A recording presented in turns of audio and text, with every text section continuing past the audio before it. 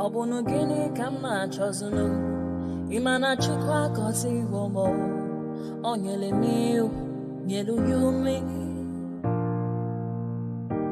What am I looking for? See my God, he don't bless me, yo. He give you me, give me you. Obunu kife la chasha so Obunu kife me chasha me my baby, you know, say you go love for me. Hey, yeah. I do go. I could go. When I call your name, Shakara for me. Oh, Roma. I will be your Romeo. You go be my Julie. Roma, I will be your Romeo. You will be my Julia. Oh, give me your love and I'll go run away.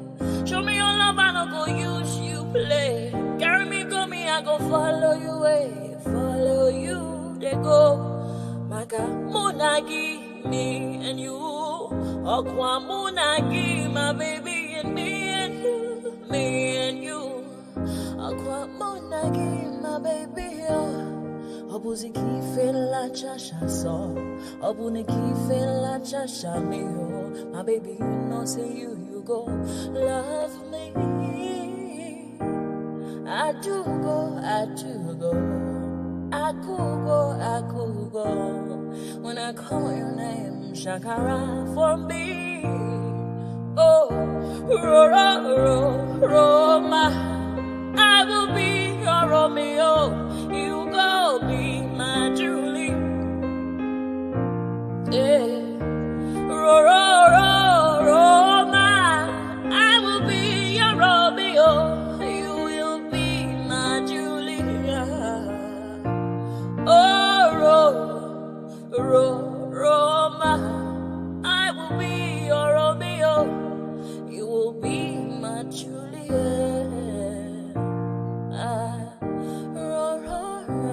Roma, I will be your Romeo. You will be my Juliet.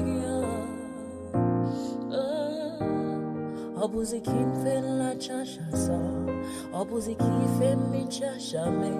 My baby, you know, say you go love me. I do go. I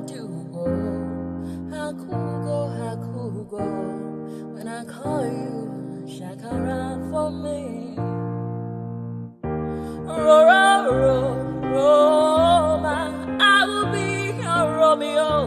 You will be my Julia.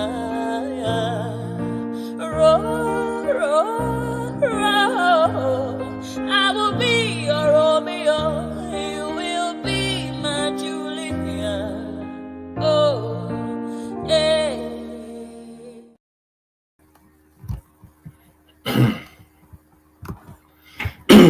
And there it is right there. So there it is right there. So we have we have probably one of the biggest guests that we've yet had joining us imminently, Professor Chidi Odinkalu. I've advertised it long enough, so we wait in anticipation. The professor should be ready for us, but for those of you who may not be aware of him, a little bit of an introduction to who he is. So, Professor Chidi Odinkalu, he's a Nigerian human rights activist, a lawyer, a professor, and a writer. He was the chairman of the Nigerian National Human Rights Commission, and he was also a senior member of the African Program of Open Society Justice Initiative. He worked as an advisor to Ford Foundation, World Bank, African Union, International Council of Human Rights, and many other organizations. He, in August 2021, he was appointed to the Fletcher School of Law and Diplomacy at Tufts University as a professor of human rights law. So, an eminent and an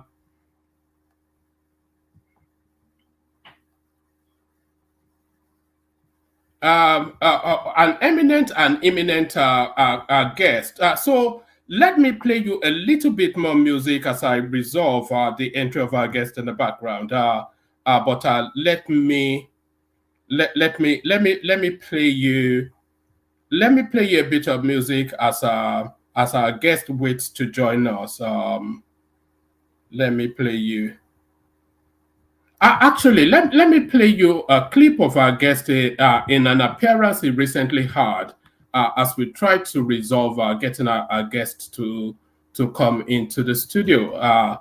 Let me put this up and resolve things in the background. So let me put this up. You know, Baja is my friend. But excuse me, when did you see the chief of staff to the president competing with the president for visibility? In every picture you have Baja. When does he have time to run the presidency? Excuse me. Can you please remind me the last time you saw Abba Kyari and President Buhari in one picture? Or when you saw Professor Gambari and President Buhari struggling for who was going to be in what position in one picture? So when did you see Michael Giadome and Jonathan struggling for roles in one picture? When does Baja have time to run the presidency? Because all of these photo ops he's doing is wasting the time that he needs to follow through on the things that will make the presidency work. The position of a chief of staff is not a position for photo ops. It's not a position for taking pictures. When the president has visitors, the chief of staff comes and shoes himself into it. What is he looking for?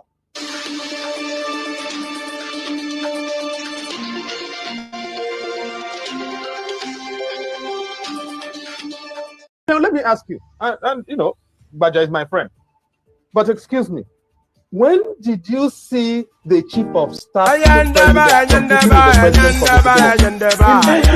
you have Baja? When does he have time to run the president?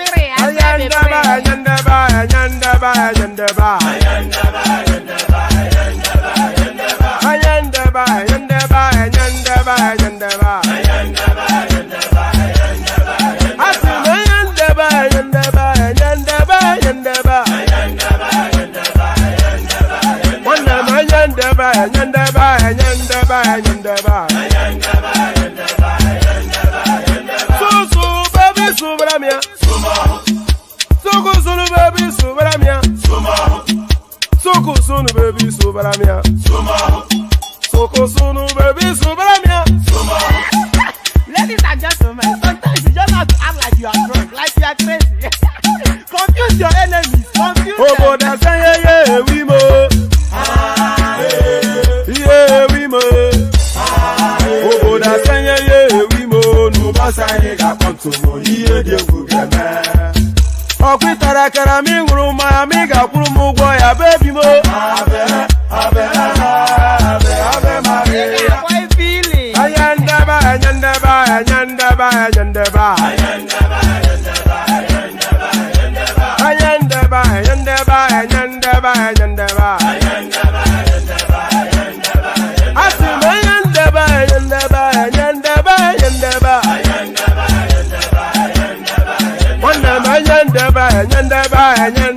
Nyandaba.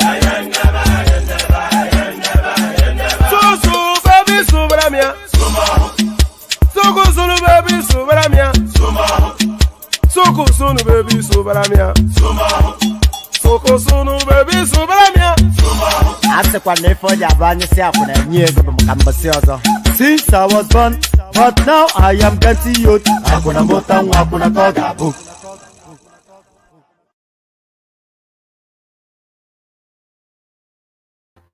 All right, we're experiencing some minor technical issues at the moment, so I'm in touch with our guest. So I'm going to play you this this as a just as a space filler whilst we try and resolve the technical issues.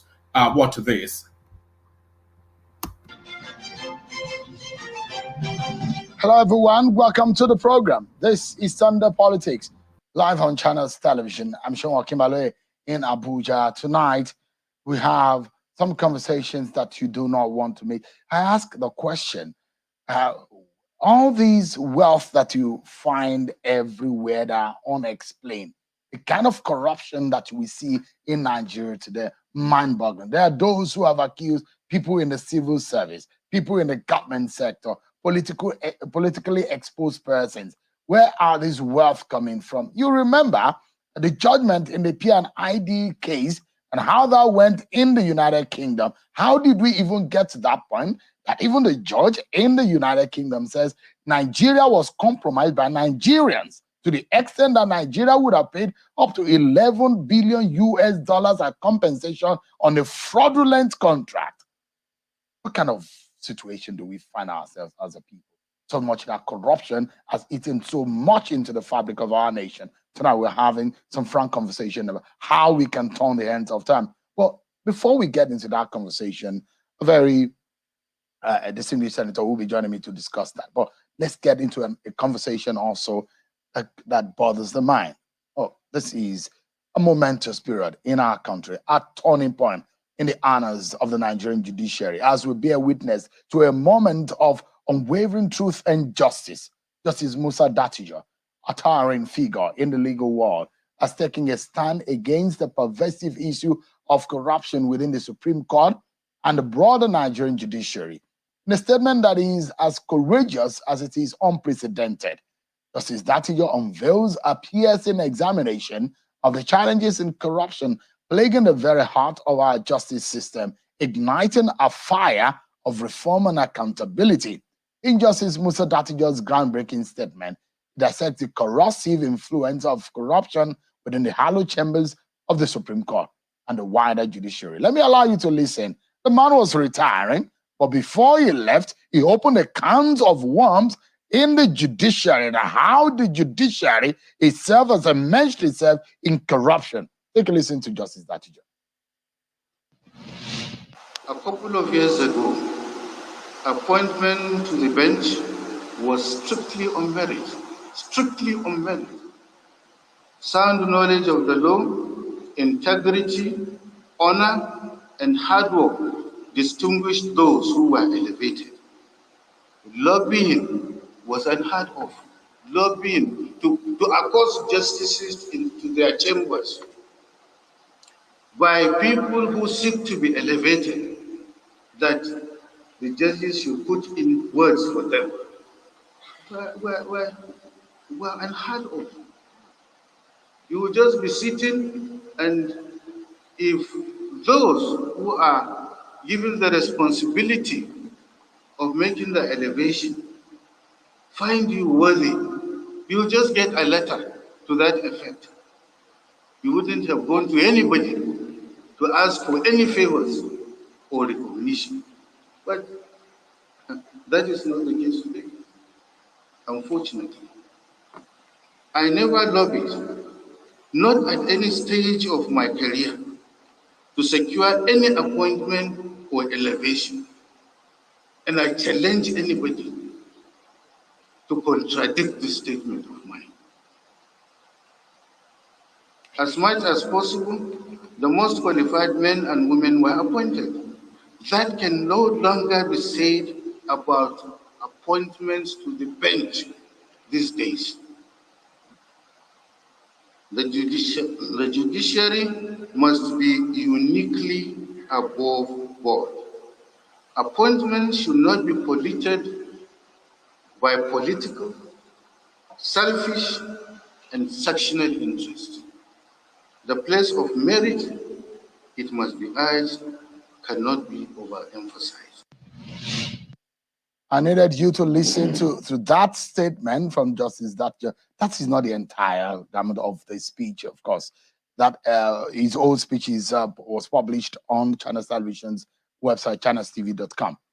But with a distinguished career spanning over decades, Justice Thatcher brings unparalleled insight and unyielding commitment to transparency to this crucial discussion. His statement is a call to action, a fervent plea for reforms, and a statement to the resilience and dedication of those who seek to uphold the rule of law in Nigeria. His statement, however, reminds me of what Senator Edamumbu Kachua said at the valedictory session of the 9th National Assembly.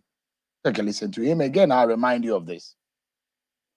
Thank particularly my wife, whose freedom and independence I encroached upon while she was in office. And she has been very tolerant and accepted my encroachment and extended her help to my colleagues. Distinguished, please, I don't think this is a good idea, go in this direction. It's not a good idea. It's not a good idea, please. Is he a statement of straight from the heart?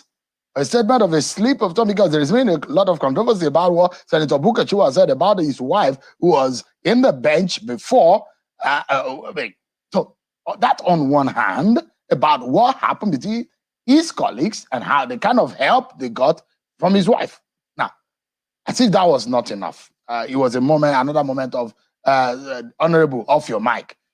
Another statement on that same event, it was curiosity. It was Senator Rochas Okorocha who was speaking now to the Senate president at the time about how he's able to get back to the Senate. Listen to Senator Okorocha. We shall all stand to say Nigeria is a great country. And to those of you, our colleagues, including you, Mr. Senate President, you know you're a very smart politician. How you came back is yet another political book to discuss. Sorry? I say how you came back is another chapter in our political history. How I came back from where? Mr. President, how you return to the Senate as a senator will open another chapter of great discussion in our political book. Because I was there in the field with you running for president. I never knew how you were able to meander and return and leaving some of us. Next time, you must teach me how to do that. It was easy. It was easy. I was there with you in the field, but after our defeat, my constituents thought they needed me again.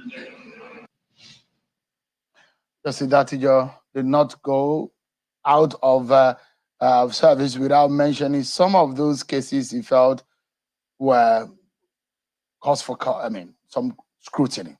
But join us tonight, first and foremost. Let's deal with that before we get into our main conversation tonight, as we delve into the profound implications of this statement, one that aims to reshape the future of the judiciary, ensuring that it stands as a beacon of impartiality and integrity for all Nigerians. I have tonight joining me a former chairman of the National Human Rights Commission, Professor Chidi Odinkalu, who joins us virtually. Thank you so much, Prof, for joining us tonight. I don't want to be told that. Thank you for having me, sir. I don't want to be told. The other day that I was cautioning you about the way you spoke and on the issue of corruption in the judiciary, and I have a feeling that when I speak it tonight, you will be laughing at me. You were grinning when I called you earlier to invite you on this program about what you said, and I was cautioning you. But because you're a member of the bar, you probably understand how far-reaching some of these issues are. Were you shocked by what Justice Thatcher just said? No, sir. So in all what Justice Thatcher just said, How bad do you think? Was he able to speak to the extent of the kind of corruption you think exists in the judiciary? I mean, if there is corruption in the judiciary, thinking that it's even at the highest level of the holiest of the holies of Nigerian judiciary, the apex court, the Supreme Court, where we all bow to as the last hope of the masses.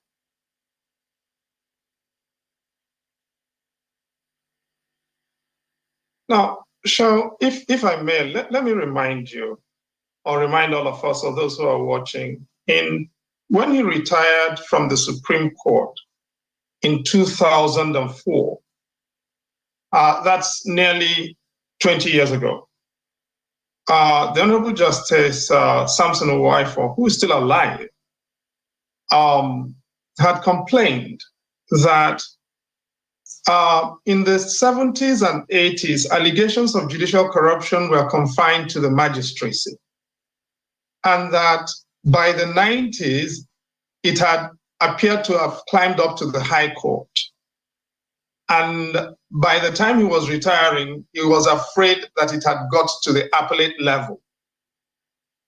He also said something else, that at the time he was leaving, people who did not present with the intellectual capabilities for success at the legal profession were being appointed to the judiciary at the High Court.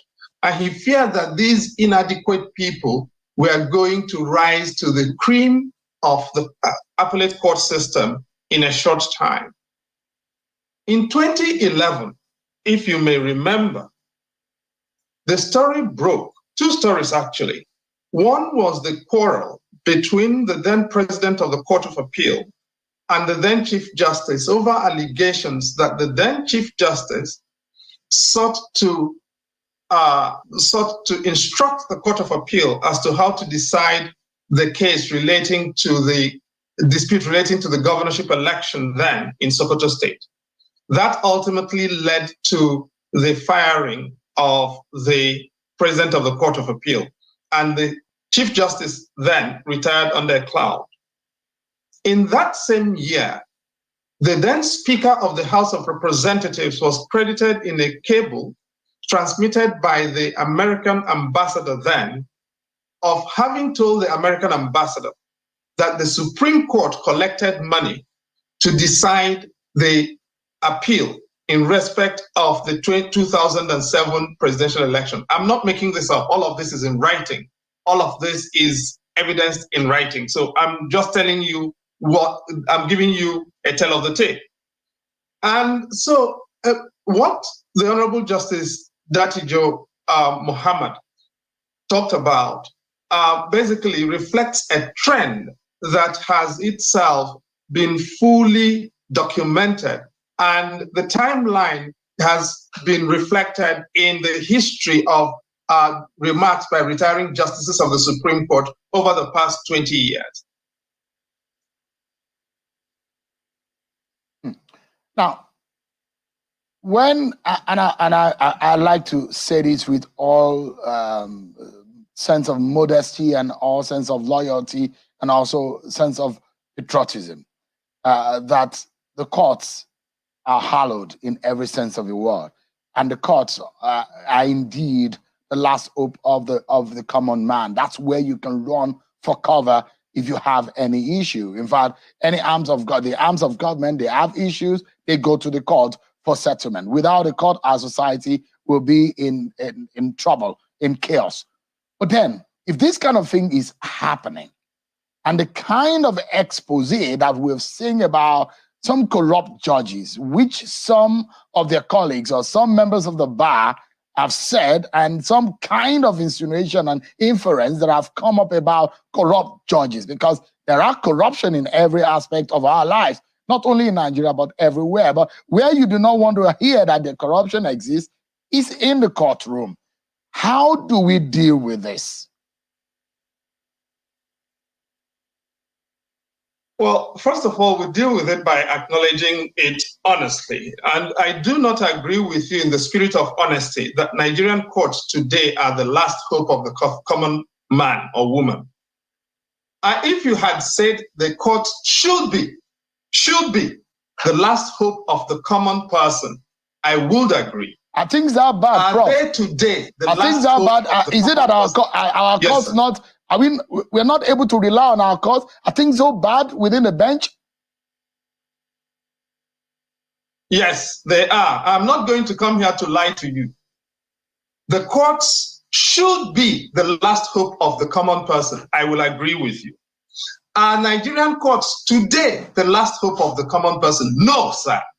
We cannot be honest with ourselves if we cannot admit that the Chief Justice swearing in his son as High Court, appointing his son and swearing him in is a problem. We cannot be honest if we don't agree that the President of the Court of Appeal, sitting in the NJC, approving appointment for her son-in-law and approving appointment for the daughter is a problem. The least they can do is that when these things come up, they recuse themselves. Okay? That is the least they can do. Because being a judge is not a family inheritance. Being a judge is not a sexually transmitted condition. Husbands don't inseminate their wives with judgeships. Men don't inseminate their mistresses with judgeships in the bedroom. I am sorry. We have to be brutal with ourselves. This has got too far. And every time I say this, I get abused. But I'm going to insist on keep saying it because the stakes are too high. The issues are too important. Ordinary people are being ruined by this. And we cannot continue to pretend as if we don't know that this is a problem. Now we are hearing it from the judges themselves. So it's not rabble-rousers like me saying this anymore. And saying, now, I started saying this over nearly 25 years ago. I quarreled with Justice Ebo because at that point, for those whose memories go that far back, Justice Ebo, I kept pressing on his case and on his neck until he was retired compulsorily. But that was the beginning of the problem. Now we have an epidemic. And yes, it has got up to the Supreme Court. And we have to acknowledge that if you have a judicial system in which judges of the Supreme Court are saying that the Supreme Court is itself in a problem, then you have a credibility crisis. It can no longer be described as the last hope of the common man. We have to address it. So now, I'm hoping to understand where are we going to start from. Are there still good men in our society that can serve in the bench today? And where do we find them? There are good men and there are good women. Yes. Those good men and good women are not confined to the sons and daughters and wives and husbands and mistresses of sitting judges and politicians. That is the problem. Look around and see.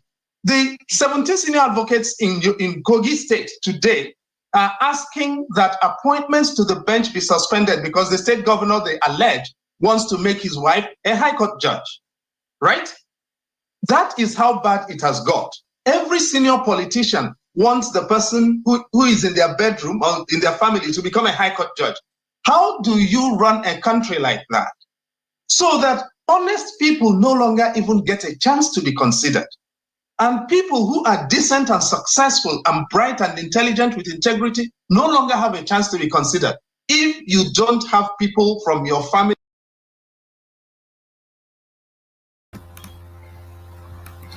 All right. So everyone, we're still trying to get our guest in. A bit of teething problems with the way things are set up.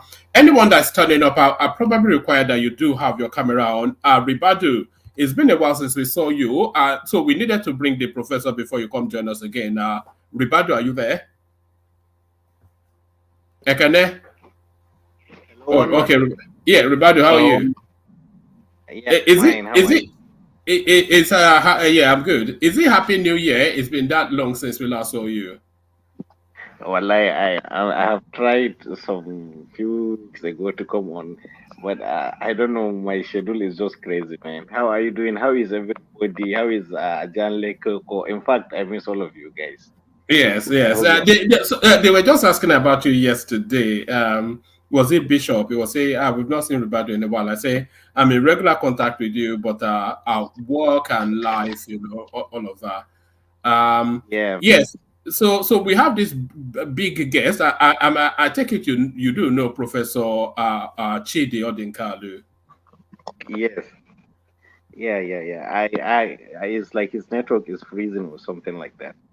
No. It's just a bit of his network is not freezing, but we're trying to resolve how he's able to access the studio. But I think we may have resolved it now. I'm just waiting for him to confirm that the solution I sent has worked. Right. So how are things in Maiduguri? Where are you now? Man, things are fine. I'm just going in between Taraba, Adamawa, Meduguri, and hopefully maybe by end of the month I'm traveling out of the country again. It's just that I don't know. My schedule is just Nigeria is becoming very tough now. Everybody is trying to look for visa and leave the country. I'm telling you, I don't know. It's just so harsh, the conditions. Oh, I think we have the professor now. So thank you, gentlemen. So thank you, gentlemen. Stay with us. Anyone that wants to join, please make sure you have your cameras turned on, so that the professor can see you. At last we've been able to resolve. So as I said, you needed to have been living under a rock and not to know who our eminent guest is. Is a real coup that he's been able to find time in his never-ending busy schedule to fit us in. So no further ado, here he is right here, Professor Chidi Odinkalu. Good to see you, Prof. Same here, my brother. How are you doing?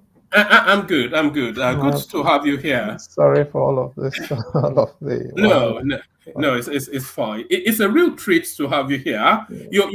We live stream political discussions on a daily basis, and you are one of the reference names that somebody will cite something from you in the course of whatever session we have. So now it's almost like meeting Michael Jackson, somewhat, Professor. But there it is. Good to be in your company. So let's kick off the conversation, and we can only really kick off the conversation going to the future tomorrow. So a big game for Nigeria tomorrow, Professor, as I'm sure you're aware. And I think you've written about this actually, the making of a spectacle. So I read that piece that you wrote when you went on a nostalgic journey to Father Tico and the rest of them, and you were speaking commentaries on how the team performed then, because there was a good infusion of homegrown talent. So do you think that is still the way of the future? Or do you think what they call now the in-it boys, because there's a good complement of British-based Nigerians in the Super Eagles team now, so they call them the in-it boys. So do you think we still need a bigger complement of homegrown talent, or do you think we need now that mesh of these internationalized players and the homegrown ones? So your thoughts about what is to come tomorrow, Professor? Well, no, thanks a lot for having me. It's a very solid place to start. Tomorrow's match, obviously, I wish the country the best. I think you have to go back to 1990, isn't it, to find something similar. I think in 1990, wasn't it, in Algiers, when Algeria first won the African Cup of Nations. They were in the same group with Nigeria. They beat Nigeria 4-0 in the first group match, and everybody was howling. Nigeria eventually ended up in the finals where we lost 0-1 to Algeria. I think that was 1990 or 1992. And obviously, we're here again. Cote d'Ivoire lost to Nigeria, got drubbed by Equatorial Guinea. Barely managed to scrape through, and here they are in the finals against one of the teams that beat them. So we'll see what happens tomorrow. And they're the hosts, of course, which makes it a little more difficult because Nigeria will be playing against 12 men, the legendary 12 men, mythical 12 men.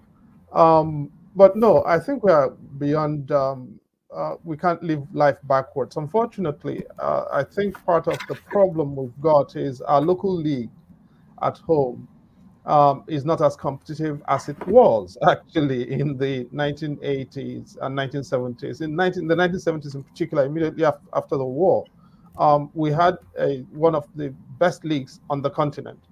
And that enabled us to build a very solid foundation for a national team. But it also enabled us to negotiate our way through the difficulties of the post-war period.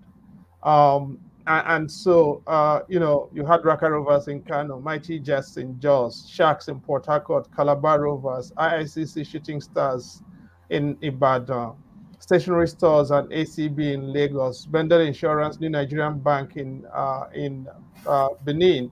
You had Vasco da Gama and the Enugu Rangers in Enugu, Iwayawu National, or Spartans, as they were called in Owerri.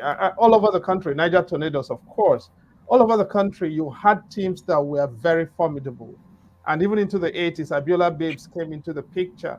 All of that is a bit of history now. And I do think that there is still a possibility, now that sports is actually, football has become big business and not just entertainment. There is, and not just recreation. I think it's possible for us to return and rebuild our national league or leagues. But to do that, we need to have honest refereeing, and that's where we begin. That's the bane of the sport in the country. Refereeing is not as honest as it could be. Yeah, but honesty really is the bane of everything in Nigeria. You probably want to extend to, Professor. But so yes. Do you want to give predictions before we go into the meat and drink of politics? Do you want to give predictions for what is to come tomorrow? I wish I could, but I don't come from a lineage of babalawos, so. All right. Hopefully, because we need that victory, don't we? Just to ease the burden of what is going on in the just for that momentary feel good, which I suspect you will agree that the country needs, especially at this moment. I mean, Nigerians need a break, unquestionably so. People are battered and beaten down. And anything that cheers people up, no matter how momentarily, is welcome. My hope also is that we don't lose any other persons from excitement and anxieties connected with the match, because the number of people who lost at the last in the semifinals, I think, should be enough to cover for this. My condolences, of course, to everyone and every family affected by those tragedies, unfortunately. All right, brilliant. So we're coming up a few months to the 1-year anniversary of the Tinubu administration. So a lot of people actually say give a gap of a year to assess, but there's been a lot that has happened since that fateful day made the 29th till date. So there's sufficient enough to make some sort of a rough assessment of the future direction. So what has been your experience, good and bad, of the Tinubu administration? What missteps, what right steps, are they showing any signs of any capacity to drive us in the direction we'd like to go? Well, we're nearly at 1 year of the election, 1 year anniversary of the election, which was 25th of February, wasn't it? 2023. So in barely 2 weeks, we'll be at the 1 year anniversary of the election. It's, we'll still have to work our way to the anniversary of the administration. Now, I wish I could say it's been a phenomenal time or a constructive time for the country. Wherever from the moment that he had to ad-lib the removal of subsidy, I think it's really not been. It's been a difficult time, and that's actually putting it rather mildly for the country. To be perfectly honest with you, and it's unfortunate, but I don't think Tinubu was ready to run the country. I don't think he had a plan to run the country, nor has he had a team that's shown up for running a country in the kind of difficulty Nigeria was, that he inherited. Wherever you look, from the nature of the cabinet to or the team he's assembled, to the policies and how they've been rolled out, and even to some of the appointments that didn't come through. You know, appointing a 24-year-old to chair, was it FEMA or whatever, and then the president saying, "Oh, I thought it was his father." Things have just been done in a very ramshackle, unprepared manner that surprises me, because for someone who's hankered after this role for so long, I expected a lot better, a lot more preparation, and a lot more readiness for the challenges of office, and that's not been the case. Where you place it, and roughly a lot of people agree with what you've just said, but a lot of people agreeing with that line of thought, they place the blame squarely with Gbajabiamila, Femi Gbajabiamila, who a lot of people felt was not really suited for that post. A lot of people were surprised when it was appointed, actually, because it was almost nailed on that that was a fashola role. So, because of course, the president can't go through everything, and everything has to be filtered up to the Gbajabiamila post, which then lands on the president's desk. So, where are you placing some of these missteps that we are identifying? Are you placing it broadly on the whole administration, squarely on the president, or really the chief of staff role, which a lot of people feel is not being suitably carried out? You know, look, Gbajabiamila was not on the ballot. The person who was on the ballot was President Tinubu and his vice, Kashim Shettima. And ultimately, they've got to take responsibility for what's going on. He himself has said, that's Tinubu, that the buck stops with him. And the buck of responsibility, therefore, has got to be at his table.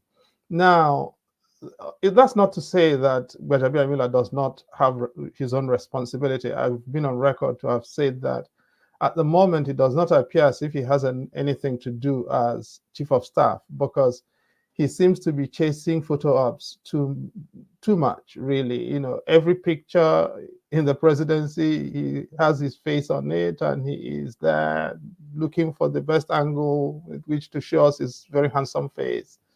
And his great-looking features. Unfortunately, the position of the chief of staff is not exactly one that is tailor-made for photo ops. Actually, the most effective chiefs of staff are behind the cameras, not in front of the cameras. They're actually not in the room where the pictures are being taken, because they've got so many things to do. My fear is that Gbaja is so committed to being in every picture, he doesn't actually find the time to do the work that the chief of staff has got to do. You know, there are lots of other allegations flying around, which I'm not sure that, you know, I don't want to use this forum for. But, you know, ultimately, the chief of staff is the president's appointment, and therefore the president has got to take responsibility for even the failings of that position, because at the end of the day, there is only one president, and everybody who works in the presidency is responsible to that one president.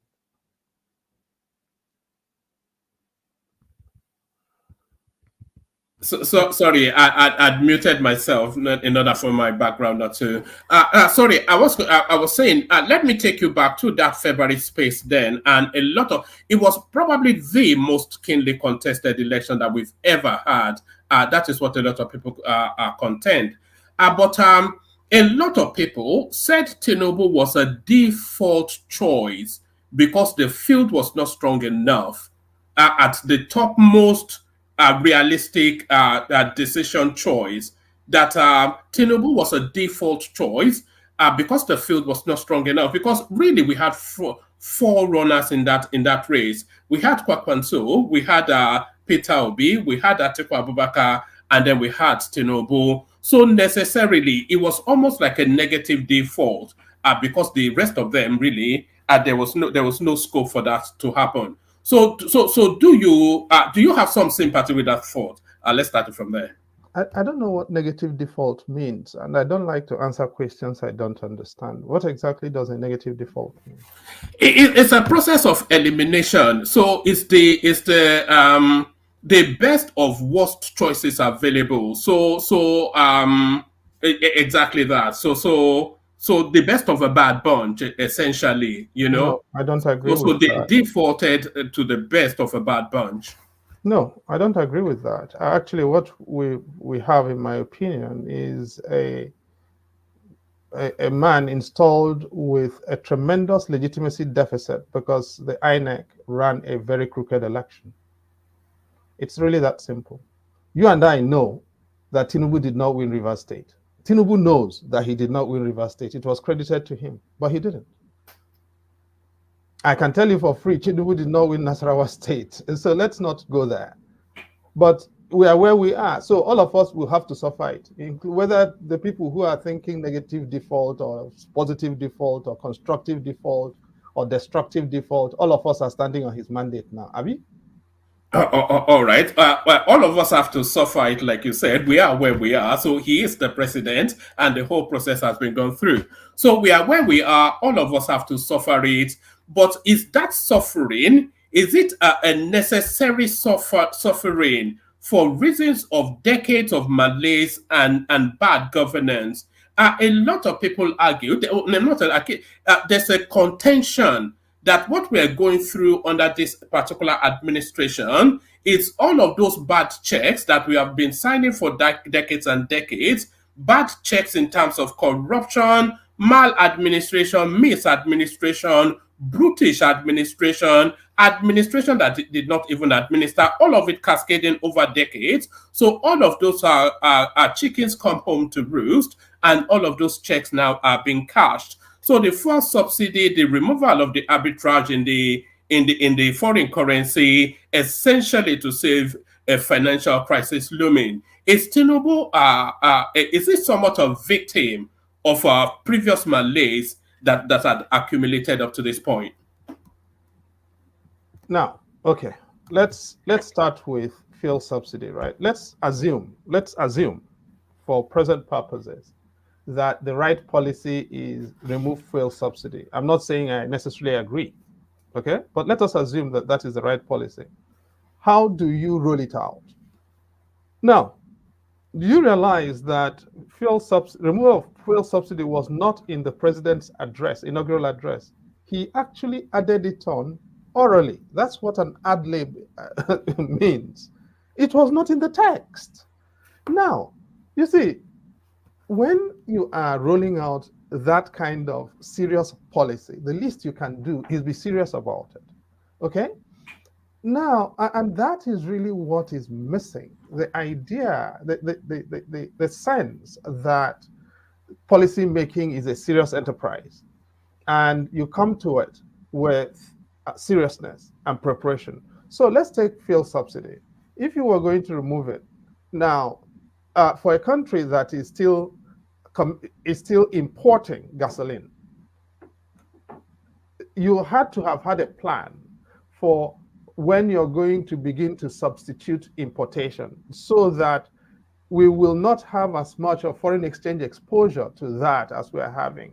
You would have had to have a plan for your mitigations and how they were going to work. You would have had to have a plan for your productivity rollout to see that the productivity deficits that have put us in the challenge that we've got with reference to Forex are addressed so that we can then begin to get some imports and therefore we'll begin to earn. Now, so all of this we are not getting. And what are we getting? Oh, you know, we're doing fantastic policy rollout.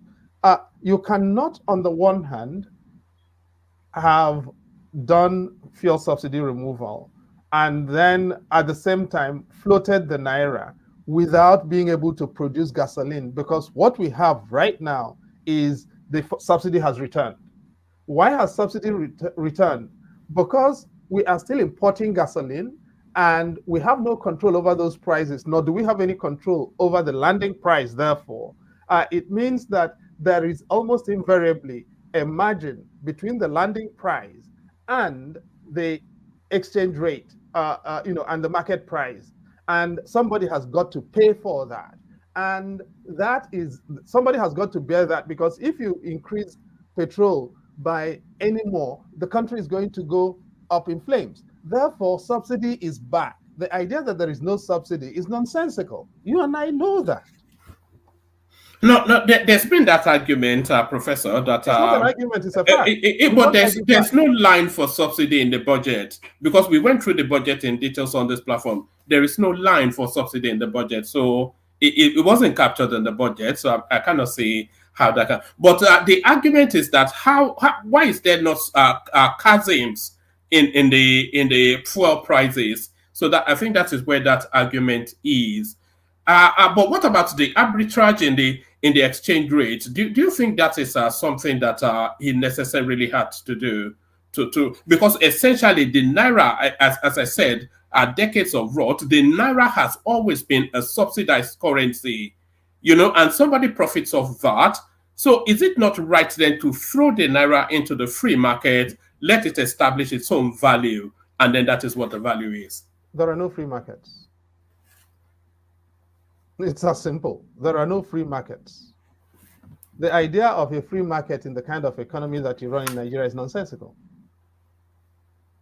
The question, and it's not just that, across the world, actually, governments decide what the state subsidizes. That is a question that reflects the strategic self-interest of every country. So, for instance, if you go to the United States, grain production is subsidized and continues to be. Agriculture is subsidized in the Northern Hemisphere, and you and I know that. And so now, the problem, by the way, if you go through all of the official literature and the investigations and everything, the problem with subsidy was not the idea, it was the administration.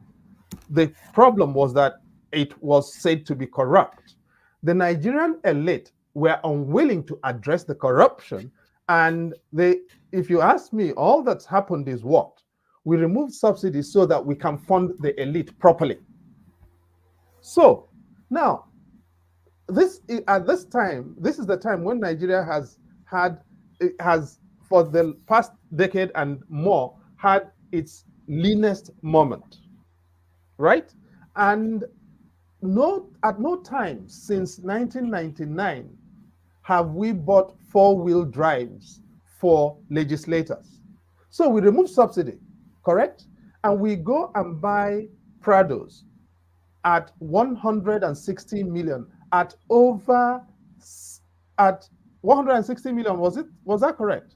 Yeah, 160 million naira, yes. Each for each of them, yeah. For each of them. Now, at the time they bought those things, those Prados were going for $45,000. And how much did they buy them for? Close to $160,000. That was the cost of each of those Prados. And you're telling me that this is a serious proposition. There is a serious policy proposition with subsidy. It doesn't make sense. What is happening is that we have said, sod the poor people, okay? And instead, let us just focus on helping ourselves and know that that is what government is about. And so dudes are helping themselves, and poor people are trekking to work.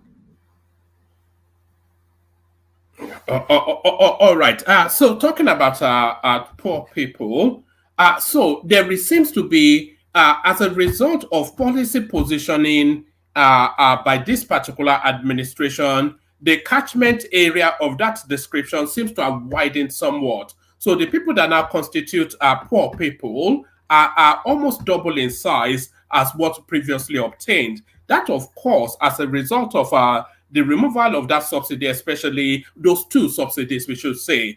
So what should the government be doing to ameliorate that sort of where the Nigerians are actually starving?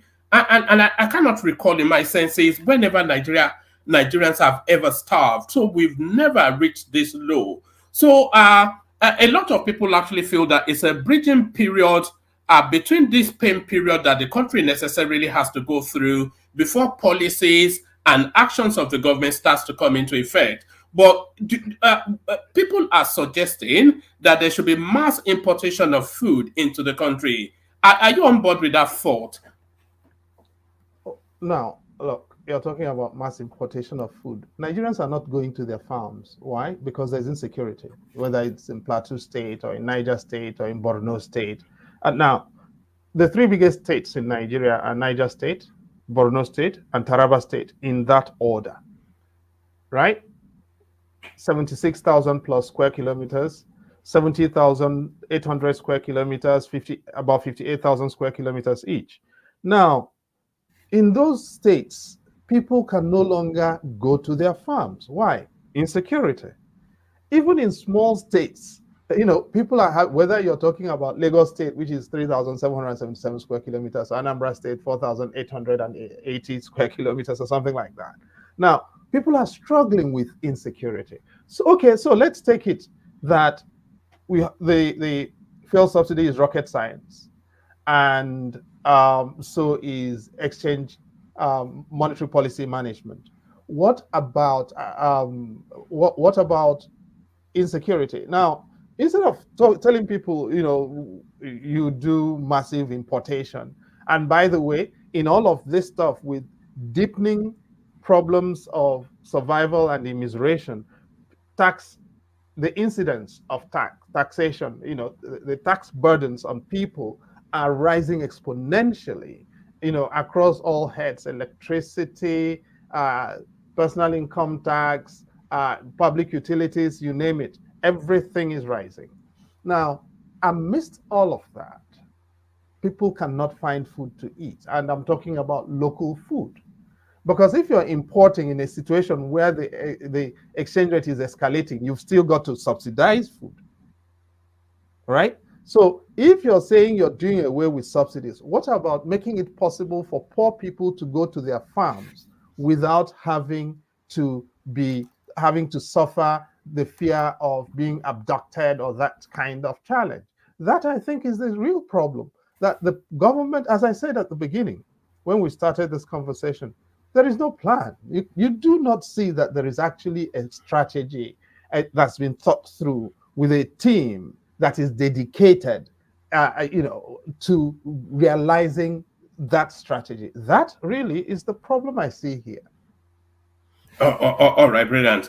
Okay, actually, let me take you to another space. I was going to ask a follow-on question there, but there are people waiting to come and speak with you as well. So let me take you to another space. Let me take you to the Nnamdi Kanu narrative.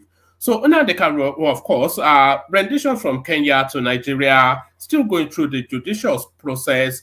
A lot of people feel that Nnamdi Kanu's solution essentially has to be political. So it has to be some sort of political pardon or political bargaining. And a lot of people feel that Nnamdi Kanu should be held in situation till he can be politicked into the Eastern politics. And a lot of people feel that a lot of that is going on. So what is your reading of the Nnamdi Kanu narrative? And you might want to add a little bit of a soupçon of Simon Ekpa to that as well. Prof. I don't know about. I don't know what Nnamdi Kanu narrative has got to do with what we're talking about. Look, no person should be above the law, but nobody should also be beneath the law. As you know, no Nigerian citizen should be above the law. I hold that view very strongly. No Nigerian citizen should be beneath the law. I also hold that view very strongly.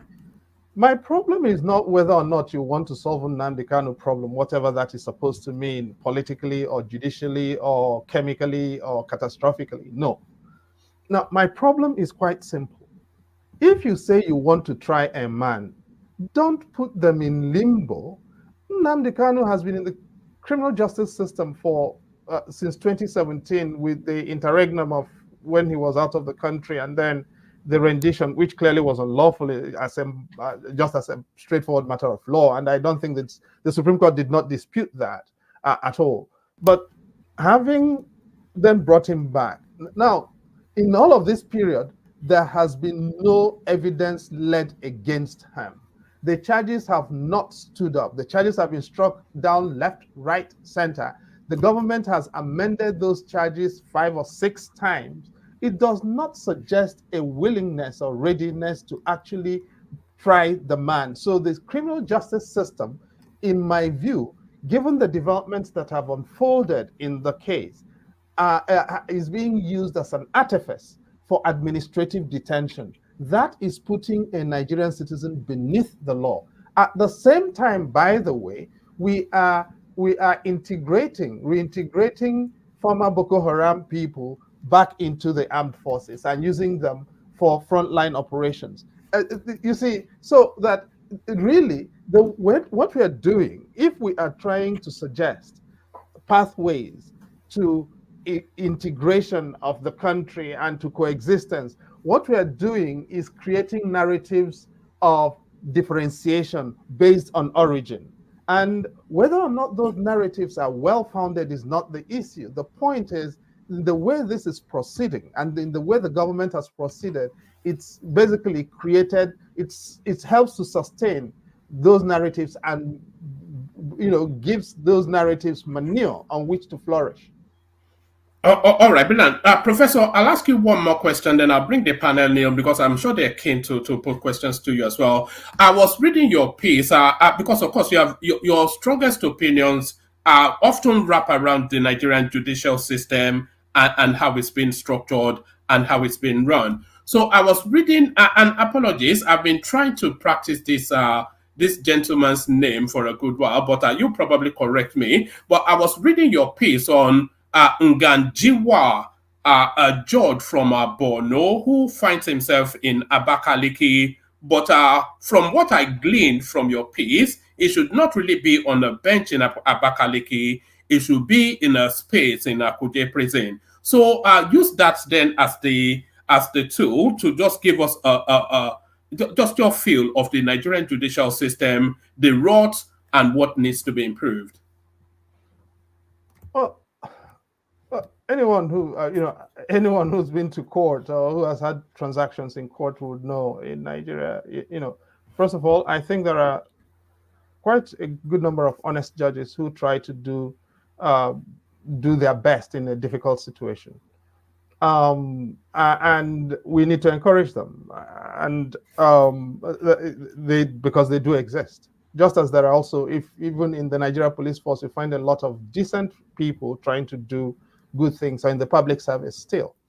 But then you've got a heck of a lot of dreadful people who have gone into the judiciary for all the wrong reasons. And those people the problem we now have is that the good people tend not to get to the top. And the place is dominated by the dreadful people who really are giving the judiciary a dreadful, dreadful name. And Hailazira Nganjiwa is really one of them. And you see, if a judge who cannot even defend themselves against the kinds of allegations that I wrote about is not fit to be on the bench. Look, in Nigeria, in my own lifetime, Justice Anyebe in Benue State was tried for murder, right? And ultimately acquitted. In Old Bendel State in 1986, Justice Ikomi was tried for the murder of his ADC. He was acquitted. In this Nigeria now, under the jurisprudence that the Supreme Court has laid out, those trials would not have taken place. And so what you would have had would be judges suspected of murder sitting down and trying murderers. Okay? And trying suspects for murder. It is the same thing here. This guy we're not even saying he's suspected. The reports of the EFCC are damning beyond belief that this guy basically was losing him money from sources that are unknown and undisclosed. Rather than clear his name, he's saying he's entitled to impunity. Any other person, not a judge, with that record would probably have ended up in jail. Now he is there judging and creating mayhem all over the place. And he's not the only person. And right up to the Supreme Court, this business of the Chief Justice and the people whom he loves, filling the judiciary with their sons, their daughters-in-law, people nominating their mistresses or toy boys to become judges because those people provide them with genital appurtenances. All of that really makes the Nigerian judiciary laughingstock. And you see it in the jurisprudence that's produced. The decisions cannot be cited or relied on by anybody because they do not make sense. Judging is not rocket science. When a decision comes, even when you are on the losing side, when you have lost, you will respect the outcome because you know that the judges actually behaved fairly. That no longer happens in the country, and that has to be cause for concern for everybody. Yes, I read your piece as well on the Chief Justice of the country, Olukayode Ariola, who recently made his son, a judge, I think, Abuja, within Federal High yeah, Court. yes, and your contention in that piece was that his son did not have sufficient enough grounding within the legal profession to even be a magistrate judge, never mind a high court judge. I saw that piece, Professor. But Professor, as you speak to that, let me start to bring on the panel, who I think are keen to speak with you now. And everyone can, as many of you have your cameras on as possible, so that the professor can actually make eye contact with whoever is speaking with. So Baba joins us. So as you come on, you put your question. I'll call you to my turn. Then you introduce yourself to the professor. Tell him where you're joining from, and put a position to him. So Baba joins us. Good to have you, Baba. Prince Daddy joins us. Good to have you, Prince Daddy. Kulata is here. Good to have you, Kulata. Ajanle Koko is here. Good to have you, Ajanle Koko. And Ekene is here as well. So good to have you, Ekene. So let's kick the conversation off, and we kick it off with you. Let's kick it off with Kulata. Let's do it in that order. Kulata. Let me just get my notebook so that just give me a second. But I'll hear you. So please feel free to speak. Let me get my notebook. All right. All right. Good evening, Prof. My name is Kulata. I'm in the United States. I've read a lot about your work. I've seen you speak on Rudolph's platform. You have a very interesting background, and you're doing a tremendous work for Nigeria. So we're at a crossroads in Nigeria. We're going through difficulties. There are some necessary reforms, albeit the implementation may not be the greatest, but there's some necessary reforms. But there's one area that if we don't get right, we're never ever going to get any progress. And that, in my opinion, is insecurity. This is one thing slowing down our productivity. In my opinion, I think it ties both the fiscal and monetary policy together, because with increased productivity, our inflation will go down. The food inflation will go down. Government will have more people to tax. If they're going to tax more people, at least there'll be funds flowing. So I need you to answer me this question. What are the solutions the government should implement in the short term, in the medium term, and the long term, barring our constitutional handicap that we have? So I would like an answer to that question. Thank you. Thank you very much, sir. You'll probably find my answer very disappointing. The biggest single, you see, on the insecurity thing, and it's something on which I've spent quite a bit of time, I think our central problem is that we treat insecurity as a tactical issue. And so the response is always deploy army, call on chief of army staff, and all of that. But look, you do not keep the army to fight your people. Your army is actually designed to fight external enemies. And when you find yourself defaulting to the army to fight what should be criminality, you know you are in a serious crisis of identity. Now, the problem, we are at a point where insecurity is actually a reflection of a conjunction of two illegitimacies. State illegitimacy in the popular imagination of a lot of people, and governmental illegitimacy. The biggest single issue we need to address in order to begin to get to the bottom of insecurity is electoral integrity. The people at every level, federal, state, and local, and community more than any other thing, who wield authority have got to do it legitimately.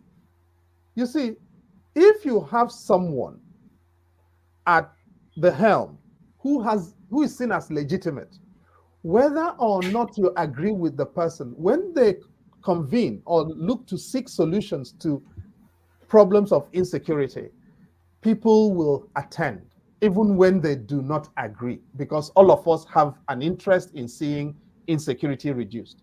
But when people believe that the person at the helm does not have legitimacy, they are fighting the person. They don't listen and they don't agree, they don't believe. That is the very first thing. If I were this president, the first thing I would do in terms of addressing insecurity, I'll fire the INEC chairman and I will address Nigerians and tell them what? We are going to get to the bottom of this insecurity problem, but I need you to come with me on a journey. And this journey is going to be challenging, but we need our communities to work. Look, a lot of people think insecurity is Boko Haram and IPOB, and the biggest sources of insecurity in Nigeria are not those.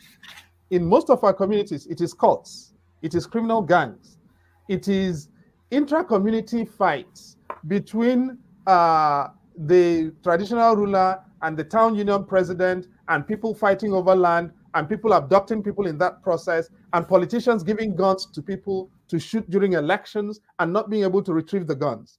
Now, and by the way, if you read the report of the presidential panel that inquired into the origins of Boko Haram in 2011, it will tell you that in 2003, Boko Haram originated in a set of young people whom the governor of Borno State used to win elections in 2003 and then wanted to dump. And those boys formed the core of what effectively became Boko Haram. So that is the first thing we need to address. We need to resuscitate our police and make police to work and fund policing properly and criminal justice properly. So now what have we done? We've accepted that the answer to insecurity is just shoot your people and kill your people. And as we are killing all of these people, we are creating trauma. We are creating young people who want vengeance for what has happened to their parents. And as Africans, spiritual beings that we are creating spirits that do not rest in peace. They are wandering, creating more mayhem, whether you like it or not. That is our African framework and African belief. And you cannot shoot enough of your people just because you think those people are expendable. Okay? So we've got to rethink how we approach insecurity. It can no longer be deploy soldiers, shoot everybody, kill everybody. We do not have enough bullets to shoot all the problems we have in the country. We've got to come up with more deliberative processes of managing our insecurity. But I do agree, without addressing insecurity, we are not going to be able to make any progress anywhere. All right, brilliant. Sorry, if I can have a follow-up. Can I have a follow-up? Sorry, one minute. Yeah, carry on, Kulata. Okay. So I don't want to sound cynical, but what your first answer in terms of electoral process kind of like took me to a Michael Jackson bad musical video where he's trying to make peace between gangs. I think in my cynical mind, I think that's kind of like not realistic because except we want to raise our hands and say we will never be secure, because I don't see in Nigeria where the electoral process is always going to be flawless. There's always going to be one thing or the other. And now the situation in a lot of areas is existential. So I don't want to use the normal nonsense language they use, kinetic and not kinetic, which is like the force versus addressing it from the root source. But when we look at where we are today, we will not make any progress. We will not attract any investments. We will not grow our economy. Our food inflation will not go down. Things will not move until this is solved. So while shooting, I don't use shooting people and all, there's some necessity that has to happen even before we get into areas where our elections become better. So I want those because we cannot wait and fold our hands. My brother, let me forgive me for interrupting you. You see, this is the problem we have, in my view, in Nigeria. We want to cut corners. Yes. Look, there are no perfect elections anywhere, but there are elections that reflect the will of the people, and there are election outcomes that do not reflect the will of the people. In 2015, you could not say Buhari did not win the elections. Whether or not you like Buhari, I would never vote for Buhari. Okay? Buhari won the elections fair and square in 2015. And if you were going to deny him in 2015, you were going to cause a crisis. In 2019, Hope Uzodinma lost the election in Imo State in 2019. And you cannot understand the problems in Imo State without going back to what happened in the installation of Hope Uzodinma. You cannot understand Boko Haram without going back to what happened in the installation or in 2003 and its aftermath in Borno State. And in a lot of our states, we have, and insecurity is a local issue in every situation. It varies from place to place. The pathologies are different. Now, you cannot solve that problem by saying, oh, you know what, we will never be able to install legitimate government. Then you are not prepared to address it. If you are not prepared to admit that illegitimacy is fundamental to the pathology of insecurity in Nigeria, then I'm sorry. Once we begin to understand where the rain started beating us, you can then begin to calibrate short-term measures that tactically buy you space to negotiate your way to a durable solution. But if we are not even prepared to do that, then there is a problem. Give me the theater in Nigeria. Now, if you go to Plateau State, in Plateau State, the longest period of peace, of durable peace, was after Plateau resolves in 2004-2005, when all of Plateau State came together, all the communities, and agreed a set of measures. It was the failure to respect the resolution in Plateau resolves that created problems in 2010. And this is my point. Go back, and Plateau State actually gives us a model to work with. If you look at what happened pre-Plateau resolves and post-Plateau resolves and the collapse in Dogonahawa in 2010, you will understand what I'm saying. But the idea that, oh, you know, we can wish our way out of this and come up with magical solutions, there are none. Not like coming up with... sorry, Kulata. Professor, is it not just a simple matter of being under-personneled in our security apparatus? It might well be just as basic as that. We have a complement of the totality of our less than 600,000 right across all the security structures to manage 200 million people and the vast expanse of our country. So is that not really where the problem is, that we're just under-personneled? What does under-personneled mean? We don't have sufficient in numbers in armies, police, not even anywhere close. We should have a 1 million-man strong army for the vast terrain that is Nigeria. We should have 2-3 times the number of the police force that we have. So we don't have the personnel numbers is really where a lot of people feel the problem is. Who are you fighting with 1 million soldiers? Well, the insurgencies, as a bold face to external aggression, you don't keep armies to fight your people. This is the problem with that. You see, we are committing strategic blunders in order to imagine answers to satiating people's fantasies. You do not keep armies to fight your people. What you need to address your problem is an internal security infrastructure, right? That is not an army. An army exists for what armies exist to do. Now, what have we done? We have balkanized the police since 1977. The military destroyed the police, starting with the destruction of the police signaling capabilities, because they did not want the police signaling capabilities to be used for coup plotting. And then we created the NSO from the police, which became the SSS, right? NDLEA is police. Name all of the, what do you call it? EFCC is police. NSCDC is doing policing work. Now, we've balkanized police, and we didn't just do that. We robbed the Nigeria police of confidence as an institution and professionalism as an institution. And because of that, we are suffering consequences. And what do we now want to do? Oh, create state police. You want me to agree to give Wike police for himself. I will not. I oppose state police with a very clear eye. In the Nigeria that we are, to talk about state police is madness. In the Nigeria where governors do the kinds of things that they do, to talk about state police is absolute madness.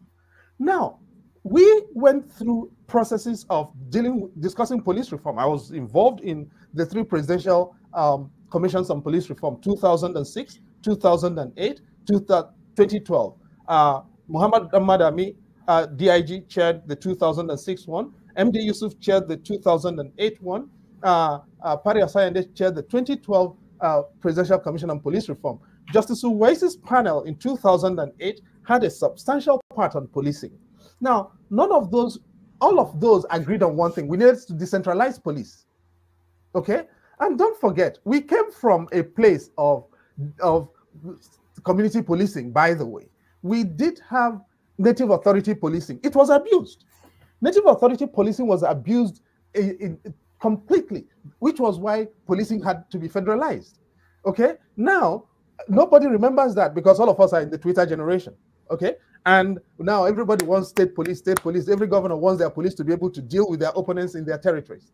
But meanwhile, most states at the turn of the millennium created vigilantes, because the Nigeria police may be a federal institution, but policing and security is actually not on the exclusive legislative list. And what we are trying to do is, every time we are confronted with a problem, we think we can simply wish away a proper diagnosis and come up with solutions that are going to give us more problems. So if people are trying to suggest that the answer to this is state police, I think they are totally misbegotten. And I'm not surprised that everyone who has gone into the presidency has ended up becoming unconvinced about the idea of state police.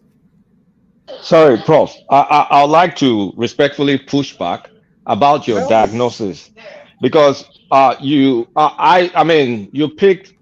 It's like you have some cherry-picked examples that kind of like alludes to legitimacy, which you correctly picked examples such as Boko Haram. They were political thugs. I get that.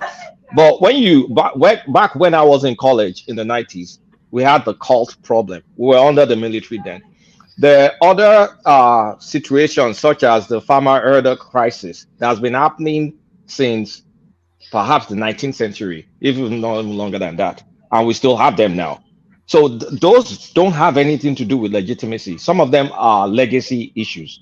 So I do not agree that an issue of legitimacy, because any government in the world, let me put it away, any serious government in the world, whether legitimate or illegitimate, takes security as a priority. The way you breathe oxygen is the way you should secure your country. So I don't think we should say until this is right or that is right before we can actually secure the country. So I'll leave it at that. No, but your examples actually make my point even much more formidably than I could. Now, take farmer. Now, why are we talking about insecurity? Now, every country prohibits murder, but murder still happens, right? And what do? When it happens, you prosecute it. You hold it accountable. You hold the perpetrator accountable, okay? So rape is prohibited, but rape still happens. And so what do? If you can find the perpetrators and witnesses, you hold the perpetrator to account, okay? But if you had a situation where you had mass killings on a catastrophic scale, that is no longer murder. You call it something else. You can call it a pogrom. You can call it anything up to genocide, all right? That is the point here. Now, by the way, farmer herder problems may have been happening, but they were not on the scale that they have been happening. We're dealing with a problem of scale here. Now, if you go back, okay, now the response of the Northern Regional Government under the Sardauna of Sokoto was the creation of grazing reserves. And there was a great investment in grazing reserves in the north, and the preservation of mechanisms for making sure that the transhuman pastoralism was managed in a way that was conducive to coexistence, and by and large that worked. So you can date what you're calling the crisis of pastoralism, or what you're calling legacy issues in northern Nigeria, is recent. The first major problem in Jos was 1994, After the crisis, and the problem in just in 1994 was over the siting, over the creation of just North local government area. It was political. It wasn't. It was after that the instrumentalization of identity began. All right, and the question of who was going to produce the leader of just North, whether it was going to be the Fulani and Hausa or the indigenes, the Birom. That was the crisis. And if you read the EXPL0SIVE Commission report, which was headed by a High Court judge that inquired into the 1994 crisis in Jos, you will see that that was where it began. Now, in Kaduna State, you can date it again, 1987, the Kafanchan crisis. The Kafanchan crisis in Kaduna State in 1987 began from what? Artisanal mining in Bajuland. Okay? Now, and the people who came to mine gems in Bajuland in 1986-87 came from all parts of the Sahel. Sudan, Guinea-Conakry, Senegal. They brought in guns. President Babangida then tried to chase them away. When he tried to expel them, they left their guns behind. The people took over. The people who inspired and instigated the Kafanchan crisis in 1987 took over those guns and started killing. And those guns started traveling. And when you read the report of what's his name, whom President Obasanjo had to investigate gun running in the country in 2006, you will get the idea. What's his name, the former chief of defense staff, who is now who died. You will come to understand that this is actually a national issue. That guns go from the Niger Delta to Boko Haram land and back through the mechanism of the lower river Niger. And you're not going to sort this problem out by wishing it away. No, the first thing is to understand the issues. And I'm giving you reports and documentation because there is a lot of official literature that is still classified in Nigeria on this particular issue, and nobody's interested in reading them. And when you read them, you will understand that we will not invent any new solutions. All the solutions are in these documents. From the Galtimari report to the EXPL0SIVE Commission report to the Bola Jiboya report to the Abisoye report, I can go on, Marshall Dike report, I can go on and on and on. All of these things have been analyzed, and government does not want to implement its own documents. All right, brilliant. Professor, somebody was suggesting that it was Martin Luther Agwai. It wasn't Agwai. It was the chief of defense staff before Agwai. He's now dead. Agwai is still alive. All right, brilliant. Prince Daddy, you're up next. If you can have your camera on, have it on. Introduce yourself to the professor, put a position to him. Prince Daddy. Prince. Yeah, one minute. Hello. 1 second here. I get my lights on. Yeah, you can speak to the professor whilst you're doing that. Okay, hello, Professor. How you doing? Fine, thank you, sir. How are you? Very well. Yeah, calling from the states, the Pacific Northwest. Anyways, thanks for showing up. So just kind of follow up quickly with Kulata's question in regards to security. You said it yourself, the Nigerian police over the years has been weakened by the military. If that been the case, then how is it possible that the Nigerian police is able to counter the insecurity that we're having right now with banditry and this terrorist Boko Haram and whatnot? Obviously, I would say in the past, they've always been like a community policing engagement and not necessarily full-blown policing by the Nigerian police.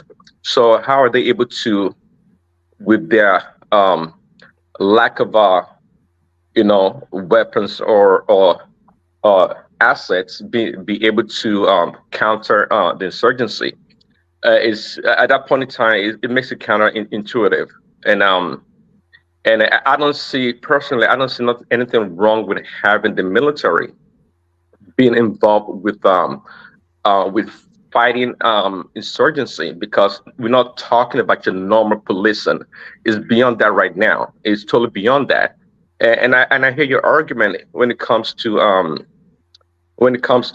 being able to, or you don't support, you say you do not support, what do you call it, state policing because of the abuse of the governors, which I agree with you.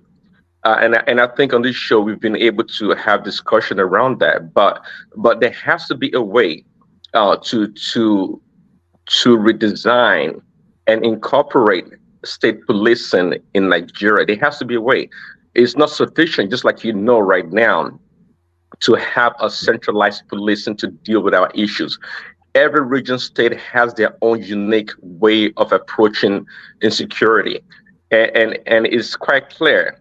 It's proven in the West and perhaps other parts of the world that you have to localize policing, and I think that, but we can't say for the sake of these governors that they don't care much about their people, not do the right thing. We have to, as a nation, be able to find a way around it. And quickly also, I've said it on the show before. Using the old definition of fascism, which is the strict regimentation of the economy for war. If using that definition, I would say also that, look, when it comes to insecurity, it has to be all hands on deck.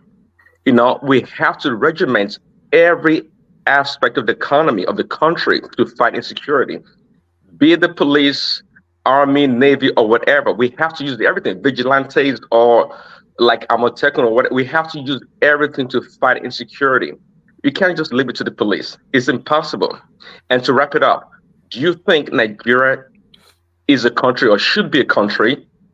And do you think at this point in time we are at war as a nation? Thank you. All right, brilliant, Prince Daddy. Prof.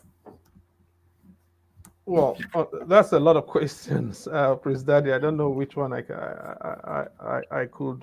not sure I could deal with all of them. But you see, I'm actually impressed that I don't know whether it is consciously or subconsciously, but you do distinguish between police and policing.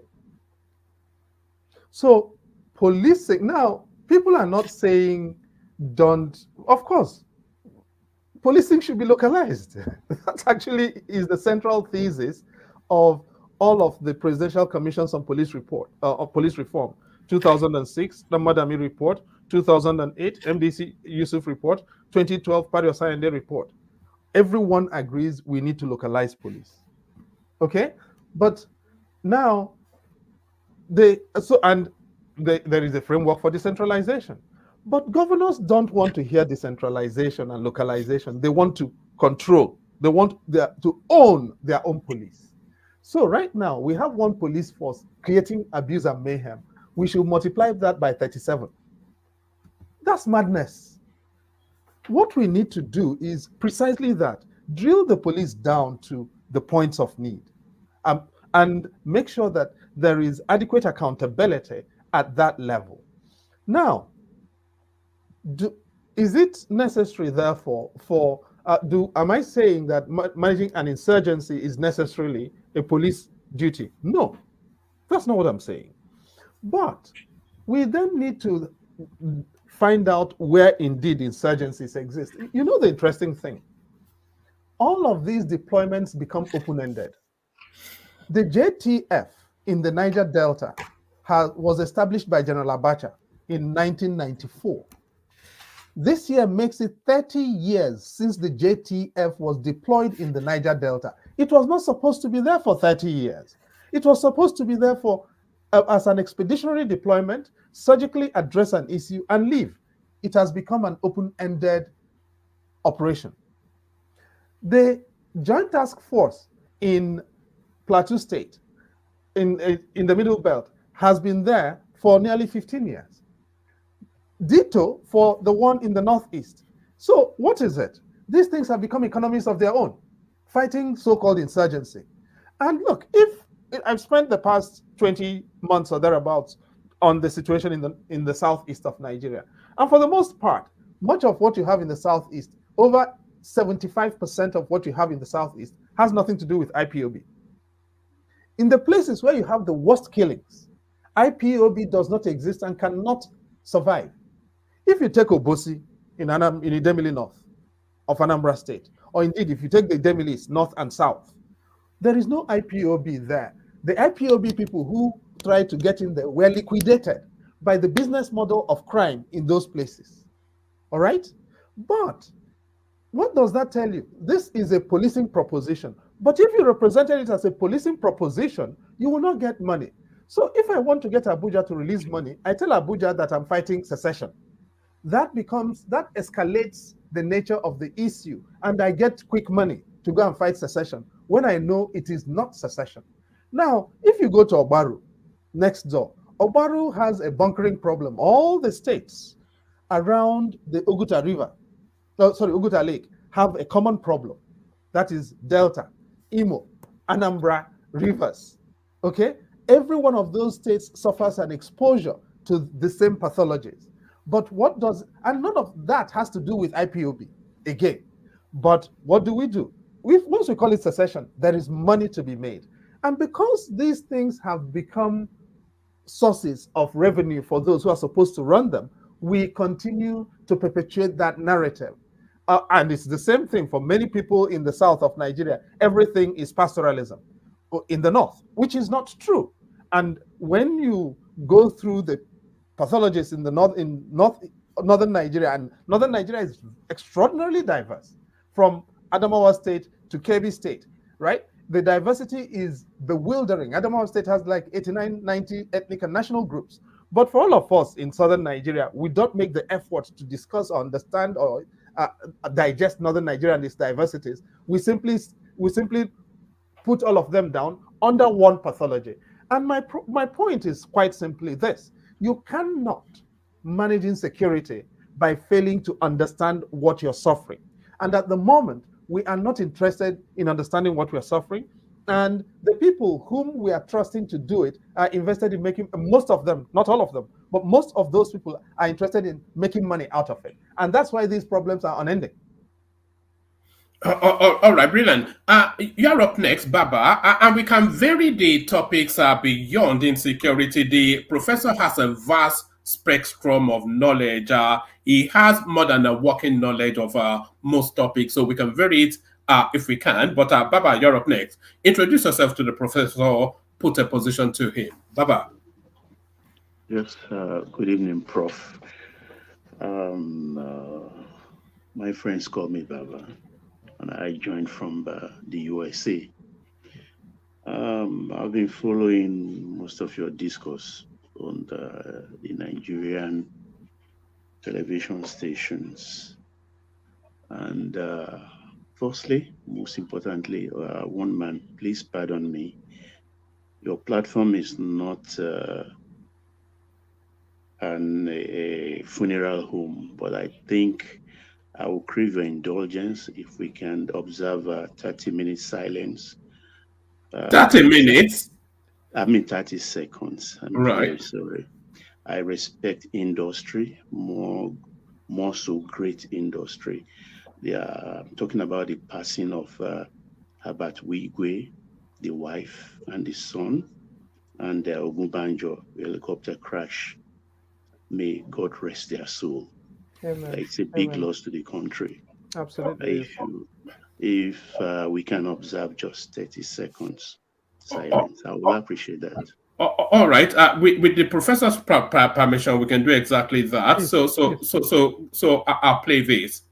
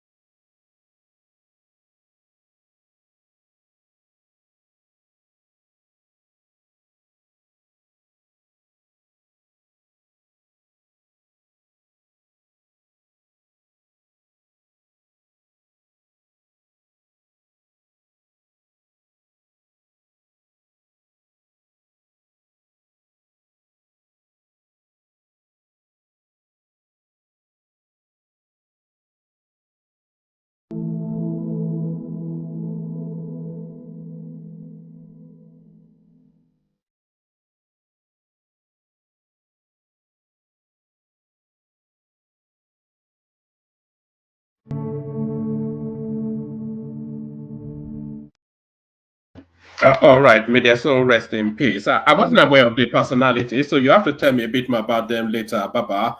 Okay, Baba, but back anyway, to you. that's the managing director of Access Bank. He's well known in that industry, and The they just co-founder established. of Access Bank, actually. Yeah, and also he has a university in River State, a very beautiful one, and is just a baby one, just starting. I wish he had lived to nurture that university to the height of his dreams. Yes, Professor, my time is short. I have house guests. I just sneak to make this. Do you think, in your considered opinion, that Nigeria is on the brink? That is one. And two, do you think Peter Obi will have been a better president than Asiwaju Bola Ahmed Tinubu? Thank you, Prof. No, thank you, Baba. So sorry, on the brink of what? Expand on that so that the professor has the fullness of what you mean. Total collapse, going asunder to your tent, to Israel. Okay. No, thank you very much, sir, and thank you also for reminding us of our shared and collective humanities, with the memories of compatriots whom we lost in this crash on the borders of California and Nevada. I actually like to marry up your question, and apologies to Prince Daddy because I missed I didn't respond to his question on whether Nigeria should be one country, because I see a relationship between the two questions. In the wider scheme of things, actually, there is nothing spectacular about Nigeria, right? In terms of just there should be no exceptionalism about Nigeria. Nigeria is 923,000, just under 924,000 square kilometers. In Africa, that's relatively small. It's 32 or so million people. That's less than Pakistan. And now, in terms of land mass, it's relatively small, actually, in the African sweepstakes. It's smaller than Niger, it's smaller than Mali, DRC, Algeria, Tunisia, I could go on, Mauritania, Angola, South Africa. Now, in terms of diversity, I'm not even going to talk about India or China or any of those. Now, I don't think there is any problem that Nigeria has that cannot be solved with half-decent leadership, which sadly we've not been blessed with. It looks like Providence blessed us with so much. It decided, you know what, we were going to be too arrogant and ungrateful, and they needed to teach us a lesson. So they made sure we have this process of producing terrible leaders. With the exception of those, the lot who led the country at independence, but even they had their challenges, which is why we ended up with a coup and a civil war. Now, is the country on the brink? I don't know. What I know is that the current trajectory is not sustainable. That means the country needs a course correction. How we arrive at that course correction, I cannot tell you I have any immediate recommendations for. Quite clearly, the electoral process should enable the country to course correct. So you can suffer for 4 years. But if you have the assurance, if the people have the assurance that their votes can count and will be counted, and that whatever that outcome is, irrespective of whoever emerges on the basis of honest count of the votes, the person should wield the reins of power. That, I think, will give us the basis for course correcting. But at the moment, that's not what we've got. At least not since 2019, I'd suggest. And if you look at the numbers, my own proxy for credible election is the proportion of contests that end up in court. Okay? In 2007, 86.35% of the offices contested ended up in court. By 2011, 51% ended up in court. We've cut it down by 35%. 2015, 45% just under 45% ended up in court. That's way less than half of the offices contested ended up in court. That meant that even the candidates who lost, in most cases, agreed that they had lost, so they didn't go to court, including at the presidential level. Then it started climbing up again. In 2019, 54%, just under 55% ended up in court. As we speak, in 2025, 81% of the offices contested have ended up in court. That for me tells you a story. That as long as and when you look at the correlation, public dissatisfaction correlates very easily with these numbers I've given out here. This tells you something. When people believe that the government they've instituted represents them, they are willing to forbear. That's not the case. Would Peter Obi have made a better president? I don't know. That's a hypothetical that only God or Babalawos can answer. As I said at the beginning, we're where we are, and we've got to stand on your mandate, or on his mandate. All right, brilliant, excellently put, Professor. Ekene, you're up next. On mute, introduce yourself to the professor and put a position to him. Ekene, you're up next. Yeah, one man. Thank you for the great show you are showing. Yeah, your great work in building Nigeria. So I thank you very much. Prof, welcome to the One Man platform. Thank you. One of the best. Yeah.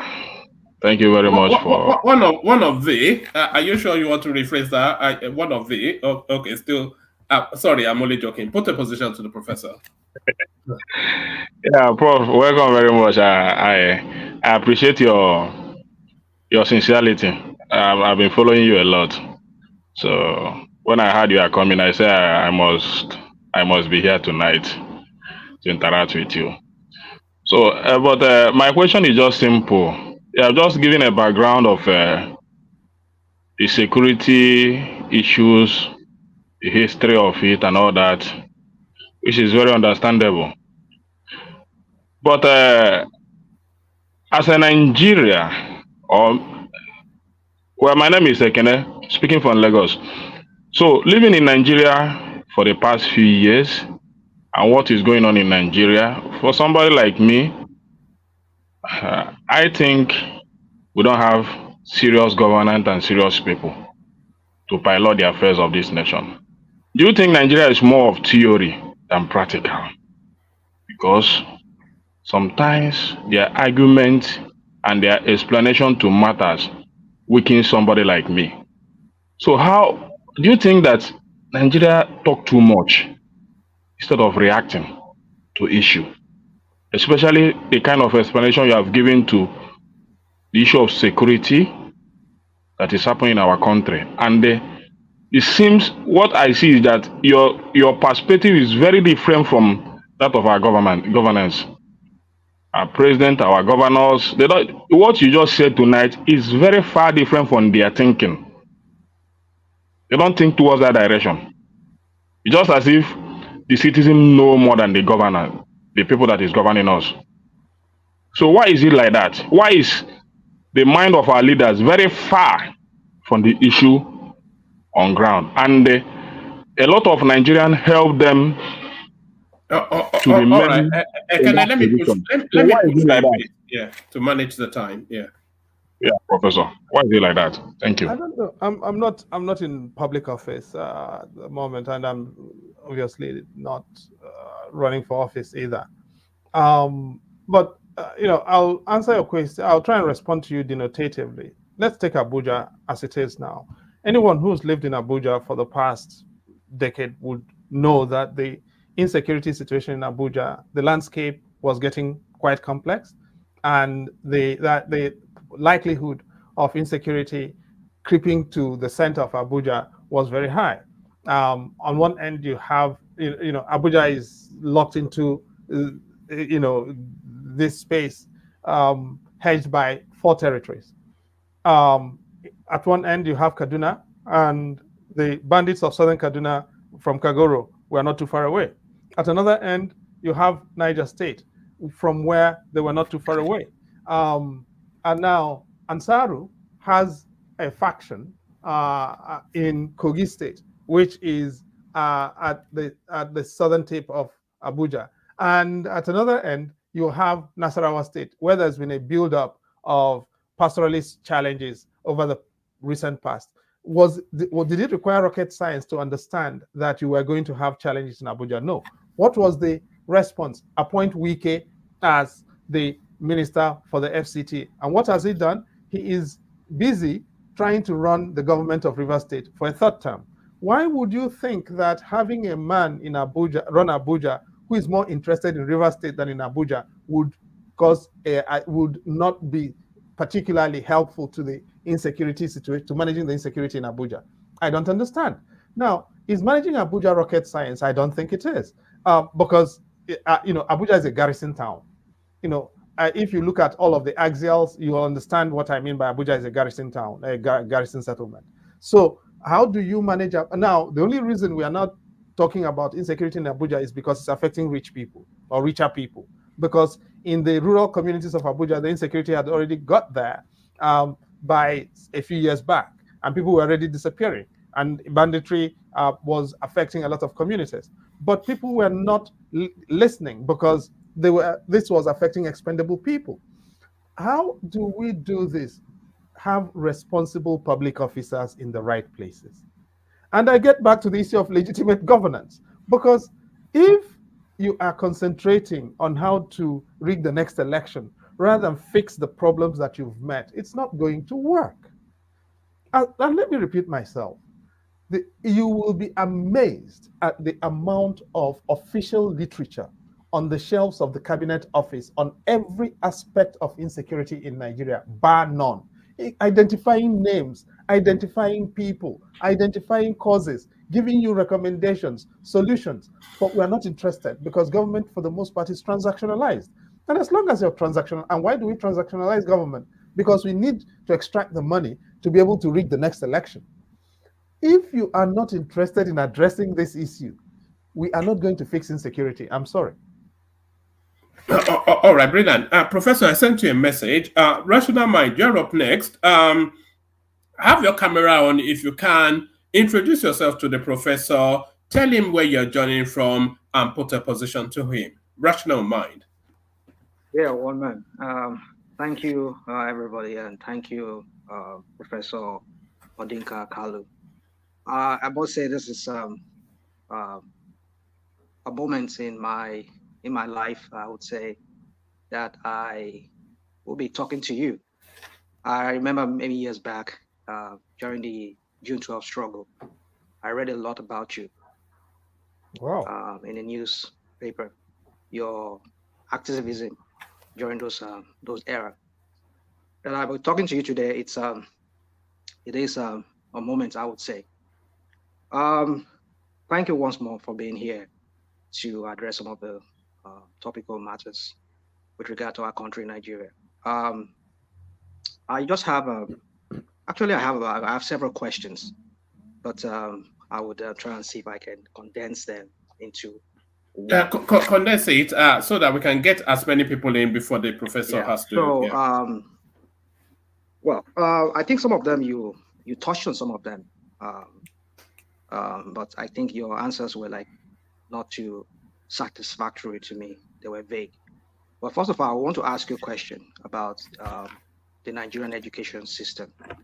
The other ones are also important, but that I want to ask you. So, do you see, considering those times when you grew up and now, considering now, would you say that there's a gradual, let me use the word, I mean, it's a word I will call on, I will just coin that word by myself, a gradual illiterization of the Nigerian people.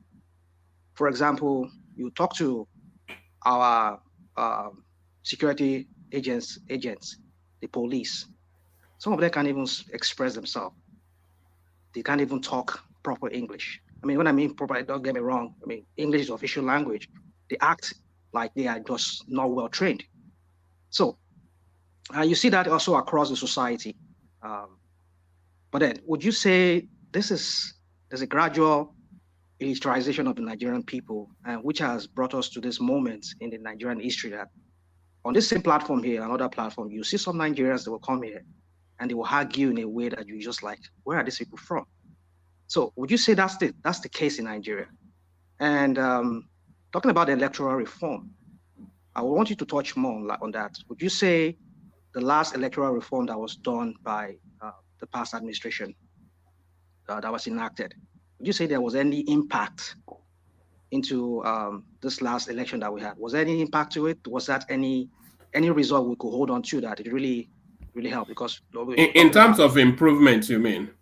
Well, improvement, did he, I mean, was it to any benefit to Nigerian people? Because I think one man played earlier the Channels News, where the Justice of the Supreme Court was talking about how the former Senate president got back, despite there was a section in the electoral law that says you cannot do that if you've. So would you say, just let me, I just want to throw that, I'll ask the other question, we have to go around again.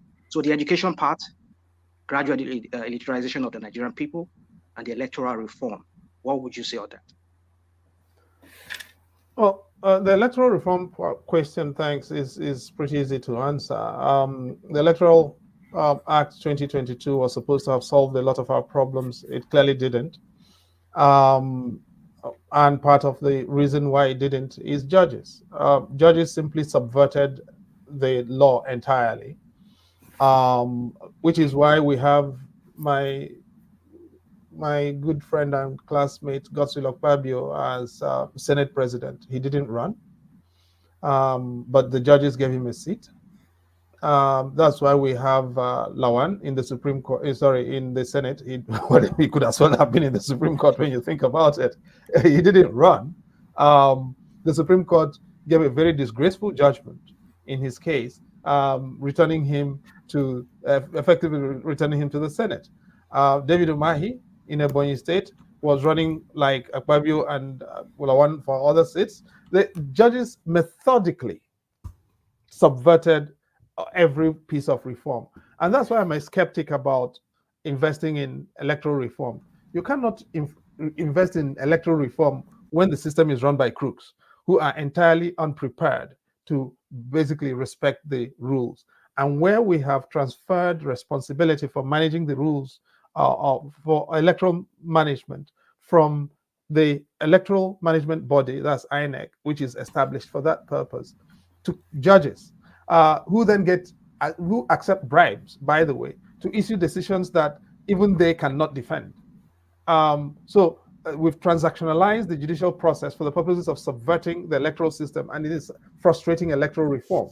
And that is why systematically and deliberately I am focused on addressing the judiciary, because my view is that is where our problem now is.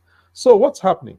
People are packing the judiciary with their judges and with their children and their mistresses in order to transfer the venue of judicial decision-making from court halls to bedrooms. And in bedrooms, people decide what should happen with what you and I are talking about and calling reform. And therefore, we've got to focus on the judges. At least that is my own theory. Others can find what they need to fight. But I've decided this is where I'm going to focus my own little energies, or whatever energies I've got left. And the issue of education, you've talked about the police, you gave the example of the police. So let me work with the police. And why is it that the police or policing assets, personnel don't look very literate? It's because in the past, police training institutions were the places where you went to get the best. In the SSS currently, when they're looking for proper people to lead SSS units, they go to the SSS training institutions, because those are the people who help you foster training and doctrine and professionalism. But in the police, if they send you to a training institution now, it's a punishment posting. So all the police training institutions have collapsed. And because training institutions have collapsed in the police, that is why you now have a poverty of training, doctrine, and professionalism. By contrast, when you go to the armed forces, you see that if you're posted as the commandant of the NDA, you are the cream of the cream of the cream. If you're posted as to the National War College, you are the cream of the cream of the cream. But when you're posted to a police training college, for instance, you are actually treated as dreg. Okay? So it is a reflection of a society that no longer takes training, doctrine, and professionalism seriously. And it's across the board. In our educational system, we're no longer producing teachers. Teacher training, and that is, which happens at the tertiary level, has collapsed. And if you're not producing and replacing teachers, that means you cannot sustain education, and values and standards necessarily have to fall. We can easily redress that if we wanted to. All right, Brian, does that satisfy your question, Rational Mind? Yeah, Rational Mind? It does. Yeah. Well, I just was thinking maybe we should talk about more of a solution too, but I know time will fail us if we have to go that. But yes, let me make sure all voices are heard, and then if the professor is still happy to be with us, then we can open it up for a free for all. Ajale Koko, you're up next. Introduce yourself to the professor and put a position to him. Ajale Koko. Yeah, thank you, Mama. And thank you, Professor, for coming to have Thanks a lot. Interaction with us on this platform today. I've listened to you on several programs before, and I really admire you that you stand for human rights and defense of human rights. So my name is John Lekoko. I live in United States. So let me ask this question. You are a human rights activist. Why do you fail to stand by one of you guys that are human rights activists? But instead, you took side with a politician who have failed the country. You supported Obi in the last election. Obi cannot be exonerated from the situation, the bad situation we have in Nigeria today, politically. Yes. Sorry, let me spare you your troubles. Why? Sorry, Professor. Who was the other personality? Who was the human rights activist that you were suggesting the professor should have gone with? Yeah, I'm going there. So yeah, I think the professor wants to pick it up. So yeah. No, but there is an assumption here that because you can't come up with statements, and I'm not going to let you go lightly. You supported Obi in the last election. Can you please tell me why you think so, or why you say so? Where is the evidence? I think I heard you on. I listened to your interview. Some of the interview before the election. Where? Maybe on channel or so. Saying what? I cannot remember, but it looked like you were on board with Obi for president. You see, this is the problem. This is the problem I have with this kind of conversation. If you are going, no. If you're going to make this the basis, so no, I will not allow you to land. No, okay, no. If you are going to make this the basis of your question, then you either have your facts properly lined up or you withdraw them. No, because this is the point. So, because my name is Chidi, I have to have. No. Why? I mean, no. You will please need to support your question, or you withdraw it. I'm sorry. Okay. Who did you support in the last election? That is none of your business. Ajale Koko, if I can come in. Who did you support? That is absolutely. Now, if you were interested in that, you should have asked me that question to begin with and not make assumptions. So I'm not going to dignify you with a response. Okay, fine. Let me ask you the question there. Who did you support in the last election? I will not dignify you with a response on that particular matter, but unless you withdraw your original supposition. And I'm not going to let you go lightly, no, because people feed others with their prejudices and so think that we're all going to have to live with that. No, absolutely no. Oh, okay. Ajande Koko, can I rephrase that question and see if the professor finds it more palatable? I think where Ajande Koko is leading you to is that why did you not lend the weight of your personality to somebody like Omoyele Sowore, whose backdrop in activism and fighting for the human dignity is more aligned to your body of work as well. So I think is that a good summation of where you want the professor to be, Ajale Koko? Ajale Koko. Thank you, Wama. Yeah, that is where I'm really. That is the point I'm really trying to make. So why were you not more frontal in the support of somebody like Sowore, whose politics aligns with your body of work? If that is the question, you see, I'm prepared to deal with it. But what I'm not prepared to deal with is people afflicting me with their prejudices. Okay? Now, and I was on record way before the election. Listen, I worked with Professor Jega in setting up INEC between 2010 and 2015. I understood, at least I saw the inner workings of INEC. I saw the current chairman of INEC and I left him because I did not believe that he has got the core of what it takes to organize a credible election. And if you read me, I was on record. I wasn't hiding about it. My view in writing persistently, repeatedly, was that the 2023 election was going to be a joke. I actually wrote a particular piece that outlined 5 particular issues that were going to control the 2023 elections. All of those things came through.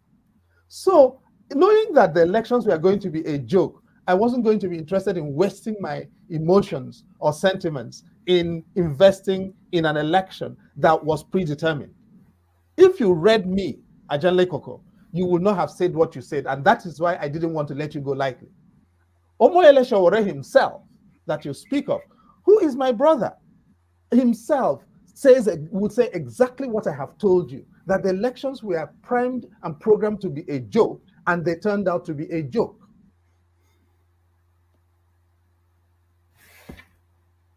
And if you want, give me your email address. I will send you what I wrote. So this is not, I'm not inventing things about the elections. But no, I wasn't going to waste my emotions about an election that was going to be a non-event, which is exactly what it was. Sowore himself says so, acknowledges so, knows so. Why was I going to disturb myself?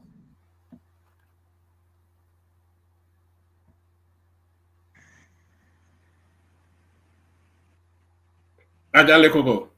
Oh, okay. So, well, that's fine. I mean, but no, if you watched anybody on any Nigerian TV channel say what you claim, that person could not have been me. And I say this with 1000% assurance. Go and do your research.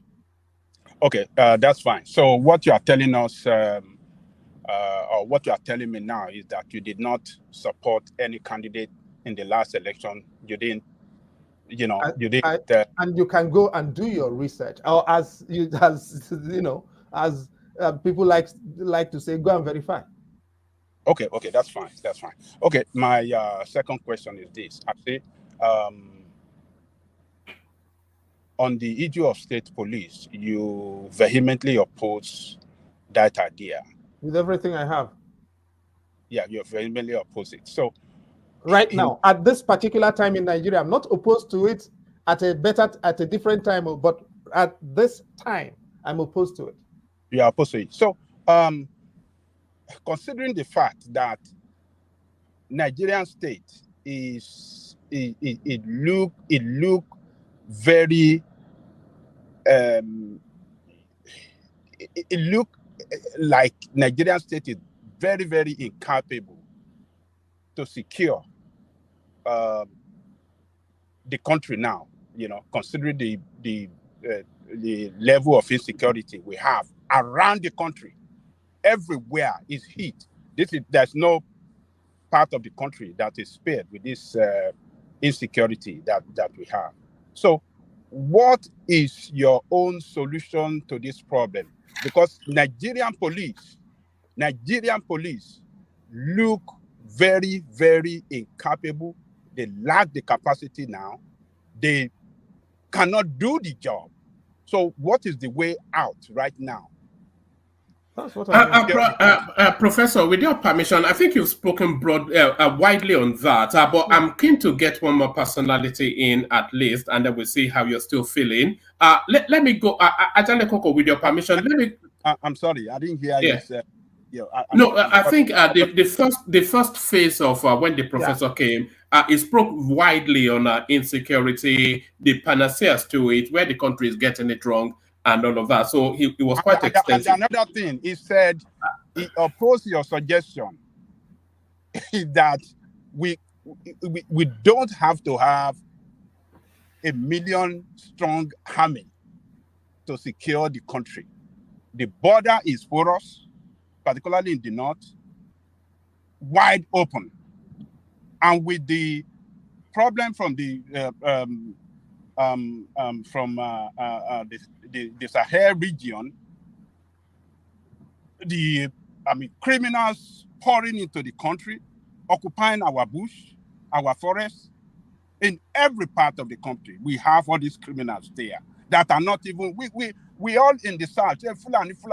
Yes, I'm not saying that we don't have some Nigerian Fulani that, are criminal as we have some in Yorubas and Igbos that are in other parts.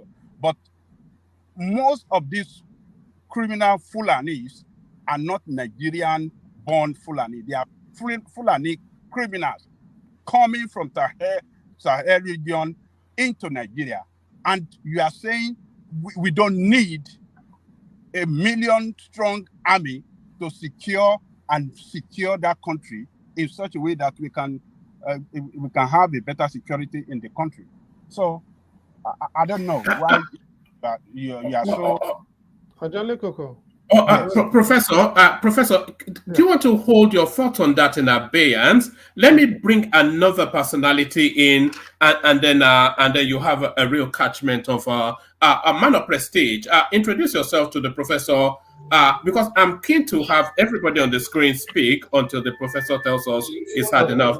So maybe we take everybody on the screen because I've got to run off shortly. Yes, I know. That's why I'm trying to push the conversation. Man of prestige. Tag on to what Ajale Koko said so that the professor can have introduce yourself and put a position. Okay, thank you, one man, for presenting Dr. Chid today. Dr. Chid, it's honored to have you on this platform. Professor, it's honored to have you on this platform. Please, okay, having said that, I know you want to leave us, because you've been here for a long time. I don't know how long you've been here, so I'm gonna make my story short. I was going to ask you a question in reference to what's happening in Nigeria right now about the falling of Naira. Any way to implement a better policy, but I'm not going to ask you that because there's a statement he made that caught my curiosity. You said the election we have was already arranged and predetermined who's going to win it. If you're going to make that statement, I'm not saying you're wrong now, and I'm not saying my assumption is wrong. Why did Obi win Lagos when that is the state of Tinubu? If everything is pretty much orchestrated like you stated, I'm just curious.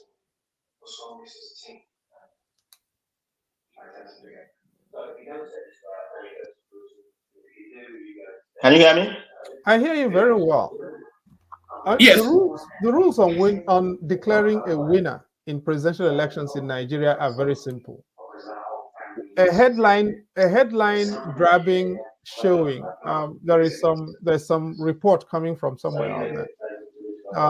So I'm a little distracted. Yeah, Prestige, mute yourself. We can hear your television in the background. Mute yourself.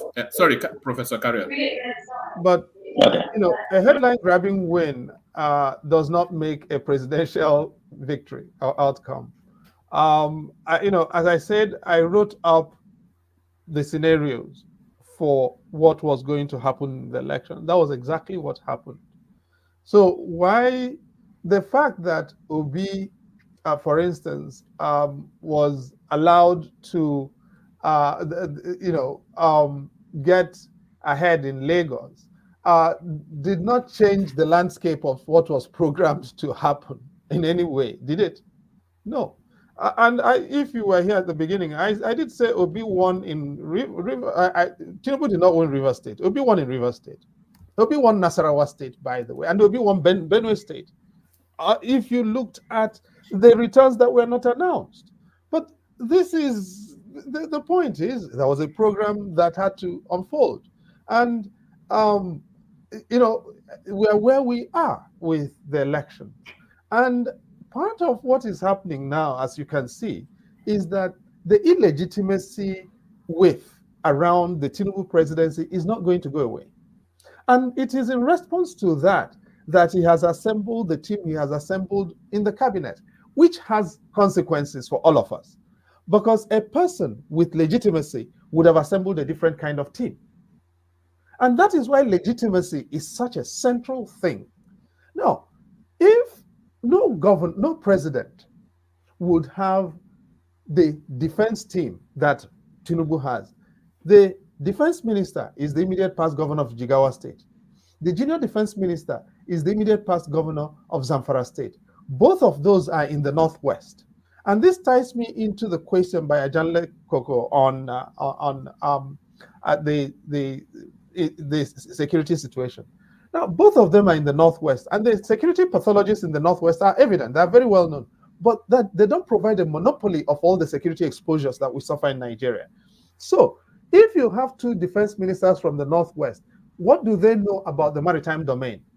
And Ajanle Koko, if you go to respond to you, you're talking about the porous borders, right?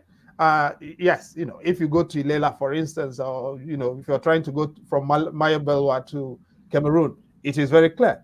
But have you ever tried to use Nigeria's maritime territories? Have you tried to go from Ikang in Cross River State or Okanafung, for instance, to Akwa in Cameroon, which used to be Bakassi?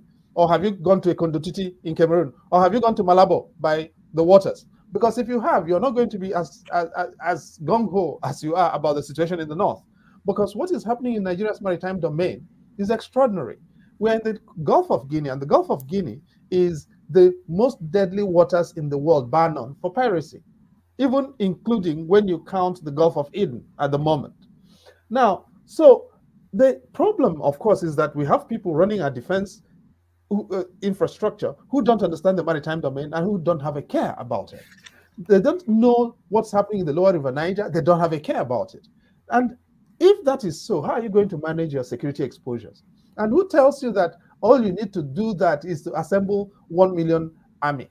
Because now you have a situation in which the army is running its own air operations. Air Force is running its own air operations. There's no coordination, and we're bombing our people and killing our people with mistargeting decisions. So I think we need to be a little more careful and thoughtful in how we move from point A to point Z without traveling through point B to begin with. I'll yield there.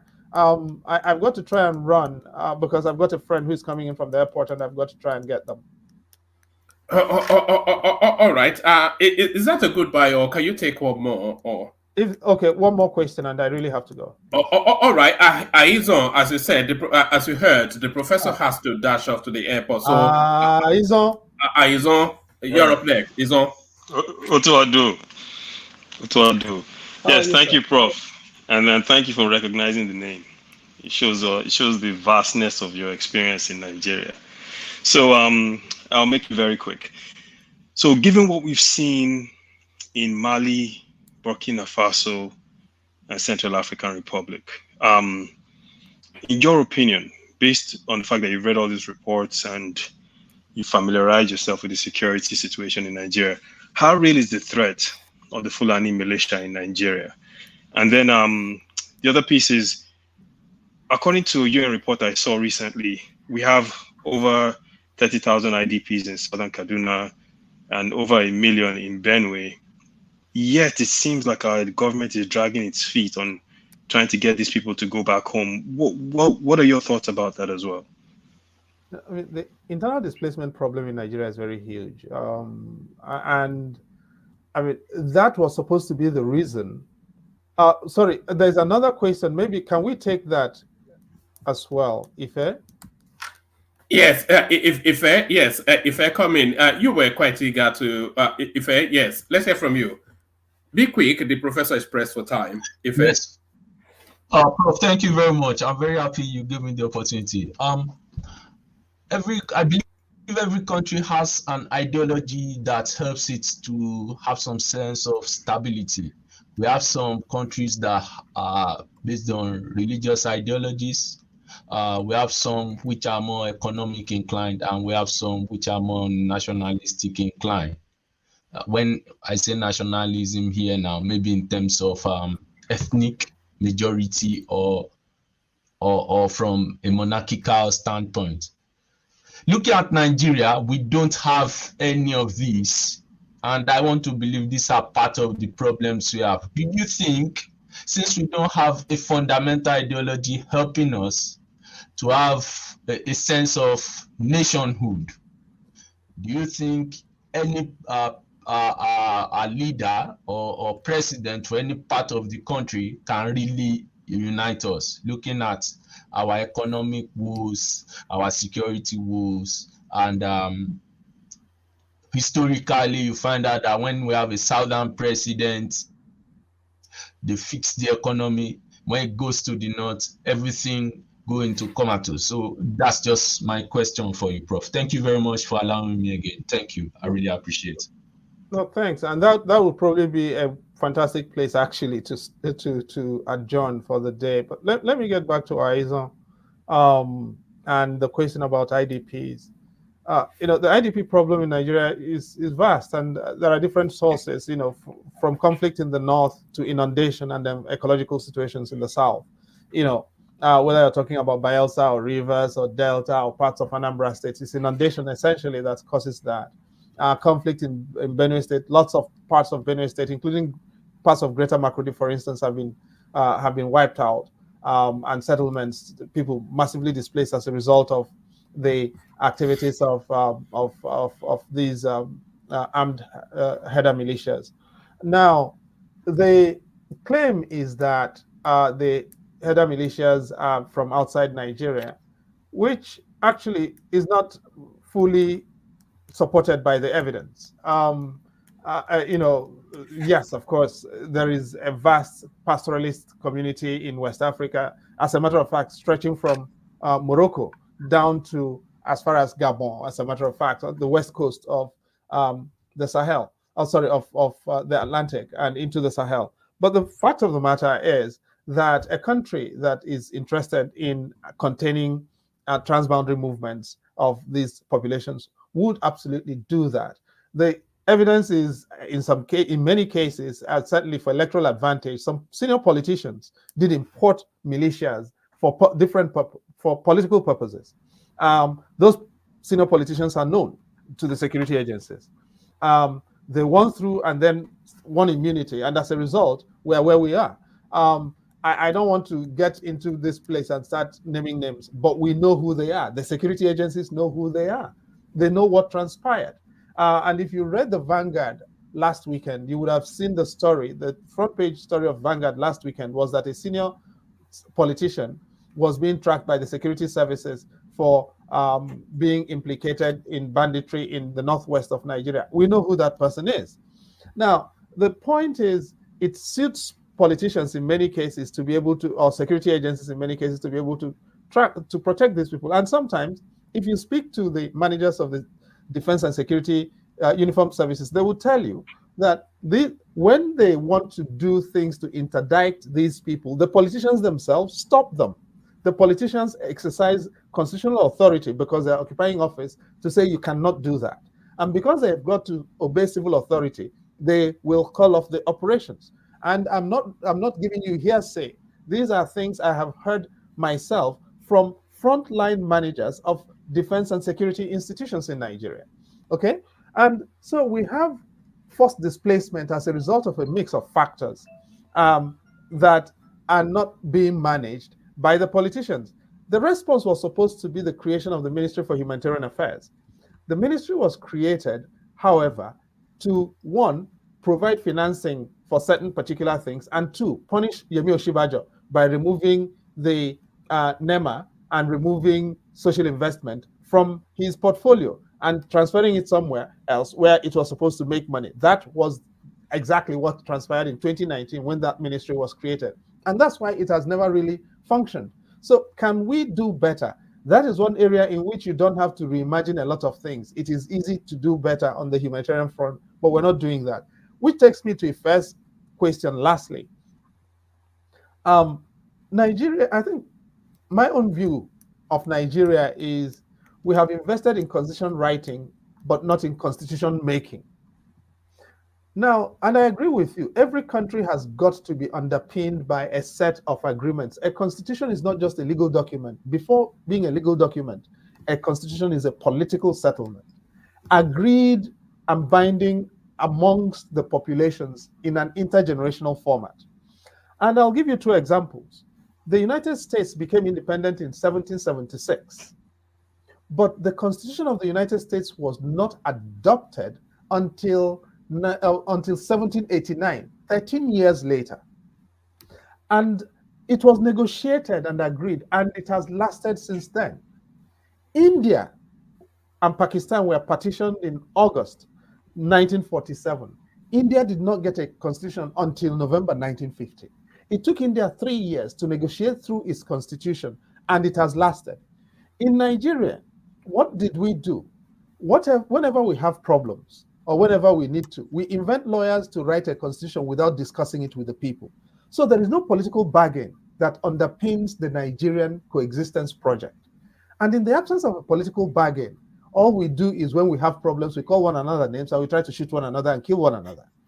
And that, unless and until, in my view, we are able to get a political bargain to underpin our coexistence and spell it out for ourselves, we are going to continue to have these problems. So this is a summary way of saying, I totally agree with you. And on that note, guys, if you don't mind, I'll have to run along to try and do some family responsibilities. All right, brilliant. All right, brilliant, excellent. Thank you very much for doing this, Professor. A real delight, a brilliant session. Thank you for doing this. Hopefully this is not the last time we'll see you, and I suspect it might not be. So thank you, Professor, for joining us. Have a good rest of the day, and have a good night. So that was Professor Chidi. And beware of spinners. I'm really sorry we couldn't get to you, but I hope. No, you got to him. It was Rational Mind. It was the one asking you about education and whatnot. Okay, guys. Thanks so much. All right, thank you, Professor. So that was Professor Chidi Odinkalu, who joins us to talk us through all matters Nigeria. So let's have a micro musical intermission, and then we'll come back and audit how that session went. But of course, first, the K guides. Only water, only water, where they see my water. Oh yes, you go for me,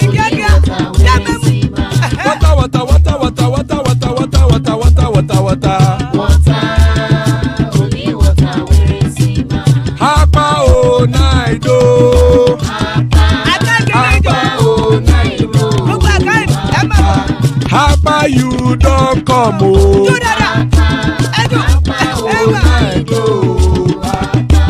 Hapa oh night oh.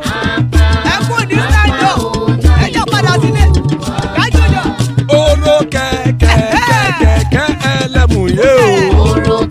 Ide shodi ya keke elemu re o. Bobby master keke elemu re o. Chief Latif keke elemu re o.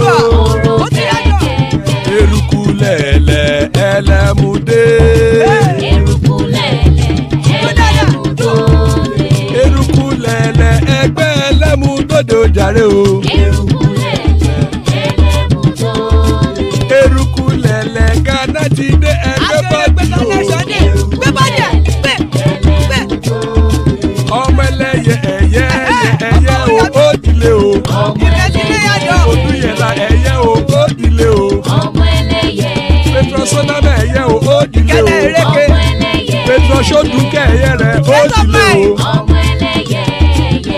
kẹ́kọ̀ọ́ ọ̀run mú ìní o. Ó lè yò. Yò. Ṣé dára? Àkùkọ ọ̀run méjìkọ. Òjì ya ojú òjì lọ, ó ta kẹ́ẹ̀dà èmi. Ayé ìlú. Ikú kò ní ríwà gbéṣe o.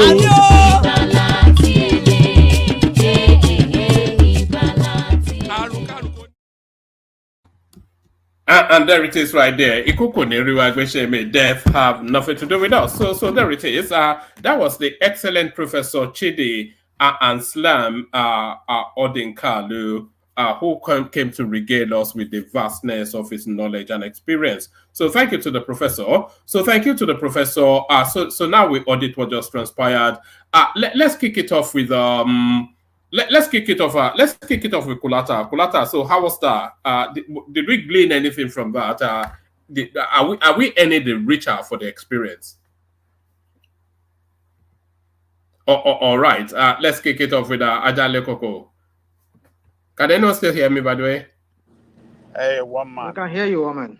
All right. All right. You there, rational mind. Kick it off for us. How was that? You asked of me, have you?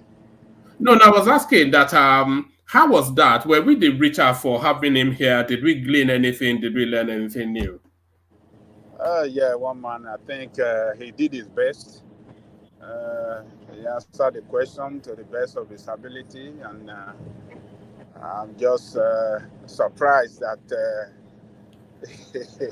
he thought that I was trying to go tribal at him with my question. Maybe it's still late. No, I wasn't going tribal at him with my question. I was just, trying to ask question.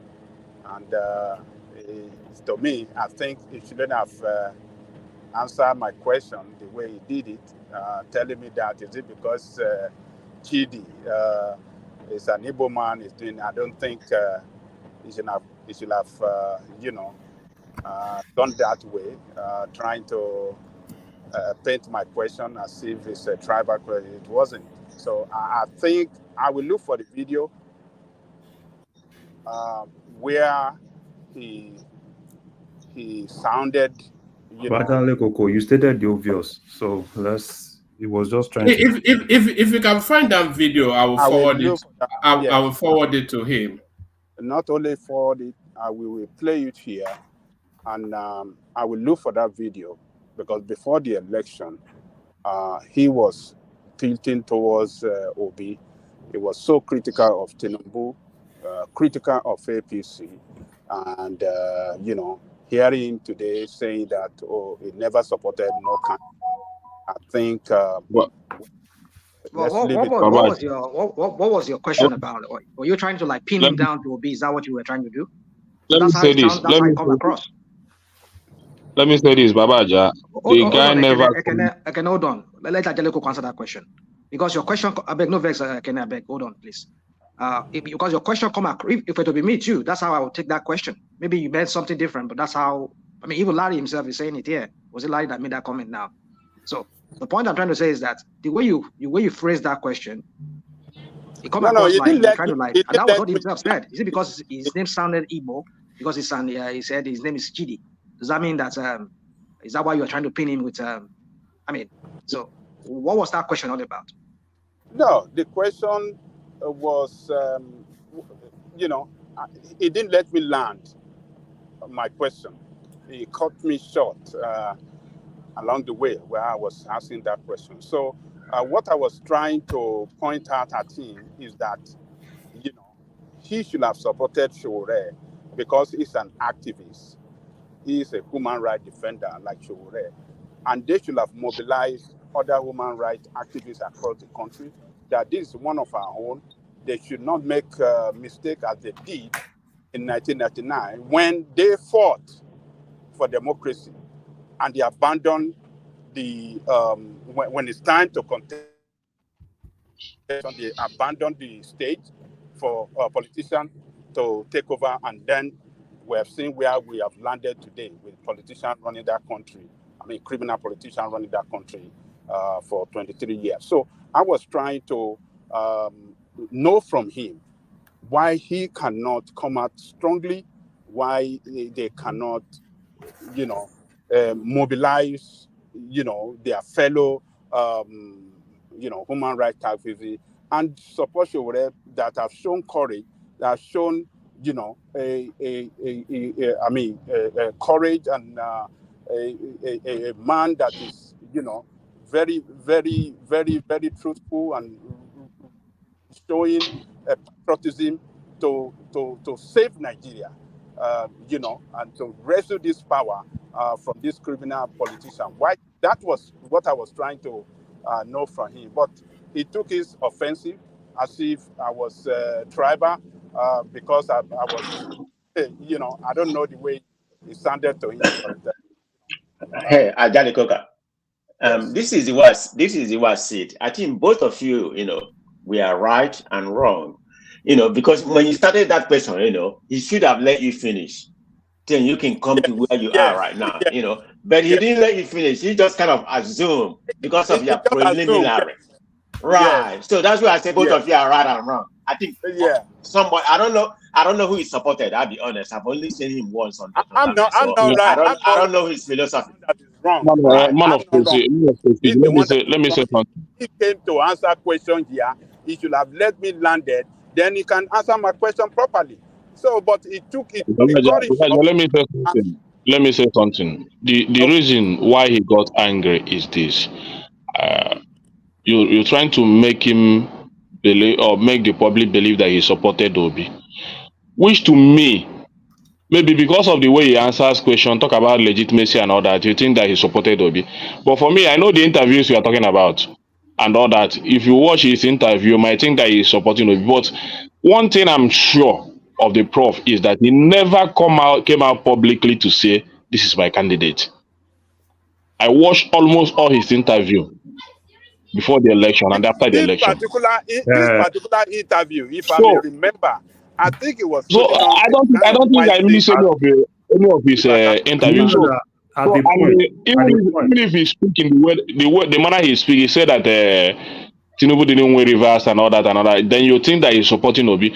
But my point is this: he never. That is why he's told you to go. Not because of that. It was because of the interview. Not even because of that.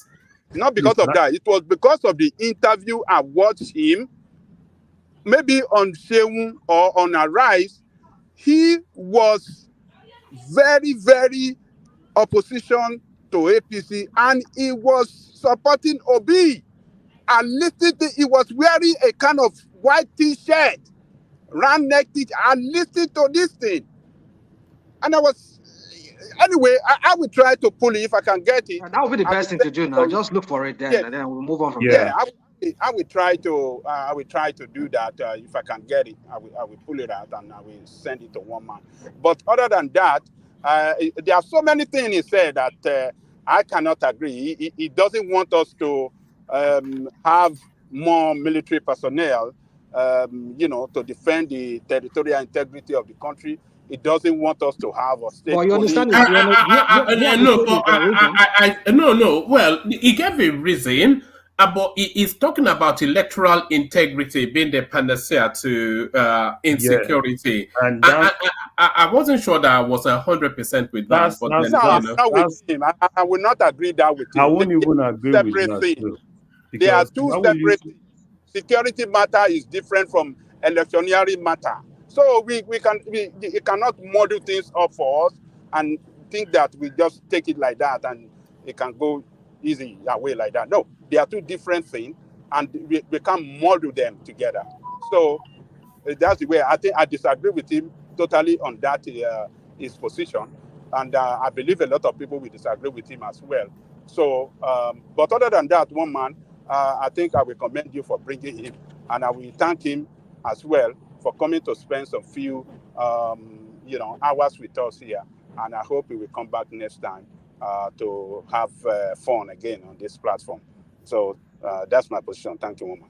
All right, brilliant. Let's hear from Tony. So, Tony, you heard from the professor. What did you make of it? Tony Africa. Tony.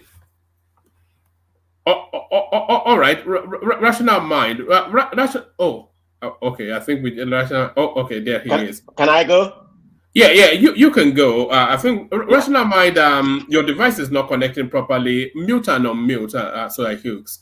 Yes, let's hear from you. Feedback. Prestige. Yeah, thank you very much. So I don't have that much feedback because actually, when you first saw me, that's that I just logged in because I've been done. But having said that, I feel that he didn't answer my question because I wanted him to go in deep. I'm not saying he's wrong. I'm right. If you're gonna go in deep that the election was framed, I wanted you to answer me. How come did they just apportion Lagos to make it seem like I'm ring the other side? I don't know. I'm just saying he didn't answer my question. That's the only thing I'm gonna say. The question that I asked him. So I'm not privy to some other things you all discussed. So I don't have that much comment. I mean, he's a good guest to have, but I have an issue because he didn't answer my question properly, in my own opinion. All right, brilliant. How expansive was he in terms of what you wanted him to speak to? Did he satisfy your question? Ife? Yes, he satisfied my question, and another thing for me is, it seems everybody knows the problem of Nigeria having a foundational problem, but we just like to beat around the bush, trying to think that we'll get everything right, not fixing the foundation. If the foundation of Nigeria is not well defined, it will not give us a sense of direction, and that's why what the sense of security is to Mr. A is another thing to Mr. B. How the economy should run in the north is different from how we feel it should be in the south. What's it called? Rational might talk about education. The way we see education in the south will be different from how we see education in the north. I'm telling you, maybe in the south, Adanle Koko could be right, southwest could be right that we need a state police. That's why we have Amotekun. That could be right in their own sense that they don't need it based on what's happening in their own political climate, because he was using the example of is it Hope Uzodinma and Hope Uzodinma on one person based on how they have used the security forces in their domain. Cite example of the state governors. So it's sad that the foundation of that country is not defined. And unfortunately, if we look at all the countries doing well around the world, they have a foundation, that they have an ideological foundation, they base their state or their nationhood on. Nigeria does not have a foundation. We don't have a religious foundation. We don't have a statehood, state or ethnic base or royal monarchical based foundation. Neither do we have even an economic based foundation. We did way back in the 50s. The founding constitution that brought Nigeria about, when we had the regional system, the founding fathers understood those differences. That was why they had it the way they had it. It's just like Yoruba people will say, so Nigeria is going on a decline because of that foundation. So if we had gone he was not willing to commit to. I'm not sure that he committed, the professor, that he believes that Nigeria will survive as an ongoing entity. I think a lot of people try to. Yeah. Okay, go on, please. Go on. One man, what I believe is, if he further answer that question, he will more. I don't know his worldview of Nigeria itself. Maybe we should remain as one, or we should fix the foundational problem. The problem about fixing the foundational problem is, you raise a question: are we going back to the regional system, or should everybody divide? If you raise a foundational problem, because virtually every region in that country has a divergent ideological worldview, you find that the best answer to that question is everybody go to your tent, O Israel. That's the best answer. But sorry to interrupt you. If you no problems, rational mind. You know, me and you, we are the only Oduduwa Republic on this. Yeah, but my point is that if you listen to what he said, I mean, sometimes, he answers questions, but sometimes if you don't really sit down to listen to him very well, that's why I said sometimes his answer seems like too vague, too general. But if you look at what he said, you listen to what he said what do you think when you have people who draft your constitution are just lawyers who don't even take into cognizance the other ethnic factors that are around it? They just sit down, just cook up a book. They didn't consult with other people, like besides their own professions. I don't know if you people catch that when he was saying that. So that's the problem. You just make up constitution that we don't even know. Some people just sit down somewhere, they write it without even consulting with the people who are the owners of that country. I agree that these people too, these lawyers that drafted the constitution or that wrote the constitution that we now have, the 1999 constitution, they are all lawyers. But the thing is, you need to also consulted people that will put their own input into it, like the traditionalists, the people there. I mean, the founding, the monarchs and everything. Just consult them. So exactly. That's the ideology of what do we want. This is ideology we want to have as a country. But Nigeria does not have any idea. Can anybody tell us on this platform, economically, like somebody, like the first said when he was trying to put the question, economically, nationally, or even technologically, what ideology do we have? If not just like a criminal enterprise by some few guys, a few people to continue. That's just the ideology of Nigeria. I'm laughing, but it's something that I always, whenever I sleep, it's something that normally rings my like. And that's why I find that irrespective of our talent, we're always scattered about. Everybody's looking for a country or a space that suits where he can work best. If somebody does not go to America, you go to Russia. If you don't go to Russia, some go to Iran, some go to Sudan, because we don't have an ideology. But you understand that the founding fathers, they understood this and they had an ideology. I don't know if you've listened to Tafawa Balewa when he visited was it during the Tafawa Balewa has an Islamic ideology. When he came to America here, he visited America and he came and then he was speaking. I don't know if anybody, Woma, can you dig out that video when he came to America here in the but rational mind. Even though they had an ideology, it was not so widely accepted. What do you think? Well, because they did not support us at large. You see, Nigeria was still in its nascent. It was still in it was still a fledgling country then. I mean, in the sense that when I'm not talking about the pre-colonial, I'm talking about the post-colonial now. When the Nigerians themselves, they were the one who were the head of their government. So how many years? I mean, it didn't even last up to like 6 or 7, 8 years before they had to scatter the whole thing. If they are allowed it to flesh out, to evolve on its own. But my point is this. There at that point, these founding fathers, they had an ideology. The ideology is that we would run the system as an ethnic base. Everybody, your own region, develop your own region. And everybody was competing at that time. A lot of the people today, all these people that talk crappy, that comes and support some criminals on TV, a lot of them, they got education back then. I was also myself, towards the latter part of it, I was educated through the, what's it called? The Awolowo kind of education. I got it too. So my point is this, is that is it. Because the whole thing was that people-centric. We want to develop our own people. Everybody was competing. The Eastern wants to overtake. So my point is this, that this is the kind of ideology, and Nigeria was progressing. So, but then when they got to abandon that entirely now, look at how we declined. So if we don't go back to this, I mean, I'm not saying we should go back to regional system. If we don't not sit down and renegotiate the whole thing in that country, forget it. Anything we talk here is just meaningless. You cannot start saying you want to heal a sickness by just healing the sick. I mean, you need to go to the very foundation of what is really causing that sickness. So that's what I just see. I mean, he answered some of the question, but sometimes his question, his answers were just like more general, more not too clear, not too vague, just kind of vague, So for me, that's what I would say. He did very well. He answered the questions the way I think to his own ability. That's his style of conversation, though. In none of the interviews that I've ever seen with him, it's never really full frontal. Because he's an academic as well, so he always speaks in broad strokes. But let's bring in voices that we've not yet heard from. So the star.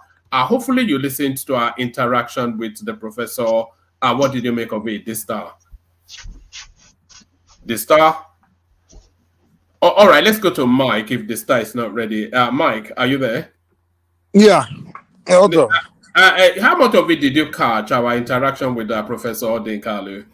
I missed most part of it. When I came in was towards the end. I think when Charlie Gogo was asking a question. That's the part I woke up in. I tell you, Coco, he always wrestles them to the ground. Look at my guy. Yeah, when Ajali Gogo went to stereotype him. Yeah, I would have honestly. Ajali Gogo was going to ask a very good question. Why it is supposed to show? I would have liked to hear that. Well, unfortunately, Ajali Gogo should have gone straight to say accusing was supposed to be, because honestly, the guy never publicly supported anyone. I know that for sure. I never seen him come out to say I'm obedient or anything. That's why he was offended. But I think one might trying to rescue Ajani could go quick by saying, "Oh no," and he gave Ajani a chance to mention the name of that person. Like to say that name. Sure. Yes. Yeah. If he had led the show, the guy Exactly. he would have digested it better. But that would have been a very good question. Because he likes to slap them a little bit first before. Yeah, it would have been a good question, because I wanted to see why he didn't jump behind Sowore, because the guy should have. People like him should have been behind Sowore and things like that, or at least, if because that's your line, you're an activist, yeah. So, all right. If no one else wants to speak on that, I want to play this little clip. This one of the most viral clips today. I want to play this little clip, and then maybe Prince Daddy can lead on it if it's there. If it's not, then anybody that wants to can lead on it. Does anyone still want to comment on our interaction with Professor Chidi? Yeah, I want to. All right, go on. Let's hear from you, Larry. So yeah, I think he actually tried, but there are some things he said that I do not agree with. Number one, when he was talking about the issue of illegitimacy as the reason why we have security issue, I do not agree with that, because the security issue we have is not politically motivated, and it's not one of the backdrop of the election. So I do not agree with that. Number one. Another thing he said I do not agree with was when he said Wike was not a good choice for Abuja. I do not agree with that, because before coming to the US, I've lived a decade of my life in Abuja, and almost everything I have today is in Abuja. And if you ask me, I've seen El Rufai, I've seen Bala Mohammed, I've seen this other guy, right? Presently, if you ask people that live in Abuja, they will definitely tell you that Wike is a very good choice for Abuja. I don't know what he has with Wike. Now, the security in Abuja, the security issue in Abuja, this is not the first time that we're having security issue in Abuja. If you remember, even during Jonathan, there was a whole lot of security issue that almost everywhere. It was worse then. That was the worst that Abuja went through. Almost every road in Abuja, you always see, where they had to close one part of the road and make everybody use the other side. So for me, for him to have said that, I don't know what he has with Wike. Wike can actually have one or two issues with rivers and everything. But for me, right, being someone that have my business in Abuja and I pay taxes in Abuja, Wike is one of the best things that has actually happened to Abuja. And I'm happy that Wike is actually there. And with what he's doing, I can tell you, if I had to Can you tell us why Wike is the best? Okay. In terms of infrastructure, I can tell you that ever since Wike got there, every abandoned infrastructure in Abuja has been reopened, and most of them are almost done. If you go to Abuja, reopened and done as well. What do you mean by reopened? Yeah, almost. If you see, there are in Abuja, there's a lot of roads that were kind of half done, and ever since Wike got there, number one, Wike didn't bring new projects. All he just kept doing was to continue doing some of those projects and finishing some of those projects. And he's done a lot. There are several roads that Wike has actually opened.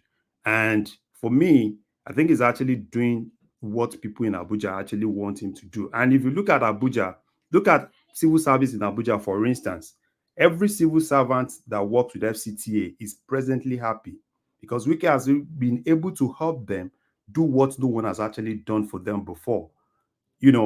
Because with this, with the FCTA administration having their own permanent secretary, where they are actually now independent. You know, civil service in Abuja is done that, and infrastructure, Wike is really on top of that. And when it comes to security, he has done what he could do, but we should always remember that there is limits to what he can actually do. All he can do is to support the security and give them what they want, what can actually help them, which I think is actually on top of that. As far as Rivers is concerned, right, he can have one of two of his issues in Rivers. He can have one or two issues in Rivers, but as someone that have lived in Abuja, that have most of my family in Abuja, and have a lot of friends in Abuja, and have my business in Abuja, and I pay taxes in Abuja, I can tell you, aside El-Rufai, Wike is actually the best thing that's actually happened to Abuja. Is that not what he's trying to do? Is he not trying to beat El-Rufai's record? Yeah, it's just 8 months there, so I don't know. He might actually still beat that at the end of this thing. But then this one you're saying, because I have people also in Abuja from the report I'm getting from over there. It's not like what you are even telling us here. I don't know. Okay, hold on, Larry. Maybe you live in my Governor's Hill. I mean, is it Governor's Hill? What do you call it? Is it Governor's Hill? Asoko area, those areas. You live in those high posh areas, Gariki and all of those areas. Okay. So, but then if you're talking about Kubwa, talking about Pape, Nyanya, all those Tunga, Maji, Tunga, whatever, all those areas, going to like we're going exiting towards where where they have JAMB, is it JAMB office? Okay. I mean, those areas. Some of my people I have there, they're all telling me that no, nothing is going on. So it's whatever you maybe those areas, those Gariki and those. No, it's not like that. So what are you talking about? Give me an example. It's not like that. Of these areas. Even all those places you are talking about, right? In every area council. So what you've always seen in Abuja is just that there's a lot of, they abandoned things in the area council. FCT just focused on AMAC. But what Wike has actually done is each of those area council, at least 2 projects are presently going on in each of the area council. Go to Buhari area council, there are projects ongoing there. Go to Gwagwalada, there are projects going on there. Go to Kuje area council, there are projects going on there. Go to which other area council? So almost all the area councils now have FCTA presence. And don't forget, each of the area council, Abuja is just like each of the area council also have their chairman. And it's not everything that FCTA is going to do. Each of the chairman also have to do 1 or 2 things. But ever since Wike has actually gone there, was it not last week? Wike was in Kuje last week to flag off projects in Kuje. He's done the same thing in Gwagwalada. He's done the same thing in Buhari area council. So when people say Wike has not, because that's why I said, as far as infrastructure is concerned, he has done what El-Rufai was the last person that actually did that. The other guys, from Bala Mohammed to this other guy, the only thing they were interested in was land. They were not really interested in infrastructure. They were just interested in land racketeering. So, and ever since Wike has actually gone there, I can tell you that Wike has done a lot. Wike, and if you look at financing of projects, IGR in FCT, everybody is willing, right, to even pay taxes in FCT. Like my properties in FCT, it was really, me paying ground rent, and several other people that have neglected, not paid ground rent for years. When they saw that this guy is actually doing infrastructure and nothing stops you from paying your ground rents, everybody started paying ground rents. So I don't know, when people say probably he has not done, because all those places you're actually calling are basically places that fall within the area councils, and each of those area councils also have their chairman. So there you go. So hold on, Larry. Yeah. I'm speaking like somebody who lived in Abuja. Yeah. Who used to live in Abuja. Yeah. You see, in Kubwa there. Yeah. Across from Kubwa there, is it Dutse? Now, where now? Hold on now. I have that conversation and then we move on because a lot of us don't actually live in Abuja. So yeah, I know we don't live in Abuja, right? So my point is this: you see, when El-Rufai was there, Yeah. El-Rufai was making a huge stride in Kubwa there, in Kubwa. He was, there's a pipeline there. I mean, this guy was, he was bringing sanity to that area. But now you're telling me that because he was developing Gariki, what is it called? Asokoro, those areas. Then it means that he's working. No, that's not what I said. Everybody was working everywhere. That's not what I said. If you go to Kubwa, even that. That's what you said.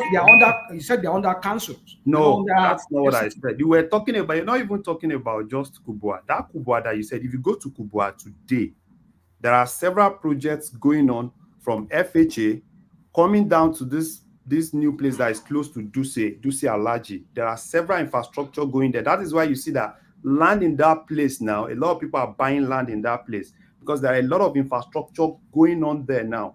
Even if you go to that area where this military housing, you see a lot of infrastructure presently going on there. I can tell you that, like, presently for you to get the land, 600 square meter in that place now, it's nothing less than 19 million, 20 million. And why are people really rushing to those places? Is because of the infrastructure that is currently going on there. So that's just it. All right. Let me play this clip. This was one of the most viral clips coming out today. So watch this, and then if Prince Dad is there, I want him to lead on it. If it's not, then whoever wants to pick it up, pick it up. But guys, watch this. Then it's time for us to just put the imperial hat back on to say, we're going to govern those countries if you're incapable of governing yourselves, because enough is enough. We're done being invaded. Because our own national security risk is at stake. Exactly. National security interests are at stake. You can say that about pretty much all of Africa. They're incapable of governing themselves and benefiting their citizens because the governments there are all about looting and pillaging and lining their pockets and going shopping in Paris instead of actually hold making on a their country second. Hold on. better. People on the left, they're going to watch this. They're going to say, wait a minute, Eric Prince is talking about being a colonialist again. Absolutely.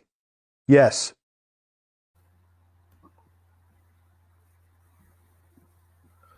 All right. So that's Eric Prince, the head of Blackwater, which is the largest conglomerate on this planet, 3 times over the nearest one to it in terms of size. And he's now putting forward now that Africa should be recolonized. So have you seen that clip, and how do you respond to it, Prince? Yeah, hello, one can you hear me? Yes, we can. Carry on. I'm not sure if I've seen that clip. I've seen a little bit of it. But anyways, he wants to recolonize Africa, which may not be a bad idea, actually. It may not be a bad idea, really. We've spectacularly shown a lack of capacity to govern ourselves. So, why not recolonize? Right, yeah. I see what the guy is saying, but since he wants to put Africa out there, let's put him also on a scale. So I completely disagree with that, by the way. Well, continue, sir. Mike, you're a traditionalist. But anyways. I'll tell you why. Go ahead. But see, the guy, to the reason why he said that, is it because BlackRock or the companies that he runs, they have good intention for Africa? Is that why he is saying that? And that will also portend that is a moral agent in the sense that he wants to do that for the benefit of African people. The question is, are they giving money to African nations out of the free will from all the profits that they make? This man himself is involved. If he is the head of just like you said, BlackRock, they are involved in a high degree of monopolistic activities across the world. Is it Blackwater? Blackwater. Blackwater Defense. Blackwater. Okay. Well, well, still, given what he does or the company that he leads, they're not moral agents. But at the same time, it's always good. See, sometimes personally, I like to. It doesn't matter what the messenger is. Actually, it doesn't matter if the person is saying the truth. I like to go with the truth, though the person may mean harm, as long as the person's truth is the whole truth. There's no doubt. Prince, look at it this way: the Africa is of strategic importance to the rest of the world in terms of the resources embedded there.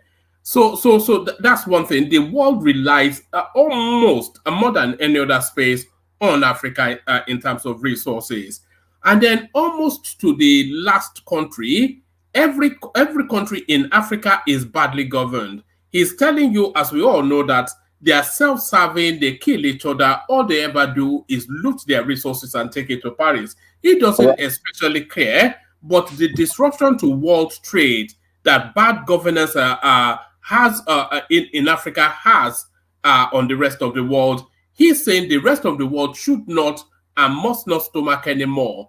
It is now time for grown-up adults to go in and take charge of Africa. Yeah, I heard you well, man. See, again, I mean, the man talks like a rational mind. It lacks historical context in his presentation. Well, I mean, if you follow the history of Africa right after the colonialists, right, you can see the handwriting of the West in mostly on the entire continent. Okay. Now you're making sense. Now you're making sense. Go ahead. The destabilization of Africa is not by itself a void. It is the machination of the West in all degree. Now you have to defer to such books as Failed State by Noam Chomsky, and he talked about how Africa has become a source of raw material for the West. It's not in the intention of the Western powers to allow Africa to grow by any chance. But guess what? Now they have the right partners, like the mafia, our African leaders. They are their strong partners. They, because of that greed, which is natural to most human beings, or all human beings to be greedy and selfish, they have assumed the power, doing the work of the colonialist or the Western world. This guy, you can tell from his, people talk sometimes, you can look, this guy is lightweight. He doesn't have a clue what he's talking about. He hasn't read much. He's not well read. But again, it doesn't dismiss that his point is valid. And my position is, look, it doesn't matter what somebody does to you. Okay. At the end of the day, you have the responsibility to lift yourself up. You're not going to expect your victimizer or the person that victimized you to be the one to help you up. It's not going to happen. So yes, and right now in the global context, right, Africa is such a unique place to capitalize on. So which part do you agree that it should come and colonize us there? You should come and govern us. Which part do you agree with that? Because that's where you started from. It's like you're not changing your view, and then you still accusing us that we should not expect. I mean, which part? What makes you agree that you should come and recolonize us? Because we've not shown capacity to be able to govern ourselves. The two words I use all the time when it comes to Africa is that leadership and the ability to organize, leadership and organization. Those are the two words I commonly use. So not like I agree with the guy, because trust me, well, Mike, I've said the same thing also. Like, look, let these white people come and take over. Because when look at South Africa. Let's not kid ourselves. Really? Let's not kid ourselves. Look at South Africa. When the black people start to rule that nation as the people in power, the country is going down the toilet. What are you talking about? No, South Africa never went down the toilet. I think what you can say, hold on. What you can say was the black population, which were largely very impoverished and also undereducated and everything. When the black came, when they start putting them into the system, of course, you included a bunch of population that have been left behind into the system to create a fair ground. Of course, it's going to drop. It's not going to be, it's going to drop down. So that has nothing to do with just because they are black or anything. Because in the past, the black were just excluded. So the South Africa is just white and white society. You understand? So when you got to take the bunch of poors along there, of course, you're going to drop. So you can't, let's stop that excuses. And all this idea that we can't, wait, this idea that we can't govern ourselves. The question is, you ask those guys is, when great leaders came in and they started performing. Why did the same West assassinate? What is it that it's so consistent that whenever Africa had great leaders, they get assassinated by the CIA, and then you impose somebody terrible on them. Example with Congo, when Patrice came in, he had ideas. You assassinate me, impose Mobutu on them for 40 years. When Sankara came into Burkina Faso, say, listen, this economic model, the West is imposing on us. We're not going to use it. He dumped it and created new. He came up with a new idea, new system, and Burkina Faso started advancing, begin to develop. Came in assassinating. Even when Murtala Mohammed came in, he said, okay, what is this? What is this deal they're going on? These people may go on sign with them. It's like, no, we have to nationalize our oil. They took him out. Murtala Mohammed within 6 months. When MK Abiola came in, started coming up with different. So these guys have been interfering. Even Gaddafi, when he was ruling his country, the country was doing well. They took him out, and look at Libya today. Now you will blame the Libya can't govern themselves. When they had someone governing them, you took him out, and then you are coming on telling us we are monkeys. When brilliant economists approach African leaders and say, listen, the economic model we are using is not going to work for us in the long term. This is just a slave system where the West designed for you. It's just to help the Western countries advance. That's all it is. Any lead person that wants to interfere with that, they take them out. So this idea, the same people will come to you because you're so ignorant of the facts and tell you that, look, you can't govern yourself. Look at you. And then they come back in and take it and govern you again. And you say, yes, so yes. Come on. Yes. Okay, Mike. So everything you said, I do agree with. That's why I said that man lacks historical context when it comes to Africa, and should defer to people like Noam Chomsky and others to learn more. But again, it doesn't dispute the fact that, look, in the early stage, right after most African countries obtained their independence, yes, we had like strong opposition when they truly wanted to be independent. Such people like Kwame Nkrumah was at the forefront of such liberation, being a Pan-Africanist. But again, time has passed, and you see, I said it earlier, you can't expect. Time has passed, isn't it still going on? Are you kidding me? Well, time has passed, just like I said. How long ago they took out Gaddafi? Time has passed. Was he during Nkrumah time? Are you kidding me? My point here is that, look, if you know your challenges, if you recognize what your problems are, it's incumbent upon you to design solutions to fix that problem. But part of the solution is not for the white man to come and govern us. Come on now. Well, your solution is that the white man should come and take over and govern us again. Mike, take us back 1,000 steps, 1,000 years back. Come on now. No, Mike, my issue with you is not that you say we shouldn't solve our problem. My issue is that you want the white man to come and solve it. No, okay. You want to dig us back in the hole. Come on now. That's a stretch.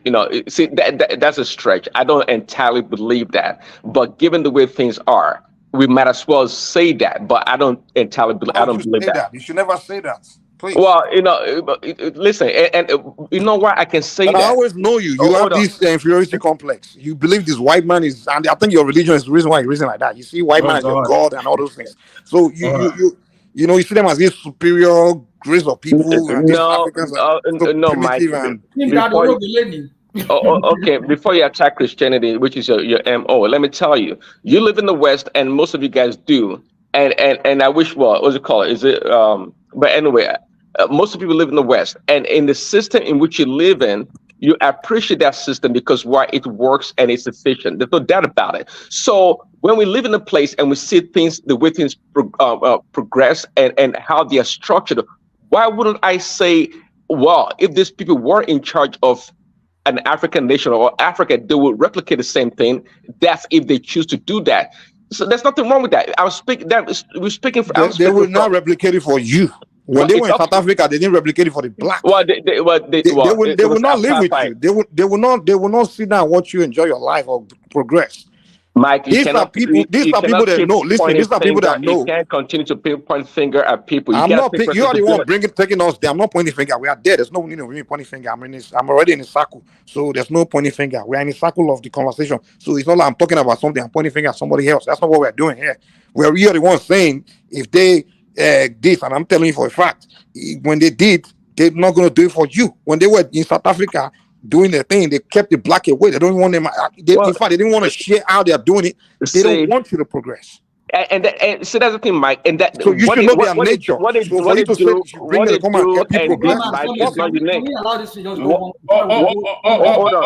all right. Yes. Make that point, Prince Daddy, and then after that, let's bring Ogbeni's voice into the conversation. Back to you, Prince. Thanks. What the white men did or are doing is nothing. Is not unique, and it's not unique to Africa or Black people.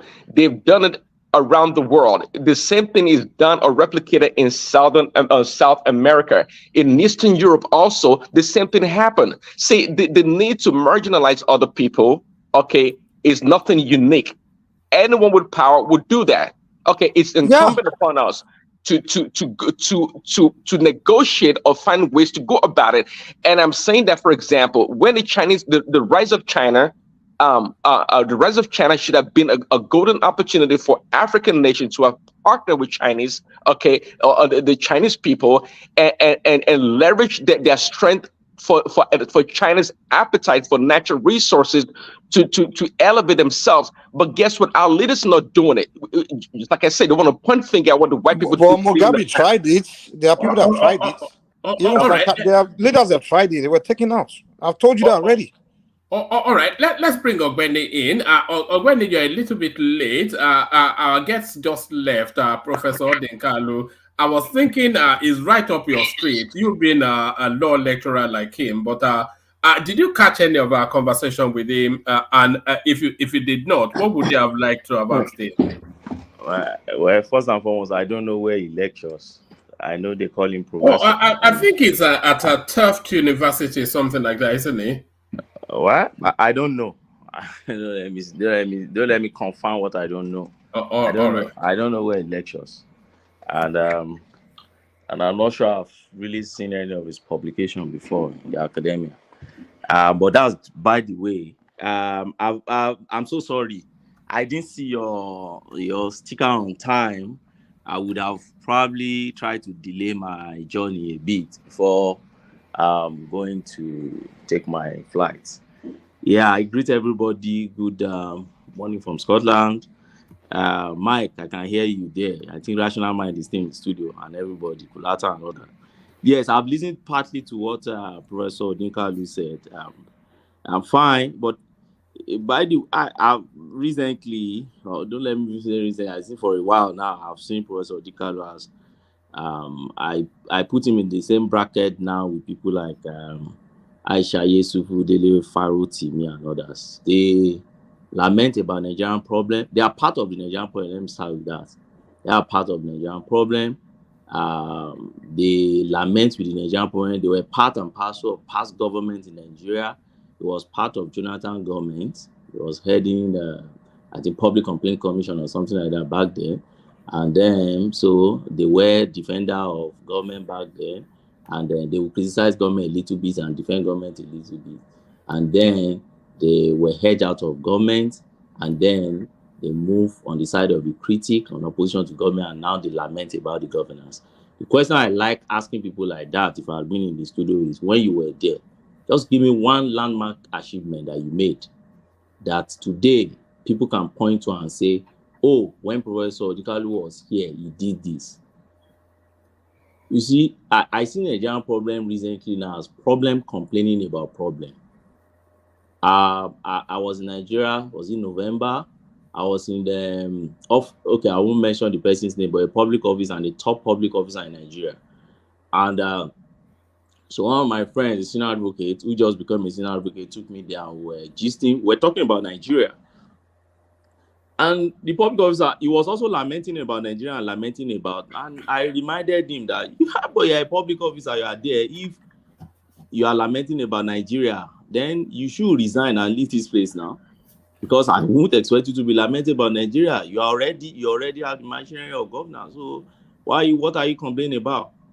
And for me, if you've been part of government before, or you public officer at a point in time, and then you had every opportunity also to make your own, little impact in the society, and I can't see any, then you just keep quiet and stop lamenting.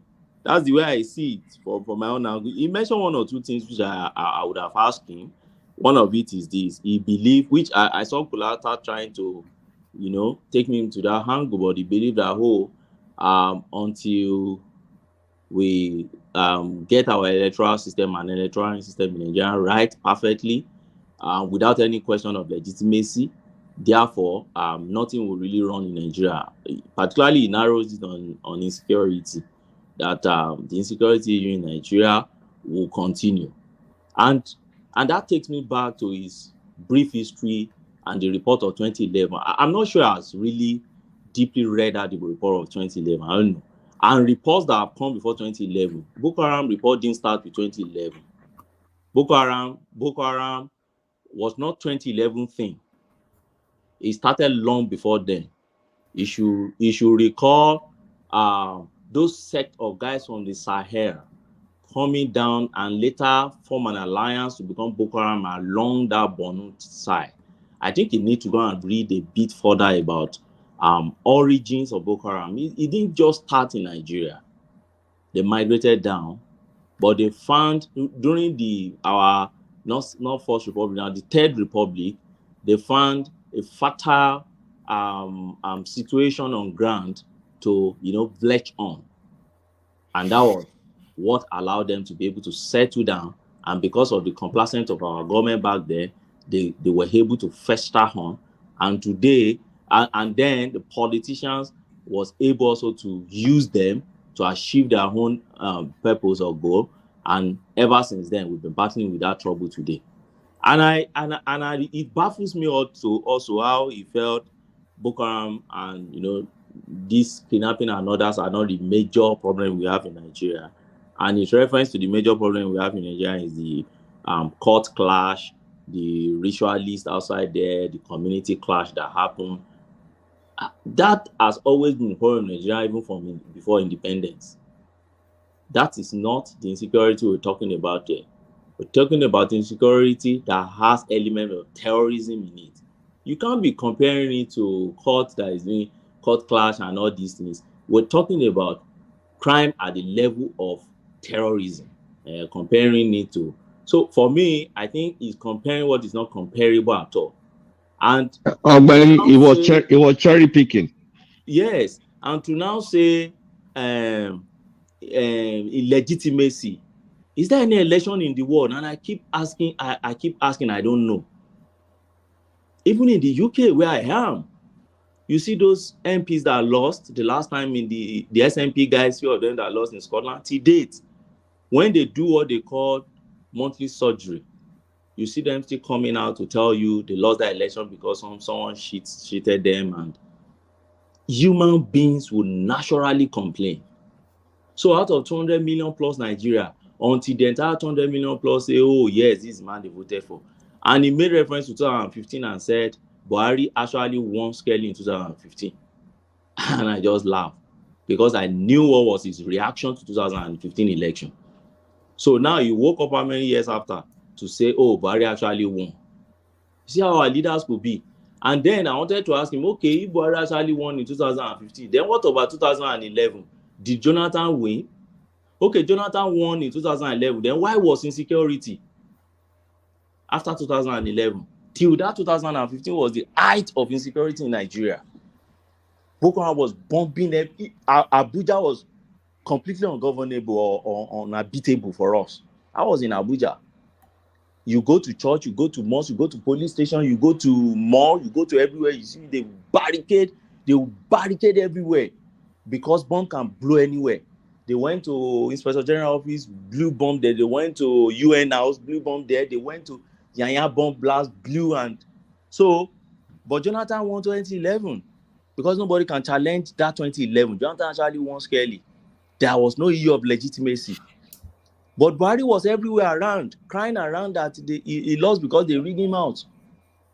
Yet, so what's the connection between that legitimate government that Jonathan had in 2011 and the insecurity?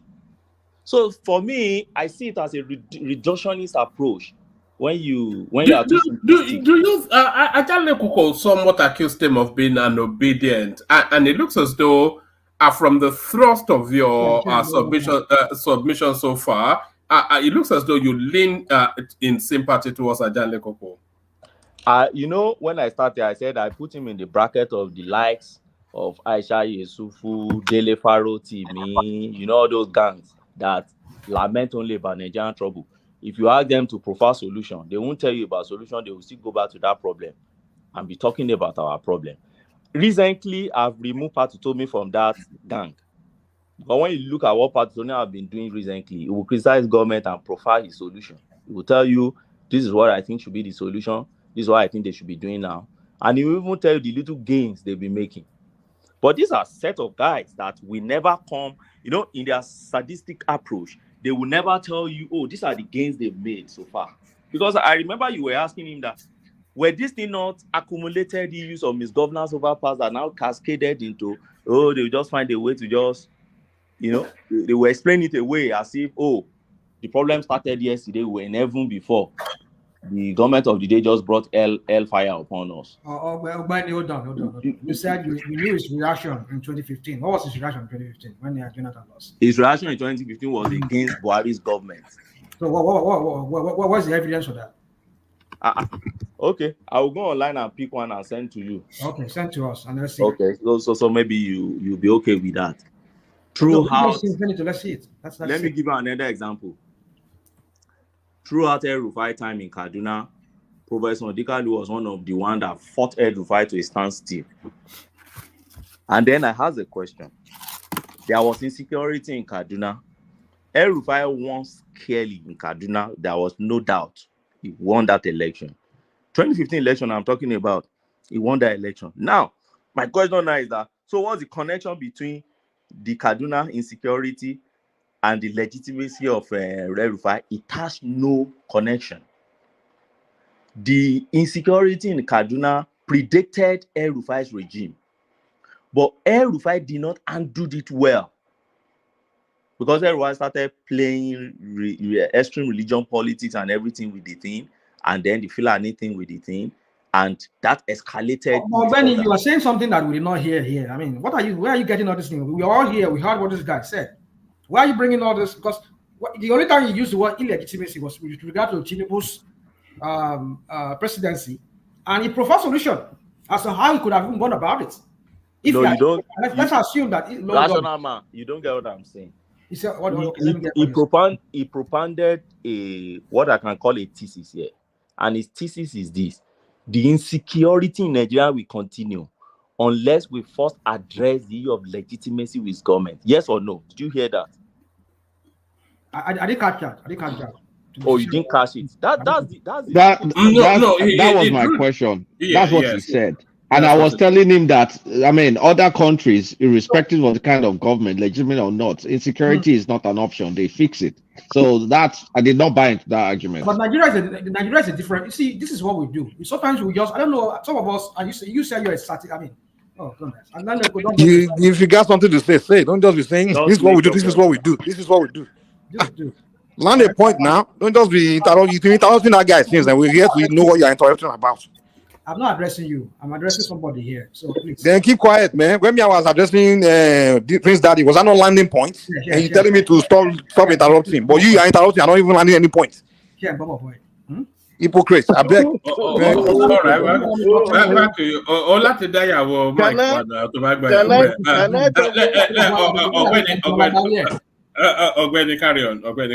I'm not landed now. Look at it. Land. You will never land, man. Just let's move on. No. Let rational mind land. Then when he can. Oh, good luck. Let's see him land. But we had him here when he was talking here. Yeah. That part where you're talking about, where he said he was talking about insecurity and how he legitimized. Sometimes we do something here a lot. We like to do some kind of comparison that does not really fit in what we're even trying to compare it with. Nigeria is a beast of its own, in the sense that somebody just said here, it was fair, somebody said here that if you notice a trend in Nigeria, whenever a southerner comes in, he arranges the whole thing, another comes, he scatters the whole thing. It's a trend we see. It's a fact that we've seen over time. Especially we come starting from the 1999 democracy we've been practicing. We're not talking about even the military from the military guys that were from the northern part. When they came in, they just ruined the whole thing in that country. So my point is this: is that you really, it can also invalidate whatever election. Normally, it should not be. I agree that it should not be a yardstick in legitimizing or illegitimizing an administration that comes in. But in the Nigerian kind of context, that is how it has been. So rational mind, you didn't get my problem where You didn't get my point well. See my point. He made the point. The point is very clear. There's no way you can argue against his cold fact. He made the point. Let me tell you, he said insecurity in Nigeria is local. I don't know if you heard that.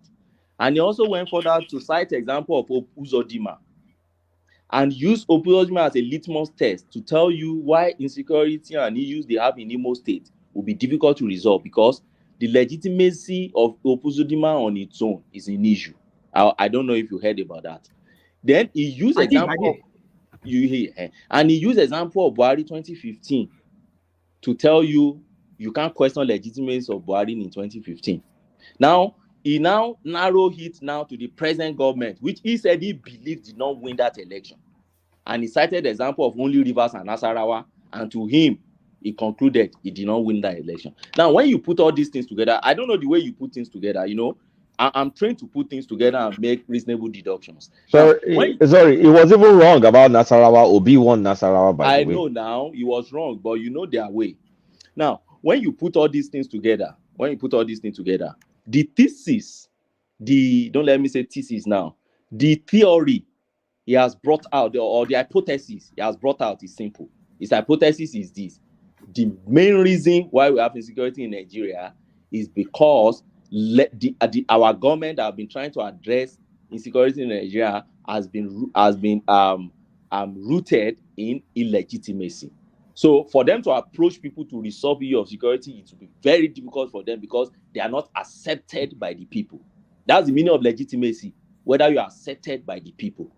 And I'm saying that theory is wrong. That theory is just coming from the statistic approach of the obedience that professor belongs to.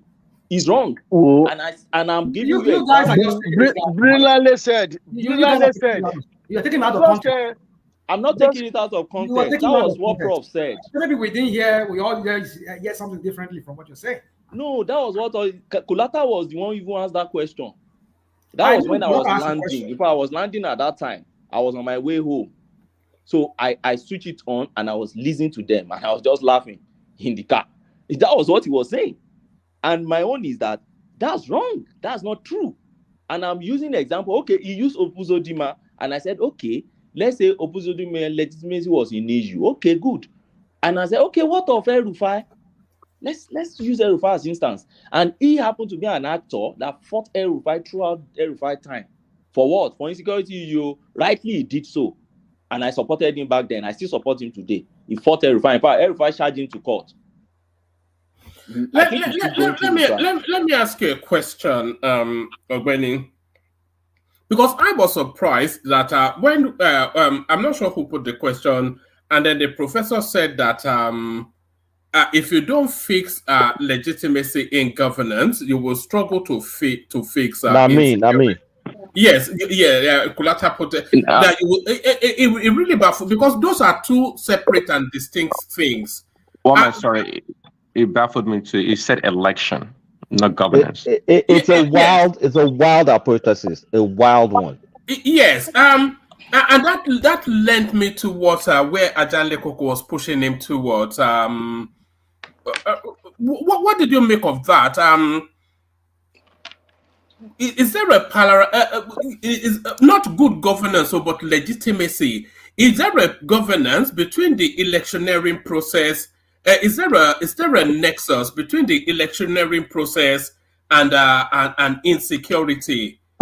I couldn't quite wrap my head around what you were saying there. Do you get my question now, Benny? Yes, I understand, and you are still that your question is what my answer is bringing out my answer again. My answer is that they are of what do you call this thing? In philosophy, they call it law of excluded middle, or what do you even call it? Meaning they run on different parallel. You don't say because, and what do you really mean by legitimacy? Let's to start with. That's the first question you ask. Okay, what's the legitimacy? You have constituted authorities in Nigeria that deal with election matters. People question election. They question election results. The constituted authority would take it over from there and declare whether you have a legitimate government or not. Your constitution determines whether you have a legitimate government or not.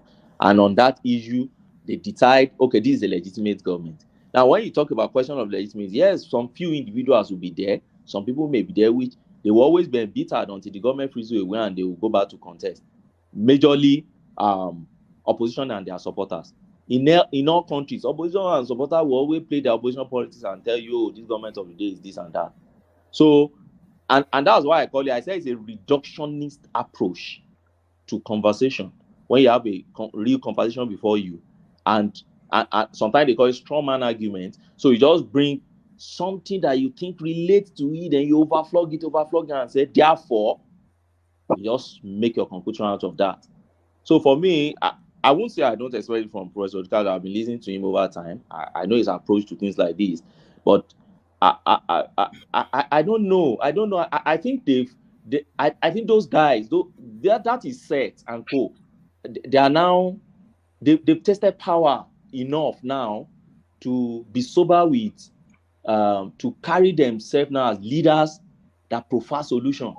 That's the way I see it now these days. Something like what Fashola is doing presently. When you see Fashola now, he talks like a statesman, okay, that prefers solution. I just bought his new book.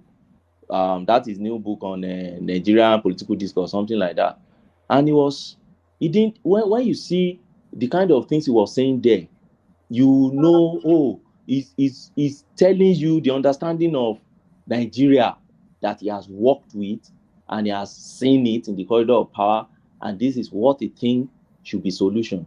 You won't see him, it's not, maybe he will tell you he's supporting a government, he won't tell you he's against. He'll be referring to Jonathan's days, Buhari days, different days, and then putting things together to say this is the way forward, this is where we should be heading to. But not at this their age, which they've tasted power, they've had enough in their life, they have a lot of things, they are and they should be more matured and more sober in providing solutions to the young problem. When the professor said Tinubu did not win that election, where did you think he was headed to? Is the obedient approach now. Yeah, I even thought he would tell us who won the election, and I thought you were asking. In fact, I thought that should be a follow-up question to say who won the election. I think we are all taking this guy out of context. I don't know if what I heard was different from what you guys said. Let me say what I heard.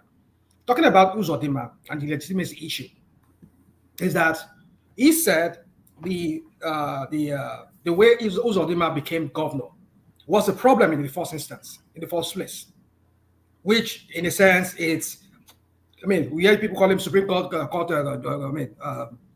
judge. One man, you knew how you began all this thing at the beginning when you started playing us Professor Justice Dati Joe and all of that, and how all this thing began, whereby the Supreme Court had to give a third or a fourth runner-up in the election because he was. Let's just not leave that. I don't want to. My point is this: he said, when you give such a person to handle a state police, that becomes a problem because he will use it against all his adversaries. That was why I think, from what I deduced from what he said, was the reason why he was kicking against state police. Because if you leave police in the hands of this despot, this mini despot in ruling their own various states, it's going to be a problem. No, sorry, it's a rational man, please, sir. Sorry, Ogawaman. That was where the guy fumbled. You know what I'm saying? Hold on. Why this fear of the unknown? When are we going to start then? Are we going to be waiting for 100 years to... Hold on. He said, look, Tony, he said at this time, I'm not supporting it. Which means when, for example, the other time they said that this boso, this cupboard, they don't want us to handle it. People are holding cupboard. They are coming to eliminate us in our bush and everywhere. Then we are saying, no, if you give a cupboard to people, they will be killing each other. You see, it's just pure stupidity. That is why there are ways. Hold on. I agree with all of you. Whatever you say, that we need a state police. I'm for it. But I see with this point that at this time in Nigerian history, in that country's history, we cannot afford to have these mini despots. That is the starting point. Because when you have the state police, which the governors will be under, and every other civil servant, I'm not making myself. I don't know if I'm not coming. Tony, I'm trying to say something to you. It's like you're not even listening to what I'm saying. I'm not saying state police we're not right for state police. But he said at this point in time in the Nigerian history, That is the that's the bone of contention now. That is when is it going to take place? We have to set up those things immediately. It's a starting point where the governance will be. How can you set it up when you have mini despots in their own states managing affairs and using it against? That's why we should be supporting Tinubu. Hold on. Sorry, Tony. Rational mind. Is it more a case of setting up state police, or is it the case of ceding more power over the policing structures in each individual state? Because we've often seen when the CP of a particular state defers not to the governor but to Abuja. So is it more a matter of amending the constitution to give the state more powers over policing rather than having state police? Let me answer the question real quick. So, you see, I believe there are many ways to. I mean, some people don't like me using that word because they love their pets. So there's different ways to skin a cat. Everybody knows it's a phrase, isn't it? So don't worry about all your Americans with your woke everything is. No, I'm not woke. Don't get me wrong. You see, I have this emotional intelligence because I know I've said it in the past, and some people get mad. Some people around me here, they just get annoyed, like, oh, why would you want to eat my rabbits? Well, one-man platform, so your emotional intelligence is not clicking. Nobody cares about cats here. We are from the villages. So anyway, so let me. People around me here. So anyway, my point is this: is that I think we need state police. I've championed that in the past, but in the way Nigeria is set up right now, I think we should not go that route because I'm afraid of some of those despots in person of governors in different states using it against clamping down on their enemies. But okay, one man stop me before. Hold on. Hold on, rational mind. Hold on, rational mind. Please. Let me talk. Let me land. No. See, let me help you out. No. Yes. I think he's capable of helping himself. Let me land. Come in after him, Tony. Yeah. Yes, I beg you, Tony. So, if we really want to go to the state police, then we should now let local government to have their own police. You get it? So my solution to this is this: if we're going to create state police, also create local government police. Let each cities run their own police. It should be local government police, not state police. Well, the state has police. Here in America. Barely. Is that what? I said barely. It's mostly municipal level. It is mostly municipal level, but continue. Dude, I don't know why we always like to argue all these kind of things. I don't know where you live here in America. Every state here has their own. In fact, they have their own national. Most of the states is at the municipal level. Go and check. I agree with you, but I'm saying state has their police. Each state has their own police. The municipals, the cities, the counties, they have their own police. The campuses have their own, the colleges have their own police. So what are we talking about? Why are we arguing about this? So my point is this: is that if that's the route we want to go, I'm okay with that. So that way, if I commit a crime in a particular city, it is the city police that will arrest me, not the states. So my point is this: is that we need to just sit down and see how we can fashion this out. But for me, that we only create the state police and then forget the municipal police or forget the local government police, then that is where we're setting ourselves for another failure with these despots in personal Can I interject, please? Can I interject? Hello? Can you hear me? Go on. Yeah. You see, the truth is, no matter how we want to go back to all these state police, it will still lead back to this constitutional review or how we really want to govern ourselves in that I always talk about. I'm telling you, if we raise the issue of state police in Nigeria now, the northern approach to it will be different from the southwest approach. Remember when Amotekun was created, the primary objective of our Keti was to give them access to AK-47, which the Buhari government kicked against. So part of the things they said it was what's going to happen to the northerners in the south. In fact, there was a time, was it on one man's platform, that this guy came from the north and was saying no. One man, it was on this platform, right? that he was kicking vehemently against having state policing. So yeah, I think that was a guy called Q. Exactly. And something just starts striking my head with that interview you had with him. I was like, okay, does it mean that they don't see a southerner competent enough to handle any force related parastatal in that country? Is that their mentality in the north, that as long as the military, the air force, the navy, the police system they should always be at the end of affairs?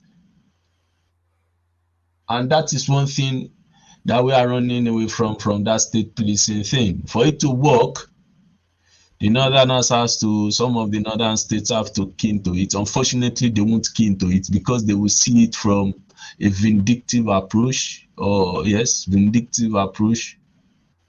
and we in the south will be the ones suffering from all this their insecurity.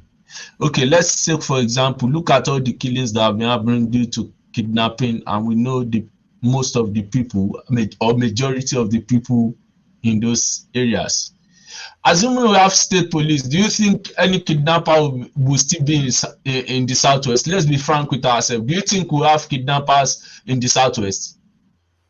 Even as maybe legitimate, begin whatever we may have, do you think we have kidnapping in the southwest? Why do you think we won't have? I don't. Yes, thank you. Sorry, Mr. Ife, my brother, me. So how far? Can I come in now? Because one man said that I should come in after Rational Mind.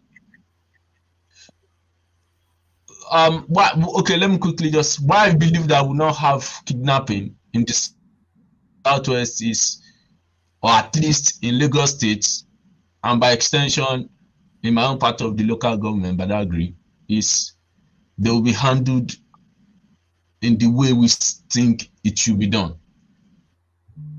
Not a situation whereby somebody kills or eliminates a person's life, then you are now taking them to one stupid prison to be later released back into the when you cannot ask you a question. Then how many kidnappers have seen the route of the law according to the Constitution of Nigeria? So none at all. It's catch and release. Catch and release. When you can I ask Obeni a question, please?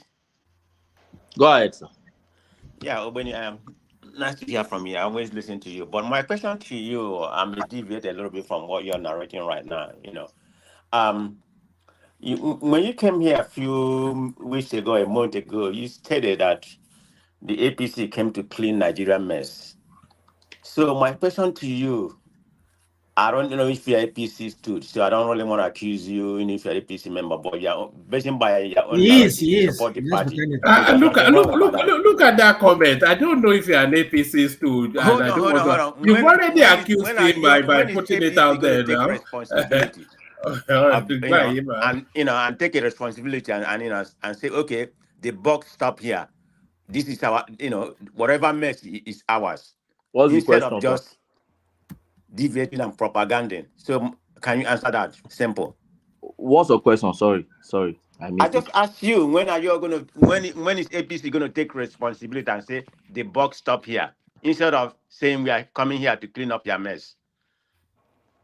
How long have you been in power? It's about time APC take responsibility. Whatever is happening right now. Okay, let me quickly answer that. First and foremost, I'm not an APC person. I'm Tinubu person. I'm pro Tinubu. Okay, it's all good. There's nothing wrong with that. No, I've never told you there's anything wrong in me. Even if people say there's something wrong, it is my conviction. So I'm pro Tinubu. My first day on this platform, I declared it, and I've never changed that. It's refreshing actually that somebody will actually own up to their political alignment. But I love it. Okay, yes. Just let me pose it. Go ahead. Political alignment. Somebody said You you said? are APC. Said it's not APC. Said this. Look at I the said thing. I'm pro Tinubu. I've always been saying that. Just I'm say a you are Tinubu APC. person. You cannot separate I was APC just and going by your narrative that Why you can't support the you? party. But anyway, Why? Ratnaman, let him answer my question, please. Why can't you separate it? Let me give you an example of somebody like Femi Adesina. Femi Adesina is never an APC person. Femi Adesina has ever been pro Buhari from the 80s to date. He will tell you he's not an APC person, but he's been following Buhari from the 80s to date. So I'm a kind of person that have been following Tinubu since before 1999, in the days of CDC, my university days. I've been following Tinubu's politics, and I've been following him keenly. So, and I'm still, so when he started contesting at presidency, I said, yes, this should be the right candidate I think I should go for. So, Tinubu doesn't personify APC.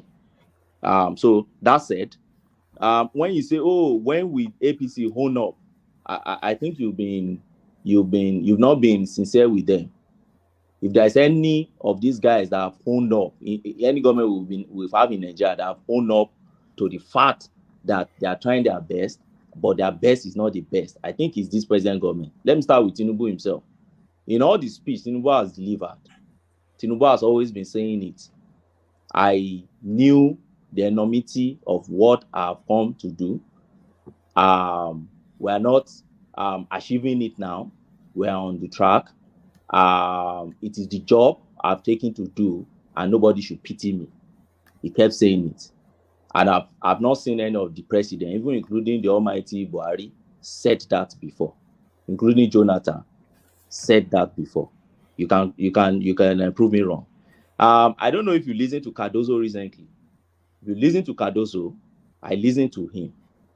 The totality of what Cardozo have come to tell them in the Senate and every fora that has been appearing is that, see, yes, we met a system that has been rotting. No doubt about that. They said if you think we're in heaven before and we are now in hellfire. But it's our responsibility to do our job. And he cascaded, he told them what he has been doing. This is what we have tried. This is what we are doing.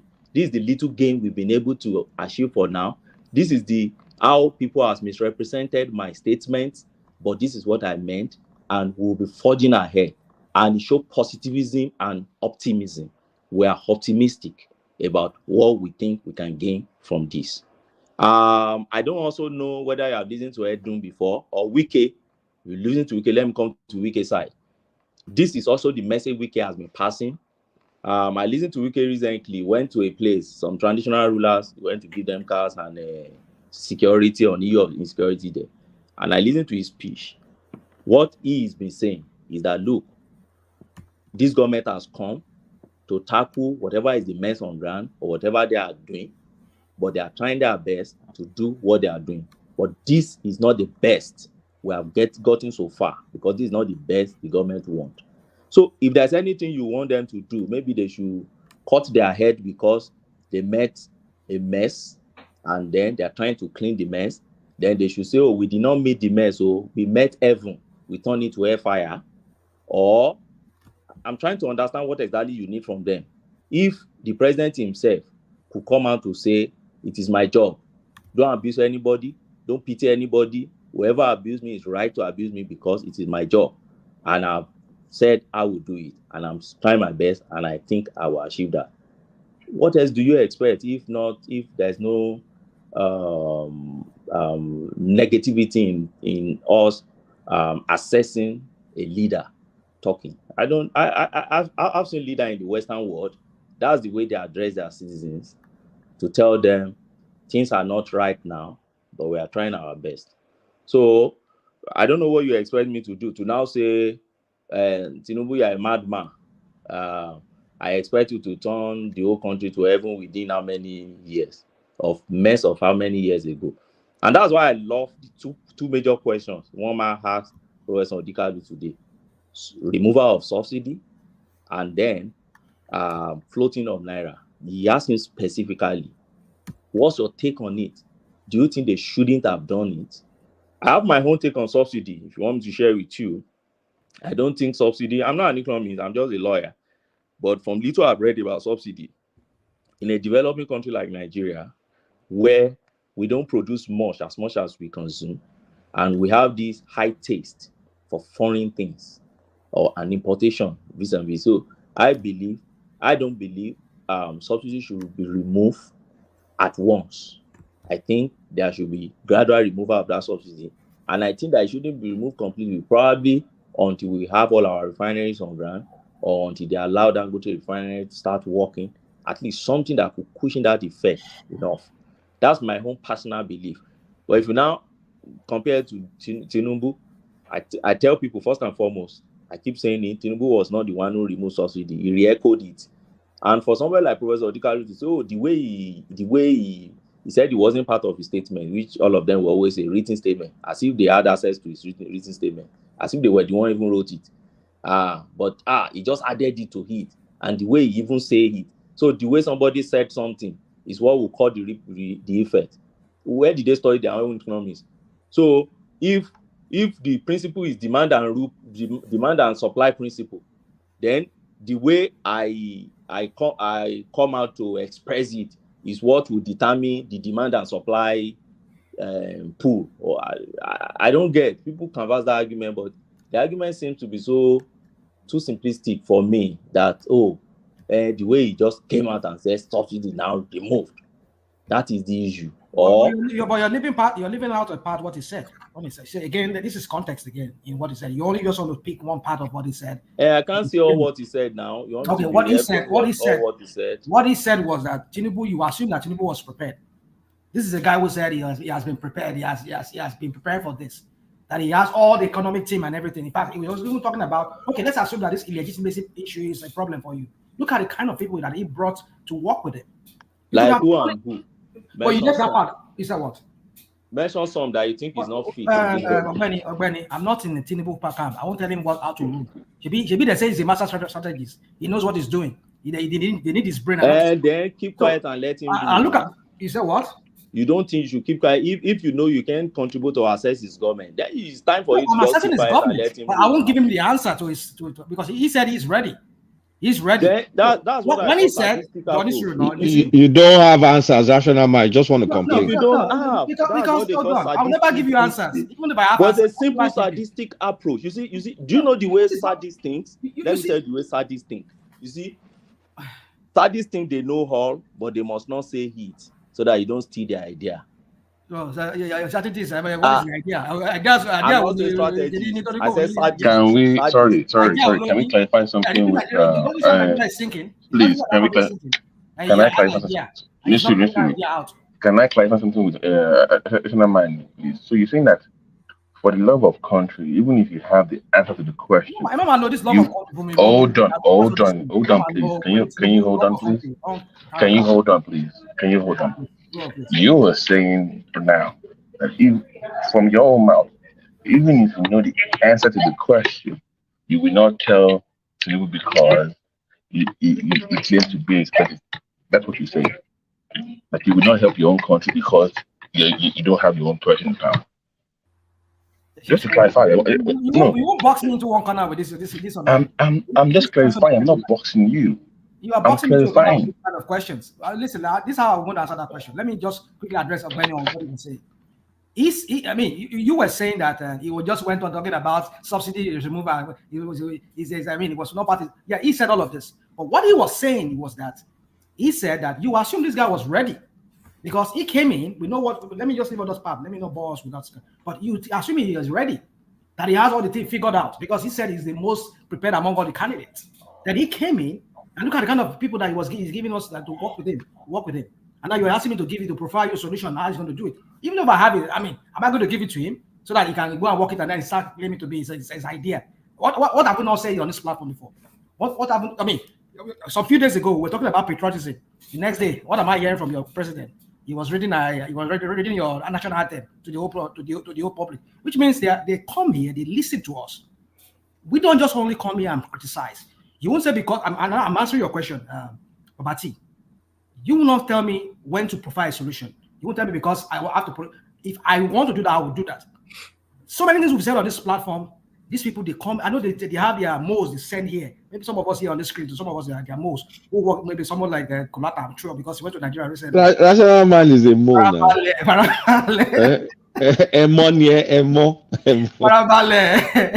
Parabale. So, I mean, we're talking about something. This is about an unpatriotic leader in the person of the president. And recently he's talking about patriotism, reading us a national anthem, reminding us of the words of the national anthem, that we should be all rise of compatriot and all that kind of crap. I mean, these people, they listen to us. So it's up to them. If people like myself, other people come here, you, Babati, every other person, we provide solution here. I will, you not tell me when to provide solution to them. I would do that when I deem it fit. So my point is this: is that you won't box me into one corner with that. I would provide solution when I deem it fit, and I know they've been listening to us, because some of the things we say here, we'll hear them the next day in their in their whatever from Aso Rock. So, Benny, let's also put context to everything we say here. Don't just rational mind. If you trace it back to where I was before, I did not ask you to provide solution. Why? Because no, I'm not saying you, but about team. Okay. So then what I was saying is this. I won't repeat all what Prof Odinkalu said now. That would be too. I don't even think I have that intellectual capacity to pick all what he said and be regurgitating it word for word. I can't do that. I don't have the capacity. But I'm just picking the major ones I listen to, and I'm trying to let us understand what I find faulty. There were points he also made which I agree with too now. So it's not all the points. And that's why, if you observe me, my approach to assessing things is nothing is totally bad, nothing is totally good. You pick the one that is good, you leave the one that is not good. And that's why when you see them coming out and say, but Tinubu said he's prepared. And then I ask the question, what's your definition of being prepared? So your definition of being prepared is less than a year, you should turn a giant to heaven? Or your definition of being prepared is that less than a year, then we should price of petrol should be £50, $50, 50 naira, or what's your? I like asking that question. I would have asked him today. So, what's your understanding of him being prepared? What do you think he would have done differently? He assuming he's prepared.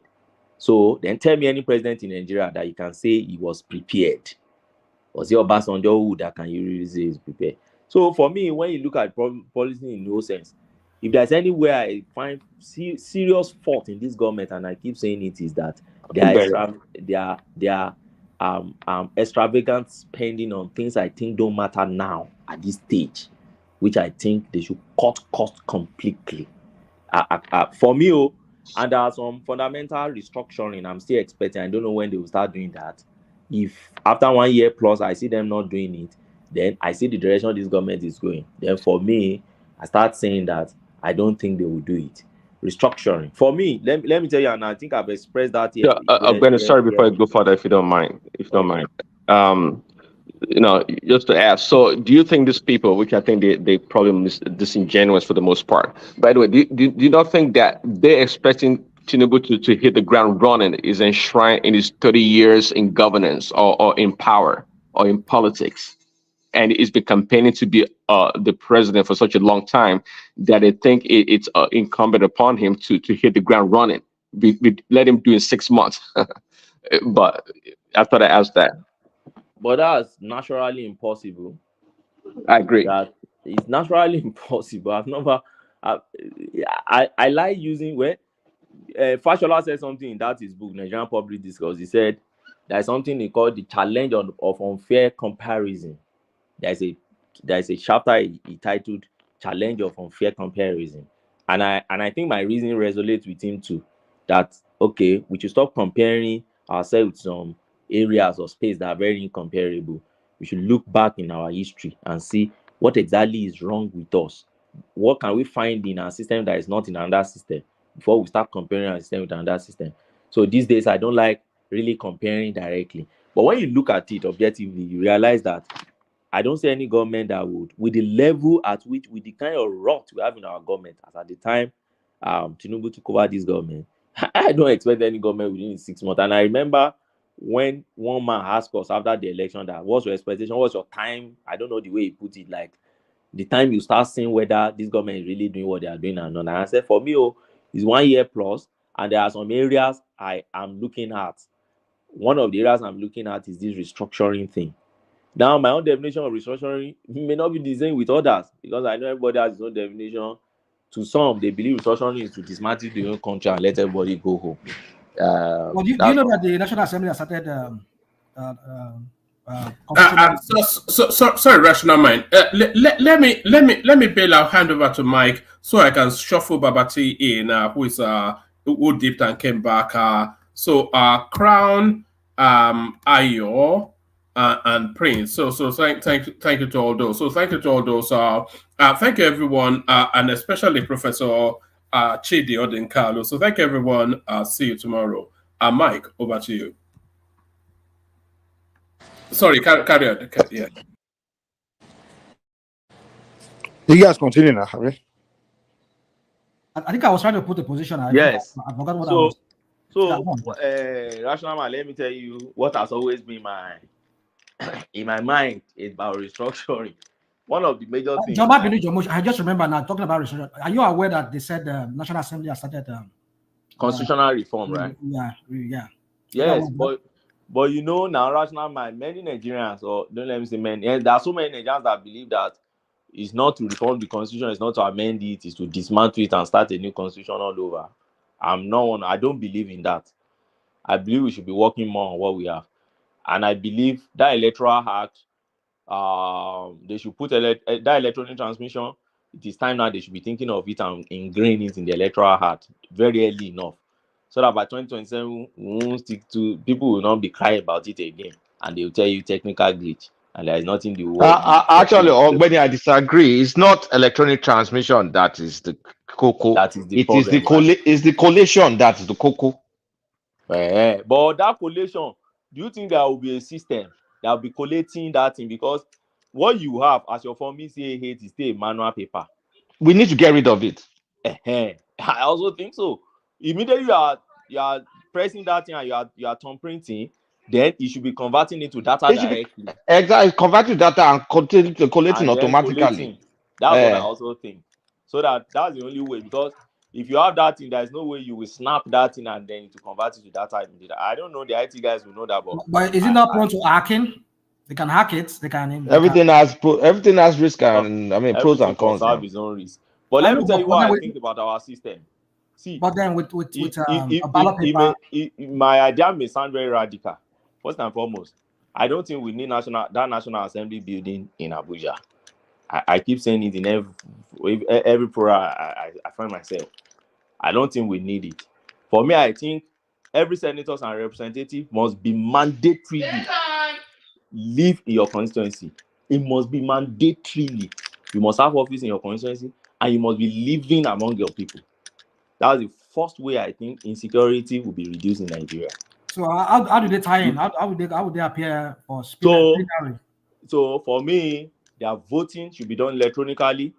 Everything about them should be done electronically. And now, if you have to now move, you shift base. You move from base to base. That is when you are debating probably some constitutional and major issues.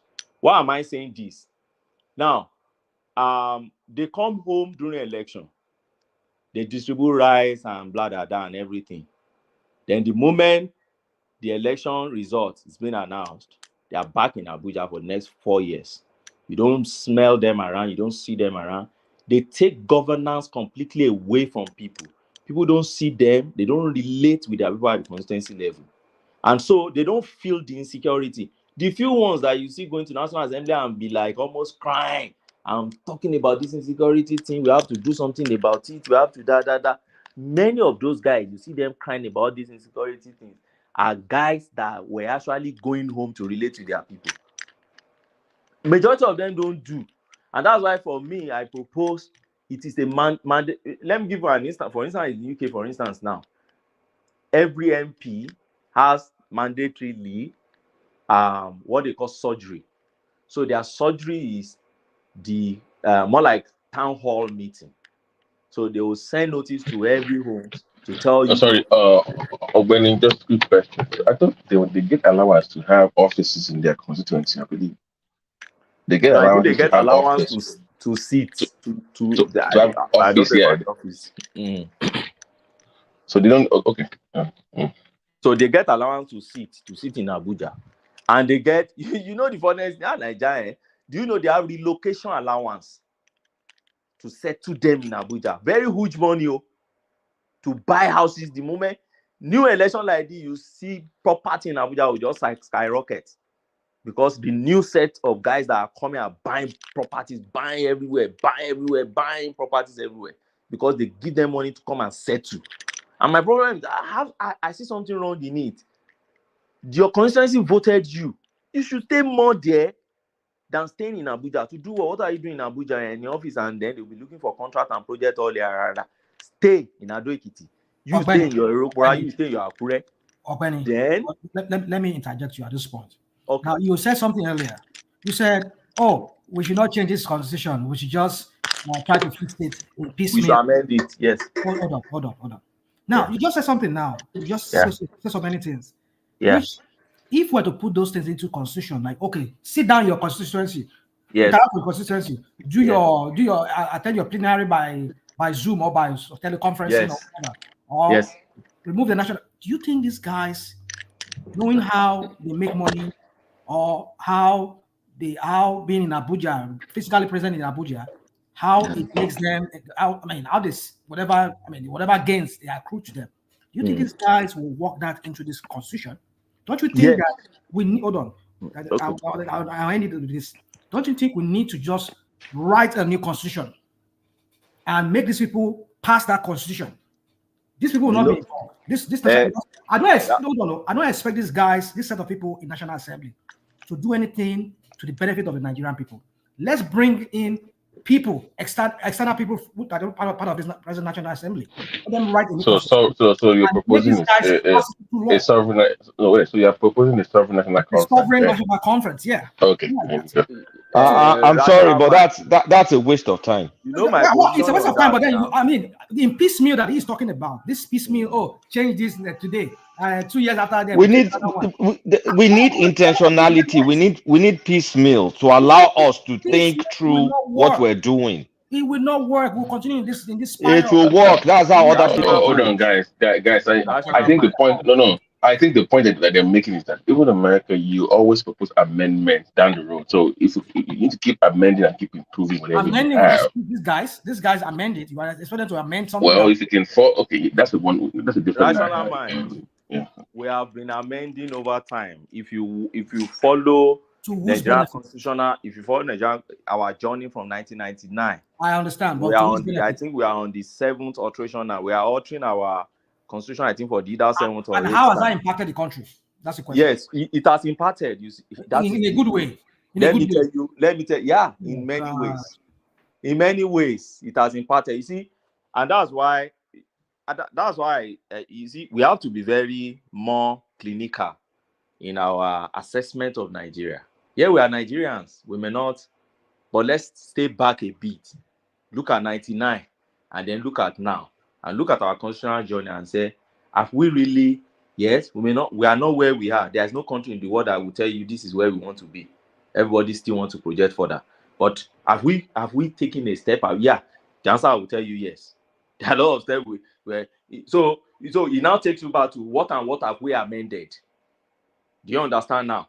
So when we go more specific on what have we amended, then what are the impact that they have made? There are so many that we have amended that have made an impact. Do you get what I'm saying? So, but what's the issue here, and what am I canvassing? Don't forget, the Constitution is a big document. It's not a document that contains just one thing. It's a lot of things that is in the Constitution. So if you say we dismantle the entire Constitution, we'll start writing it again. For me, I keep saying it's a call for anarchy.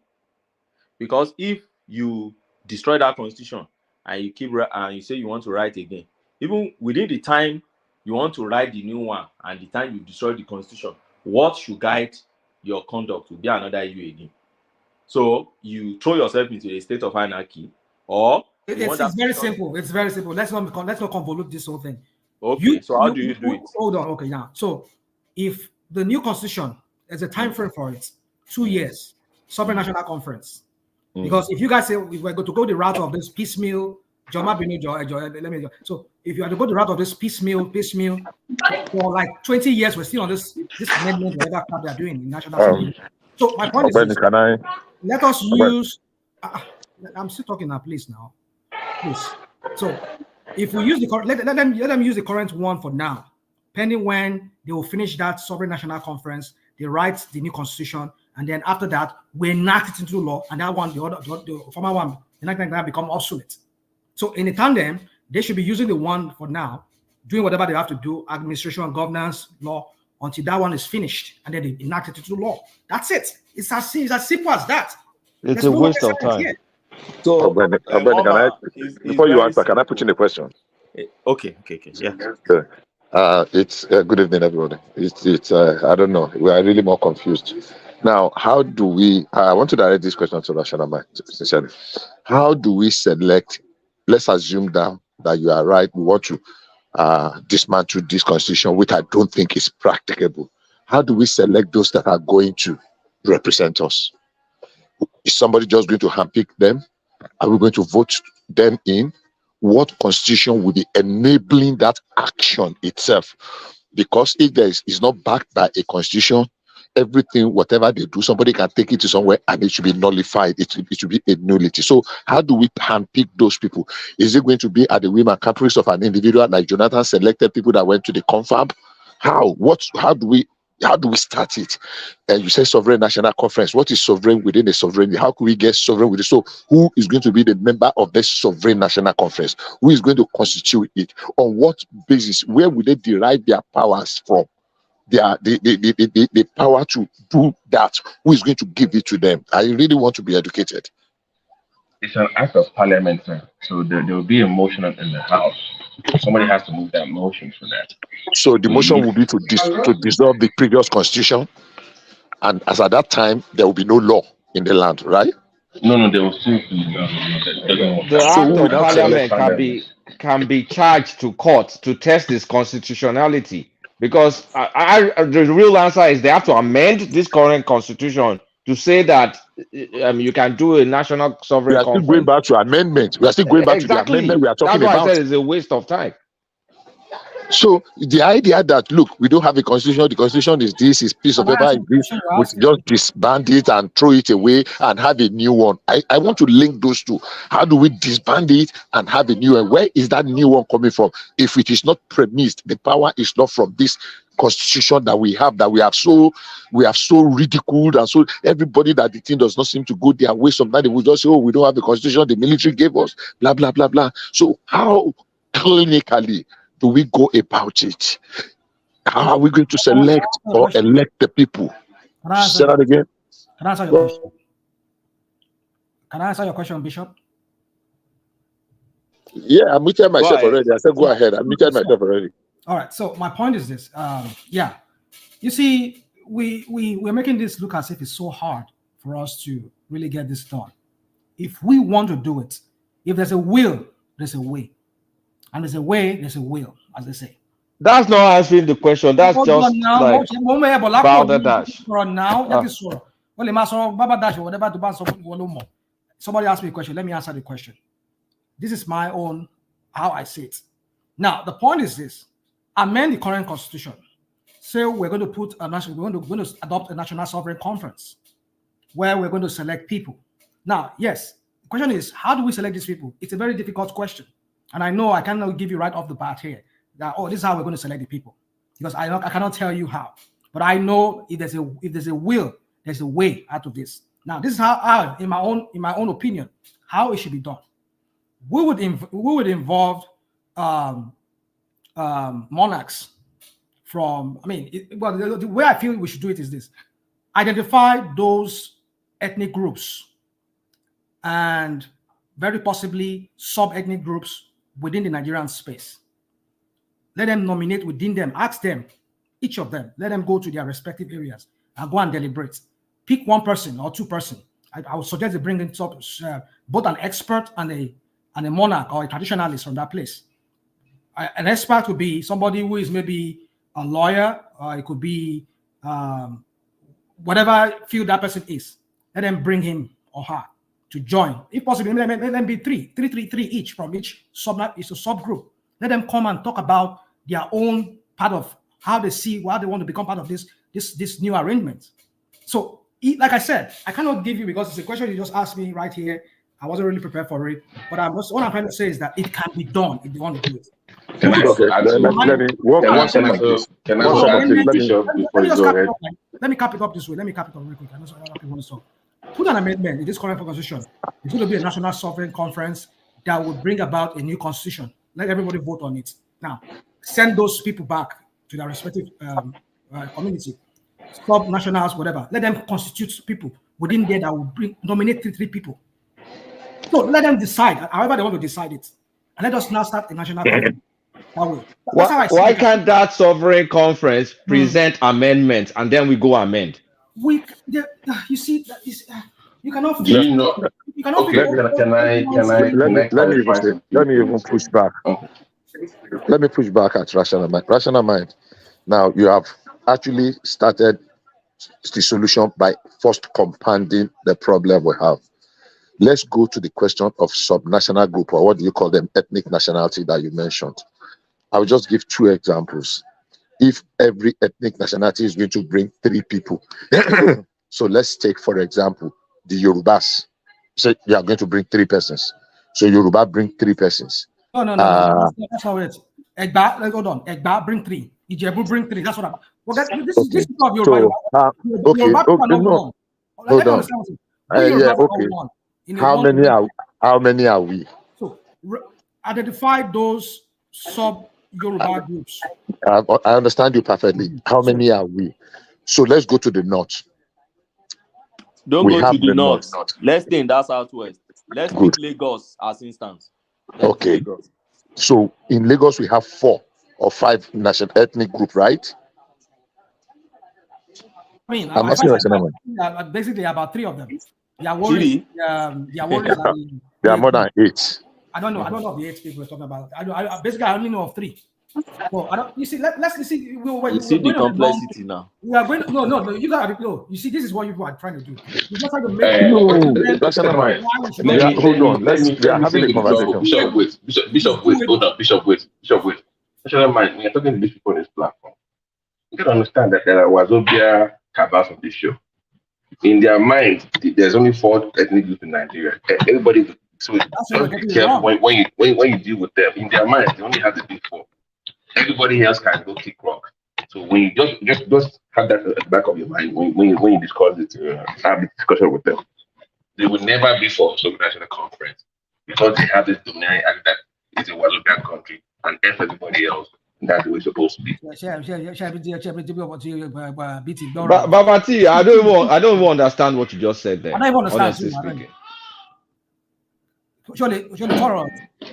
My point is, when I'm advocating for a sovereign national conference, is to address the issues of smaller tribes, more ethnic groups, to have a say in whatever. You can always have amendment down the road, but the initial, whatever you have at the start, they have a say in it.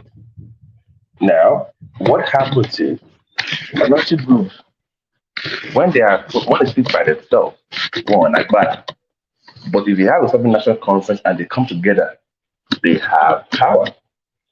Okay, so if you have an individual person and a group person form a block within that space of the sovereign national conference, now they have a say in what you have to do in shaping whatever you have as a constitution. Now, the main part of the whole argument is the sovereignty of that conference.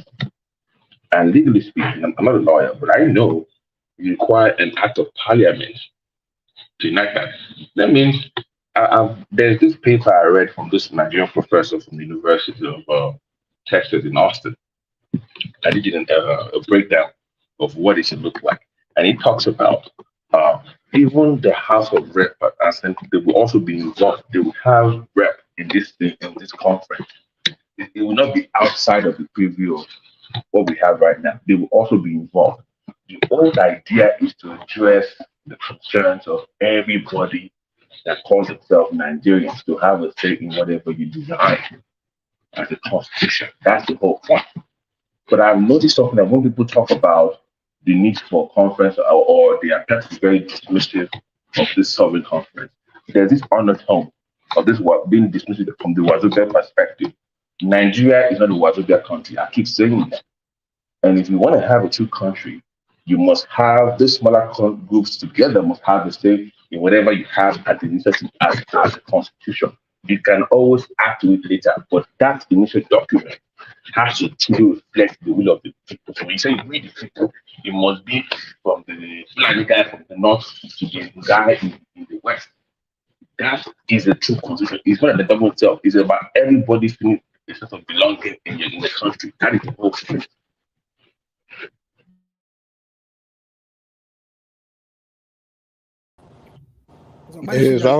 He's even muted. Maybe he doesn't know he's muted. Can you hear me now? Okay. Did you hear? So I was. So the whole time I heard you though.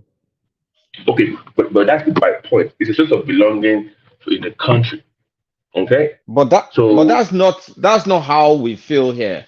How I personally feel is there was a conference in 2014. Can't we use that? No, it was. Once again, hold on. The sovereignty part of what was missing. It wasn't legally banned. There was no act of parliament. That is what you need to make it legally binding. Somebody has to move a motion in the house to say this is legally binding. So whatever you discuss there will be upheld by the court because it was moved by a motion. So if you want a true sovereign national conference, it has to be through the act of parliament. That's how it works. For a true sovereign. So I'm discussing the sovereignty of that constitution. Okay? Not forget the last thing, there was no sovereignty, it was just a political jamboree. But if you want a true sovereign conference, it has to be to act of parliament. That way, everybody that comes in Nigeria will know.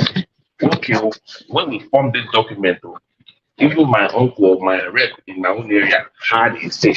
Now, that you might change whatever they said, but initial document, everybody has to have an input. So what happens is this? Those smaller groups come together. When they come together, they form a block, a powerful block during that constitutional debate, right? So they are able to challenge your big boys, the bars of Fulani outside. Because the smaller groups have the number to at least influence what you're discussing. Okay, we want local government in our area, we want more states, we want ABC and this. And you start deliberating to start having that conversation. Can I ask Ogbeni a question? Does the Constitution permit whatever Babati is saying? No. And it doesn't right now. The Constitution doesn't permit anything sovereignty outside the National Assembly. So Babati saw then.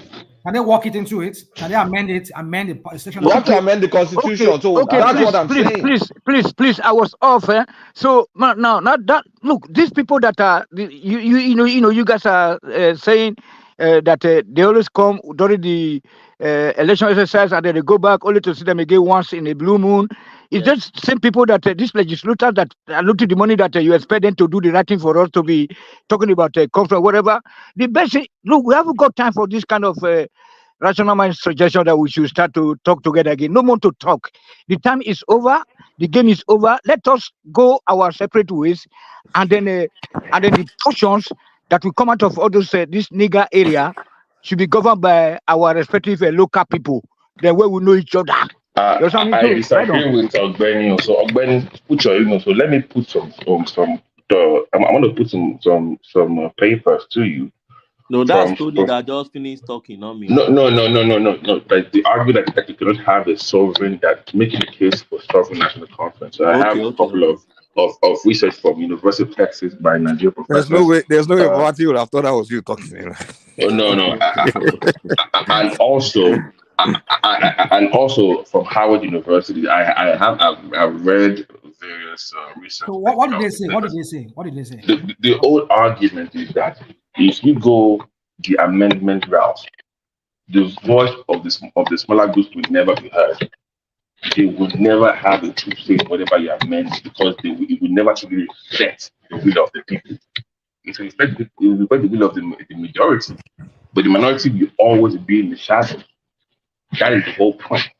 So if you do, the whole point is the sense of belonging from the start, from the get-go. Then we can add, then we go down later the road. But the initial document has to reflect. So when you say we the people, you will truly know yes, documents. Because in America, when they did the we the people, they've had they've had over 18 right? Okay. They've had many amendments. So that initial document is what still keeps them together. That is what you need for it to have a true country. So I will just leave your email down the road. I will send it to you because they are lawyers like you, they are professors as well. So you can see the arguments where they're coming from, and they're making the case for a sovereign conference. Babati. So to have a true country, yeah. Babati, when anytime we talk about redoing this constitution, people always throw in spanner in the wheel just to bring this. What about this? What about this? You see, I believe if there's a will, there's a way. If we do really have that will to want to effect a change in that country, we will rational mind. The reason you get those kind of reaction is because within the confines of the constitution, what you're saying is simply not possible. No, okay, no. Okay, listen to I beg of you. Okay, you don't listen to what he's saying. Within the confines of what you are complaining about, it's like somebody defending the Bible with the Bible. Like if you already had an issue with the document, you can't defend that document with that same document. If I had an issue with it, you can't defend that book with the same. Hold on, Babati. That's the point. Babati, you have to agree to jettison that document, and the fastest way to do that is to call the military to cancel the whole thing. No. So you can do this stuff. No. I'm not doing that route. No, don't that. Come on, just come on. No, come on now. Don't go. Nobody's doing military. Let me flesh out this thing. I don't know if maybe I like Mike will say, I don't ever land, but let me just say something. I know I land, but yeah. You see, but what I'm trying to say is this: is that okay, fine. If you people want to put that spanner in the wheel, that you cannot jettison this constitution, it's still there, it's still a sovereign one and on its own. It was yeah, I agree. Okay, why don't you amend a portion of that or put something work something into that current constitution that say by the act of the parliament or this so date, we are constituting a sovereign national conference, and let Tinubu or whoever is the president at that time, let him be on board with it. And sign it into law. When they amend that part, hold on. They sign it into law that yes, the National Sovereign Conference will be through the act of this parliament or this day, we are setting up a National Sovereign Conference that will bring about a new constitution. Hold on, just let me. I want to just do something. I'm sure you will not mind. Look, that word itself is defective from the beginning. You cannot have. Let me finish. You cannot have sovereignty within sovereignty. Look, if you have one sovereignty we give way. Sovereignty over sovereignty. What does that even mean? I don't you know said you don't know what sovereignty means. I know what it means, but I don't even know how you are even using it. So you are saying that the parliament and act of parliament will pass into law a sovereign national an act to convey a sovereign national conference. It's not something that can be done. That can be done as well. If a constituent, hold on, if a constituent assembly says on this day we agree that a new constitution will be drafted by a sovereign national conference, and the old parliament agrees on it, the president signs up on it, and then they constitute it based on whatever they've worked out. Okay. And they bring about a new constitution. Okay, just hold on. Pause for a second. So it simply means if the parliament empowers that sovereign national conference that you call sovereign national conference that is supposed to be independent and all powerful, but somewhere along the line, the National Assembly is no longer happy with what they are doing and now say, okay, look, even though we gave you the power of sovereignty, we are taking that power away from you. So what happened to that sovereignty? They are still part of it. No. Please, let me do this way. Let me send that document to you guys so you can read up on the framework of it. Maybe you don't know. But what Bishop is describing is never done anywhere. You can't sign something in the law and you say, we are not agreeing again. So what is the hold on. What is the Ajale Koko? Stop now. Stop now. Hold on. Let me hold on. We have had several sessions of the National Assembly of our Constitution. What do they call it, when they want to make amendment? What did they do to the former one? That's the defunct. This 1999 alteration. Alteration. So you can't say, we are not doing again. If they want to amend, it's a different ball game. I don't understand. Can I ask Ogbeni a question? Can I ask Ogbeni a question? Law. Oh, we don't want that law again. It's not done. Amendment. Amendment go through some kind of process. But let me. Question. Okay. Go ahead. Yeah. Can't we have an amendment that is a major rewrite? Does the amendment have to be okay, just this section? Because I can say, okay, I want to amend multiple pages in the Constitution. Am I not allowed to do that? You're allowed to do that now. So why are we wasting time? So the issue is this. So what are the areas you think should be amended majorly? Exactly. And and who will be writing? No. Just guys, stay with me. And also speak to who are the people that will sit down to write? Because don't forget would they be part of whatever you want to alter? Don't forget that you take it around all the House of Assembly, all the states, and for ratification. I get that. I am with you on that. That's you're missing my the whole point. Now you can write. What I'm saying is that the people that will be involved in writing that will be people that are doing all parts of Nigeria, as opposed to just having some people to sit down to even talk about. Who are the people that write the current amendments today? They are our senators now. You are missing the point. Whoever is you are missing my point. But those guys don't really reflect the will of the entire people that they. Those guys are across all the states. You have 3 senators for each state. I'm saying it's not really reflective of the will of those people that they claim to represent. How is it not? Those are your representatives. Of who? Of you and I. Osun State, we have our own. Ogun, you have your own. You are missing. Bayelsa has his own. They're minority state. When you have no. Which other minority states? What are you guys talking about? No, you have this Wazobia mindset.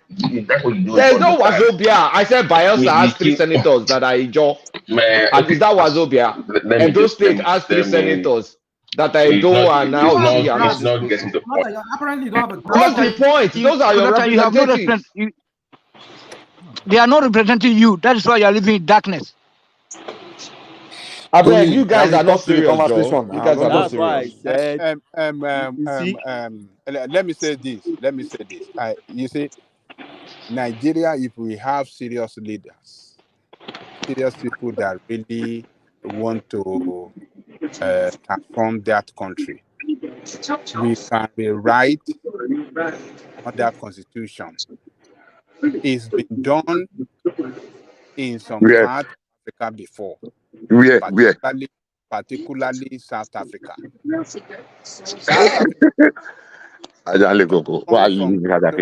Hold on now, let me land. They transformed from Pretoria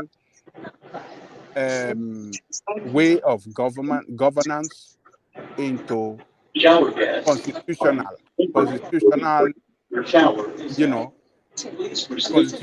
authority that we have today, and we brought about regional government in that country today, the same that we used to have in the First Republic. So South Africa have done it. Pretoria had a constitution. They were running that country then. They transformed into that to what they have today. They broke up the region into, I don't know, maybe they had like 6 regions, or maybe 3 or 4. I can't remember, maybe 6. And each region are running their own, the way we used to have in the First Republic. And when they were writing this constitution, the Pretoria, what do you call it? The Pretoria constitution was in place, was still running. And when they completed writing that constitution, they wrote the date is going to take effect.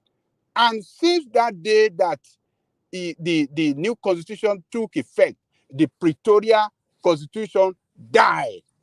So we can do the same. Don't go too far. Don't go too far. So we can do the same with this constitution. If we constitute constitutional drafting committee and they wrote this constitution, they are going to put the date, and the National Assembly agreed to that constitution. There's going to be a date that this new constitution will take effect. Exactly. And the old one will cease to operate. let me correct something here. Yes, sir. First and foremost, South Africa did not have sovereign national assembly or sovereign national conference. There I'm was not talking about no. sovereign. Forget about that word. That's where I'm Sovereign, starting from. sovereign. I'm coming, But Babajale Koko. yes. Just give me 1 or 2 minutes to just run this through. Okay. First and foremost, South Africa did not have sovereign conference like Nigerians crave for or they talk about. What South No. Africa? You What? see that sovereign, the word sovereign is Yes. contestable. People can define it in different ways. Don't let us It's even even go to difficult. sovereign. It's a call. Ogbeni, what is more important is to write a new. Don't let us go about I'm coming, suffering or Babajale no Koko. suffering. I The think suffering I get Ajale Koko's point. What he's trying to say is they wrote a constitution that carried everybody along. everybody along. That is So what I don't care no, about let me suffering. explain how What is it suffering happened got to now. do in this? Can I explain how it happens? See, Okay, say see, it, when you say Ogbeni. something carry everybody along, is the narrative of those one that they carried along. To date, some people are still complaining in that same South Africa, and that's where I'm going. What South Africa simply did was that they had what they call constitutional assembly.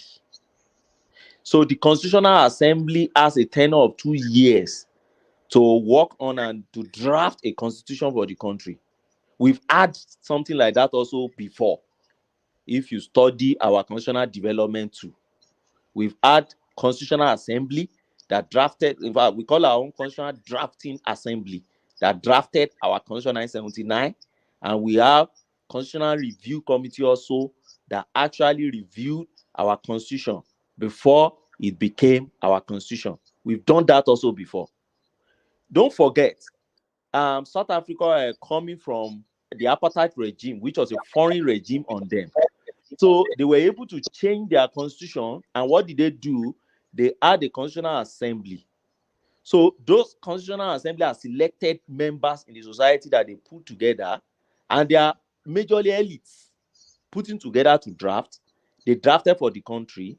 And after their 2 years of expiration of their work, they submitted, and then it became what they call interim constitution act. So it was that their interim constitutional act now that automatically now became the law that you have their parliament using today. And ever since then, their parliament has continued amending that constitution because there's a provision in that their constitution that allows the parliament to continue amending it. Now, flip it back to Nigeria. Have we had something like that before? The answer is yes. In 1978-79, we had constitutional drafting assembly too. They drafted this thing for us. It took them months, not just a day thing. When they drafted it for us, they submitted it too. And then the first Senate we had in Shagari time, they endorsed it and it became a law for them. Then by the time military took over and everything in 1999, when we were about to come back to another civilian government, they felt, since we have drafted the constitution for ourselves before in 79, why do we need to draft another constitution again? And they said, okay, let's just review this constitution and then continue using it. So if what we want now, hold on, by adding Sharia. Where do you see Sharia?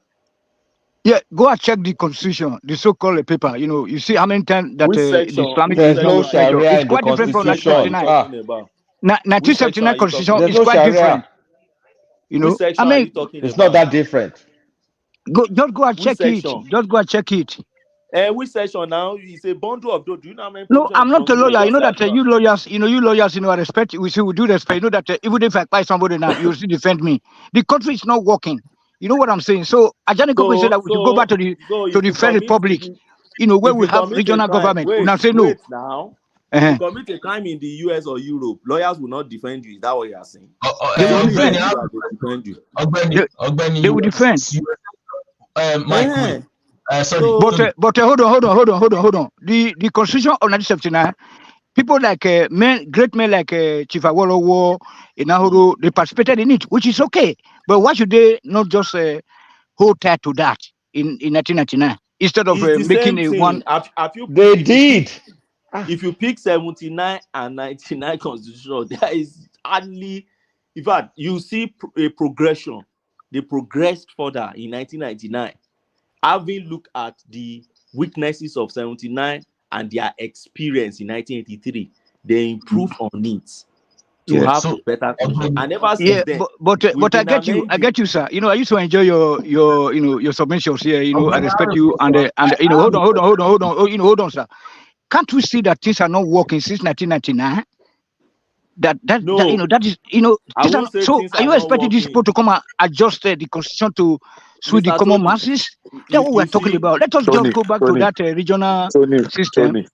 Yes, Tony, please. Yes. Were things working before 1999? Tell me Yes, what was working. at least, my brother. What was working? Look at the rate of naira. Look at the the looting. Look at the looting. Look at the looting. Yes, today now, somebody died, in a helicopter crash. I'm sorry, but just imagine, we have no ICC football club, we have no vendor insurance, we have no nothing.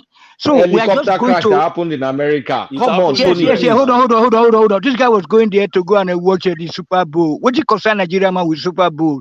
Why don't you? Why can't you die? Hold on. Why can't you die? Go to watch better insurance. Better insurance football club. Today, all of you are saying that you are a fan of Manchester. You are a fan of Arsenal. Why you don't? Why? What are the all things be equal? Where are the fans of our local clubs? Look at the state of our stadiums. Tony, where are you? Tony, where are I'm you? in Germany. You are in Germany. Why didn't you remain in Benin? Why didn't you stay in Benin and be cultivating plantain and palm oil? Because Why this did country you is go not to working. Europe? Let me tell you something. Hold on. We used to So go why are for you gyration. questioning? We used to go for gyration at in a forestry in Ibadan. So we have rangers, and if I go to Benin, the same thing. They hold their pistols. You know what I'm saying? So forest, forest, and I think you are from Oyo State now. Okay, between LA and the Iagoku, okay, Akpata. So that bush there, you see people like soldiers. They call them forestry guard. If you go to Benin, the same thing. You know what I'm saying? But today they say make even Boy Scouts. We people they stop and control transport at Dugbe or Mokola, wherever the traffic light goes off. Nothing is working today. Everybody 10 years they want to have a Mercedes Benz. Things are bad. No schools, no nothing. Even in Ijebu, somebody even offered me an accommodation for free, this from this Alausa family, just for me to, retake some of my subjects. You know what I'm saying? So we're just going backward, Mr. Bishop. So that's why I'm saying that it's too late for discussion right now, because we already know the root causes of all our problems. It's because of the particular section of the country. So let Tinubu, no. Now let me tell you guys now. I'm very angry. I'm very mad at you people. Whenever Tinubu is trying to Eurobanize, they quarrel. He want to bring central bank to our place, I say no. He want to bring the Nigeria Airway headquarters, now Saturn they challenge them again. So what do you want to? That is the fundamentals. Let us take the power back from the north. Thank you. Okay. So let me go back to what I was saying. Ajaniko completely misrepresented what I said. I am saying we say we want sovereign national conference. You are saying the present National Assembly, we should give them the power. You don't give power to a sovereign national conference. Sometimes ago, some people gathered themselves that they want to have sovereign national conference. We all know how it ended. People that now they by themselves, they assembled themselves and they selected themselves and they set up their rule. And but they the last day, they share money, and the last day they finished, they ended up by throwing shares among themselves, so-called NGOs, so-called lawyers, so-called educated people. Now they select themselves. Look, we can be amending this. Why do I have to throw every spanner in the wheel every time? Look for one. Rational man, what do you mean throw past spanner in the wheel? No, more challenge any. Let Bishop Madalone. Bishop continue. Madalone. You are not the only one on this platform, Rational Man. Let the other people talk. We are listening. The constitution is not what it should be. We can be amending it piecemeal. Whether every 3 years or whether every 5 years, we will be attaining it. We cannot do all of them in one first swap. If we amend a small portion today, tomorrow the critical one, we keep amending until America is still amending their constitution today. Bishop, I have a question for you. You are Ogbeni, and I just want to know your view of how Nigeria. I just want to know how do you think it will be progressive for Nigeria to be ruled? Is it this form of governance system that we have, or a more of an regional system, a more of an ethnic identity based system? I just want to know your view about how governance can be in Nigeria so that we can move forward or better than what we have. Okay, let me go first as an amateur before Ogbeni, who is a professional, will round it up. You see, I am a little bit broad-minded, more broad-minded. And I will tell you for a fact, there are very few sections of this country that when we regionalize, that will survive easily. Let's take South-South, for example. If we regionalize South-South, and they say, oh, South-South, go and, like, even have a country of your own, we are going to have civil war in a matter of years, 3-5 years. They did it in Sudan. They thought that it's going to be like it's a silver bullet that's going to cure. Country now.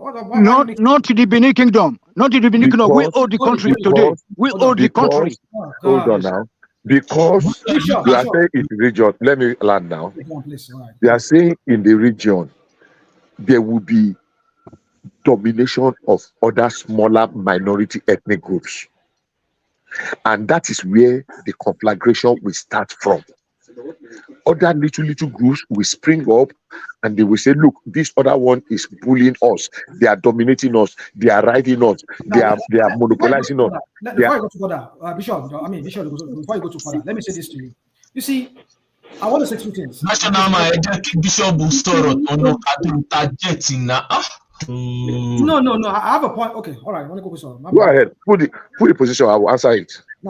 John, if you're John, this is I have a point about the other guys. Anyway, so we don't talk about the Mark. Which other guy? You never talk sense at all, rational mind. So you're just let me talk, please. Please let us ask this question, please. Go ahead. We have the McPherson constitution. We have so many other constitutions before the one that was enacted that brought about the regional system. Now, where was the sovereign? I mean, there was a government, there was a constitutional assembly, but they found a way to enact this law. I mean, to enact a new constitution. So let us not use this. We have a parliament that is subsisting, so we cannot bring another. It's doable. No, hold on. Before that constitution, hold on. Okay. You continue. You wrap it up. Now, talking about the one you just talked about now. Yeah, I just forgot. Go on, please. Just go on. There's something I want to say. You said we have constitutions that were handed over to us. Okay. That Nigeria was moved.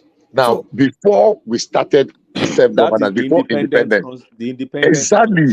Before the independence, we now wrote a constitution of our own. That is the basis. 1963. We wrote 63. Exactly. Now, we have been moving from one to another. Every constitution has been an amendment of the previous one.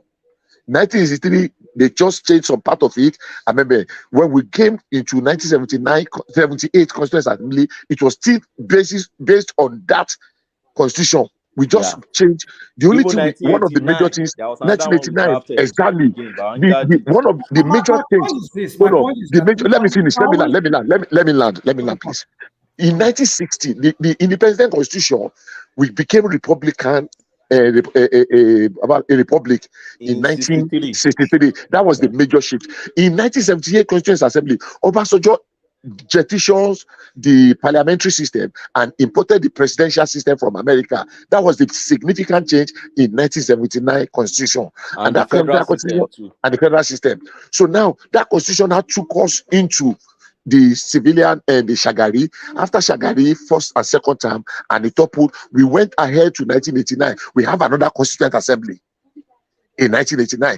Then that Constituent Assembly, Mago, we went through, which was an amendment of the 1979 Constitution, which some people are praising. But go and put the 79 and the 99 Constitution side by side. They are just, it's significant, but it is just amendment, tickling here and there. Is it tickling now? Here and there. That gave us the 1999 Constitution. 19 states to 36 states. Exactly. Just a few items in the exclusive list. In 1999, you say what? How has it benefited the common man on the street? 19 states, 37 states, whatever. I mean, how has that Under okay, hold on. The Jonathan Constitution. You have asked the question. Repeating it does not make it. I've had. Let me answer. No, you say how has it affected the common man? I want to answer you. Now I want to answer you. In 1990, no, not 1994 now, 2014, Jonathan constitutional amendment actually suggested additional 8, how many states when he helped me? They actually suggested additional states. Almost every influencer person that went there got people to approve a state for him. Yes. There are almost everybody. We're going to have other 16 or 18 additional states. I'm telling you, we're going to have additional 18 or 9 something states. For me, when I know that the states we have presently cannot even survive on their own, they just created the states to just please some people. 1 second. They just create some. Yes, please. Please go. I think you've what's it called? Dialed out rational minds question. Like, I want to know your worldview. Sorry, how do you view Nigeria should be run?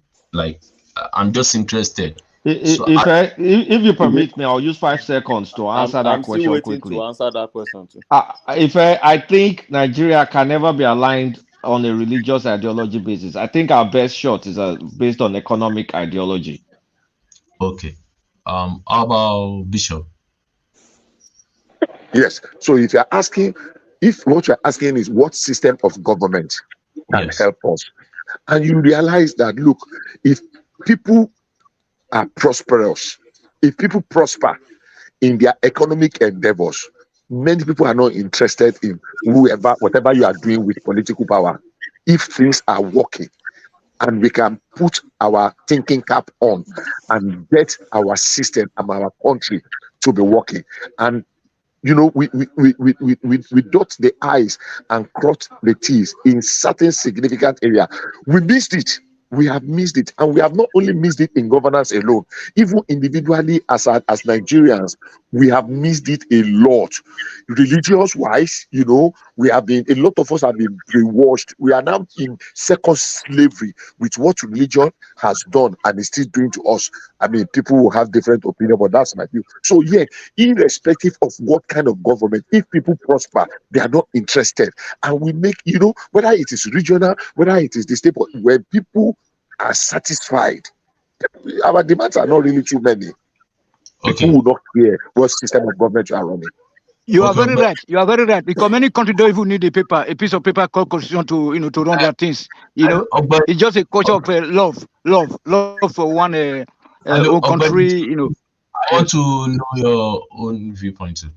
So see, this is my viewpoint, and I would like to go a bit historical before I narrow it on it, because my own is not going to be based on one parameter.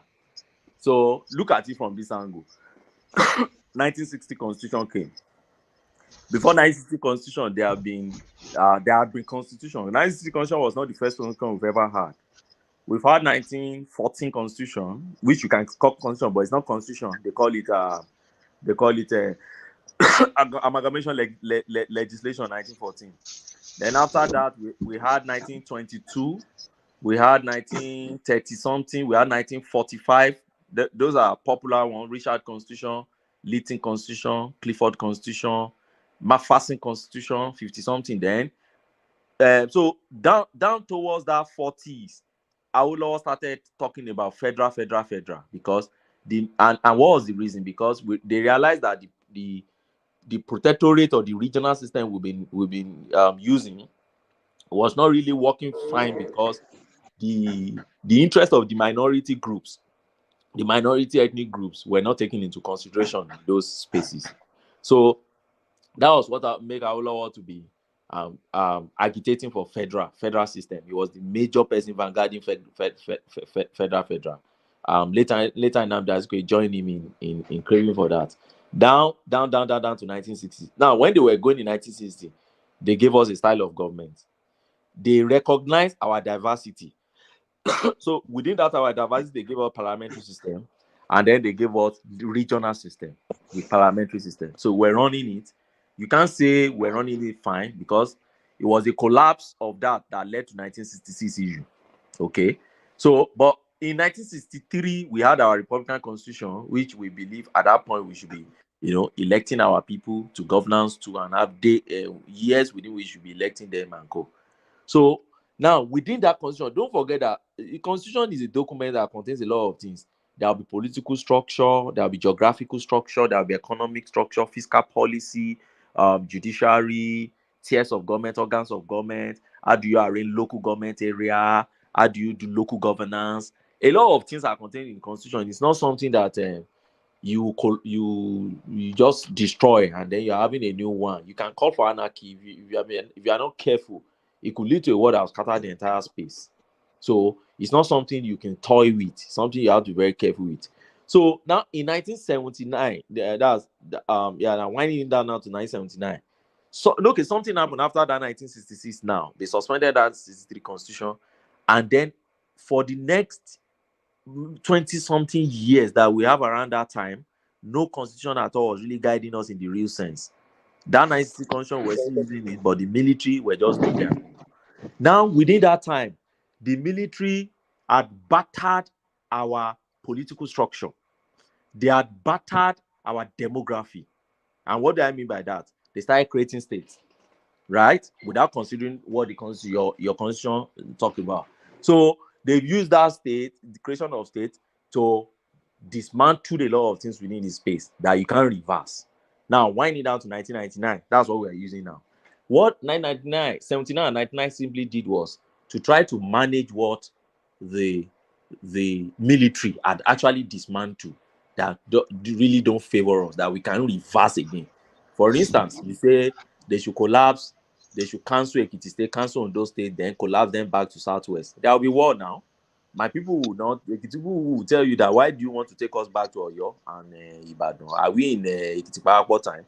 Why do you always go against the military? That you enjoyed you went to secondary school under me myself or primary school or whatever you had freedom of movement. You have education, you have protection, you have boarding schools all over. You know what I'm saying? So you have to be telling the government why you are not allowing your child to be in the boarding school. Now. Yeah, but what are you telling me? The industries were functioning. You hold on. You can refine your oil. What the hell are you guys talking about? You talking about talking down on the military? That's exactly what we need anytime, any day. Wait now. Let me land now. You have never allowed me to. I will let you land before you land. In Germany, hold on. Germany, France, England were developed by military. I've not demonized military. I simply told you their weaknesses, and it's the facts. You can't run away from it. For instance, how do you explain the numbers of local government you have in Kano and compare to the numbers of local government you have in Lagos State? Is it reasonable to you? No. That one is coming from this sessional domination. That we already know, and that is coming out of the 1999 Constitution. No, it came from Abacha. It was Abacha who created those local governments. Yeah, but it's from the particular session. I don't want to make a name of making mention of. No, when you say session, you see that's the issue. I don't see it so, because there were Diya and so many people within the Supreme Military Council as at then, okay, who were running the government also with Abacha, but Abacha decided to favor his own state. That's the point. Not even the entire North. He favors his own state. It's still the same thing. It's still the same situation today. Tinubu is still under those that powers that be. Wait. So where I'm going is this: when we got to 99, Tony, please give me land back. Okay. So when we got to 99, we couldn't reverse those things. Ordinarily, those were the things ordinarily we should have reversed and then go back to our 1963. But time and space are gone so far that you can't go back and say, okay, let's normalize Kano. Let's have 17 local government in Kano, but have 20-something in Lagos. It's not possible. You're not going to reverse what is in Enugu and reverse what is in Ondo State. You're not going to reverse Ekiti, that ordinarily shouldn't probably have been created, and Bayelsa, that has 8 local governments below what the Constitution said they should have. But we have to patch them all together. So in 99, we have to patch all these things together and put everything together to allow our democracy to kickstart. So if you ask me now, what should we be running? I call it true federalism. I know the word true federalism sounds esoteric. Now it sounds so ambiguous. that people may be asking, so what do you really mean by this true federalism? This is my understanding of true federalism. Chief Nahuru's a brainchild. Yes, right on. First, True federalism. we return governance to the local. We return governance to the local level. Even if it is that our local government, we should return governance to low government. We should ensure that our low government is autonomous. And we should ensure that the powers that are reserved for local government in the constitution should allow you to go back to the local government. What are these powers, if I may expatiate a little on some? For instance, somebody was mentioning policing system for that time. My dad used to say that they used to have local police that are native police in the colonial times, that they were not attached to any regional government. They were attached directly to the native authorities. They were the one in charge of that's the boundary ilu, and onshore forest. You say? There is also, based on what you were saying, but I've really had Zangbeta, all Egun communities. Yes. So for me, we should return power to local government. See that local government that we are not taking too serious. Many of our governors now, they rendered local government so useless. That's why we show you now. That's how we show you now that military government is better now, because all the military government, the government, all the local government functioning. We're functioning. If you go to all this fellow, the local government, allow me to finish now, Tony. Allow me to finish. This no be military versus civilian. Let him just finish. Oh, so my point is that we should take government governance back to local government and ensure that everybody maintain his own lane, and ensure that as you are maintaining your lane, then you are performing your own function.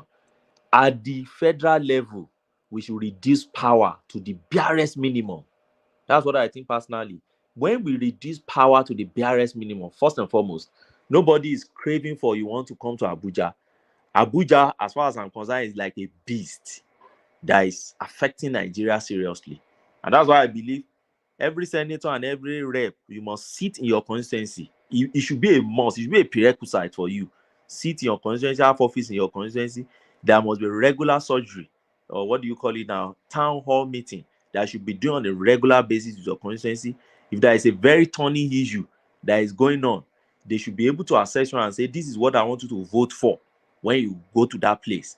And then when you see them gathering and sit, it should be once in a while. Do we have that example?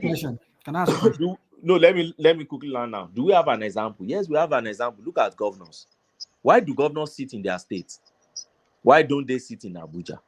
And then why do they go to Abuja every Thursday? I hope you know I think Wednesday or Thursday, they go to Abuja, all your governors. Wow. So the question is, why do they go? They go to have a meeting. Where do they return to? Then they return back to the state who voted them. So that if you want to see your governor, you can see your governor. We know, yes, it's hard to even see a governor. But if it's House of Rep, they should be in their state. If it's Senate, they should be in their state.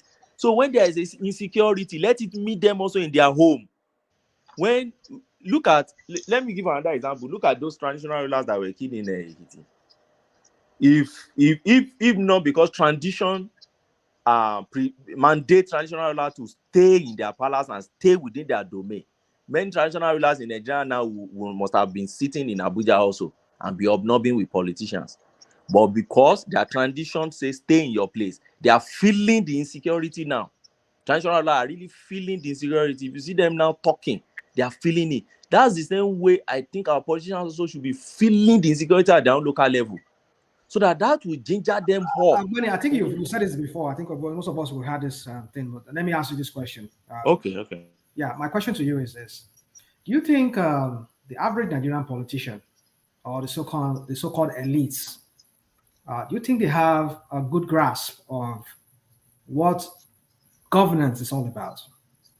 Why am I saying this? Is that look at we talk about different constitutions that were made, the federal system that was enacted in 1979, and how we run a unitary system in a federal system. Because you cannot run a federal, because the whole idea of a federal is the devolving of power to the local. Yeah. That's what federal is all about. And most local in the federal system, the local is more powerful. So that is where the people get the benefits of the system, which is the democratic system that they practice. But in the Nigerian context, we have a facade of, in theory, a name of federal system, but with the garment of a unitary system whereby everything is centered around the federal government. So, with this, does that tell you that our and we're talking about constitutional amendment? I mean, like, how many years are we going to be amending this crap of a constitution? And then you are telling me that these people don't understand what governance is all about, because you cannot run a unitary system. And you're saying you are running the federal system. So how long are we going to continue like this? So that's why I said, do you think these leaders, these so-called, maybe they know, maybe they're just trying to, because they are, I don't know. Just tell me, what's your take on that? Let me just leave it at that.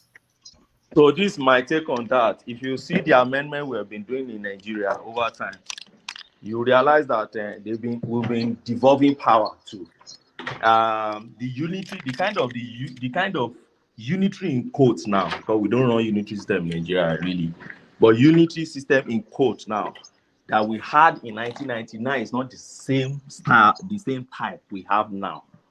We have moved a bit from it by amendment that we have done. But I agree with you that our parliamentarians are not, they are not moving at the pace that they should be moving. If they really understand what they are doing, we should by now have moved further. And what are the areas I'm talking about? First and foremost, local government governance. By now, instead of, if you remember Buhari struggled seriously to get autonomy for local government. If as bad and as bad and the state government fought against it. That's yes, what Malami told us now. We don't know how true that is. Malami said it. I know Malami said it, but we don't know how true that is. Can you tell us how true is that?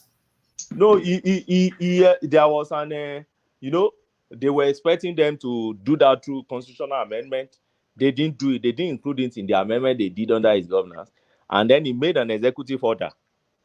You forgot? I can't remember executive. What Buhari wanted to do was he wanted to give the local government autonomy such that when there's general election, will hold local government elections simultaneously, and they will start collecting their own allocation directly.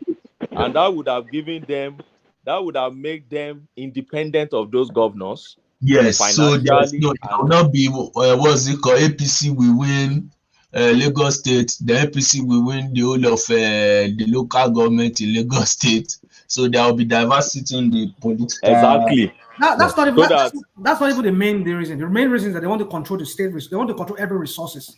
For example, look at Lagos State. Everything is Sanwo-Olu's. The tenement rate, everything is Sanwo-Olu is collecting everything. The advertisement is why would Sanwo-Olu not give it to? Look at Anambra. Look at Anambra State. From 2006 to 2014, no single local government election. Rational mind. If there is a state, hello, Tony, I beg, Mike. Rational mind. If there is a state that local government is functioning in Nigeria today, one, two, it is Lagos State. With Lagos, let's talk facts. You just make everything. If there is a state, during this time, I did not live during when the military era, when what was his name was there. We are not talking of military era. We are talking of where they function under military era. I know what the local government looks like. Even under a military administration of what's his name? Go on. I knew how it is. Telling me how it looks like, how it feels like to live under. Hello, Koshofe local government. Hello, hold on. Koshofe local government is building houses, estates, and rented it for people. Koshofe local government. Okay. If you don't know, you keep on talking nonsense. Rational mind. I'm from Badagry local government. I would attest to that I think what's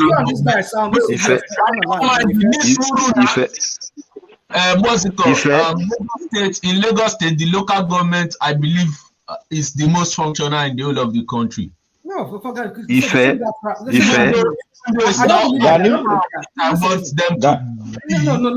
If I hold on, Gani, you ma boo rational mind. Just keep it on. No, the Mo, Ife, hold on, please. Me, boo, Mukonsoni, Ketu, Koshofe local government is building house. Ife, not everybody that speaks Yoruba is a Yoruba man, okay, Ife? That's it. This guy, you see, okay, just say whatever I want to say. When you're done, let me continue. Rational mind. Can I continue? So look at it, eh? You see, our governors, they are a problem, and that's why sometimes when people say unitary government, I said, where do you even see this unitary? Your governors are gallivanting around. If we are really running unitary, Tinubu should be arresting governors now. Why do we have Section 308 that talks about immunity? So when people talk about me as that, we don't have any unitary government anywhere. In the military era, when we had unitary government, no military administrator can do any outing. The head of state will sack him and recall him. Go to Ghana. Ogbeni, here you go again with this unitary something, not unitary. You see, it's not unitary now. I understand it's not unitary. We're not practicing unitary, but the structure on ground, the structure that we inherited from the military is a unitary system. No, we agree on that. Do you agree on that? No, I don't agree on that. Oh, it's not unitary. Rational mind. It's not. Let me quickly explain. Rational mind. Hold on, John, why do let me quickly explain now, so that we don't start on a 40 grand. Oh, you won't allow me to just land my point. Let me land my point. Okay. We have supreme military council in place of a national assembly. These are some group of men. No. No, wrong now. You said what? Not national assembly. Call replace supreme military council now. It's like you don't understand what I'm trying to say. I don't know. Let me land. That's why you need to let me land. Okay. During the military era, we have supreme military council. Yes. This group of men who just sit down and just formulate whatever decree, pass it and whatever. Yes. And we have their stooges in the place of military governors in states that serve as their high balls in different states. Hold on. Now, after we left we left the military era, they brought about what they call the federal system. Yes. Now, both the 1979 Constitution, it was the same process like we had in 1989, from military to civilian. So there were relics of the administrative system of the military that each of these new civilian dispensation that came after them, they inherited. Nothing was done about it. Now they inherited a system whereby the president has absolute power. He controls energy, he controls military, he controls everything that normally should go to states and local government. So my point is this, that these guys who came after them, the civilians, they never did anything about it, like you yourself you said. So how do you expect us to have a system that really works for people when they do nothing about this administrative style that they inherited from the military, which is the unitary system with the facade of a federal system under the civilian rule? So you get my drift now. Do you understand what I'm trying to say? Yes, but let me answer that. You are not completely right. You missed some points along the line. So now this is the way I see it. Okay, the power given to the federal government, yes, I believe it is enormous, but I believe over time it's been welding. It's been how do I put it now? There are some powers that have been actually shared with the state government. Now, when you look at those three tiers, the one that suffers most is local government. The state government still reserve so many powers, Tony, but they've been so very useless and docile over the years. And because of the kind of citizens standing on, they don't put them on their toes. And that's why I agree with somebody who said that Lagos is still the only state that is really, really working in Nigeria. And when we are citing bad example, we shouldn't be citing Lagos. We should look elsewhere. I agree with those guys, because when you go back to that same constitution, you see the powers. Hello, Bishop. Mike, can you? Okay, let me see if I can. Okay. So when you go back to our constitution, you see exclusive power, you see concurrent power, and you see residual power. The exclusive power is the one, legislative power is the one exclusively for federal government. And when you say federal government, sometimes I also look at it. What do you mean by federal? Those powers are reserved for the National Assembly. Who are the people in the National Assembly? They are still the people that came from the state and local government and all these areas to come and make laws. Okay? Now, they reserve some powers as concurrent. Concurrent simply means that state can do it, federal can do it. Part of it is education. And that's why you have state government running their own secondary school, federal runs his own. State government runs their own university, federal runs their own. Health is also part of it. You can have your own hospital as a state government. You can decide to have a cancer center and have a tertiary health, whatever you want to do with your money. Federal also can do their own. But over-reliance on the federal is one of our first problems. And as citizens, we don't even focus on our state government. We don't look at what they are doing. Benny, is that not why we have to write a new constitution that will define the way we have to govern that country, particularly in the areas of resource control and other things that can really make that country work? And that over reliance on federal government, we have to take it away. We will have to stop it. And the state will have to function efficiently and develop at their own pace. Development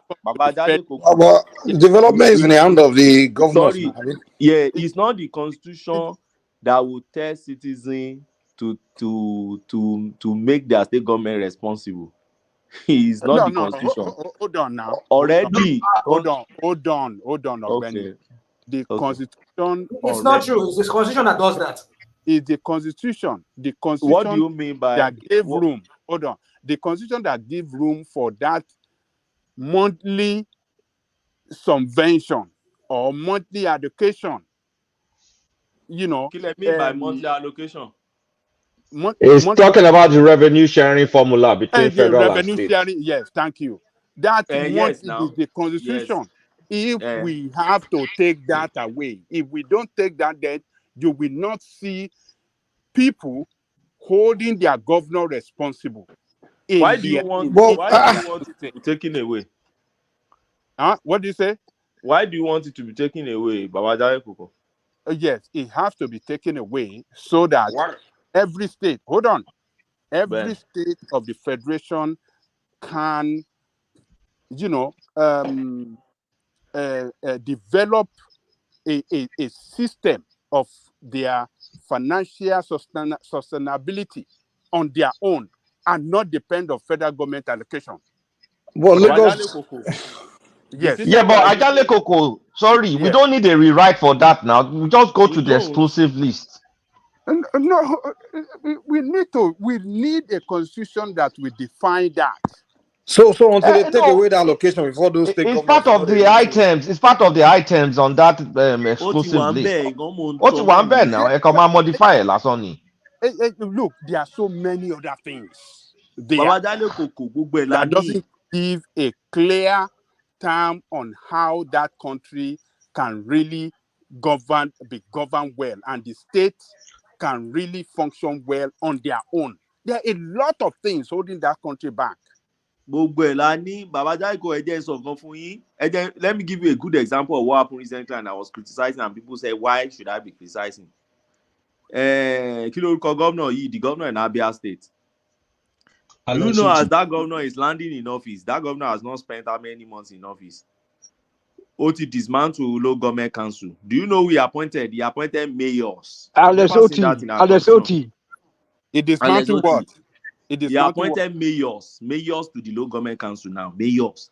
And I said, what's mayor again? Hold on, Ogbeni, let me understand. Look. So he changed their name from local government chairman to mayor. Mayor, no, Jensen. Exactly. Now that's what they call it now. America wonder. No. Normally, mayors they come back with one. Okay, you can call them managers. Some people don't use mayor. Constitution, one man, rational mind. Why must it be it's not a constitution? It's not there. That is not. We don't use it's mayor in local Nigeria government now. chairman. So what did they call them? Local government chairman. They are local government chairmen, and they Local- can't even appoint chairmen. They I let just elect chairmen. election. No. You will not fault him on that. Don't fault him on that because we see Tinubu okay. and all of them. National man, why are you yanking? National man, you are talking about go amend the constitution. Abia State in rational mind. Let me act like Jackie Shega. I agree with you guys. When the constitution does not give Fine, you I that, agree with you on that. I agree with you on does that. not But you cannot specify appoint. that. No, every state governors they appoint their own chairman until when they now ready to do election. They can appoint caretaker, or maybe they call them caretaker, or whatever they call them. They can appoint them. Sometimes they call it sole administrator, caretaker. They are not in the constitution. All those nonsense are not in the constitution. Ogbeni, thank you for what's it called. At least I understand what's it called, the way you see Nigeria. I think at the end of the day, what everybody wants is a form of government that will trickle down to the common man on the street, which unfortunately is not effective as we have it at the moment. But based on what you said, the Sharia note has already created a problem. And the problem they've created is because I heard if what's the calculator said, if the economy is good, if the common man is good, then there's no problem. But in the Sharia note, you find that there will be some economic things you want to do now. You will not be able to do it there. In fact, as at I think as at last month, they were saying that there are some Sharia note, they are not even allocating lands for building of churches again. So my brother, thank you very much, sir. The key word is the Sharia note. Thank you. So it creates as much as from the south you want to create a system that encompasses everybody. There's already a barrier to that. So what is that barrier, please? What's that barrier? That barrier is putting a form of theocracy in the state governance system, where you have some Sharia police, the normal police. And let her land. All these traitors. Okay, land now. So the Sharia police, the normal police, and in fact, it's affecting. If you meet people in this Sharia state, it is even affecting the Christian population there, whereby they cannot access university education easily again. I have a friend here now, he's doing his PhD. He said that at this time he was living, there's no Christian student that has been admitted to study medicine in one of those Sharia states. Now, all those Christians will need to go and be studying something like biology, biological science related courses. So putting a form of theocracy into the system creates its own problem. So that's why I was asking, do we want a state that is based on a religious ideology, ethnic based ideology, or a commercial system? Where in the south we tend to be more commercial. That's why we don't see ourselves from the paradigm of religion. There's still some form of ethnicity, because at the end of the day, you hear something like Southwest local, South t-shirt here, Southeast t-shirt here. It's the time for the Igbos. This is the time for the Yorubas. So for me personally, when this type of situation arises, I think the best thing is, the way I see it is this type of system you've described should be now clustered into a regional system, such that if the South likes, even though we want to say, okay, we are in one Nigeria, we are not in one Nigeria, if the South like, they should conduct local government chairman election. As long as it does not affect me in the Southwest, no problem. And if my output, based on the type of system that I've adopted, is going well for me, my tax should not go to another part of the country, because they also see that I'm progressing, but maybe because of their selfishness or myopic way of thinking, which is a general thing to the African leaders or the African system, it should not affect everybody, because you now find out that, okay, for example, US, from what we're seeing in Tinubu's government now, a section of the country believe that they are trying to rule the country. They mismanage the finances of the system. Now, instead of the next person who is coming from the south to move forward, he needs to go back to fix all those messes before moving forward. Before you know everything, 7 years has passed. Then we keep on moving the same cycle over and over and over again. Why not confine me in my Southwest? Let me deal with my problems. Confine the South in the South. Let them deal with their system. The Sharia not, let them deal with their system. Let them deal with their system. Please, let me interject you very briefly, please. You see, sometimes it is easier said. When you take a step, you discover some other challenges and progress. I'll give you a good example.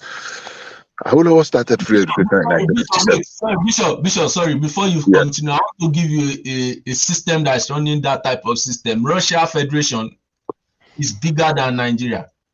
They have the Dagestan province that runs a Sharia system, and it's still under the same Russian Federation. So Nigeria Russia is not a democracy. Russia is not. So let's just move. Let me give this. Yeah, in Chechnya, Chechnya. But it's still under Russia Federation. Let me give you what I wanted to say. Yes. You see, in Nigeria, if you can surmount all our problems, Nigeria will be a very big place, but we have challenges we must overcome. I'll give you one example. Oh, regionalism is good. Regionalism is good. Oh, each region can grow their own. In 1955, Awolowo started free education in the Southwest. In 1957, the Southeast kicked in. They started their own free education. In less than 3 months and 1 week or thereabout, that free education collapsed.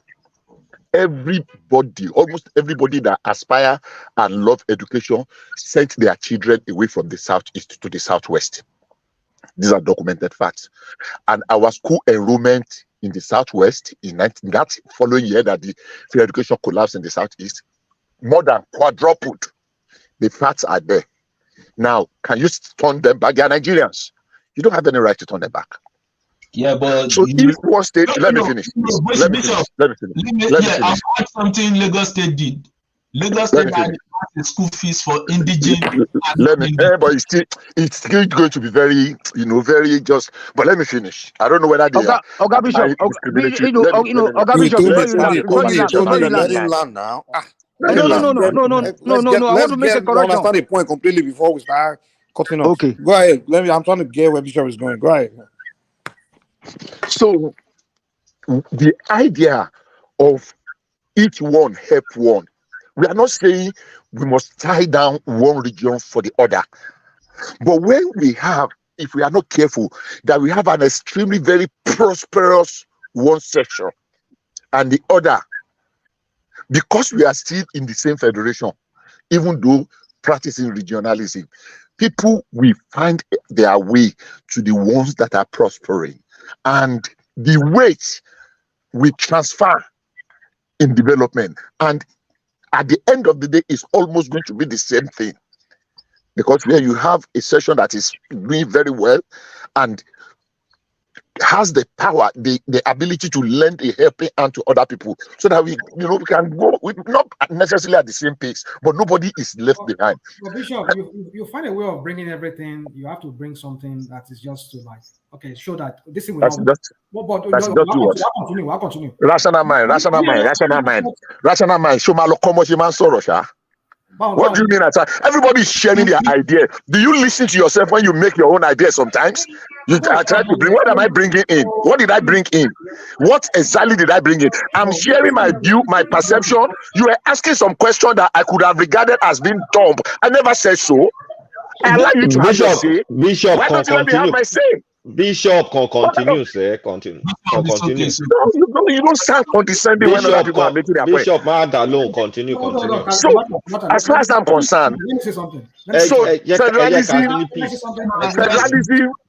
federalism is beautiful if all of us, but every step in development come with its unique challenges. The problem, you are not seeing it now. And the really reason why you are not seeing it now, because you have not started implementing that solution you think is going to be like, everything immediately you put that solution in place, that system. When we were doing regional, what do you call it, parliamentary something, people thought that the presidential system will cure all the problem. We do this, we do that, and they brought it, and we are seeing the problem. No matter the system you bring, in as much it is being run and managed and midwifed by human beings, that selfish needs and the rest comes in. Problems will come. We don't run away from them. We confront them and tackle them and solve them. Otherwise, trying another one will still bring another kind of problem. Trying another one will still bring another problem. That's what we have experienced over the years. I'm not running away from it. Okay, I understand you. You mean that the operator of the system is the problem, Oga Bishop, the operators. Let me answer that. No. I want to interject earlier on that the people of Southeast did not come to the Western side to go to to get their free education. It was the people that speak their language, because in the Western region we have also Igbos in all this Asaba. It's not even true. Hold on, Tony. It's not even true that it collapsed. I don't know where Bishop is getting those facts from. Yes, indeed, people moved southwest, and like you said, Tony, we in the time past, in the 60s and early 70s, after the Civil War, Yoruba people have a way of roping people, even people from Calabar, they will look at them as Yoruba, as Igbo. Even people from Ikwere or from, they look at them as Igbo. During the time we're talking about in question, the Western region was doing well when it comes to education. When Awolowo declared free education for the Western region, of course, people from the Southeast, people from other part of the Southeast, the Waibom, BBO area, even from the creeks, they all came down. But that did not collapse. That free education collapsed. It's not true. It never collapsed. That's not my. In the Southeast, hold on. You have just misrepresented facts. Let me correct you. You have just misrepresented facts. You have just misrepresented facts. Hold on now. Hold on. Let me correct the fallacy. You have put out a fallacy as a fact here. Hold on. I am not going to hold on. Let me talk, please. Let me talk. Thank you. So that it collapsed. There is no historical record to that. He said collapse in the Southeast. What? That's what he said. He said that it collapsed southwest. No. He said Southeast. I know he said Southeast. Southeast. He said no. This is what he said. He said Southwest started free education. Southeast too started free education, but theirs collapsed in 3 months. That's what he said. That was where I came in to say that. Hold on, National Mind, please. Mr. Kulata. Hold on, Mr. Kulata. The people of Southeast, they did not come over to our place because we have the Igbo speaking part of our Western region. So that is who these guys refer to as a collapse system, and then they cross over to us. These people are Westerners. Were they cash strapped? Can I land? Were they cash strapped? Yeah, they were cash strapped. They had problem with finances, but balancing their budget. But that their economic, their educational system collapsed. It's not true. Nobody said educational system collapse. I said free education collapse. Collapse. That's what he said. Okay, listen, or borrow free somebody's education in South. Let me repeat myself. He said their free education in the East collapsed. He didn't say their education collapsed. The free education that was introduced, model after that of Awolowo. Is that what he meant? Okay. All right. Yeah, that's what he said. All right. He didn't say their education. He said, but they could not continue it. They couldn't manage it. You understand? In 3 months, that's what he said. They said they returned to the way they used to do it before they introduced their free education. So Bishop, many question does it now mean that, let's say they continued, they will not have devised means to improve and make it function again? I've not answered your former question. Yes, Ogbeni. Yeah. Ogbeni, okay. Okay, see my take. You see, one of the narratives I like correcting, and I like correcting with facts, is this narrative of, when you have Northerner there, they come and destroy, then Southerner will come and build. I just laugh. Where are our facts? I always ask. From 1999 to date, we have more Southerners in government than Northerners. That's the fact. Obasanjo spent 8 years. Yar'Adua spent less than 2 years. We put Jonathan there who spent 6 years. Buhari, the only Northerner, who spent 8 years. Now we have Tinubu. That's not the only time the Northerner has been there now. We have more Southerners than Northerners. From 1999 to date, we have more Southerners than Northerners. But we're talking about from the time Nigeria has ever been. He made it clear. He said from 1999 to today. That's the context he's speaking of. So that's the point I'm trying to make. They said Southerner, they said Northerner. Ife is here now. Ife that made the comment is here. Rational mind, that is selective listening. Now, what for you? No. Ife, you are here. It takes only 1 year. It takes only 1 year of a Northerner to destroy 30 years. That's the narrative I'm trying to speak to. What I'm trying to say is, what I'm trying to say, from the governance of Nigeria, that's what I'm saying. The Southerners tend to be more, what's it called? Resourceful than the Northerners. That's what I'm trying to say. Resourceful. That I don't agree with that indices again. You see, and that's why I said let us always put facts into context into our issue. I remember on this platform we have analyzed Murtala Mohammed Obasanjo era here before, and relatively, or to a larger extent, we agree that Murtala government would have been a very good government, but because he was pro-Russia and pro-Soviet Union, he had an EU.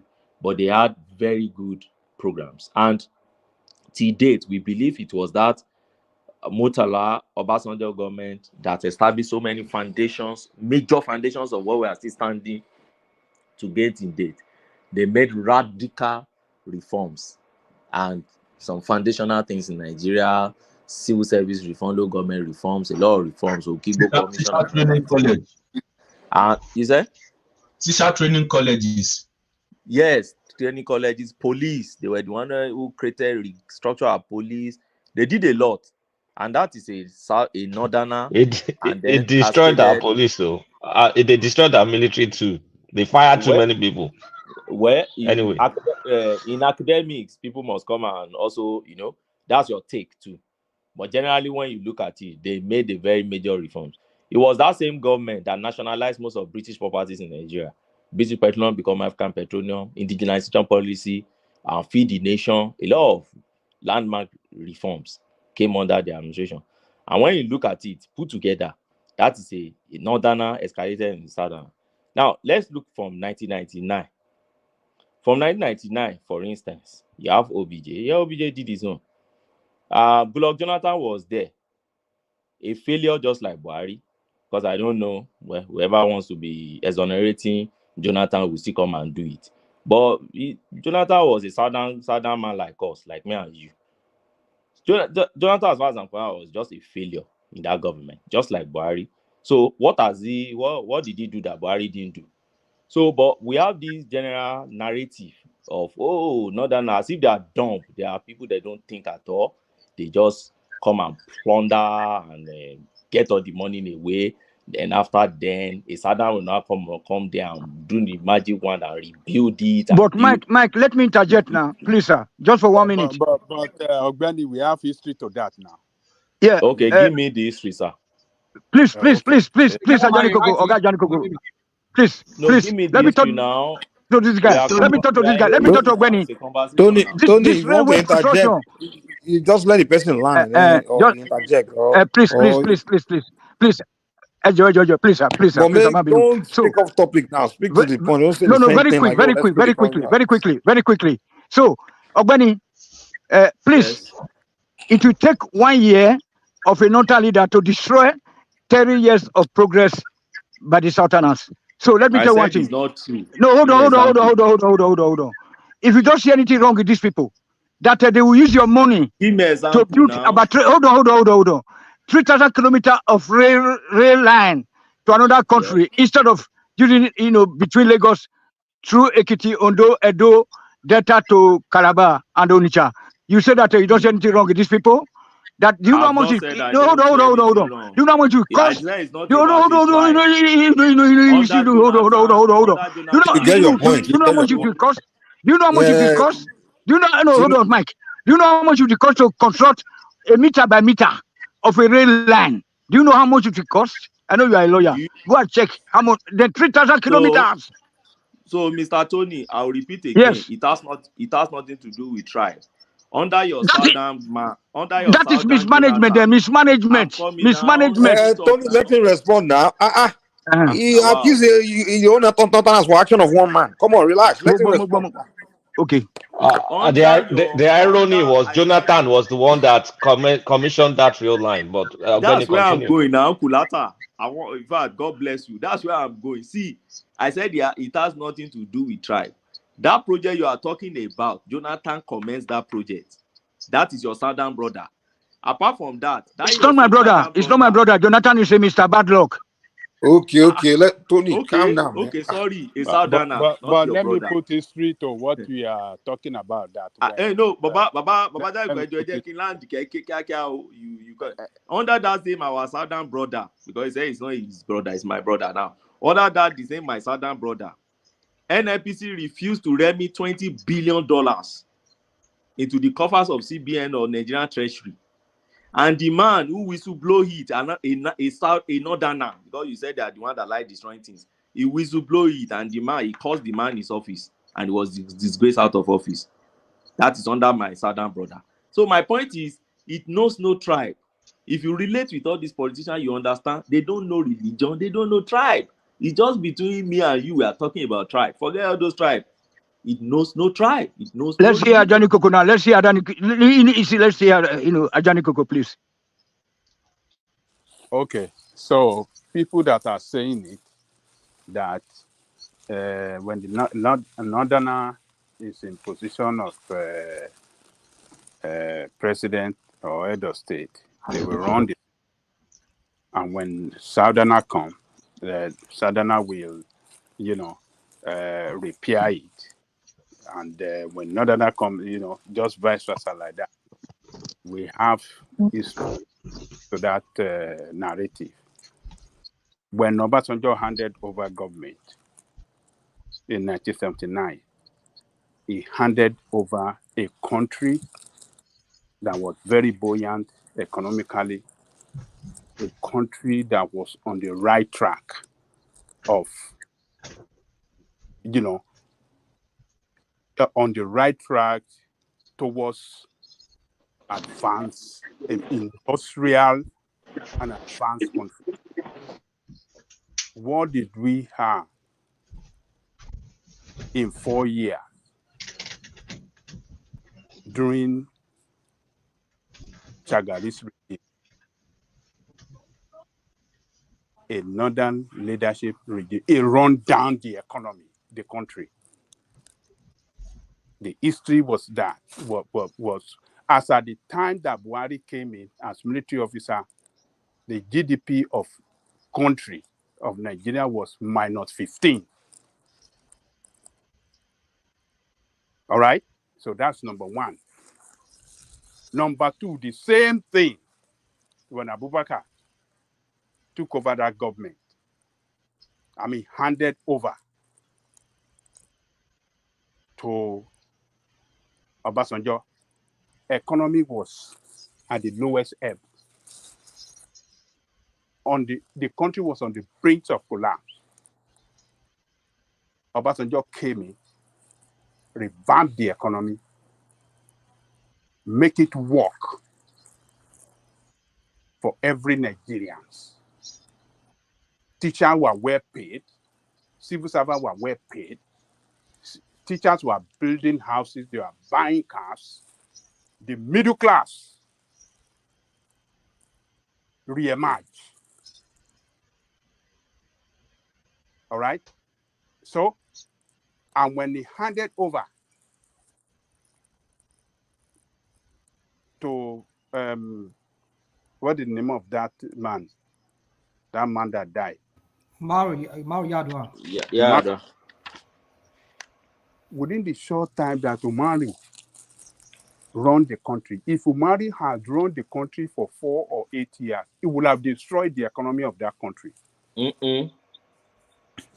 Well, Johnny, don't forget that it's Obasanjo that's handpicking the people, his successors, right? Oh, no, so, it doesn't whether I'm pick on the Nigerian. Look at let land now. Look at let land now. It go somewhere. Yeah. So when he handed over, when Yaradua governed the country, some basic things that Obasanjo left, like the issue of, what do you call it? Our refinery. Privatization. He has already sold this refinery to Dangote, to Odetola, and all these things to make it work in the best way that, just private hand. What did Yaradua do? He destroyed those agreements, and that was what landed us in so many economic crises that a lot of people did not even know, because if he didn't revoke that license to Dangote, Dangote would not have the one that he went to build in Lagos now. The one for Port Harcourt, they will have, re-engineered it in such a way that will have worked better. You understand what I'm saying? So, and the issue of electricity that we are still battling with will have been solved today as well. There are so many things that Yaradua man did. There are so many things that he did that the council he revoked that affected the economy. Though, like you said, that we agree with you that one of our brother, Jonathan, that one fumbled as well because he allowed corrupt people. They were looting and doing things face to face. But what did we have when Buhari came as another Northerner after that one? That one destroyed everything now. Did you look at all the cases of Northerners that have governed that country as civilian president and even the military? Who among them have done better? Both the military Northerner and the civilian Northerner. Who among them have done good and built the economy in such a way that that is on record that the economy was on the right track, that the economy was very buoyant. Ajaniku, can I interject you? Can I interject you? None. So we people that are saying it, Ogbeni, they are not on the they are not saying it out of fallacy. The history and facts are there to that effect. Ajaniku, can I interject you? Yes. Okay. Let's start from where you just stopped. There is no historical fact. It's just fallacy. And because it's been repeated severally, of course, we Didn't have you against the didn't watch you it. listen to me, Bishop? I So you listen did to not you very listen well. to all those. I So listen. all those one is a fallacy. Let's take them one after All the I other. said was a If you fallacy. allow me, There's no let's historical let fact. No, let's did you take them disagree? one No, no, after no, the no. other Did you now. disagree? Don't hold on. Don't say it's or everything I said. Don't describe it. If you disagree with I me did not say what on you said. Shagari, hold on.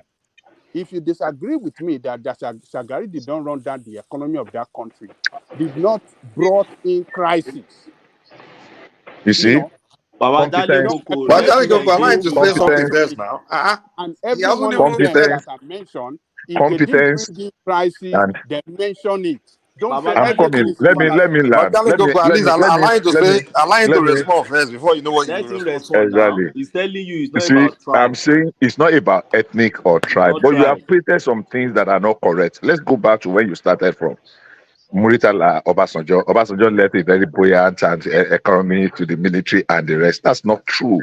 Look, the challenges of those days are not the same challenges we are facing today. We knew when Obasanjo left, some things were in place. We had the opportunities, but Obasanjo had 3 major carryovers, and I will mention some of them just because of this other conversation.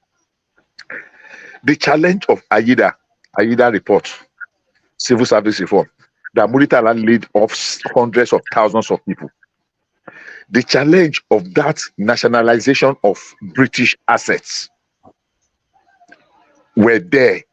One thing was that he did right was that he handed over, and we're looking forward to a prosperous nation.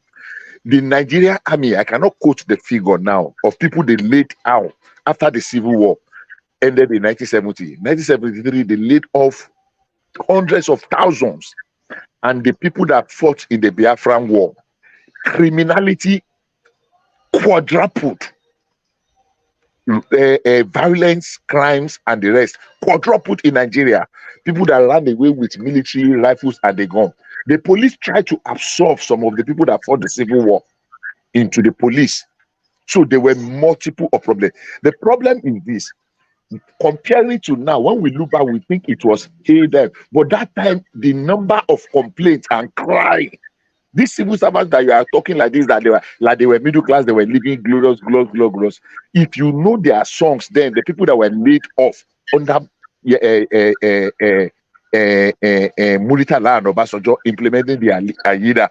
So, but of course, it got worse in 1980 when civilian came, and we always know that there is a distinct difference between military and civilian regime.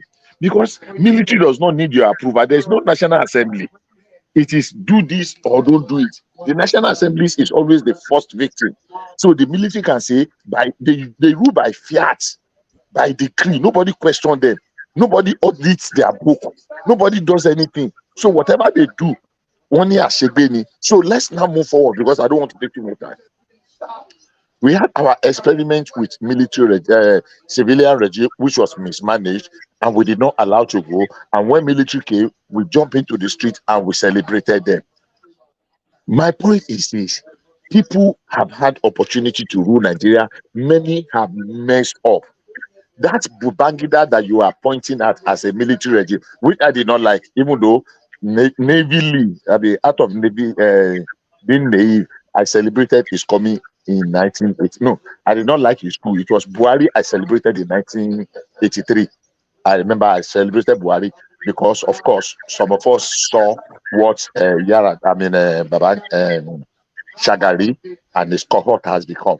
And especially in the Southwest, we kind of have this disaffection for MPN. And you will see what happened in Ondo State, with Akiamo Boriowo, and what happened in Oyo State when they manipulated and won with Omolulolu Noyo and Akiamo Boriowo in Ondo State. So fast forward to what happened. Sorry, somebody has his mic on. I'm hearing myself back. Can you help me mute your mic, please? I don't know who that is. Please help me. If can let me mute you. Okay. So now, fast forward Thank you very much. So fast forward again to what we were saying. Whether it is what's his name now that you mentioned, Yaradua. When Yaradua became president of Nigeria, the socialists in our midst, in quote, the civil society organization, the Nigerian Labour Congress, they were the one that were shouting, Obasanjo sold all these things to his crony. Three major things that I still keep saying that I regretted that Yaradua did was, number one, the reversal of the price of petroleum, because Obasanjo put in place a mechanism to deregulate the petroleum sector gradually, and he increased the price that it should be continued. Before they shouted, oh, Yaradua reversed it. Obasanjo increased VAT. Oh, the civil society and the NGOs, championed by the Southwest press media. I want to emphasize that. Championed by the Southwest media, dominated media, shouted, oh, they made Yaradua. Their opinion was, oh, everything Obasanjo did, oh, because of the hatred and the rest. He reversed the sale of the refinery. They said, oh, he sold it to his cronies. Every time you open the radio, television, every time you open radio, they are always talking about, oh, Obasanjo, oh, he sold it to his cronies. He sold it to his cronies. Hey, oh, they have to reverse it. Nigerian Labour Congress went on strike. He has to reverse it. He reversed it. He listened to the voice of the people. And he did a popular thing, because as at that time, the popular thing was that reverse the sale. I challenge anybody to bring contrary evidence to that. The same thing happened to Niger. Oh, he sold it to his crony. He did it, blah, blah, blah, blah. He reversed the sale of, he reversed the VAT. Well, Obasanjo increased VAT to 10%. This one that we are now trying to increase to 7.5, that is costing so much. Obasanjo, I mean, so Yaradua reversed it. Yaradua reversed the sale of petroleum products, and some people still salute him today. Oh, he's one of the best in Nigeria. And I tell people, he's one of the dumbest. The sale of Niger. They reversed it. But Bishop, what we are doing eventually is we are still backing the fact that the Northerners have always. No. Hold on. I said something. I laid a foundation. I laid a foundation at the beginning. I said it is not a tribe or ethnic thing.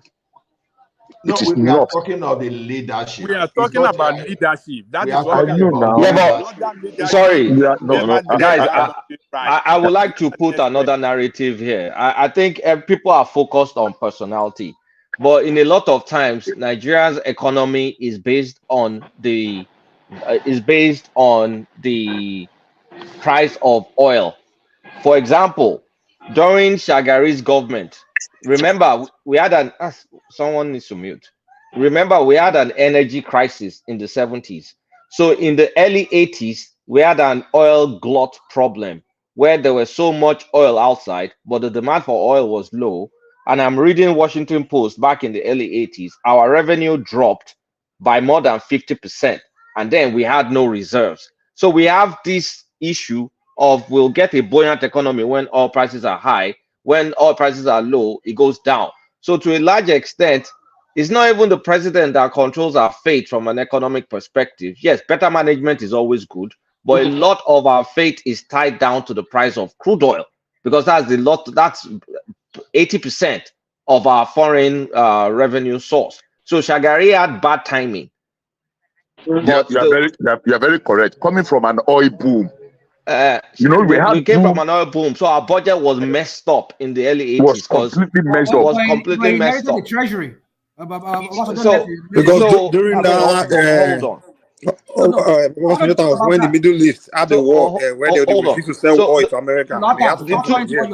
Hold on. Let me finish my statement. So the two people I can genuinely blame for mismanagement is one, Babangida during the Gulf War oil boom. Where did that money go? Next one is Jonathan and Yaradua, because they mismanaged oil boom too. So Buhari came in an unfortunate time, but it's still messed up. No, Kulata. Wait, let me finish first. Let me finish first. You have to let me finish. Let him land, man. So a lot of times when you look at how our economy performs, like 2015, that was the shale oil crisis. when Saudi Arabia was trying to drive American shale oil production to the ground, which they successfully did. They drove the price of oil. It reached like $30. And it created a lot of budget issues for us. So our economic fate is tied down to crude oil. But I will blame leaders that mismanaged crude oil boom. Buhari mismanaged the boom during the what's it called, this war. Babangida mismanaged his own. Jonathan too mismanaged his own. So that's how I look at it, not by personality. Okay, Kulata, let me quickly say something. No, Bishop, just a minute. I will leave the stage for you. Sorry. Kulata, see, you oversimplify it as if the oil is the only thing that controls the economy. You look at it from the fiscal side, revenue side. What about the monetary side? It affects it now because it affects it. You have, I mean, inflation and all that stuff will happen when hold on.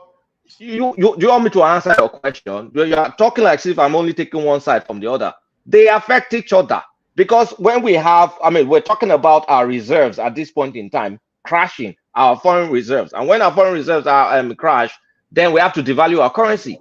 That's a lot of what happened in the 80s, and then we had massive inflation throughout in the 90s. It's a carryover because our fate is tied to one product, really. Okay, Kulata. When Obasanjo took over power, we had oil revenue issues. Remember when it destroyed the toll gate and started increasing pump price gradually? You understand?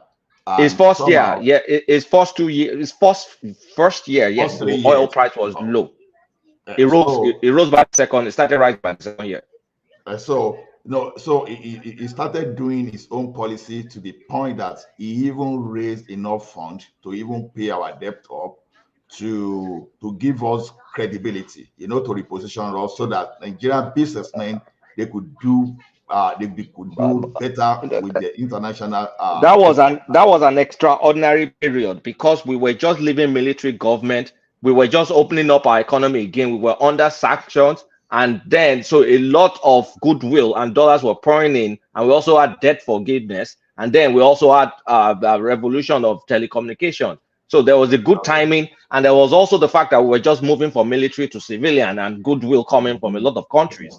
See, very easy to explain away. You tactically ignore the banking reform. Things were not that easy initially under Obasanjo. It was even the second term that things started moving very well. You underplay. I was in Nigeria back in 1999. Ola. I was in Nigeria. Things were tough. Things were tough in 1999. It wasn't still like 2021. Kulata, I'm surprised that you're narrating Buhari's civilian regime. I'm not exaggerating this regime. We had an oil boom during the Russia, during the Ukraine war. We had oil boom during Ukraine war. Do you know why you cannot exclude Buhari excuse Buhari because he did his economic. I'm not excusing Buhari. I'm not excusing him. Thank you. We had an oil boom during the Ukraine war. Now, what did we do? He mismanaged that Ukraine war crisis. Now, that was his opportunity. So Buhari simply destroyed our monetary system and not destroyed it twice. So twice, yes. Now, so his own is not excusable. Now that of Jonathan, well, unfortunately, Jonathan, I used to be his admirer though, because I was expecting shoeless person to understand what normal poor people were dealing with. But apart from stealing NNPC money, right? Apart from stealing NNPC money, then he didn't do much to destroy our monetary system. He didn't do much to destroy that. He was even the one that brought some of the projects that this that this Buhari people used to destroy our economy. Because I know the issue of rail then, when we pay our debt, it was under this MD of Railways Corporation, Chief, is it Prince, is this Chief or Shiduade or what's the name? Not the about, but that MD of Railway Corporation.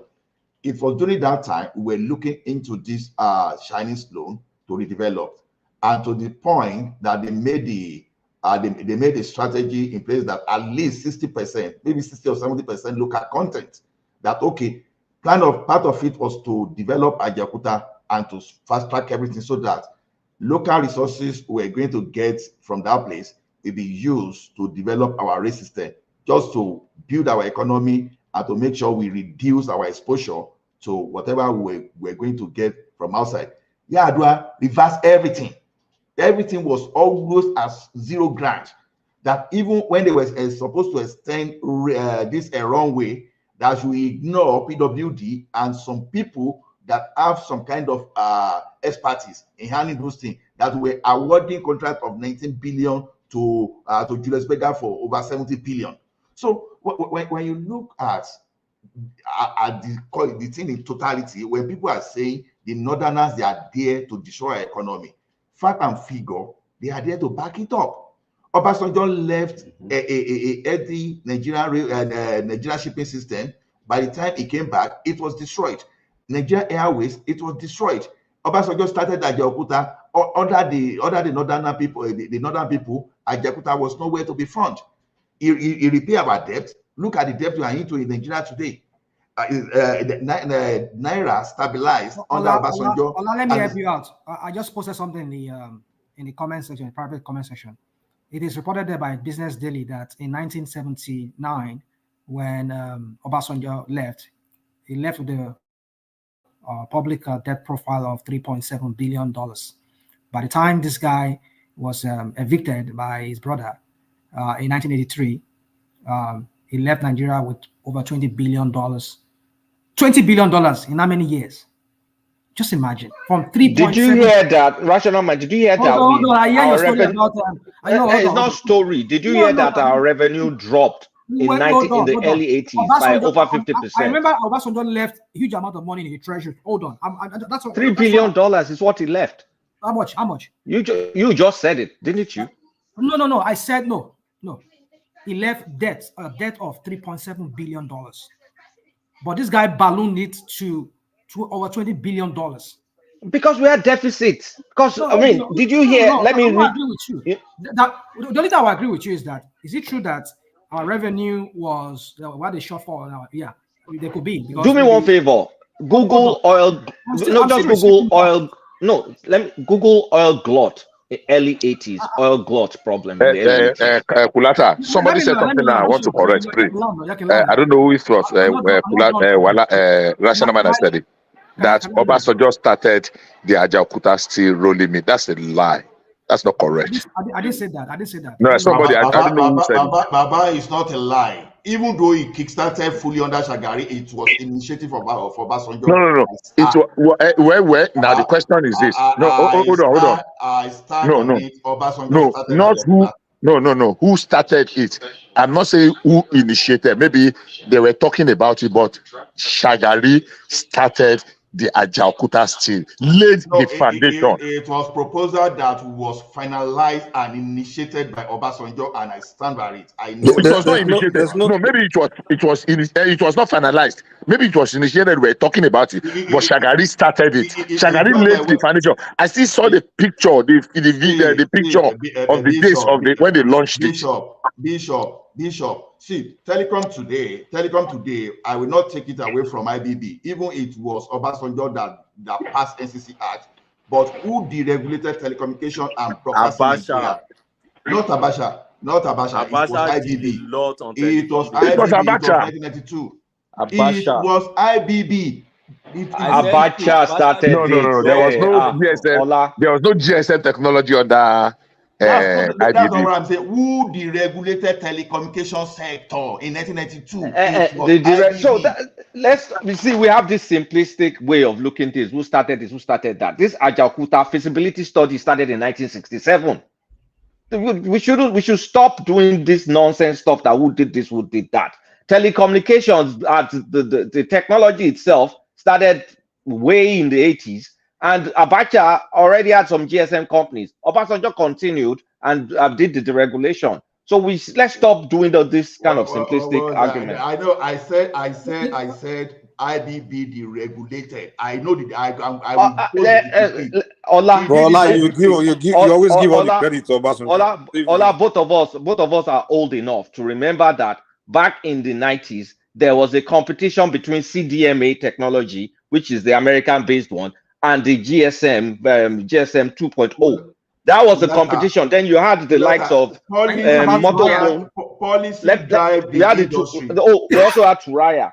So we had the likes of Motophone, Mobitel, and all those things competing. They were giving license. Was after 92 now, Kulata. I say IDB, the regulated telecommunication and broadcasting in Nigeria. Abacha did the same too, but it wasn't successful.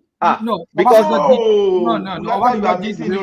there's a difference between the policies that initiated. Abacha gave people licenses. A lot of people bought the CDMA one. It was during Obasanjo's time that we saw that they did a bigger deregulation during Obasanjo, but during Abacha something else happened. What we're saying here, why didn't his brother? Why didn't his brother from the north? I mean, don't get me wrong. When I said, you guys stop saying this nonsense. It doesn't make any sense. I said that, but let me make myself so clear. When I say the north, I'm not by the north. It's not about tribe. Can I hold on? Let me say something. When I say the north, I'm not talking about people from the north. I'm talking about those elites that are criminals among them. They're not good managers of a country.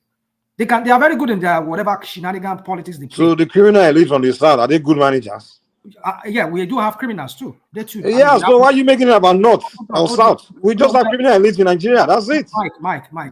I'm talking about the two most reckless presidents we've had in this country is Jonathan and Buhari. Both of them are north and south. Hold on. The pattern we're talking about here, we've seen a pattern over the years, over the time that country has existed, that most of those northerners, when they come into power, like we started examples of them that Ajay Koko gave us a history. God bless you. We've seen just made my point. There's a pattern here that they always run down the economy. So if they are not good at that, so they should not be there. That's what we're saying. They set us back 30 years back. Let's stop all this emotional arguments and look at things rationally. Come on, dude, don't do this for me. Southerners run down the economy. Northerners run down the economy. That's our record. We're talking about facts here. Fact that is there in the public domain that we saw. So when those that did wrong is because they are from the north. How many Southerners have come out openly to tell that they owe the country, that they were born to rule? Hold on. Stop all this pedestrian nonsense, George. No. These people, they cannot run the things, but they claim to owe the country. They tell that the oil in Edo State belongs to them. They tell that that they have got the population to decide to do and not do. They come out to tell that every Fulani from anywhere in the world are Nigerians. And today now they say that now foreigner they come take over. I beg you. So Kulata, my point is that how can you substantiate the reason behind $3.7 billion in 1979 within a period of about 4 or 5 years? You ballooned it to like 20 billion. And now this one I just left you. Because we could not sell oil in the early 80s. Nobody was buying oil. You see, we can make this argument. If nobody buys our oil, where are we going to get money from? You could manage the economy. You could manage the economy whereby you will not incur more debt. Oh, the way we're managing it now with small oil that we're getting, look at how effed up we are.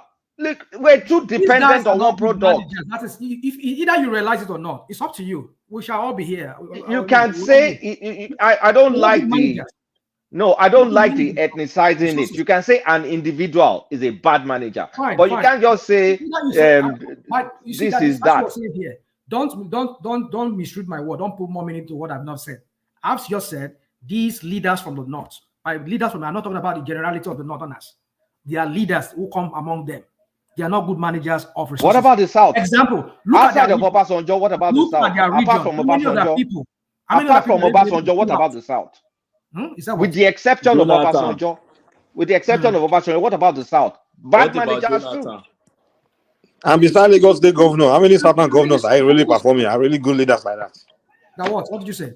Besides Lagos State governor, how many Southern governors are really great leaders like that? The problem we have, we have monopoly of greatness in leadership. Monopoly of greatness, guys. You need to stop it, really. No, don't stop it. It's something we need to tell people out there so that they read pattern. The problem we have here is rational mind. Just a second. The problem we have here, how we try to simplify things when we try to identify a problem. and you will just introduce some kind of interference and some kind of noise and you shift in a way. We are talking of major policy. When you see something that destroys things in a country, it's not just because of that. The general policy is what you look into. But when we now say, okay, this country, this client is not okay, you will now go and look at a extreme case, outlier, and you say, okay, what about this? This is not about what the policy is about. You look at the distribution. You look at distribution. You take 10 things out of 10, and you see that, okay, a particular region, they're responsible for the 7. Oh, you go and look, what about that half? A particular region, a region is responsible. Entire region is responsible for action of individuals from there. Really? Ola, let's remove military from it. Let's remove military from it. No, Kulata. Do you know things when we're talking about policy? The thing I will not accept is just because you and I, we came from electrical engineering background. And I'm telling you how this your degree, I need to see it, to be honest. Like, I mean, go ahead, Sha. Okay. You know that, Kulata, you know me and you, we didn't go to school. We did radionic, Brosheim radionic. If that Mike happy. You went to Chicago. I mean, one thing you learn buy from certificate. Yes, I went to Chicago to buy certificate. Exactly. If Mike happy. I mean, when you major in science, one thing you learn is how to think. I managed to know about broadcasting and the regulations of telecommunication just while I was going through school.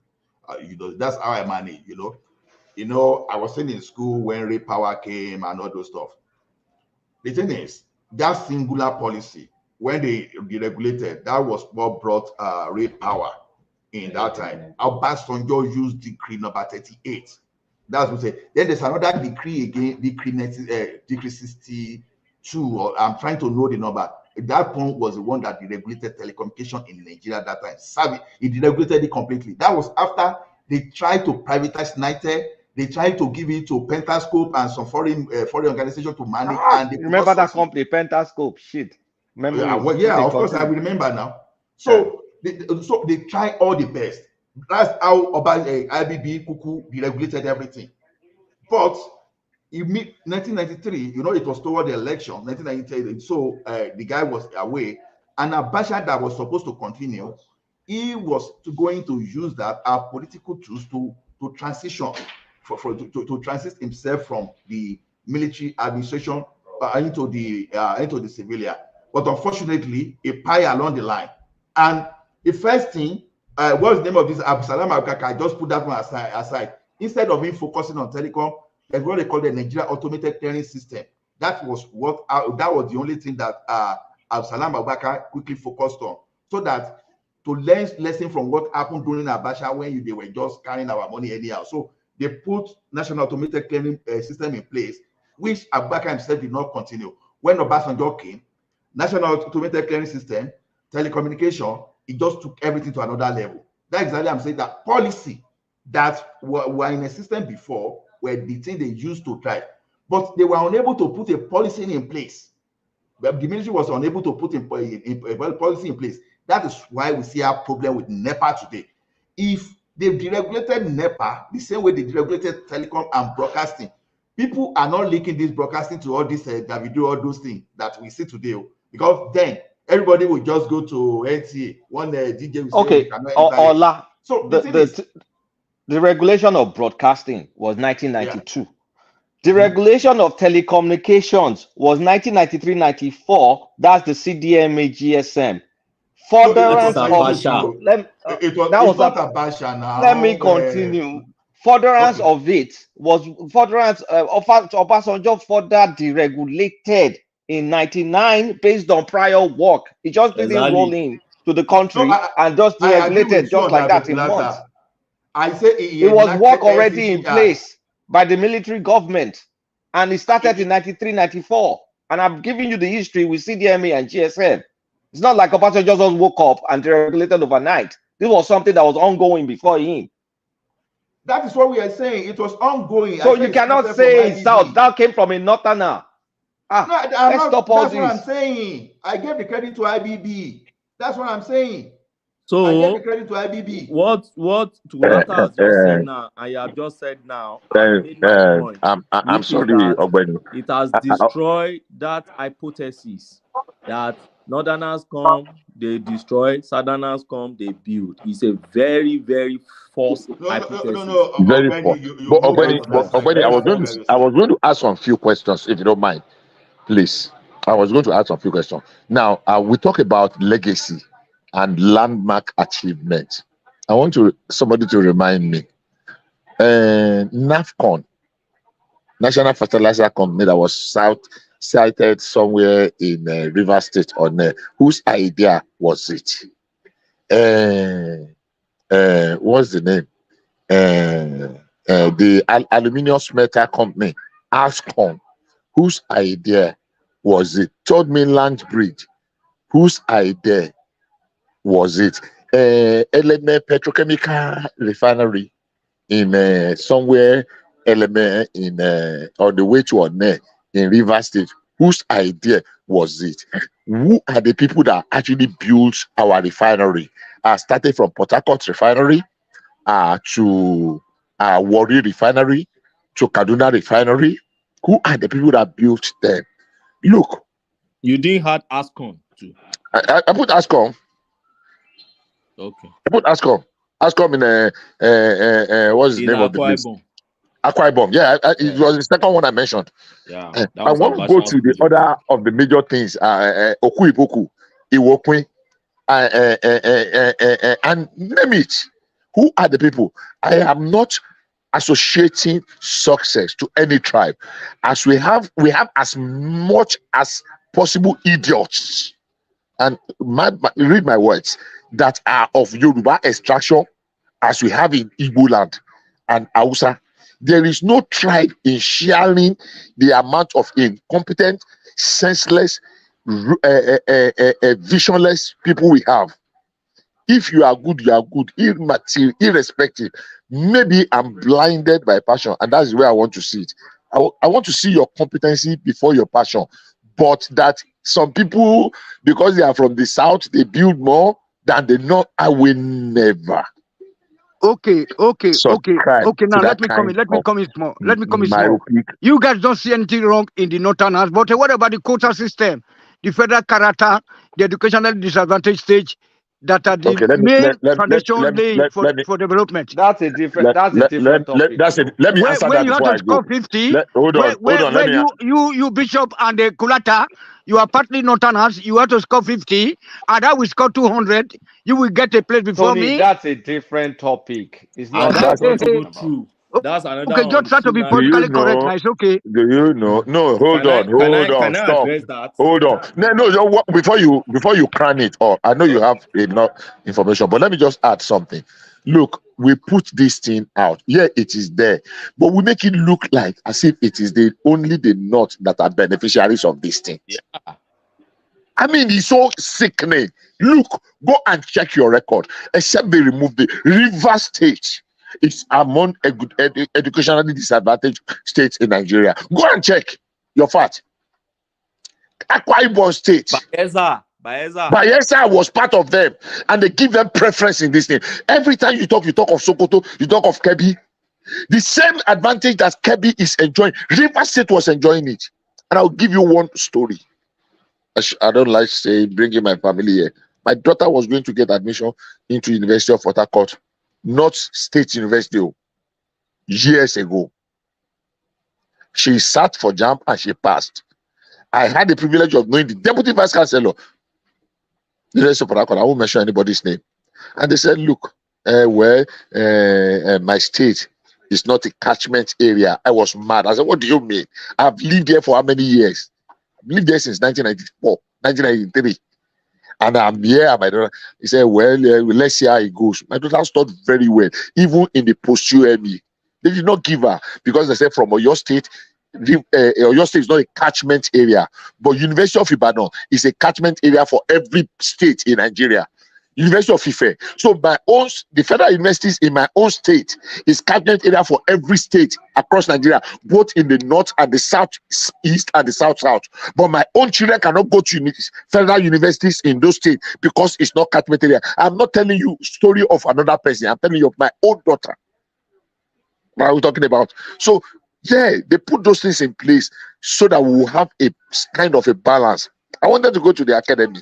I know what I score. I'm not going to share it here many years ago.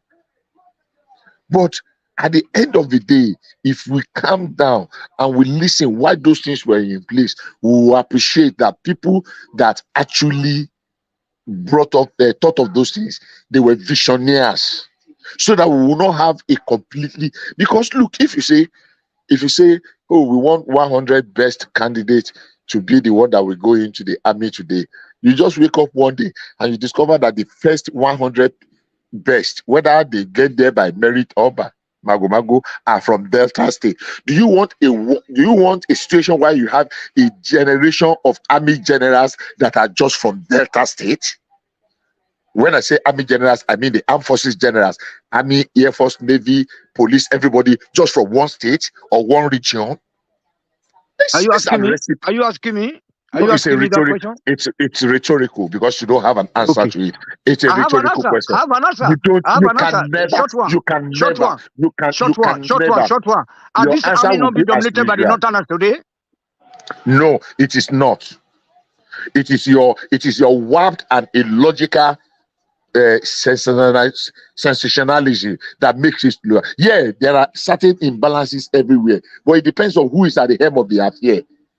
There are people that have been in the south and we know how the distribution had been. None of them. I will not spare my Yoruba brothers. Not one. Not Obasanjo or any other person. And I cried here on this platform about some of Tinubu's appointment.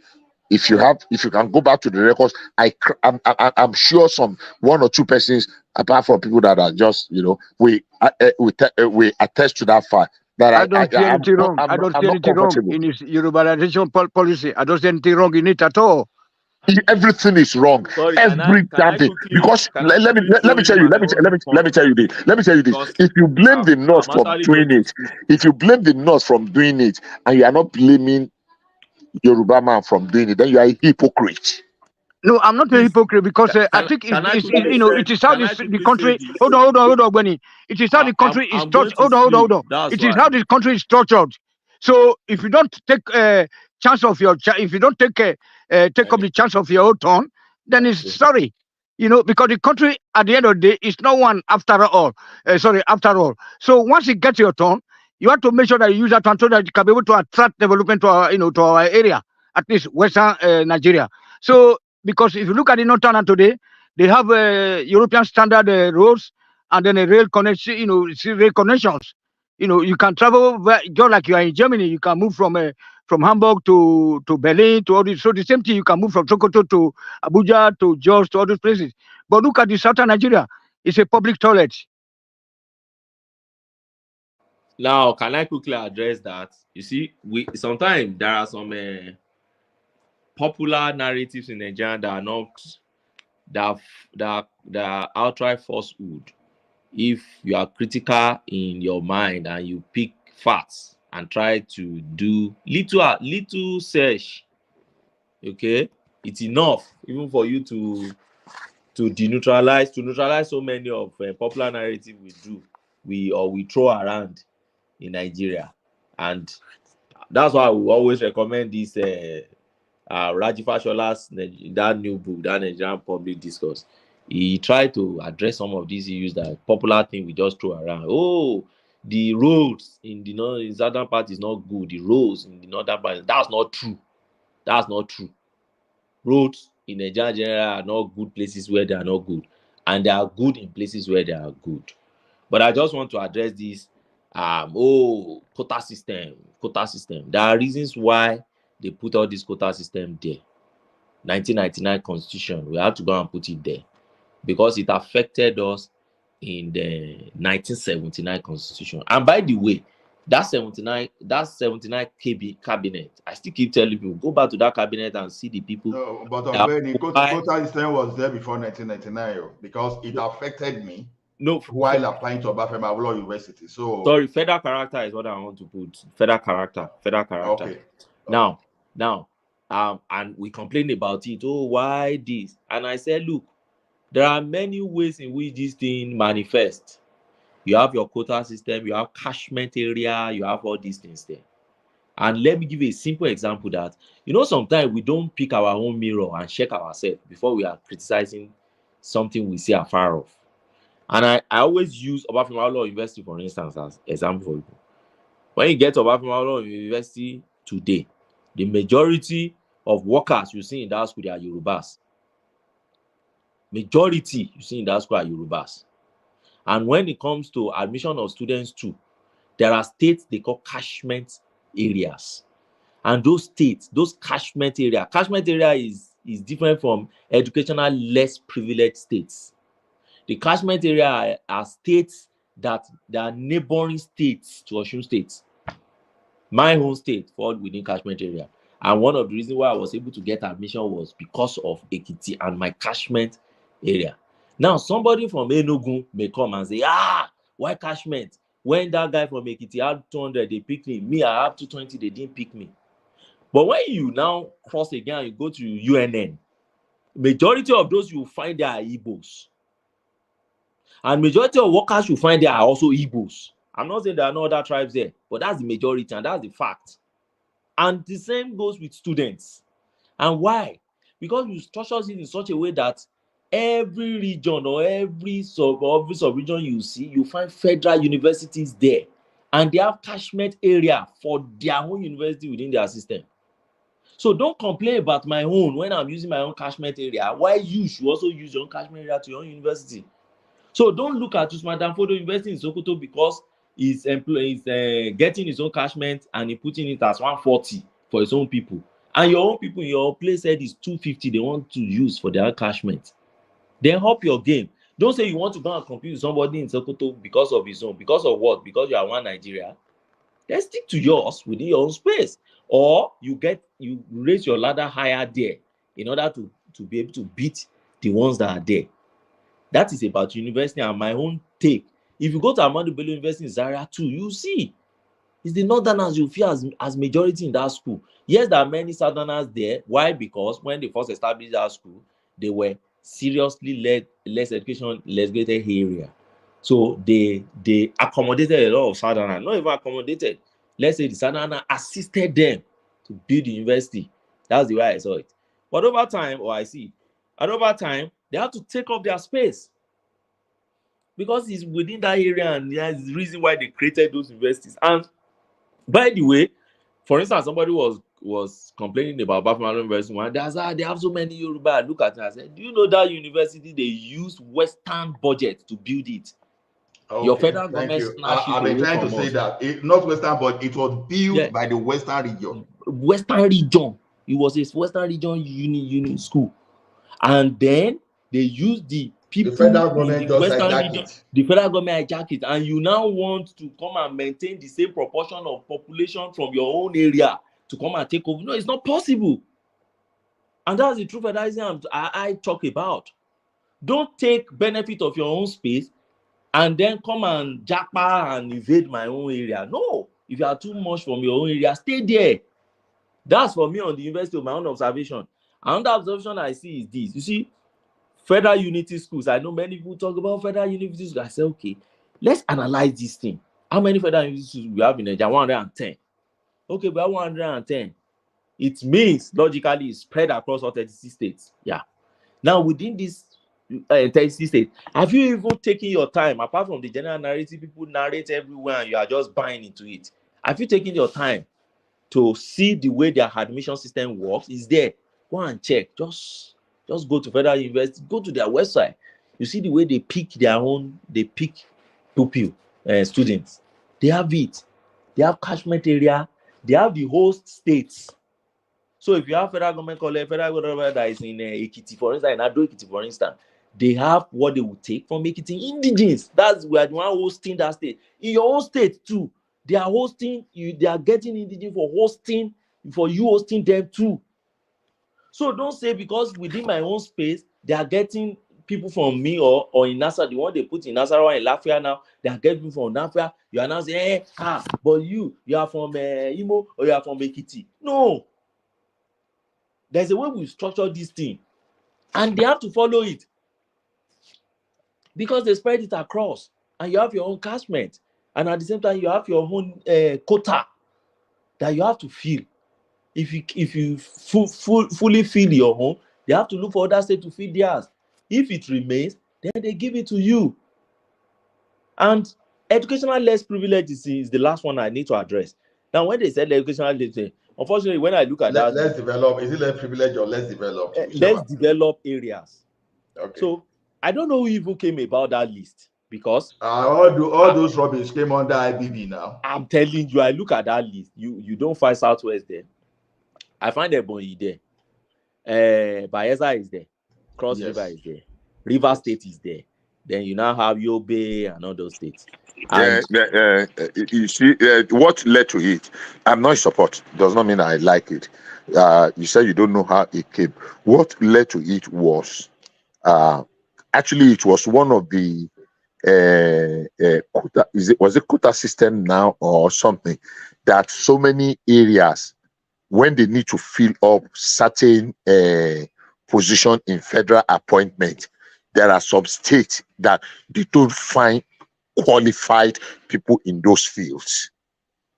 You understand? When there are opening in federal appointment and they need to balance across, so they discover some states are lacking. So they now say, okay, in that case, let us give them opportunity at the entry level, which is the university level, so that it will not be like in the certain categories of those federal appointments to fill up quota system.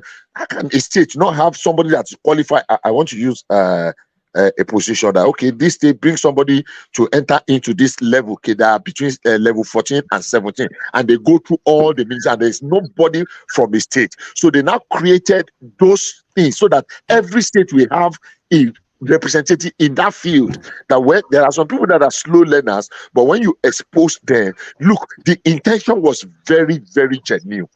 That some people have abused it and mismanaged it is unfortunate, but the original intention, because I had the real pleasure of engaging. Why should my daughter not get admission? Why should I not get admission when I'm eminently qualified? And they gave me some illustration that made me say, okay, I think it makes sense if we want to continue. So it's not like somebody just woke up on the wrong side of the bed and decided that, oh, listen, no. There was a need for it. So in curing that malady. My understanding of that space was in the 90s, especially under IBB. That thing was being abused and erratic appointment, and people were just using nepotism to do things. So there was an outcry, outburst, even prior to June 12th, So under that IBB, a lot of irregularities. So catchment area, a lot of these things just started springing up. So to the point that it forced Abacha to even promulgate a decree in 1996 to establish FCC, Federal Character Commission. So the thing is, it was to me, there was no intention. It was an abuse of those people in power, that they think because you're in power you can allocate as you like. When I say this thing, because a person like me, I feel like I was abused as a Nigerian. When I wanted to work with NEPA, that I needed to know someone in Abuja before I could even work in NEPA in Lagos State. So to me, see, those things, it was an abuse. They didn't sit down to the best of my knowledge. I don't know, I could be wrong. They didn't sit down to address all these irregularities. But you're addressing a completely different thing. No, Bishop. Hello, Bishop. Okay. I got the cutoff. I got the I got the jam score correctly. Post-UME passed everything. So it led to catchment area, all these things. They said that they cannot give me the course I was looking for. You are looking what? Okay. The course I applied for, I was not admitted. Okay. But do you know that they factored me? I'm an indigenous of Lagos State, but the person that I beat, that we went to the same school, same secondary school, he's from Ogun State. He got the admission in Unilag. Now they said I'm a Lagosian, agreed 100%, but they even forgot that I'm even from a minor ethnic group in Lagos State. So can you see that this catchment area helping some people? No. Let's get something straight, and this is without prejudice. Number one, that was what they told you. It might just be they sold you a dummy. Maybe somebody have sold your own admission to somebody else. You don't know. You understand what I'm saying? That was what they told you, because number one, being a minority and being from that state, if they are going to eliminate you at all, maybe on the merit list, it has nothing to do with catchment. So maybe somebody just look for what is the easiest way to put this individual off and to just let him just, because they have sold. Corruption plays a big major. Bishop, you were using your own time. Yes. You were using your own time comparing. See, some of us that got into institutions in the early 90s. What's the difference between our time? Now, Mama submitted your Buruku man. You probably used school in the 80s, so you are maybe late 70s or 80s. So totally different situation. To be honest, totally different situation. So we that face it, I can connect with what Ife is talking about. You see, well, I jokingly said something here the other time that I don't like. You understand? Bishop, just because someone came from Ondo State, there was not a say that time, for example, just because you came from Ondo State, that was your offense, that you cannot get to Obafemi Awolowo University because you are from Ondo State. So by default, you are seeing your name on the first page, not the second page. If you want to cross it by default, it's supposed to be. You were supposed to be in there, but just because you are from Ondo State, that became your offense. I'm still keeping the grudges as I'm speaking to you today. That's why I say, how do you explain to someone from Ondo State? Under regional government system, Bola, there are many Ondo people that were in my class now. No, Kulata. Many of those people. Kulata, you live in Atlanta. My cousin. Kulata, I live in Atlanta. Can we talk after outside of the platform? Can you ask one man to share my number with you? Okay. Thank you. Kulata, my cousin through Professor Ashubi Ojo got. You know Professor Ashubi Ojo. My people. I too know people for Is there anybody here that went to Oscars? Please, just asking. Which could be that? I know someone that went to Oscars. Which could be Oscar? Which could be Oscar? Oscar, A-level school in Ife. They turned it to school of science. Modakeke, not Ife. Or your State College of Art and Science. It's the same now, Ife. Modakeke the same. Our Baba Bishop Malugu lower go. Of course, I know people that went to Oscars. You liar, Kebojo. Hey, you know somebody that went to Oscars? I'm trying to link up with one or two. At least I went to Oscars. I did know people that went to Oscars. So in the I was in Oscars. Yes, it is. Yes, it is. Yeah. I know people that went to Oscars. So, Baba, you are comparing 80s and 90s. Totally. I live in Kalakuta Republic. Ask anybody, where is Kalakuta Republic in Oscars? Professor, Dr. Ogumodede. I know the Ogumodede. You know Ogumodede? I know the family. So that Professor that I mentioned was able to help my cousin, but I was unlucky. You understand? So did you pass the cutoff mark, Ola? But that thing has nothing to do with Cashman now. It's man no man now. It's man no man a lot of times. That's what I was saying. Because it's me and do me by well. No, Kulata, to your question, I didn't pass the cutoff because it depends on how you define the cutoff, right? Because now, if you're applying for a course like elect, you know that at that point in time, it's not that I let us my course. You know that at that point in time, OAU was the number one elect school. In fact, one of the UI had not even started elect. They only had electrical, and it was maybe OAU or FUTMINA. And at that beauty of OAU, at that beauty of OAU make me like OAU, not because So what I'm trying to say is that particular class is the best of the country, and at least in that time or early 90s. That was what was getting attracted then. So it was very, very competitive, extremely competitive. Elect. Now, mistake I made. I should have stayed with Osu Agege that time instead of because Futa 2 was good. Futa Lautech, Futa Lautech. I'm not sure if Ilorin had it. For Futo had it. I mean, FUTMINA had it. Fut Oweri, I think, had it. Those were your choices. I know you was number one then. Later, I was obsessed. With OAU. That's the problem. You understand? Don't be obsessed. They will have frustrated your life. Maybe we'll have been in the same class, Seth.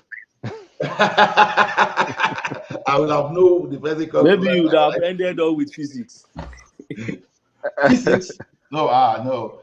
You know the way my mind works is this. If I don't get something that I need, sometimes you will need a psychologist to sit me down because I'll be troubled because I will say why, but Albany, I have a question. Do you think physics is physics or elect? Which one is tougher?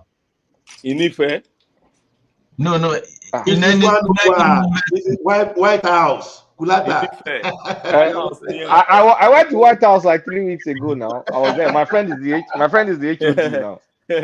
Follow White House, Nife.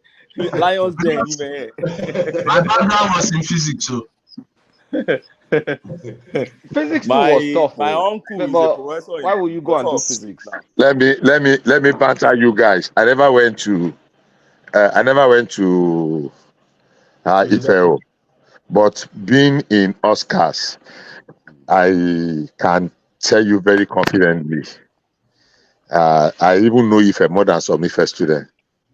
I would drop a hint here. Anybody that can get the hint.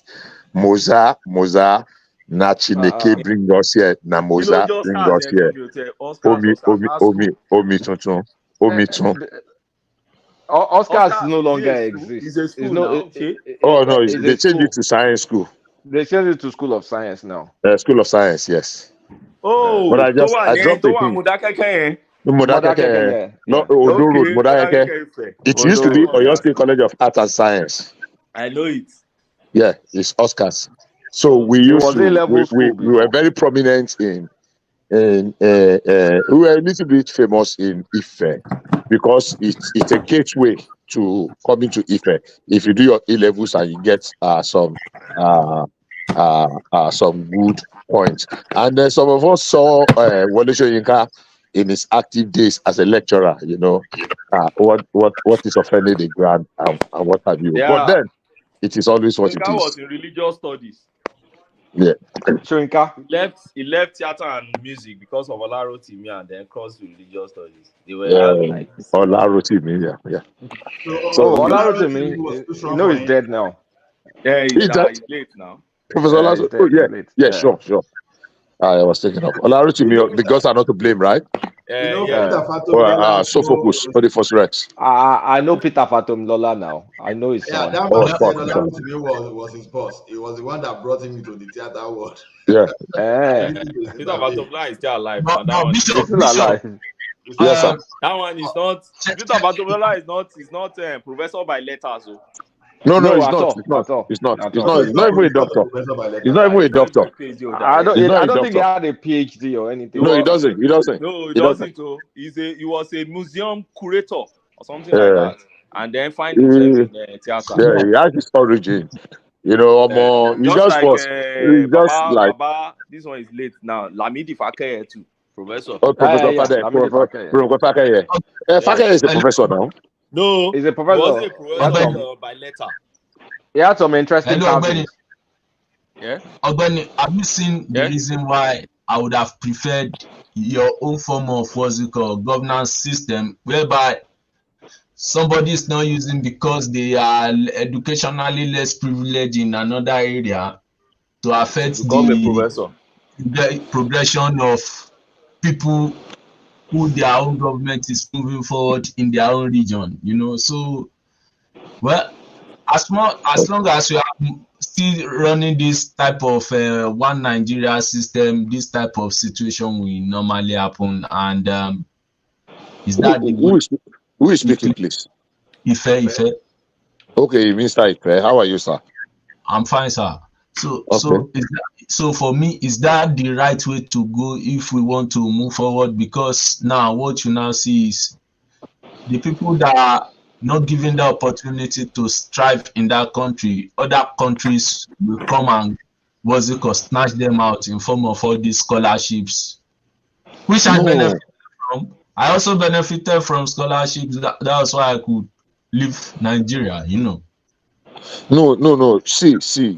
Let me say this before Ogbeni claps it up because it's respected. You see, we need to change our. I don't want to use the word orientation. You know, the way we say things.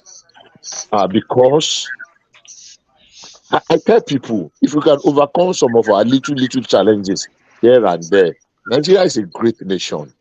I will tell you why. You see, some people say there's an adage in Yoruba land. Look, sorry, let me digress a little bit. Earlier today, I was alone and I was kind of, I don't want to use the word meditating. I don't want you to sound religious or philosophical. I was just looking at, I have had, I've not been able to do. I wanted to go back and again, you know what dundun is? That kind of, that drum. Drum, yeah. And go. Now, ask an average person, what is the difference between dundun and gogo? I'm not adding bata and obele and the rest. But go and do your research. Tell me which drum is sweeter than dundun. Don't tell me it's because I'm Yoruba. That when you use the real ole, you know, when if anybody knows what ole is, to create your dundun, not just gogo. Gogo is beautiful, but to create your dundun, the ole awọ. Now, that is an area that if the Westerners, the Western world, had the one that had that, they would have developed it to an area that it's going to probably be a multi-billion, because the tonation, the tone of that thing, when it is properly tuned, it's something that can mesmerize. Now, that is something that is laying waste. So if we share the best of our best to go and acquire the necessary knowledge and skill to come and develop those areas that we know we have advantage, it's just that it's not been exploited yet because many people don't understand it. And in the course of thinking of that, I thought of, why should I be looking for, how do I tell an American man that tells me akara is being cake, or that moi moi is being pudding, or that bekiri is what again? Why do I need to? Why can't they put it in their dictionary that this is bekiri, this is moi moi, this is akara, this is amala? Why should I tell him that it is amala ni oyinbo, yam flour? Why should I tell him? Why not? It is amala. So learn the first to be compelled to learn some. So getting advantage to go and study outside is not in itself anything wrong, but it should not be seen as a minus to our own, because if we can tap and bring out the best in it, maybe if you not, we will not be the one that will benefit from it, though, but future generations. Who taught us how to begin to write Yoruba language in the first instance? Is it the Yorubas? Of course not. It's the Europeans. It's the West that came to first put the letter, our word, our Yoruba alphabet into paper or in writing form. It's not. Project. It was not Ajayi Crowther. People came before Ajayi Crowther. Oh my God! Let me That's remember what I the name. learned. I don't know. No, it was not. It was not. I'll remember the name. Yeah. Akilo ṣe fún Baba. Can anybody hear me? Yeah, I can hear. Signal Ajayi Crowther translate Bible to Yoruba. Is it Freeman? Hello. No.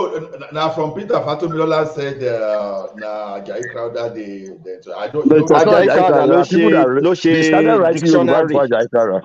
Oloshe dictionary at the Bible translation, both for Igbo and Yoruba. But it was not one that started it. Freeman school are Methodists. No, it's Methodist, but not Freeman. A woman. If you mention the name, I will remember. Hello. We can hear you. Okay. Our Lady of Apostle. There's a woman that started writing, and she spent a lot of time, and a few other persons. But they're actually European that started writing in Yoruba, and they started from numericals. Okan, Eji, Eta, Eri, Arun. It was not the Yoruba that started. Of course, we have our own Onka. We have our own calendar using the moon and the rest. But to put it into paper, to start writing it down, it was not. All those our syllables. There's a rule that guided it. I did not study it, but I read it. Because it's still saying a Crowther, the first native African Anglican bishop, published a Yoruba grammar and started translation of Bible. So yeah, he published. Giving the credit to Ajayi Crowther. So well, maybe for Crowther did a lot of work. He did a lot of work. I'm not taking anything away from him, but he did not start it. Bishop, yes, is it Rose Kata? Is it Kata? Is it Kata? No. Okay. There's somebody before her. She's a Methodist. No.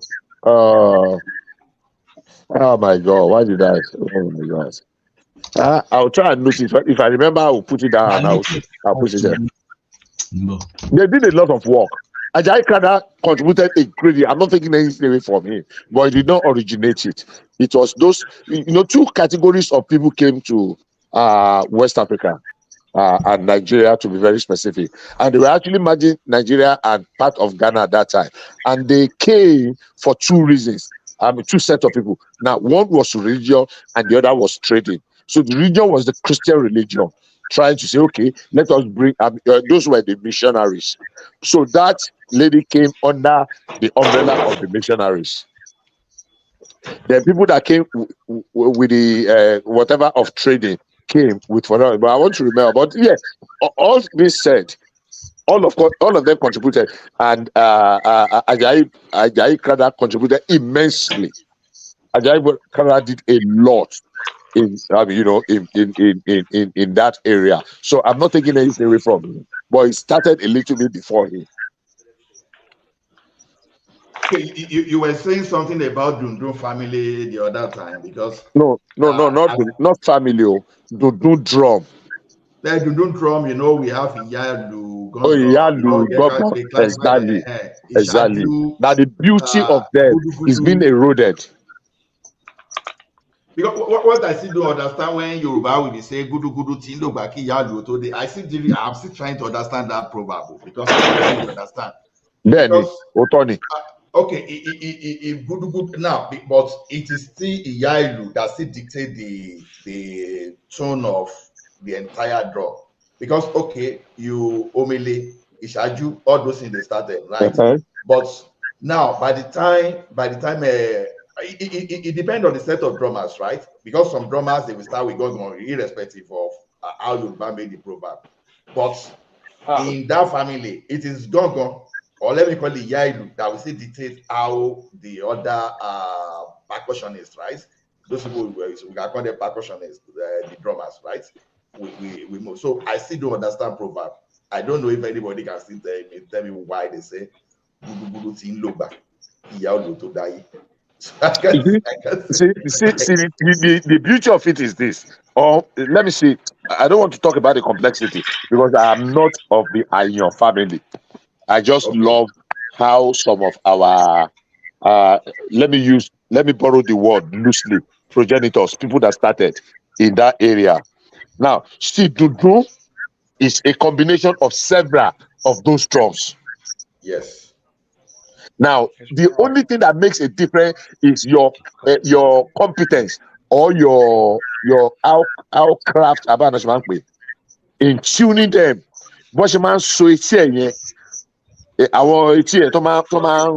To give you a different tone. The tone, yeah. So gudu gudu, and many people don't even know what gudu gudu is. They cannot even differentiate it. When you put them down, Iyailu, gudu gudu, dodon, I know Iyailu, Shawuru. That Shawuru on the hedge is it makes it that's Shawuru. Exactly. Yeah, the size. Yeah, and now, that one have do you know why they call it Iyailu? I don't know. Because it's the mother of all of them. It dictated the tune, right? Because it speaks distinctively. So ọ̀rọ̀ ẹ̀ máa ń jágara gúdúgúdú tí ń lògbà kí ìyá àlùtọ́ ráyé, but is the mother of them all. That were they existing before Ìyá Ìlú? Yes, but when Ìyá Ìlú came, the competence, the efficacy and efficiency of Ìyá Ìlú drowned the rest of them. That is the Ìyá Ìlú does not mean it's the first one. If you are setting it that way, I'm not from Ayon family, but I know some Ayon that can do both of us. The Ayon I know are from the Oyo part, Okeogun, Ògbómọ̀ṣọ́, àwọn Aláyọ̀dé, àwọn Àyàngalú, àwọn Àyàngbárò. These are, I mean, I had my early start in the Baptist, so we have them.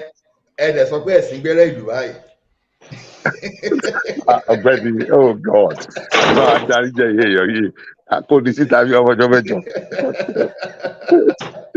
We have people that. Bishop, please. Yes, excuse me. Yeah, Mr. Ife. Is Mr. Ife still there? I think he's still in the background. Maybe he's still there. Okay. No, I'm here. Okay, I'm here. Okay, Mr. Ife. Yeah, let me tell you something. Not everybody that speaks Yoruba is a Yoruba man, okay? Not everybody that speaks Yoruba that is a Yoruba, because I heard you earlier on that you were saying somebody is a Yoruba beat. Yeah. No, not everybody that speaks Yoruba is a Yoruba. You need to be careful of that. Is it because of I don't know, but because of some people. Because of some people, they are not Yoruba there, but they come to platforms like this.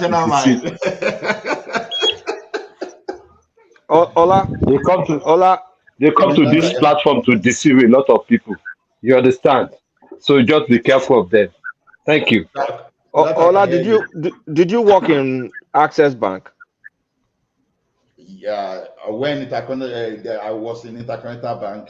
Then Access Bank. You heard about Albert Wigwe. Yeah. Very unfortunate, man. Very unfortunate. Very unfortunate. Yes, in fact, I didn't get myself when I heard about Nigeria just lost one of the best so far in that country. He is on this university, Wigwe University. If you see the infrastructure grant, oh my goodness. Nigeria really lost it.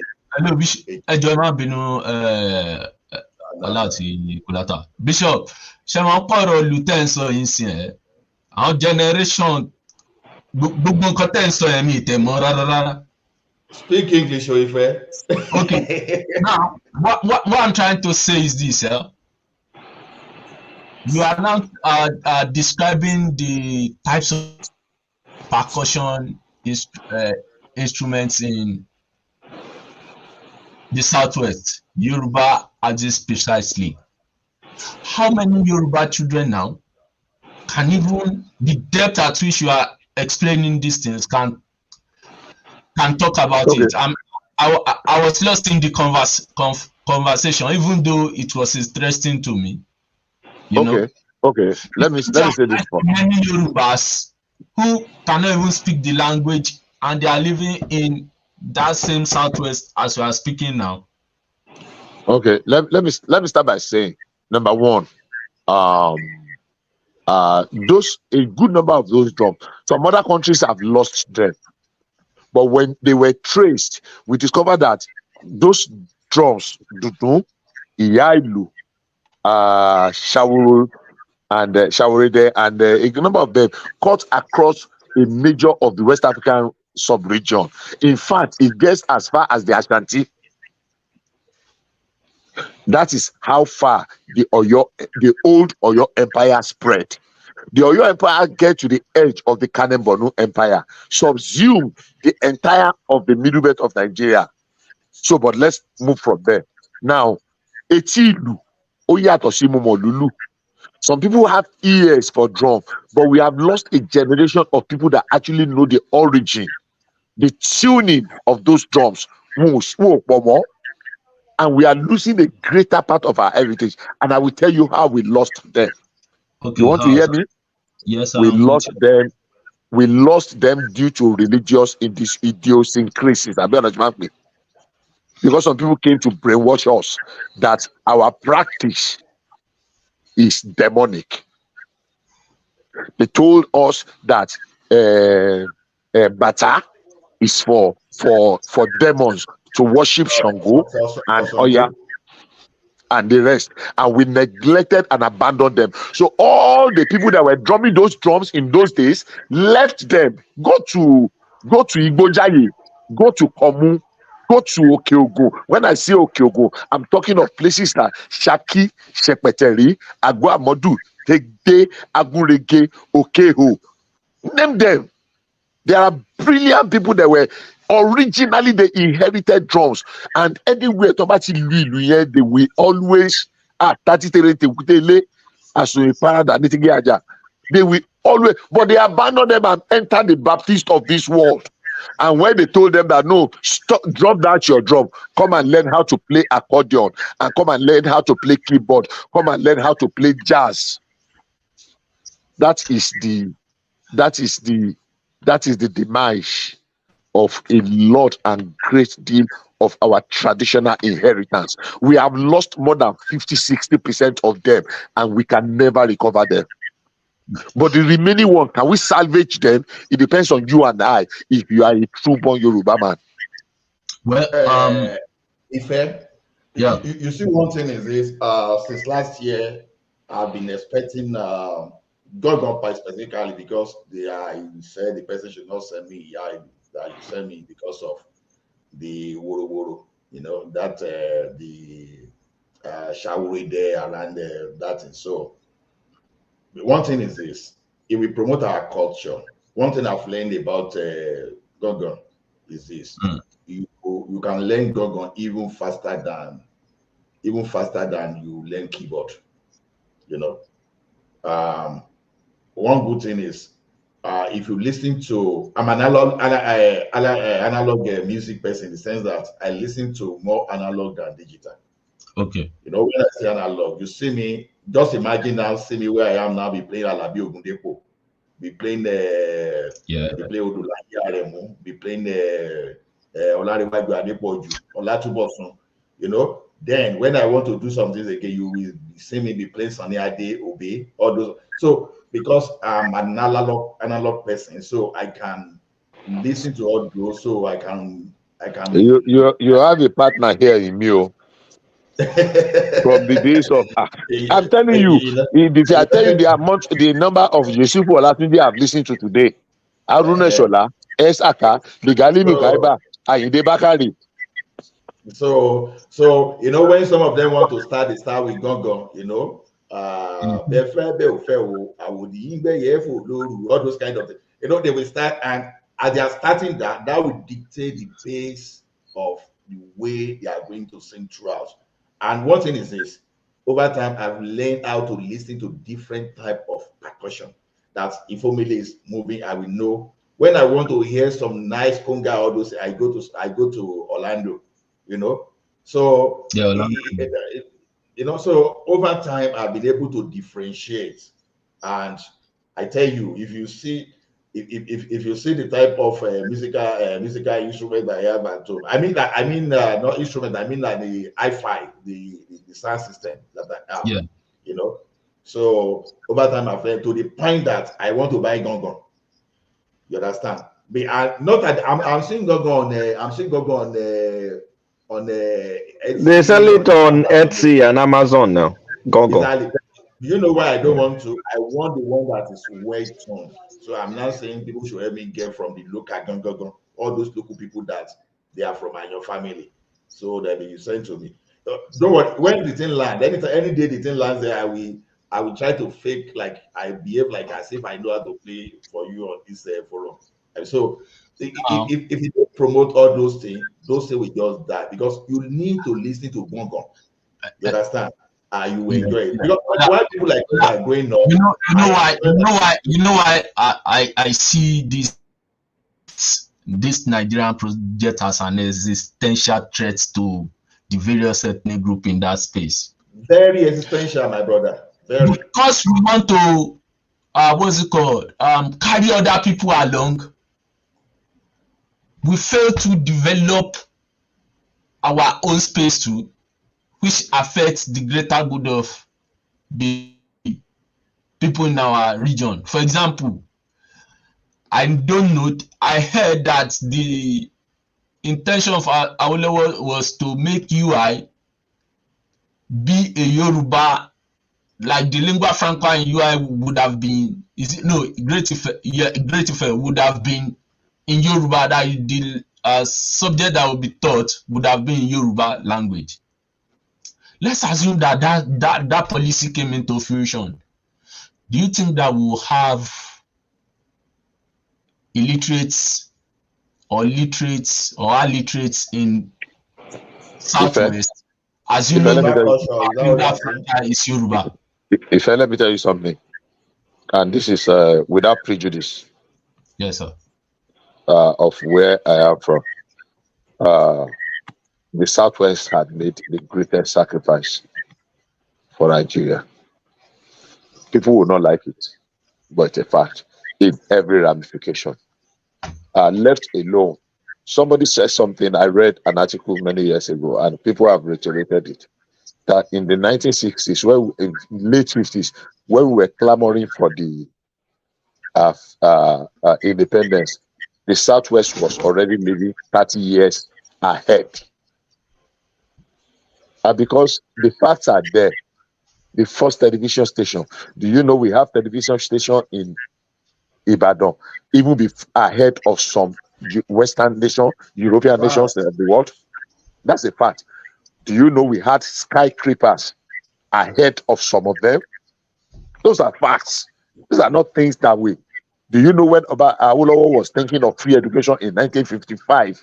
Some people I'm not mentioning them. So, but their idea thing is that, okay, are we better together if we can actually try and carry others along? But we have made bigger and better. Look, I went to the UCH in 2000, when UCH was 50 years. I took some pictures. I still have those pictures. And I went to the history, but that was dead.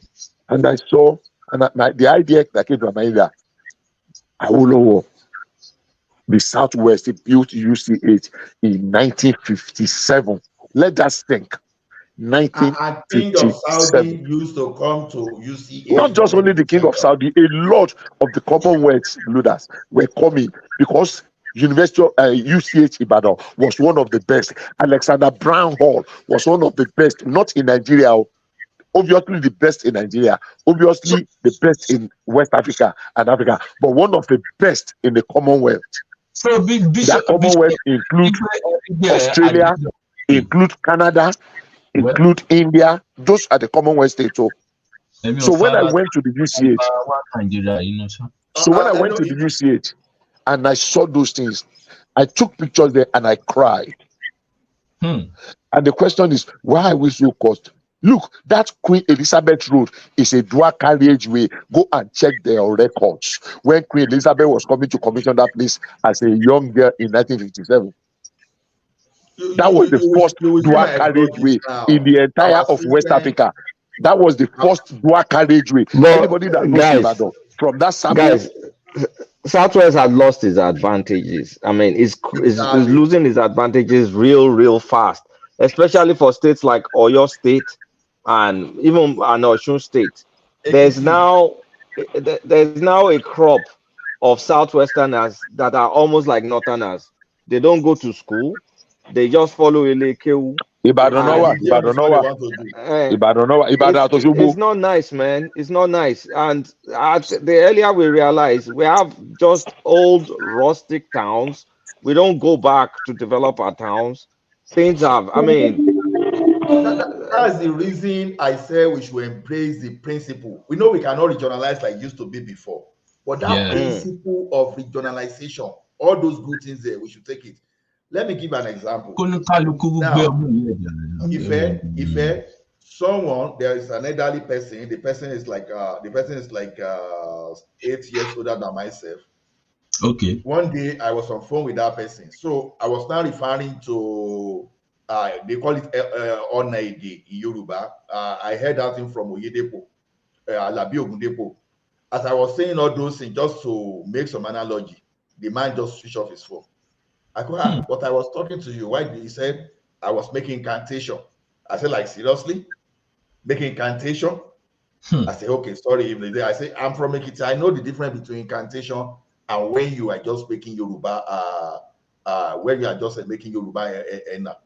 Now, what am I saying is this. How did I learn all those stuff? We used to have different Asha Ati Orisha Yoruba. How did I learn my proverb? Apart from one I heard from the elders. You know, there was a book. I'm trying to remember the author. If I say the author, honestly, I will send it there. You know, I was reading the history behind so many of Yoruba proverbs. Like, now,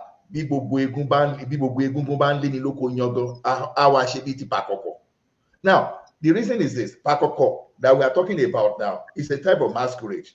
But what does it feed on? Just corn, you call maize, agbado, right? But now, when they were now saying, okay, there was an issue now that, okay, people should not go to the farm, and who did they ask to enforce that declaration, you know, promulgation? It's for pakoko. Okay, they are not saying, okay, even if they made this proverb, even if they made this law that they should not share, the people should not be going to the farm again. When we say now, corn you they eat. Now you call it chase us away from that place. So there's a way that Yoruba brought their proverb from some kind of event, and the way, you know, you know, so many things. They will just give the entire story. So why am I saying this is this?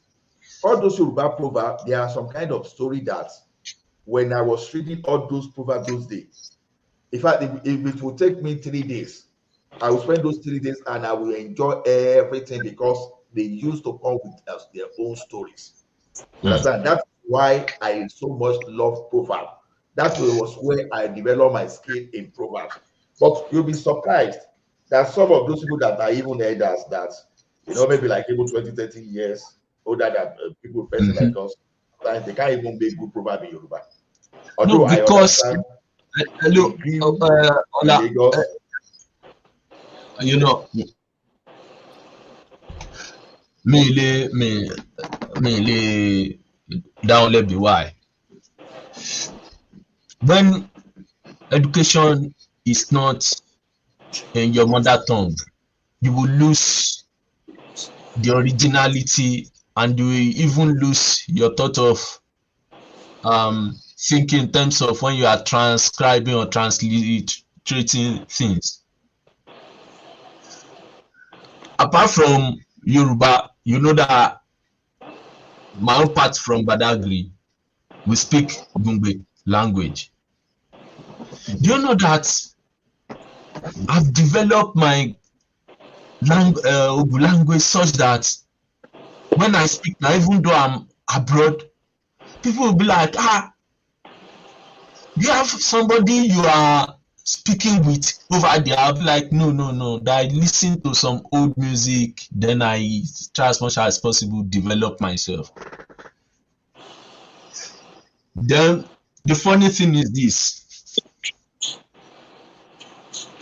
Before I can understand some concept, I will first of all look at the unfortunate thing. I will first of all look at the English translation. Now look for some maybe books to get the whole idea of what they are trying to say. And unfortunately, because the language is not developed in Republic of Benin, I will need to go and listen to the French version again. But where are you from, please? I know you're from Lagos. Yeah, I'm from Lagos, but no, not you. Badagry. You're from Badagry. What's your tribe? Because one of my friends here is from Badagry. Ogu. Yeah. Egun. Okay. Yeah. So the problem, you see this type of problems, but imagine even during that Lagos, everybody was speaking that Yoruba, that we fuse Yoruba from a lower stage to develop ourselves. Gbogbo ètò à ń ṣẹlẹ̀ ń sìn tó wá jẹ́ pé tó bá lọ bèrè lọ́wọ́ àwọn àgbàlagbà pé kí ni mí lè. I think I agree with you. Okay. Go ahead.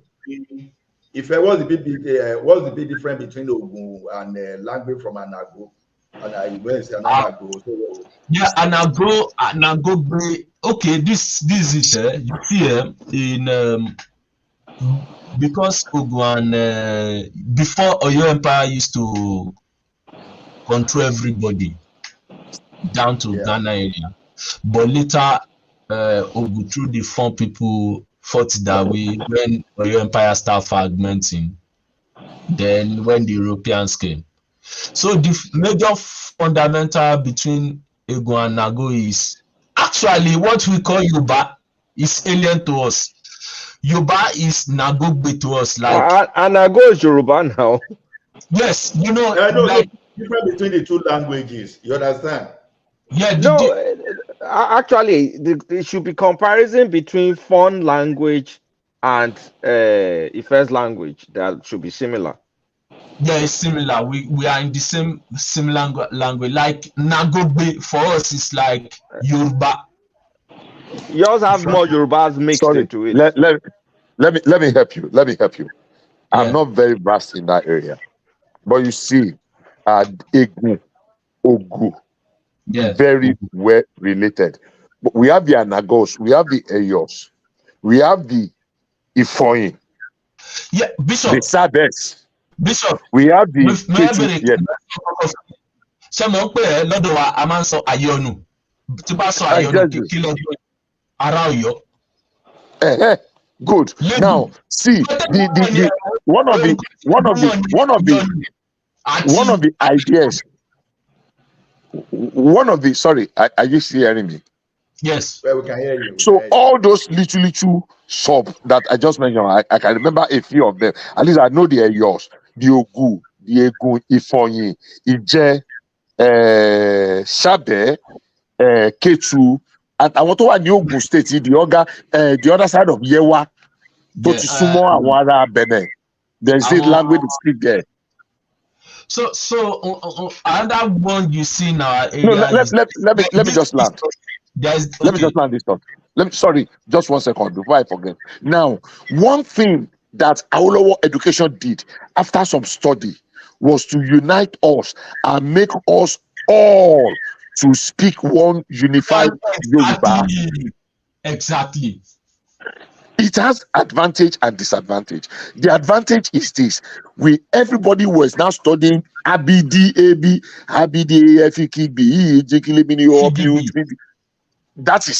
that unified all of us, all the sub.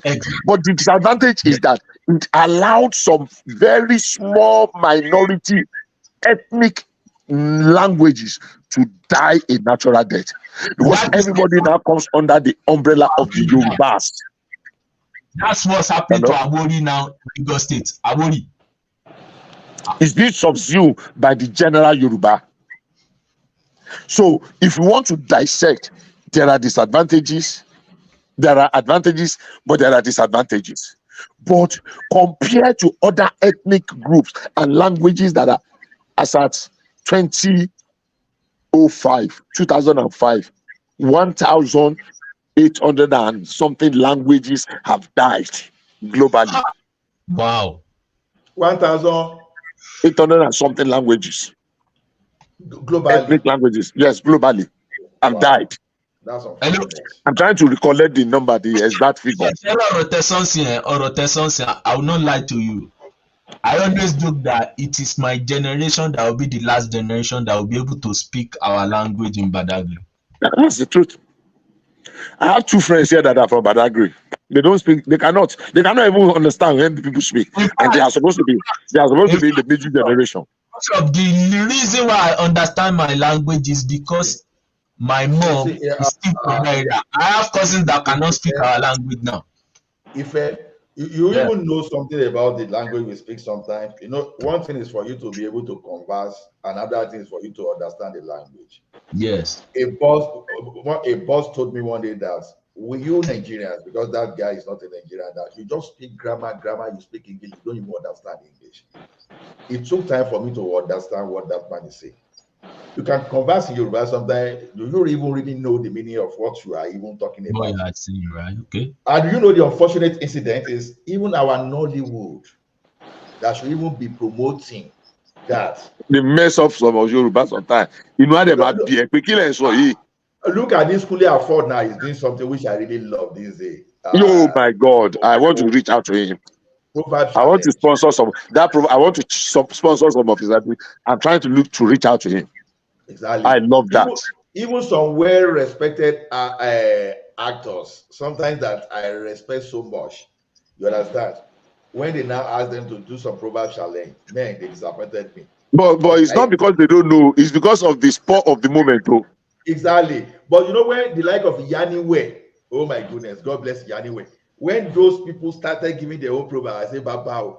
You know, since we lost the people like Olofaino now, they get that proverb. Then this man that has become a king, is it Lagata that? No, it's not Lagata. That was Kabiyesi in this. Is this Shaworo or what's the name of that? That man used to be in OAU too, right? Lápìtẹ́. Kí lorúkọ ẹ̀ kí mo forúkọ ẹ̀ tí mo lè fẹ́ lórúkọ ẹ̀ lánàá náà tó wà nínú. Oh God. Tó dé Ṣáwó Ṣọgbẹ̀rì. So you know people like that. Tí mo forúkọ ẹ̀ ṣe náà. I know that it's not Kabiyesi. You see those people. Kola Oyewo. God bless you. God bless your soul. Kola Oyewo. You see, I like to listen to those people. So I think it should be something that Yoruba people should find a way to sponsor some Nollywood artists. You know, most of our Nollywood were from books that were written by the likes of Kola Oyewo, Akinwumi, Shola, name them. Now today, something was running on my mind. You know what this author that wrote Ajaloleru, àgbàlagbà kan àwọn yẹn ti pẹ́ kí lórúkọ ẹ̀ àwọn kí lórúkọ máa nìyí àbá àwọn anyhow you know something was running on my mind. Ladejo Okediji, yeah. Okediji, no, you remember Ayoka, the one that we used to read on radio. In the Southwest in those days. You guys are mentioning names of people I knew when they were alive, but I did not appreciate the way you guys are appreciating it. I just knew them kind of like you need to go back in the neighborhood. Oh no, you need to go back and read them. You need to go back and read them. Ṣáwó Ṣọgbẹ̀rì. Ṣáwó Ṣọgbẹ̀rì. I grew up with all this and I didn't know anything about it. Oh my God, you missed.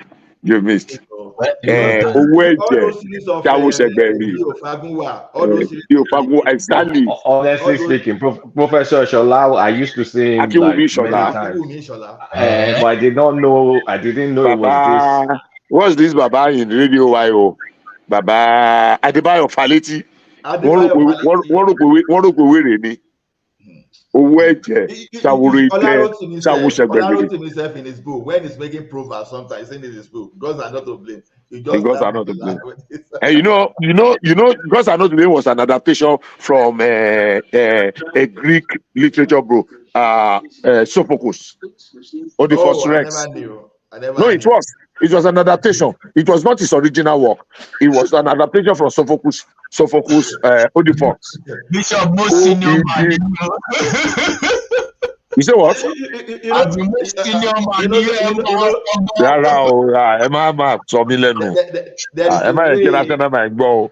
But meanwhile, something crossed my mind today. Please let me say this. Something crossed my mind.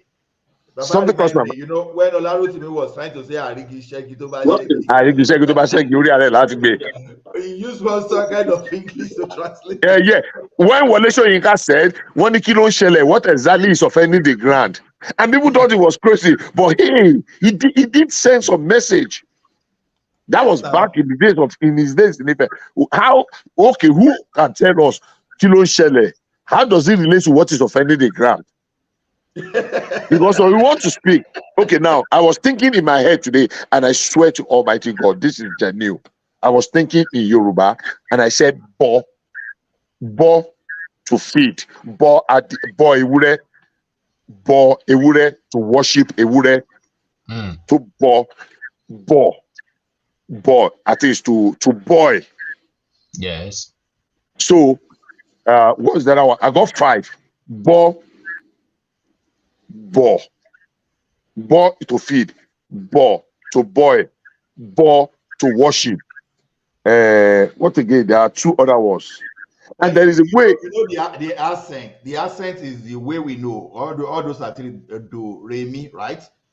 Do re mi. That's the only reason. That's how we can separate all those things. Bo, all those stuff, right?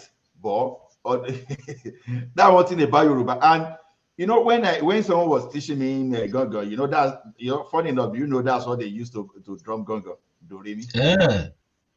Oh, that's what they used to be gongo, do re mi. Those Yoruba accent. When you say if any do me do. Do me do. You know that is exactly how gongo we produce it. You use Yoruba that accent too. You know that is exactly what you used to even beat gongo when someone was trying to train me. So we are so rich in culture because and our culture comes with happiness. You know, when you learn something in Yoruba, because that's your essence. That's your essence. Like that's what defines you. It's in your DNA, something like that. Yeah. And you find out that all this, unfortunately, because of history, what happened in some time, I'm always not happy. When you see all these people from the Caribbean islands and they come for all these traditional distant times, you find out that they will tell you, I'm happy I'm in the motherland. I'm happy I'm in the motherland. At times too, when we stay here, when we go back to Nigeria, at times we'll be very happy. I want to believe it's spiritual somehow. I don't know. No, if our situation is like say you never cherish what you have until you no longer have those things. That's exactly what is happening to us. Let me tell you one thing. Chinese will come to Nigeria tomorrow to come and teach Yoruba, some Yoruba people how to speak Yoruba, and they are going to pay through their nose if care is not taken. Because the only way to salvage now is a suggestion. Guys, Yoruba is not one of the threatened languages. Yoruba is thriving. It's thriving. No, Kulata, Yoruba you are talking about, I see Yoruba. There are some languages that are thriving now.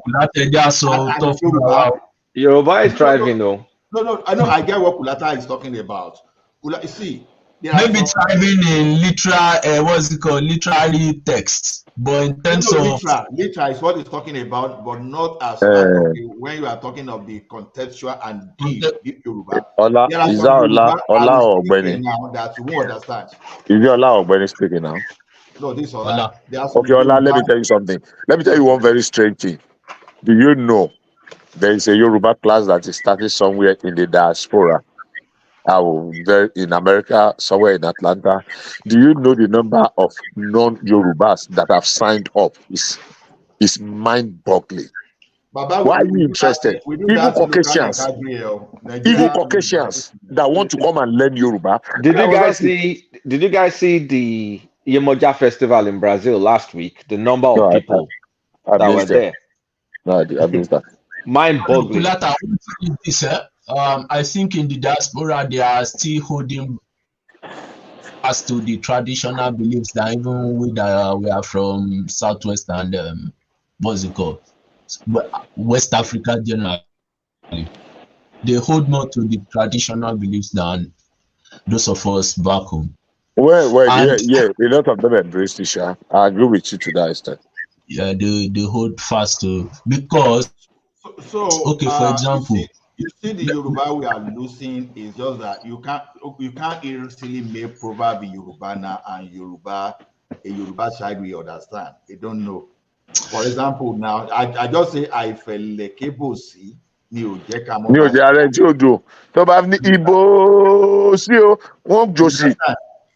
understand? You don't even know whether there's a kiosk. You don't even know whether the person just. You see what you just said. For someone like me, I don't understand. My Yoruba is not deep at all.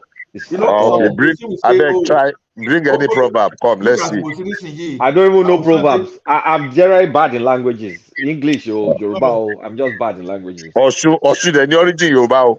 Oshu, the origin. Okay, Kulata, look at this now. Someone can just say, you know, when you say, before you know, everybody will start coming out. Someone will say, no, you know, that one will not even cause chaos. But some everybody will be coming out from this. What happened? But some will say, people are saying, okay, what are you talking about? Okay, you see the different situation now. Where's the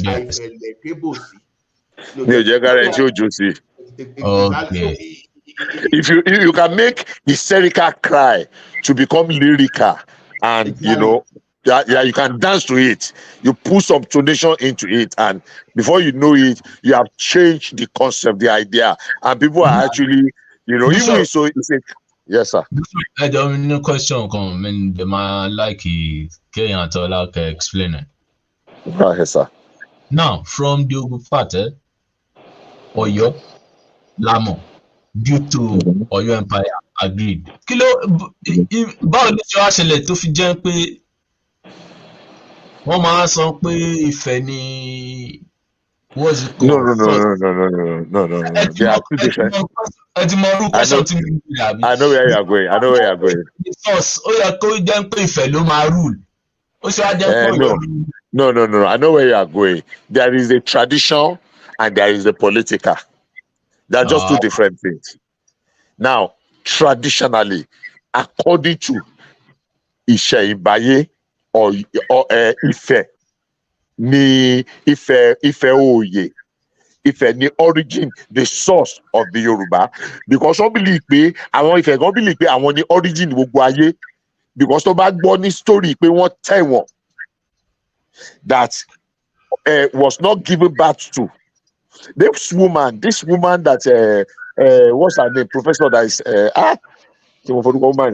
did a story about what's this, or one of not Orumila. So politically and military might or your empire dominated, but historically the origin Orumila, even the father, everybody till today, nobody has been able to dispute the father of the fact that the Benin kingdom, the first king of the Benin Empire, was a direct son of the Ooni of Ife, Orumila. So Benin is linked historically to Ife and consequently Yoruba land, and the Alaafin of Oyo is one of the sons also. So originally historical fact, but Oyo became an empire. So Oyo dominated because of the military might Of course, nobody has ever conquered Ibadan, but Ibadan does not compete. Do you know why? Because Ibadan does not have a crown. I keep telling people. Yeah, but Ibadan is a war camp now. Ibadan That's what came I'm out saying. of Oyo It's a after the war camp. displacement of It's a war Oyo. camp. It's a war camp. You get it right. It's a war camp. But Ibadan now has a king. Can the Olubadan of Ibadan go and it's a ballet well? now. It used to be a ballet until 1976 when John B. gave us a crown. So, but can the Olubadan of Ibadan now go and contest or compete with the Alaafin of Oyo? Haba. Ododi. I don't know if you understand me. Yeah, but if it's kind of like the spiritual capital. If is the spiritual, that's what I'm saying. If is the origin, is the source. See, If is the way the I source. see it like this now, if I look at it this way, we were born, assuming we were born in the same family, we have the same father, we have the family house. Okay. You can go outside and build your mansion, and people know your mansion somewhere. Bishop can go and build his own mansion somewhere. Kuleta can build his own mansion somewhere. It's different territory. But the fact still remains that Ile Baba Omo, Oshi Wambe. So if it's just like Ile Baba Omo to all those Oyo you see. Now, when the exactly. So, like Oyo, their military might, according to what the bishop said, they were Alaafin was just conquering empire just the way they were going. So Ekiti was doing his own on his own. Oshun, all those Ibadan, everybody they were doing their own. You know, if what peace is saying now, it will come and fight now. Yoruba extended to Benin Kingdom. And some people like Ishekiri, all those they are still a part of our family. Some people in Nupe, they are still part of Yoruba family. Yeah. Even see that Benin one, we have to be careful. Benin, the Edo people they're not related, they're kind of on their own, but their palace, their Oba, their royalty is Yoruba. You know, in Yoruba they will call it Ibini. That's what Yoruba we call it. So I don't know how they manage Ibini. But the people themselves, the Edo people are on their. I mean, they're now distinct. how do you divorce the Benin kingship from the Benin people? How do you do that? Bishop, let me quickly say something. No, if I am Bishop, let me quickly say something. One Yoruba narrator said, anywhere you see when they call their traditional ruler Oba, it's Yoruba. They have anything. They have something to do with Yoruba. Absolutely. They have something to do, but the people themselves gone their own tribe is different from like Ishekiri. That Ishekiri are a mixture of Yoruba and Igala people that settled Ijebu, Ilaje. I mean, Ishekiri is side by side with Ondo State anyway, so that one is kind of like common sense. But we all know that Ishekiri is Yoruba now. It's Yoruba now. I mean, look at the names, look at everything. So our problem is this: we lost our history because we didn't document. We didn't document. We didn't preserve them. And we should try as much as possible now to start doing all those. This is where research money should be, research grant should be going to, so that because sometimes when you lose your identity. The only way tell if you borrow research grant yẹn tó wáyé pé nìkan lè decide nǹkan tó ń ṣẹlẹ̀ ní ọ̀dọ̀ yìí náà. No, I'm just saying I'm motivating the private people. See, if you want a research grant for what? No, Ola, because show a mistake. There is no single African studies department in the entire world that doesn't have Yoruba text and deep Yoruba text. Not a single university. A single one. Not African studies, still need Yoruba. Not a single one. There's not. We don't lack. Germany, we don't lack in those Harvard, kind of things at all. In Oxford, in Princeton, all of them have Yoruba. In fact, let me tell you. Do you know a couple of years ago? Sorry, Kulata, you can verify this. In Georgia Tech, you know Georgia Tech. I know Georgia Tech now. There is a department of Faculty of Yoruba Studies. Kulata, where do you stay in Georgia? Please tell me. I want your name, Kaki Bishop. Okay. I bet get back to me. One man, please. I want to talk with Kulata I'm in Nebraska as I speak, but I should be in Georgia in another 1 week or two. Yeah, I'm in Omaha now. Oh, yeah, in Omaha, Nebraska. Okay. Yeah. Nebraska, I mean, Nebraska. Yeah. I've been around, but America. me did it, man. All of me is Nigeria. Yoruba is not suffering from or text or research or runkobe. We have a plenty. Go back to Yoruba language. Feeling of despair in you because I'm looking at Grammy. I'm looking at Grammy. I can speak for the next 5 minutes and you will not understand what I'm saying, and I will be speaking plain Yoruba like this. But the difference now is I'll be making. You see me, my own language is generally not that good. So you are good enough. You are good. But let me tell you for a fact. Literally, you are okay. To be honest, I'm just talking of going deeper and using some kind of Yoruba analogy. That's what I'm saying. Now you'll lose me. because we people like us that agree with Alawiye and that's Odunjo, right? Odunjo. Then some other people like that. We had Alawiye too. Now, I never developed. You know one of my biggest undoing. One of my biggest advantages is this. When I was born as a young person, I lived in Kaduna. My first language was Hausa. Okay. That was my first language. So when I left Kaduna post Civil War, we're in Kaduna for the Civil War. I came to Ibadan without my mom, and I spent a little time in Ibadan to go to primary school, some part of secondary school, and I left Ibadan immediately afterwards. So basically, I've not really lived in Ibadan since 1983. For extended time till today. I've not lived in Ibadan. Now, but this is it. I began to the distortions. I'm sorry, but no apologies. But I'm sorry. The distortions that the religion did to our language and tradition is Sheibaye. At some point, I began to pay a little bit of attention to it. And I saw the beauty in the Yoruba language that we are losing. And I was raising alarm and I was talking to anybody. What are you talking about? They came and demonized and told us that Eshula and Luogirioko is Satan. They are not related. They're not even related, yeah. They're not. They began to ask questions. Hello, Bishop. Yes.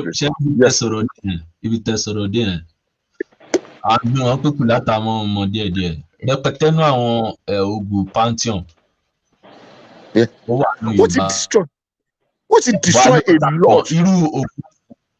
Irú ogun sin ẹ lédè tàwa ìṣògùn. Èṣù yẹn sì ní egun máa pè ní lẹ́gbà àbí ẹlẹ́gbà. Ẹlẹ́gbà issue náà. Wọ́n pè lẹ́gbà náà ní Yorùbá náà. Oh no, ẹlẹ́gbà náà ni. No. Àwọn ló níbẹ̀ yẹn o. Àwọn lójú ẹlẹ́gbà o. Ẹ má mix ẹ̀ papọ̀ o. Ẹ má fojú kojú o. Ẹ má fojú kojú o. Èṣù ẹlẹ́gbà exactly you have gotten it. Àwọn ló lójúbọ yẹn. Ojúbọ tó wà lójú ẹlẹ́gbà yẹn. Àwọn Yorùbá àwọn tó sọ yẹn ló níbẹ̀ originally. So irú bí tẹ́mi ń gbé sí ẹ̀ alẹ́ tó máa ti fẹ́ bọ èṣù lọ́dọ̀ àwọn wọ́n máa gbé bọ́ta wọ́n àtẹ̀lé ẹni tó máa ń gbé mi. Ẹ máa gbé sí ọdẹ́sì yín o. Ẹ jẹ́ káwọn ọdẹ́sì yín benefit o. Okay. I thought of it. Speak English. So what I'm saying is most of the Ogu pantheon are also from Yoruba pantheon. Mm-hmm. Like what Yorubas will call Ogun now, the Ogu people will call it Ogu. What Yoruba will call Elegba, what Yoruba will call Eshu is what Ogu people will call Elegba or Legba.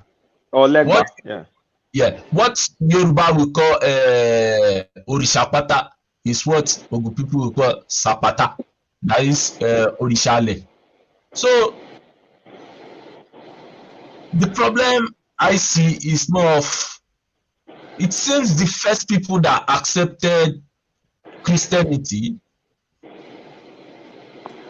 they did not separate the religion from the custom, such that it was easy to demonize the custom away from, okay, they did not separate the Yoruba spirituality from the Yoruba customs, even though most of them may be intertwined. But in the adoption of Christianity, by not separating both, it was able to demonize everything such that it was easy to lose many customs which were even devoid of what's it called, the spirituality. No. Sorry. Ajayi Clouder is to blame. Sorry. No. Let me. I'm trying to remember something now. What you said is partially correct, but I will tell you why. Political restructuring contributed a great deal to that. Now I'm looking at it from your own, both Ogu and Egun, which are part of this the Awori and Ago. You know, Egu or Ogu is the dominant group of the Aworis and the Anagos. Is it? I think Egun is kind of like he's independent on his own. Different. It's different. He came from Fon. Yeah, Egun is similar. It's from Fon. Fon and Ewe. Because Ewe is from Ewe is actually from Yoruba though. Ewe and let me tell you something, Ife. Fon started from ancient Yoruba mixture mixed with, is it the Ga people in Ghana? They created their own ethnic group. I've forgotten the group in Ghana. That's what became Fon and became its own ethnic group. And then out of the Fon, people migrated to that Badagry area, or maybe they're even indigenous. I think they're indigenous to that area, but they have the link. They link to Fon. Yeah. So because we are more of the in that Badagry, because we are more of the majority there, it was easy to accommodate the Awori and the Nago. But you know, there is a type of Yoruba Egun that when they speak, you'll be hearing Yoruba and Egun simultaneously. For example, let's say they can say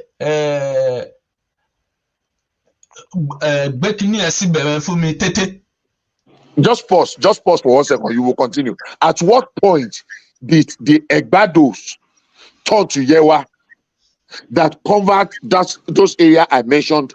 You know, they used to call them Egbado. Yes. And it covers a greater part of the Egun, the Anagos, and the what's the other third group? At what point did it turn to Yewas? And somebody said something. I think it was Kulata's voice I had. When that woman I was mentioning wrote a book, she actually called them the Ashanti, the readings of the Ashantis, but everything in it was Yoruba, Oko, Eji, Eta, Eri, Aru, Efa, exactly as we have it in Yoruba, but it was Ashanti. So what was the link that is missing today? Because we embraced. Say that again. Now I think the link but I think the problem was when the Portuguese came, because you know when that is down. Can you listen? Can you hear me? I'm hearing you. I said that's a new dimension. Yeah, when Fon Daume started around the 14th century, they were trying to liberate themselves from from the Oyo Empire, and because of the fragmentation, Oyo Empire started losing its grip on its region. And unfortunately, when the English came, everything just scattered. I think I've always thought about it, but I want to think that the problem started in the 14th century, because the only pantheon that we have that I know that Yorubas don't have is Zangbeto. The Zangbeto called. That's the only one I know that Yorubas don't have. But every other thing Yoruba do, we normally do. Then when I was growing up, in Badagry, I know that traditionally most Egun people will not want to join Ogboni. But now we have some of our uncles that are in Ogboni. But traditionally they will either want to stay with their own voodoo. So But Vodin and Ifa are linked. Yes, you know, Ifa that we call Ufa is that's why I said that most of the words we call is I think it's a mixture of. I want to believe that there is a linkage somewhere, but something happened at some particular time that led to division.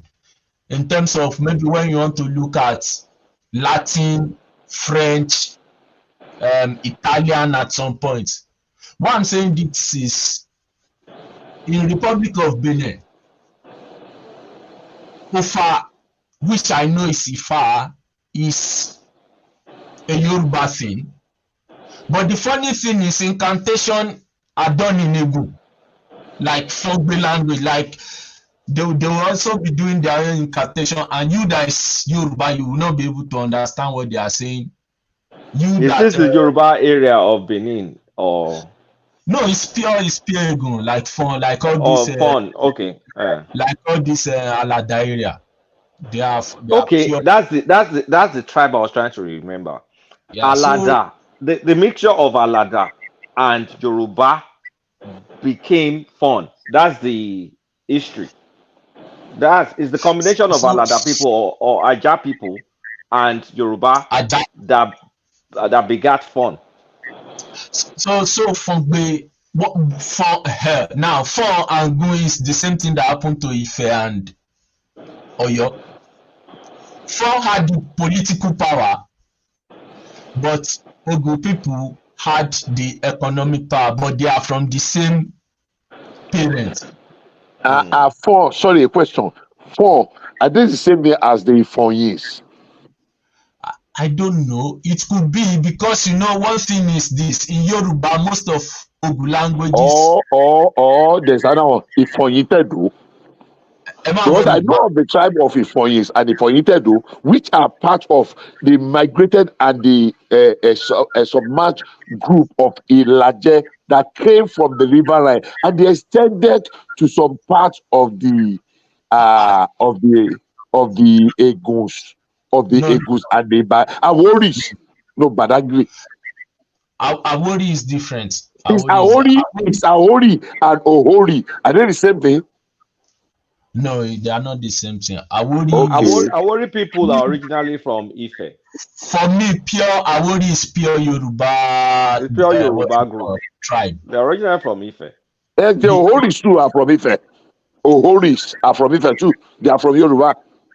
So, for Fon people and Ogu people, I believe they are the same brothers and sisters. But the only problem was Gezo wanted to control his brothers, and his brother did not allow. So they had problems, but they controlled the political power, but the Eguns had the economic power. Because when the chiefs are really down, people from the other side of Ogun, that is the Yewa, Ohumbe, what's their name again? No, Ohumbe.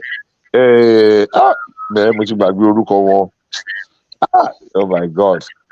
We should be able to concentrate, but I don't know. Many things have many things. We are losing a lot. We are losing our history. We are losing our history. Assuming we are running. Because where I was going to earlier on before was that in the earlier part of the discussion, when I interjected what's his name? Rational mind, was that if we break down the ethnic grouping, say, okay, let's send representative 3 each to the National Assembly to formulate, and you think Yorubas are going to bring, Yorubas can bring you 100 ethnic group and groupings in the Southwest. Bishop, Egun Temi Sonsi, it's only peculiar to where I'm from. The next town to me have their own Egun. Exactly, that's where I'm going. So if you begin to bring it out, okay, let me. Ife, can I ask you one question? In that local government, we have that I speak with Setogbe. We have Aladago. In your area, where did the name Big Estate come from? What? Big Estate, that name. Where did it come from in your area? It's foreign, Abi. No, Big Estate. Bickersteth. Ah. Me, body, can you it's all right? Me, is foreign, but mo make Badagry area because we have some family friends. But it took me till my adulthood before I realized and people who can share Yoruba now, so they're from Badagry. But I'm still trying to figure out, like, okay, where exactly did that come from? Is it like the way Yorubas have all these colonial? Yes, colonial yes. names? It could be because we have some family names in. Okay, this guy now, Hunde is an Egun guy. He's an Egun guy, I know. David Udeng yes. is an Egun guy. Aoviko is from Badagry, Aoviko. So, and Aoviko is more like compounds of twins, something like Ahovi. Sewanu too is an Egun name, right? Yes, all those names are Egun names. Sewanu. It's Sewanu. We call it. Well, it's late now, but it took me a while to discover all these things. Because all of us just like spoke Yoruba and moved on. Yeah, because everybody will speak Yoruba now. When we were in secondary school, everybody learns Yoruba language. So one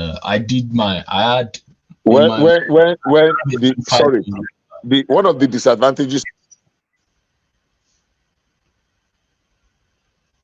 Hello. We can hear you. I had a C5 in Yoruba. I think so. I did. Can you hear me? Can you hear me? Yeah. Can you hear me? Now, what I was saying is this: when Awolowo, one of the things that Awolowo did in 1955, the D.O. Fagua, uniting the learning of Yoruba under one umbrella. There are advantages, but there are serious disadvantages. He brought everybody together under the nominal Yoruba we are learning today. He developed a curriculum that teaches everybody Yoruba and made them to neglect their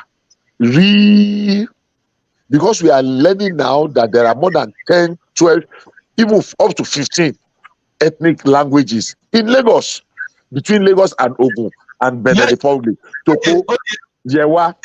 Look at Bishop. Exactly. Yes, sir. Bishop. Sherry from Badagry, that Badagry local government, that Egun, the one Toko speaks is different from the one Idale speaks. It's different from the Badagry people, Badagry town speak. It's different from around my area. We have at least 5 guys. It's different from the one people in the beach area speak. The people in the beach area speak Defi. That Defi now is like Ilaje language to to normal Yoruba people. You know that when Ilaje people start speaking now, or Ekiti people, an average Yoruba person will not understand what they are saying again. But me, I understand the Giti because it's Eastern Yoruba language, like my own Ijesha. It's it's mutually intelligible. So if you are close now.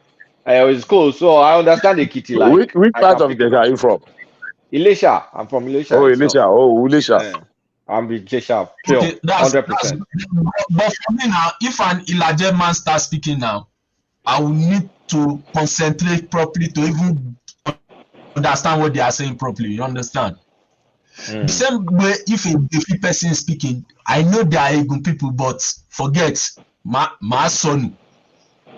So even Egun language too is that fragmented. Fogbe is now different. Fogbe is another type of Egun. My own is if I let me ask you a question, do you understand this lady's song Zainab that says Bolojo? Zainab is Yoruba now. Yeah, now Zainab from Benin Republic. right? She's Yoruba, that pretty woman. Yeah.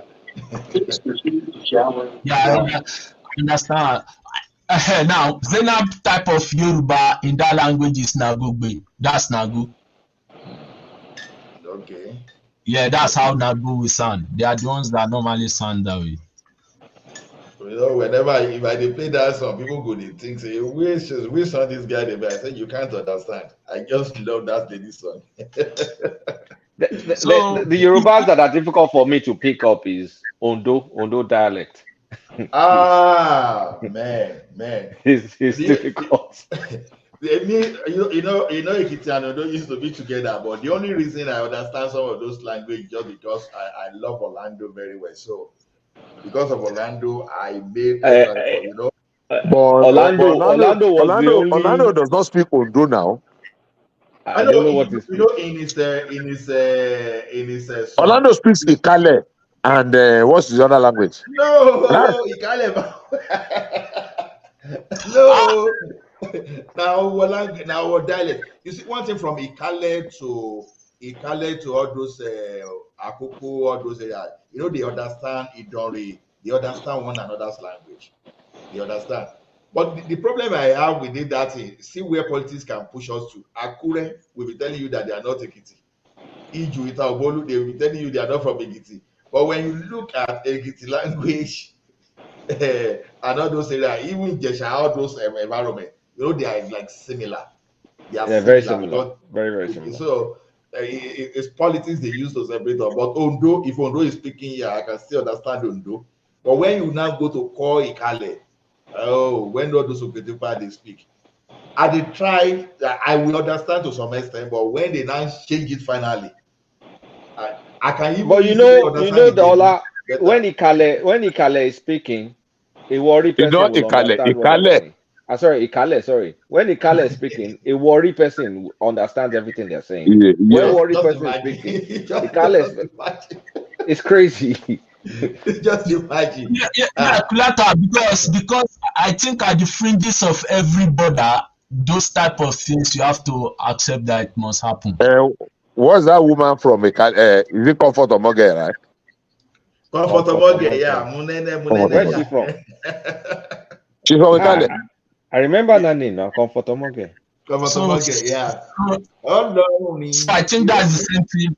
That's the same thing that happened with the Anago people. Like for the Anago people, around the border area, you find them that their Yoruba has a mixture of both Egun and Boziko and Yoruba together, and they use it. Their language has developed such that they use it simultaneously. Ẹ jọ̀ọ́ torí Ọlọ́run, àwọn tó pa Orlando ọ̀wọ̀ wọn ní nísìnyí. Ṣé wọ́n pa ni? Èyí tí mo fi mu ganja. That was the only artist that my popsi used to play apart from his Beatles and co. You know they play you get as e be. I know all that. I still listen to it on YouTube. I love Now new one you gone they listen to the one way we they listen to now the old one. The one I like is and the one I got Lori comment only Benin Republic is from Benin.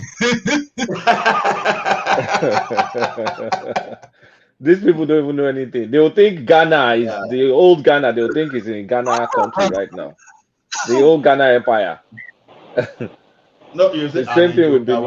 Up till now, till tomorrow, I don't know what that Baba talk for that place. So, for which one? Which of this song? Which one? The one for Alagbon now. Oh, voila! That one was clear. I think my best one is Lugba Lugba. That Lugba Lugba. Yeah, I like that Lugba song too. Yeah. No, I like Boshepe Wo, Losheda Mio, Olugbalari. That one, those one, all those oldies I so much like because I like the Baluba. My popsy did not listen to Sonny Ade or Obi. He had the tape, so it was just Orlando, Boney M, and ABBA and Beatles. So ABBA. the Niger songs me I knew Yeah, was you just did, yeah. Orlando. ABBA. I On the listened to train. Wale Glorious. I listened to Fashola. Wale Glorious. Wale Glorious died too early. All that no Yoruba music. Shola ló sọ̀rọ̀ ẹ. Ọlá. Yes, sir. You dey listen to Wale Glorious. All those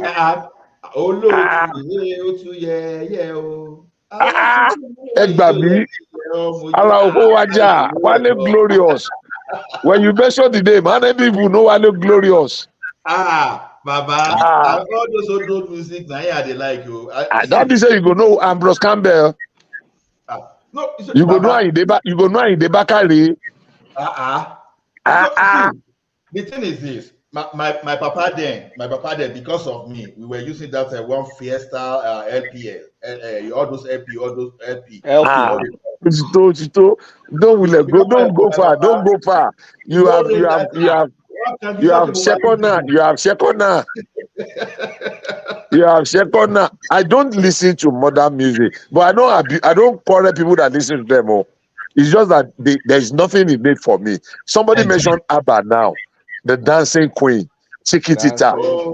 Those were my early days song. I was completely in love with country classics. The first country music that Nyoju Adebide played on Radio OYO 1982 was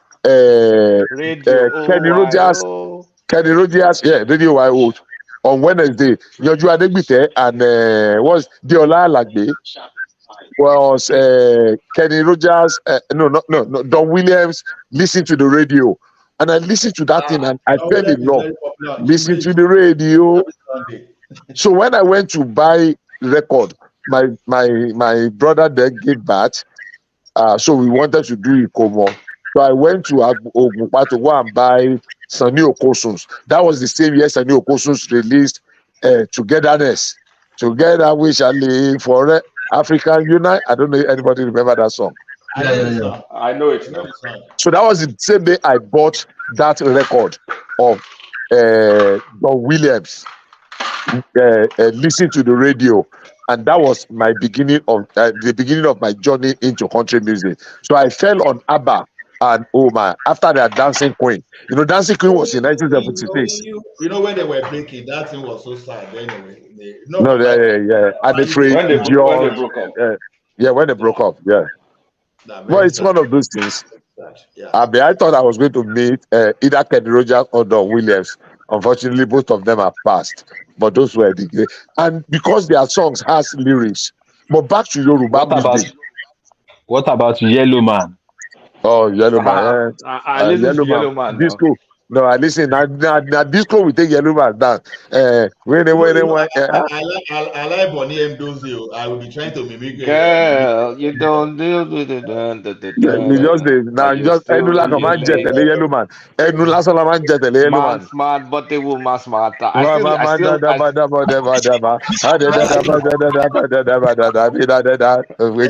wanna KISS kiss you. I don't understand. I wanna LOV you, love you. I want to go London summer holiday. You want to go with me? That was Yellow Man now. We are going on a summer holiday. If you want to go, you go in the London and New York City and even I beg you. Go to the real Yoruba lyrics. We enjoy them. I used to like this guy very well then. What's the name of Dele Abiodun too? I like Dele Abiodun. No, Dele Abiodun tried. Sunday Ojeki Dele Abiodun Gberi. Dele Abiodun, Michael Ade, Segun Adewale. Oh, I know Michael Ade and Segun Adewale. I know Michael Ade. Awuja Bello. Awuja Bello, yeah. Yeah, those ones sang, they really sang. I mean, then Uncle Toya Ajagun and this man, Prince General Adekunle. Àwòdì fòpẹ́ olóhùn fẹ́ mọ́ níbi tí ó fòdé kò yé mi o ó fẹ́ ṣẹlẹ́yà o aráyé ó fẹ́ ṣẹlẹ́yà. Is it Emperor P. Peters? Ẹ kìlọ̀ fọ́mọdé tó bá rìn ní pàdó kó má fèsì para kojú. Me mọ̀ say that again. Bàbá dà sọ ní o, dáná kìlọ̀ fọ́mọdé sọ ní o. Àti àwọn pàlẹ́ wa máa ń gbọ́ láàrin ilé ìyá wa. Èwo ni àwọn arúgbó ẹ̀díṣẹ́ táwọn ṣe lálẹ́ báyìí. No. Àwọn arúgbó wà lórí ìjọ. Those were songs. Look, I keep telling people today, Obe and Sonny, go and listen to a good number of their songs. You will see that they are just repeating Ambrose Campbell. I was shocked when I was talking here some months ago, and many people don't know who Ambrose Campbell was. Wow. Many people don't know. I said some people even thought that Ambrose Campbell was Oyibo man. Ambrose Campbell. Bishop. Yes, sir. Mr. Bishop. Is the person that made it popular. No. And to call and to writer no matter. And he made Bàbá tí ṣe nǹkan tẹ́mí sí ni pé tó bá jẹ́ pé copyright wà láwọn gba Ambrose Campbell wọn ni máa gba àwọn copyright wọn lọ́wọ́. No, àwọn olórí ìṣẹ̀ṣẹ̀ so they were foreign labels now. What is Decca? Decca was foreign. Wasn't Sony foreign? They were foreign record labels. They weren't local labels at the time, I believe, right? 60s, 70s were foreign labels in Nigeria, I believe. No, but Ambrose Campbell did not just write them, he sang them. Bishop, let's go back to that song. That guy there at Euro that time. Ẹni tí ò láyé ta, tó lọ fàyà àgbà náà. Ẹni tí ò láyé ta. What did you say? Sorry, I missed that. Something was talking. No, that in Ekilofo model, in his Ekilofo model. Okay, Ekilofo model. I will get it. Obìnrin fojú bo rò á gbé. Ekilofo model.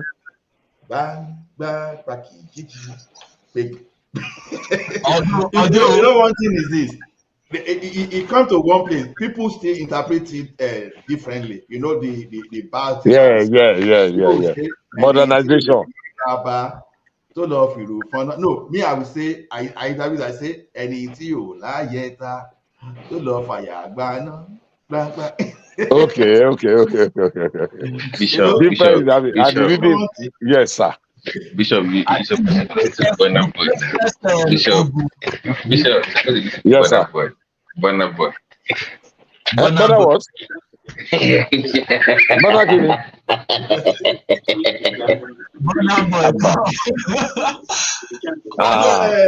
Baba to freak Mary. I'm sorry to say that. No, Baba T, all those guys, all those that we know, they are good singers, to be honest. They are good now. But the for their time. Is when I crank it in my stereo system, when I want to listen to music, I don't use home theater. I go back to stereo system. Let me put in trouble since you say they are good. So where do you rank this modern day in your top 10? Do you have to revise those now? Do you put Burna Boy above Sonny Ade? No, I don't know. No. My problem is this. I've not been able to move into this modern day generation music. Bishop, yes. Exactly. Only àwọn eléyìí èmi jẹ́ ẹnìkan nígbà tí record tá máa fi ọwọ́ rewind sẹ́yìn tá máa yọ bible tá máa fi tá máa kọ lyrics sílẹ̀ so gbogbo orin tó ní lyrics exactly gbogbo orin tó ní lyrics ìgbà tí mo bẹ̀rẹ̀ sí ní Michael Jackson gan lyrics ẹ̀ ló interest mi.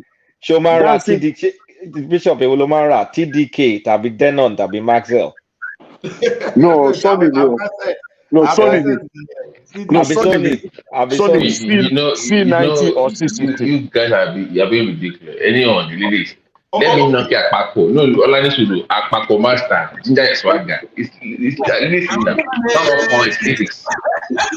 So you know me. It's lyrics now.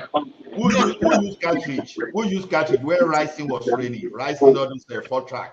8-track. Now, what do you mean? We get them for our 504 that time. Time I play, I can see clearly now the rain is going. That time, there was a guy called Ken Lazarus. That time. Ken Lazarus, yeah. Okay. Let me throw 2 challenges. There was this program that was running through music. I remember the music one on football. PBOB, PBOB, Pepsi Best of Football. I remember that. And the Soul Train, the original Soul Train. I where we have remember that Jeffrey too. Daniels. I grew Remember up on Jeffrey those kind Daniels? of things. I remember, I mean, of course, now I grew up on that. What's his name? Exactly. Don Cornelius. Don Cornelius, Jeffrey Don Cornelius. I grew up on Soul Train. That's what I used to watch since. So every Soul Train music we listen to back then in the days, the first thing you want to do is to go and write down their lyrics so that you can sing along anytime you go to any of those parties. Because when you start writing lyrics of whispers, exactly. Which of the whispers do you have? Which of the whispers do you know? If I start going to 80s and 70s music, I have Careless Whispers. Careless Whispers. You know, remember Careless Whispers? Time can never mend the careless whispers of our good friend. That's this guy's George Michael. George Michael. George Michael, okay. What's the name? What's the release of that song now?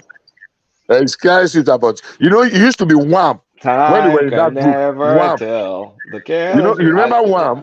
Now with his other guy. That's when they were in the group. Break me up before you go. Wake me up. In the heart of mine, it good rising time. There's no comfort in the blue. Pain is all. I'm never gonna dance again. Guilty feet has got no reading. Though it's easy to pretend. I know you're not a fool. Should have known better than to cheat a friend. Waste a chance that I've been given. So I'm never gonna dance again the way I dance with you. The music seems so loud. I wish that we could lose this crowd. Maybe we stayed in this way. We hold each other with the things we want to say. Should have been too good together. Should have been doing dance forever. Now, Bishop, I have a question for you. I have a question. So the taste for form. I have a question for you. So if you notice, now over the last 10 years, I think that I see local sound like Nigerians are embracing their sound. So in the 60s, 70s, were they more attuned to listen to foreign sound, or were they stuck with the local? If you compare the way most of foreign sound, so over more percentage that compared to today, where they are exposed to more foreign as opposed to buy them for your money from your own. Babati, don't isolate people now. Babati, Bishop, connect your. Hold on, Bishop, connect your video. Audio, English. Whatever it is, I'm not able to add you. Something is not connected. What I think I understand from that angle. In those olden days that you see, all those musicians. I didn't even know that I've been muted. I was talking. They used to go to hotel to play, so there used to be live show, and people used to go to them physically. For those people in the remote area that don't have access, they can only get whatever they can get after they listen to radio. I think the local music has always been they've always been there. To be honest, they've always been there. But the foreign, the only access we had to foreign then was just to play it on cassette, on LP, on a cartridge. I'll answer that question this way, and I'll probably. Okay, go ahead. So I mean, it depends. Like for my dad that went to UI and all, it's mostly the foreign stuff, the Beatles, the Monkeys, all that. He had a massive collections of all these. What do you call that thing again? That circular whatever that you put needle. Radiogram. Vinyl. Yeah, vinyl is the vinyl one. That one is black. LP. LP.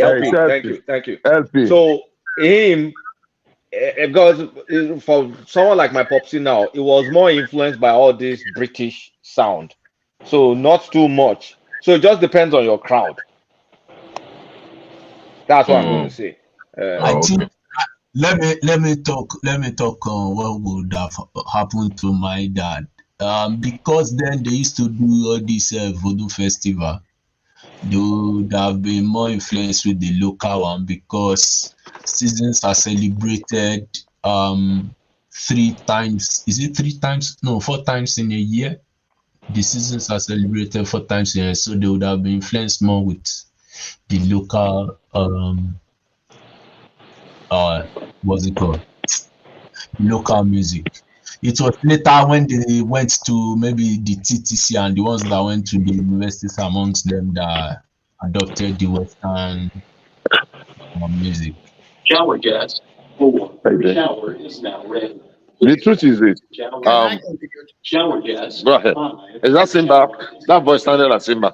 It's not Simba. This is Remy. Hello? Hello? I'm good. We are hearing you. Okay. So I like what you are discussing. I just remember my late dad too. He has a collection of records. It is through him that I got to know all these our so-called Green On, Sonny Obey, all this Angela Moura, all of them. Whenever he has a fight with my mom, he will play one music. That music always dabaru my mom, okay? So, and whenever his friend came from Abeokuta, that is the best time of the moment for us in the family, because there's a lot of wine, whiskey. His wife will prepare a lot of dishes for his friends because they always sleep over. I think when I remember those times, Nigerian was good. I was little, but we have fun. And whenever he goes to office, come back on weekend, he always come with ice cream, so many things like that. I would just think, oh my God, Nigeria was superb during the Remy, the reason I asked the question is people believe it came in late 80s or 90s. No. That's what I know, but I'm saying that's what they think that maybe the foreign sound came to Nigeria, like this Raskimono, those kind of reggae came in. But I'm like, we've had that before in the 70s and 60s. They always went on European tour, American tour. Everybody knows a lot of Sonny Ade's guitar riffs. He copied them from rock and roll. I've heard some side-by-side comparison that I did not even the third album was more like a samba, that like Latino kind of sound. It had this kind of American sound to it. What Ronnie Oshin copy sound. I don't even understand how people say it. I think what most of our new stars nowadays is because of the world has gone to a global village, and everything can be heard from one corner of the world to another one. And the advent of social media also helped them with more good marketing.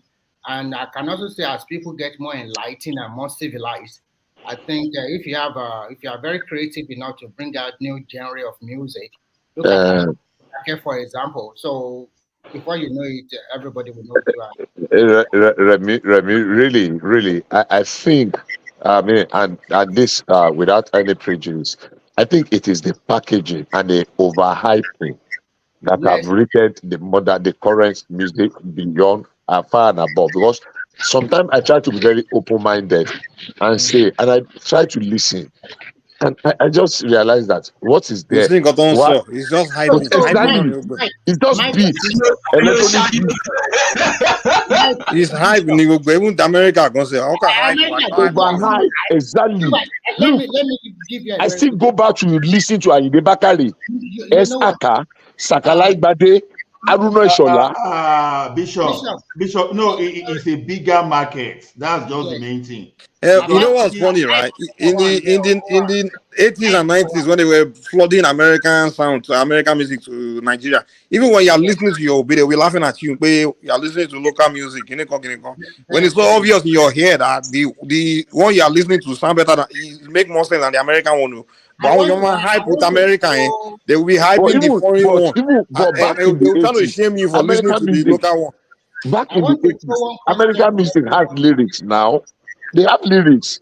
We listen to okay, let's talk of Michael Jackson, 1979, Off the Wall. I can recite all the lyrics in Off the Wall for you. Move to what's this woman's name? What's her name now? In 1985, they were 83. The one that released when Michael Jackson released his other album. Are you talking of Whitney Houston? Yeah. No, not with Houston. Bishop, do you know what's funny? I did not watch. Hello, Baba. Bishop, I'll be leaving you. sorry. Who among them? Today, right? What did you say? Yeah, I'm leaving. It's been nice speaking with you guys. I just want to sleep before. Okay, Ola. Thank you. In 1983, are you talking about Madonna? I mean, Madonna. But why? Question: why did we? It's like, I remember back then, in where I grew up, we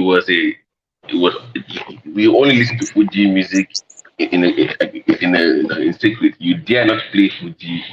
It was not seen as something of that class, or you dare not play Fuji Collington or those kind of sounds in that area. It wasn't. So no comment. There were some sounds. There were some sounds that had crossover appeal, like when the earlier. When Fuji. Most of the Fuji songs are not too. Not. Please let me tell you something. Then it was Let me tell you cool. something. There was this DJ in Ibadan around Sabo. Somebody can help me with his name. There were DJs in Ibadan. Then they were mixing music. There was this Dele Adelego. Dele Adelego. Dele Adelego. Professional drivers. Ogundele. Dele Adelego. Yes. There was another one called Ogundele, and there was one called in Ibadan because DJ.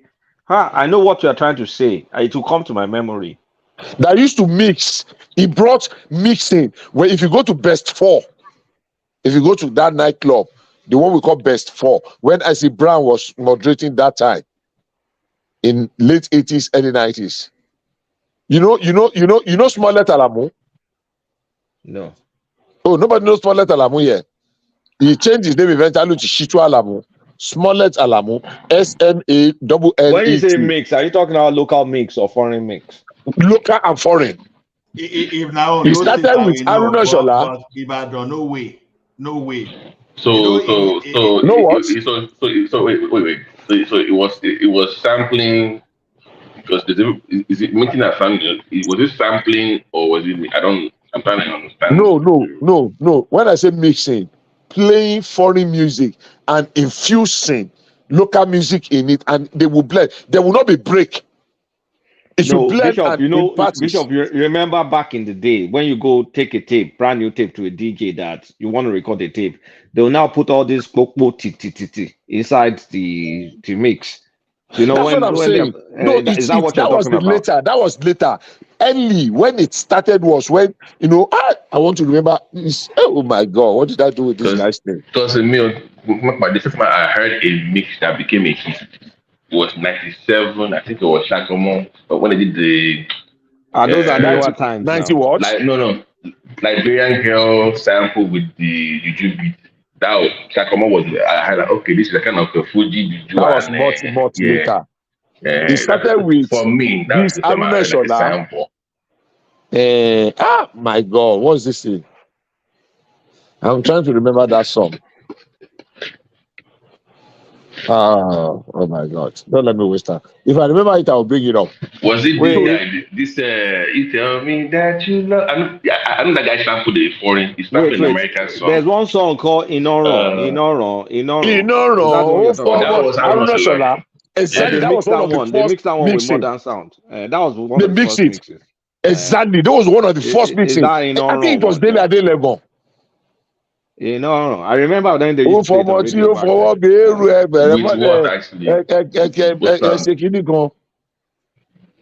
am I forgetting? I really like to know that would be something interesting to listen to. You need to listen to that. It was in the early day. You'll be dancing music like this. Yeah, disco. You go to club and somewhere, from nowhere, you just hear, you will be kind of, what the hell? And the thing will move, will flow seamlessly. And before you know it, it was happening at parties. Yeah, that was even later. That was Sonny later. Those were later. But those early ones, because if you know your Adegbite, I'm sure everybody should know your Adegbite now. In the days of Radio OYO. Of course, I know Yonju. Exactly. That was what we Now used to only watch. those I know. I don't know. Just OSBC. No, on those states, OS. OSBC. Radio OYO2. Okay, Mokpo. You know. But Bishop, do we have anybody still singing like in this modern era, still singing those genres of music, like the juju, or is anybody still singing juju or Akpala? We have. That you know about. There are many on party. Go to Instagram. Go and look for a guy called Shegun Johnson. Shegun Johnson, exactly. There are many, but they are not like they used to be. One of the challenges we have in juju is that every other musician that tried to come up during the era of Sonny Ade and Obey did not succeed. I don't know why or how, but I can mention 2 dozens for you now. That if you go back and listen, this guy was okay now. Dayo Kujore was okay. I mean, Dayo Kujore came up from wow. Dayo Kujore didn't really blow. He didn't shine. Even what's his name was even more than Dayo. Dayo Kujore did not feature in the top 10. Shegun Adewale was better than This Bishop guy. What's his name?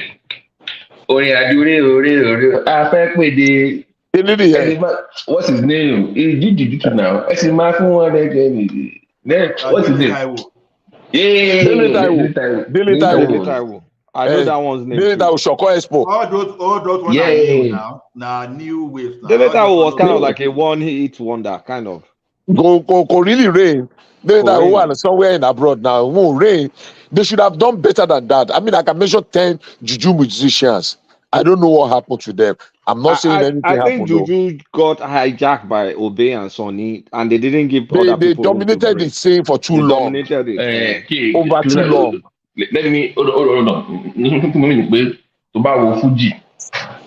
Why even from the past, even till now, it's still relevant. Some days you work. Okay, hold on.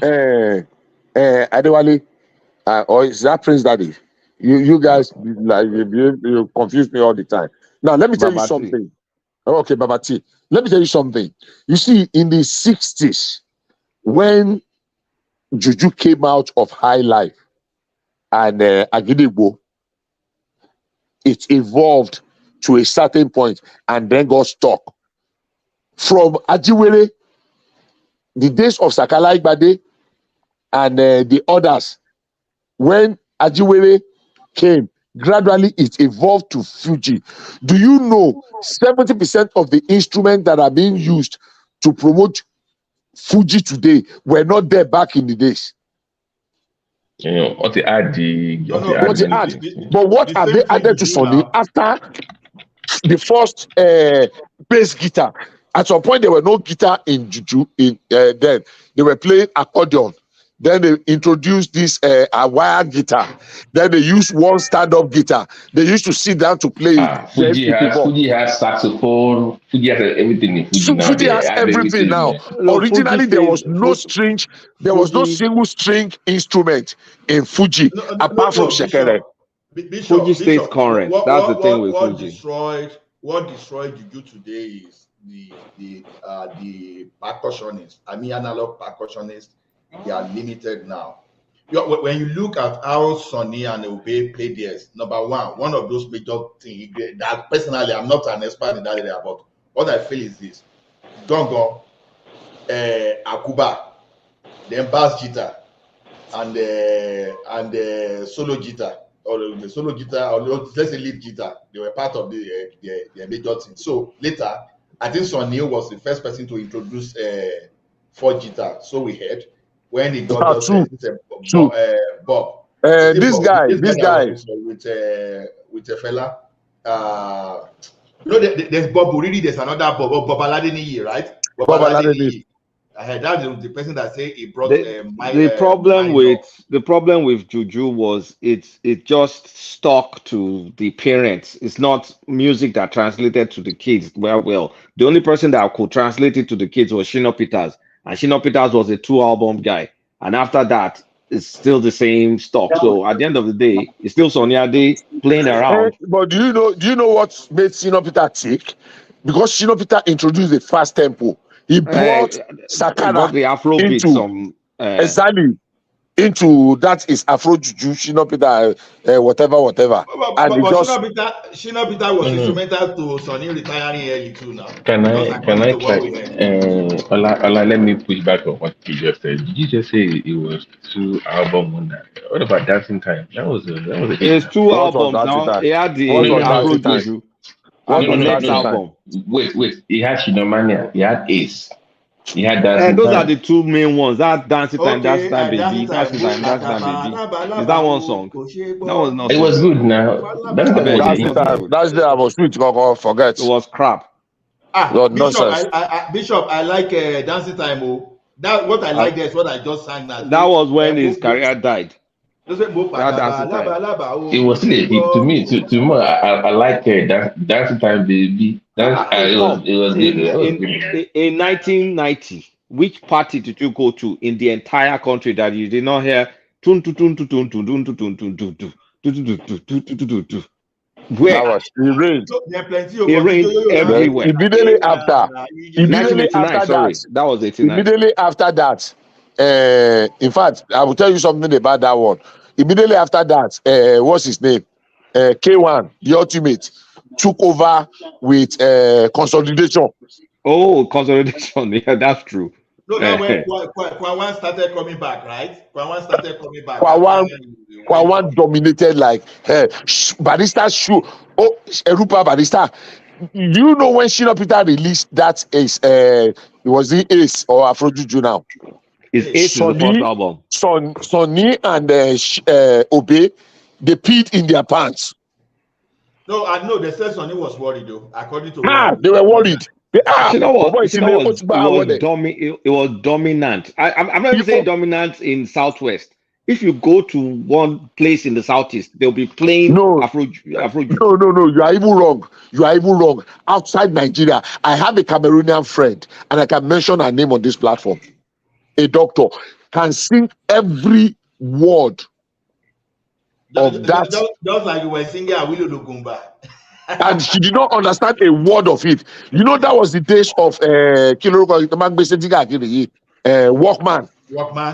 Because of that, she went and bought Walkman and brought the cassette, and she was playing it back to back. She can sing everything from A to Z, but she did not understand a single word of it.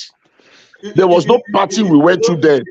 The only people that calm us down that time that added something a little bit when we're moving away, like when the like of can I have a dance? What's the name of that guy? Rosie. Can I have a dance, Rosie? Rosie. What's his name again? That boy said, what's his name again? Blackie now. Blackie. Omo Ajegule. Where is he? He just Bishop. They had this guy too that was there for a while. Look, Daniel Wilson. Oh, Daniel Wilson. Daniel Wilson. What's his name? Yeah, but you see all those Daniel Wilson, Shoki, all those things. They are kind of like the crappy version of the Burna Boy because they were trying to sing raga, and it was shit. I don't know one single song of Burna Boy. I don't know. Got us bad to the track. Burna Boy has a lot of bad tracks. I mean, I don't know. I don't know him. I don't know. I don't enjoy Burna Boy. No disrespect, but the one you mentioned now, that was another sad story. What's his name? Majef Fashek. Majef Fashek was a sad story. It was a bundle of yes, Ras Kimono and Evied now Goli. He went to New York and got hooked on drugs now. Drugs in Majef Fashek. Our family contribution to buy Majef Fashek. South African music was already finishing us that time. The like of Lucky Dube or those. No, let me tell you what happened. All Nigerian people were singing reggae, and all of them were singing Mandela, Mandela. And when they released Mandela, career won't party. So they had nothing to sing about anymore. South Africa and the way South Africa was like what they have today. They will have one or two musicians and that's it. When did they release Mandela self? Early 90s. Because I know my majesty na na na na my great Free Mandela.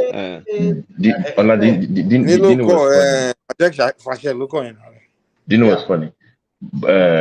Burna Boy is what Fashek was supposed to be, like on the global stage.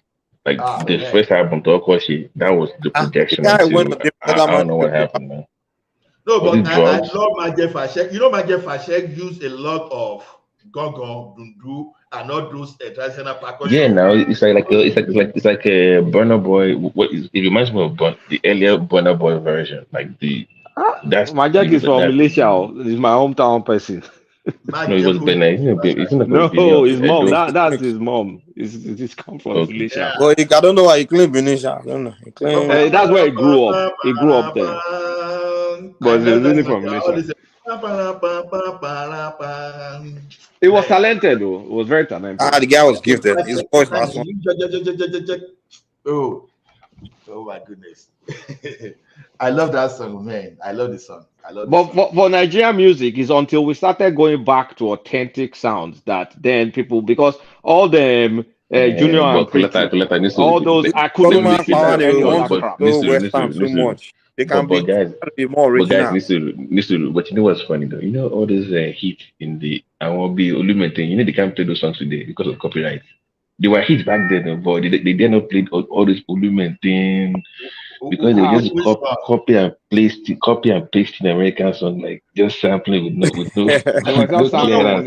Which one, Babati? Like our boys Kasha my Kamsi on a control level. But clearance there was no clearance on those songs. Now you can copy and paste it. Yahoo! That's Olumente.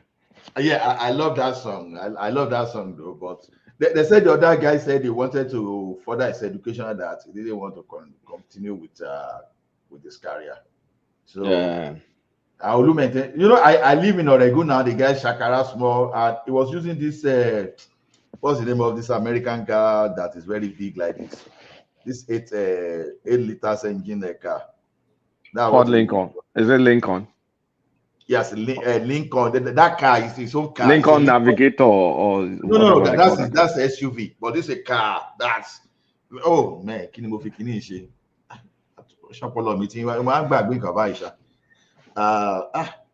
the other guy used Shakara Rosmo for a regular that time. Hello? Then all this what's the name of this Shifi? Well. Okay, that's that. There was a time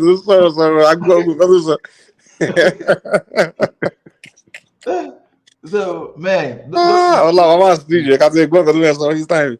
I don't come out of so you go. I call us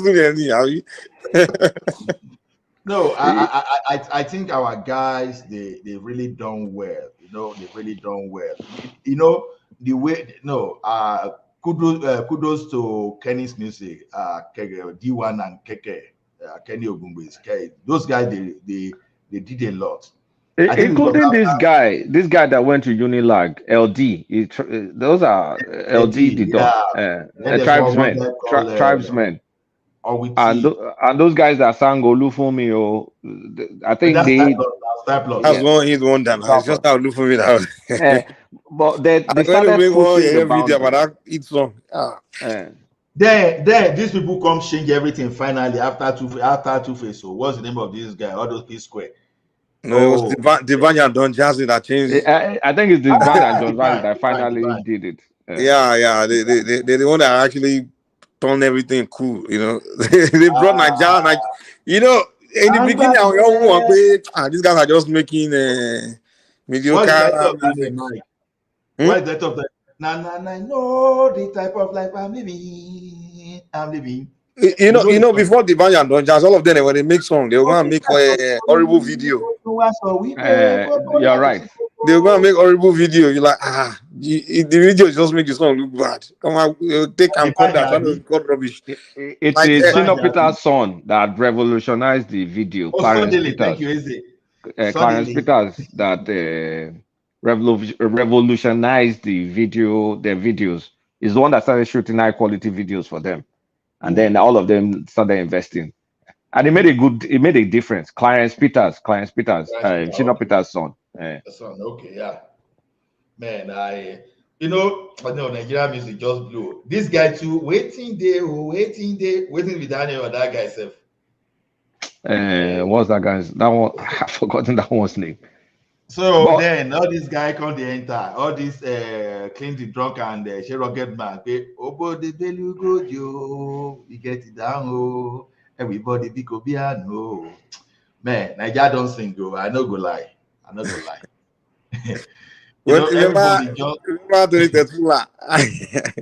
I remember late 90s, 2000, the Plantation Boys. Plantation Boys was in the late 90s. Tetula. Idris Shashi. You know, it my car. That one was even 90s. That one was even 2000, early 2000. Early 2000, the people they struggle, they won't go America, waiting be this continental confusion. That guy. You guys remember Junior and Pretty? Bolanle. Fine, baby. Then this guy, as that does, that guy did not even. I'm not call Monica now. I want to call Monica. Don't kill me. Monica don't kill me. Shakara. Monica don't kill Where is this guy? Lyric Lori Gogo Shola. They say Shola. Ilu Lori Gogo Awala Nijo. Who is that? I don't think I know that one. Then there's this lady, but he didn't do so much. Ewa ba mi jo. Sheru Peleto. Emi Malego. What's the name of that lady, self? That lady went to Olabisi or Nabanjo University. So Sasha. Oh, yeah. She used to sing with MLD too. Sasha. Yeah, that's right. So, I mean, these twin sisters. I think they are from Ikiti or Ondo. Oh, Ligado sisters. Yes. I know. I think they are from. I don't even know where they're from. They are fella cousins now. Ligado sisters. Now. I like their lyrics, and I think they sound Lino la one lo. Yes. This are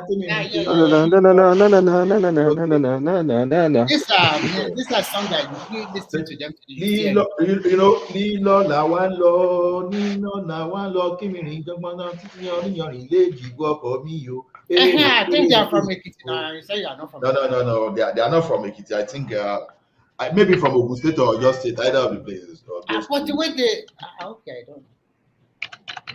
Oh, you mean that they are the one that sing danger, they sang Reincarnation too.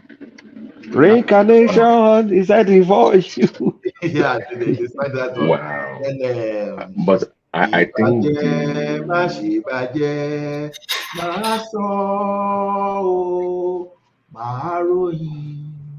I think their best album was that Horizon Unlimited. That was their best album. About the shit, Abby. Yeah, that's the best album they had. Yeah, that's a dun dun dun dun dun dun dun dun dun dun dun. No, dude, no, it's man. Someday. But are we not reverting back to what we abandoned 10 years ago? You know how we embrace our own culture and everything, and it became popular. Now we are going back to trying to sound like the West again. But see, we don't see. Okay. Where is that Akwada today? Where is Ewi?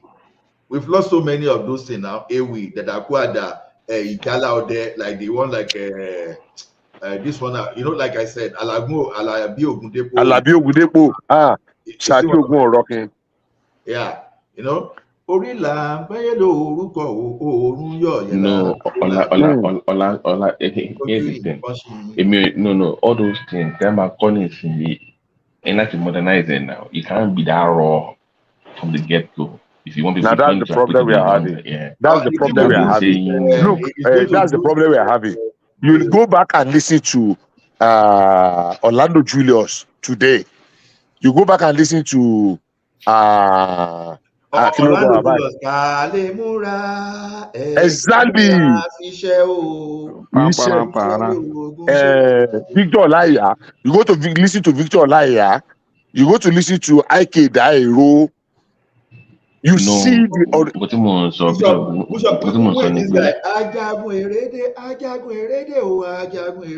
Is it not Baba Salah? It's not Victor Olaiya now. No, Victor Olaiya is different from No, it's different. They're different. Victor Olaiya was a position. Bishop. Moses Olaiya ni Baba Salah.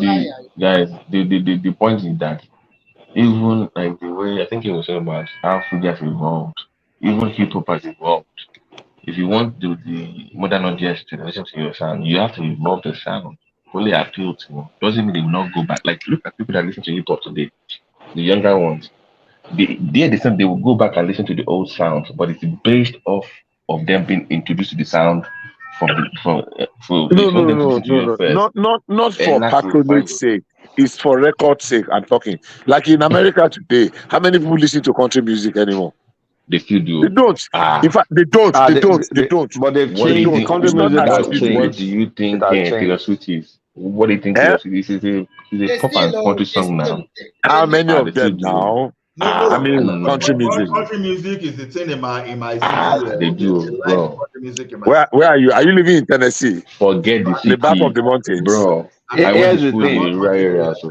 It's like you guys saying people in America should be listening to folk music. Nobody listens to that anymore. So I mean, things need to change.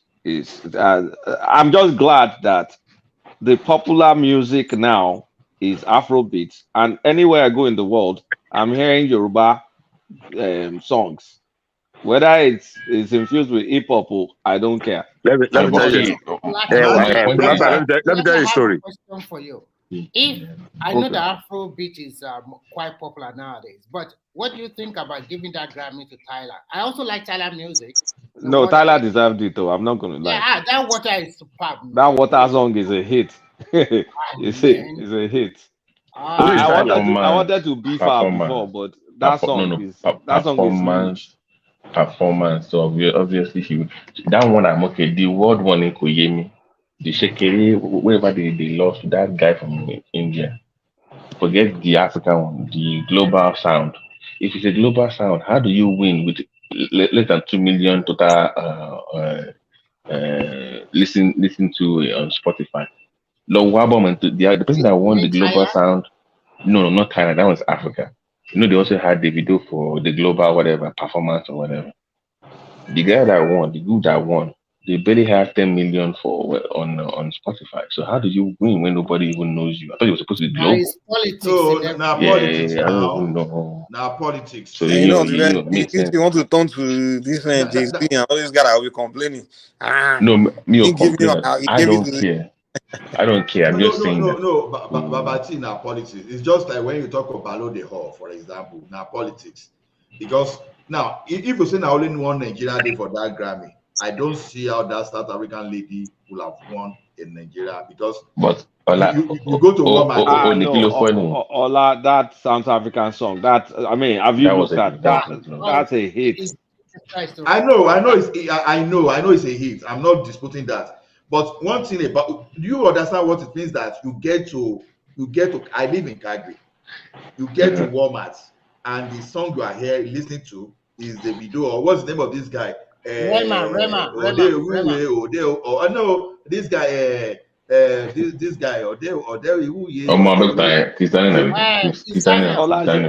check out Green Connie. Me, I was in Cartagena, Colombia. In taxi, they were playing the video, playing Burna Boy. Do you know why I feel bad? The reason I felt bad because when the video they got me, want to cheer, became a want to cheer. No. Go even the Grammys had to put that. No. Go on TMZ. You will see that those team came in. They were even helping them set up the chair for Grammys. Why is it go to win? No, say look bad again. About to share to win. No, Babati. I don't read too much into that guy all those awards because I'm sorry like this. The question is this: if Davido is coming to play in Calgary today, if you release the tickets within the next 5 hours, you will not go get tickets. When you are going to get, someone is going to resell to you. Those are the things that I'm okay with all those. And one thing I like about our Nigerian guys here is that the way they promote our song. You know, a Chinese girl, one kid like that was telling me, "Yeah, you don't know this song." I was just looking like a fool because he was even playing Nigerian song to me. That time I said, you don't know he was playing the wrong time. What's the name of this guy? He was playing that song. I said, I now asked, how did you get this one? He said, that I have Nigerian cosplays. That's no, he used to. This lady was with me for like almost 40 minutes. Was playing Nigerian. In fact, was even challenging me on Nigerian music. I said, I started using Ogoju, right? When I started using Ogoju, started going back, to the old this thing. Shiny so. Then yes, we have some Asians too that love Davido and Olamide like anything.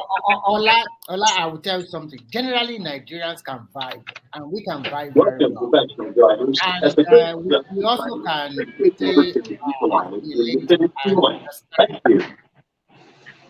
And we can quickly adjust it to the culture and tradition wherever we find ourselves. And these Oyibo people, they like people that can vibe, that can understand quickly.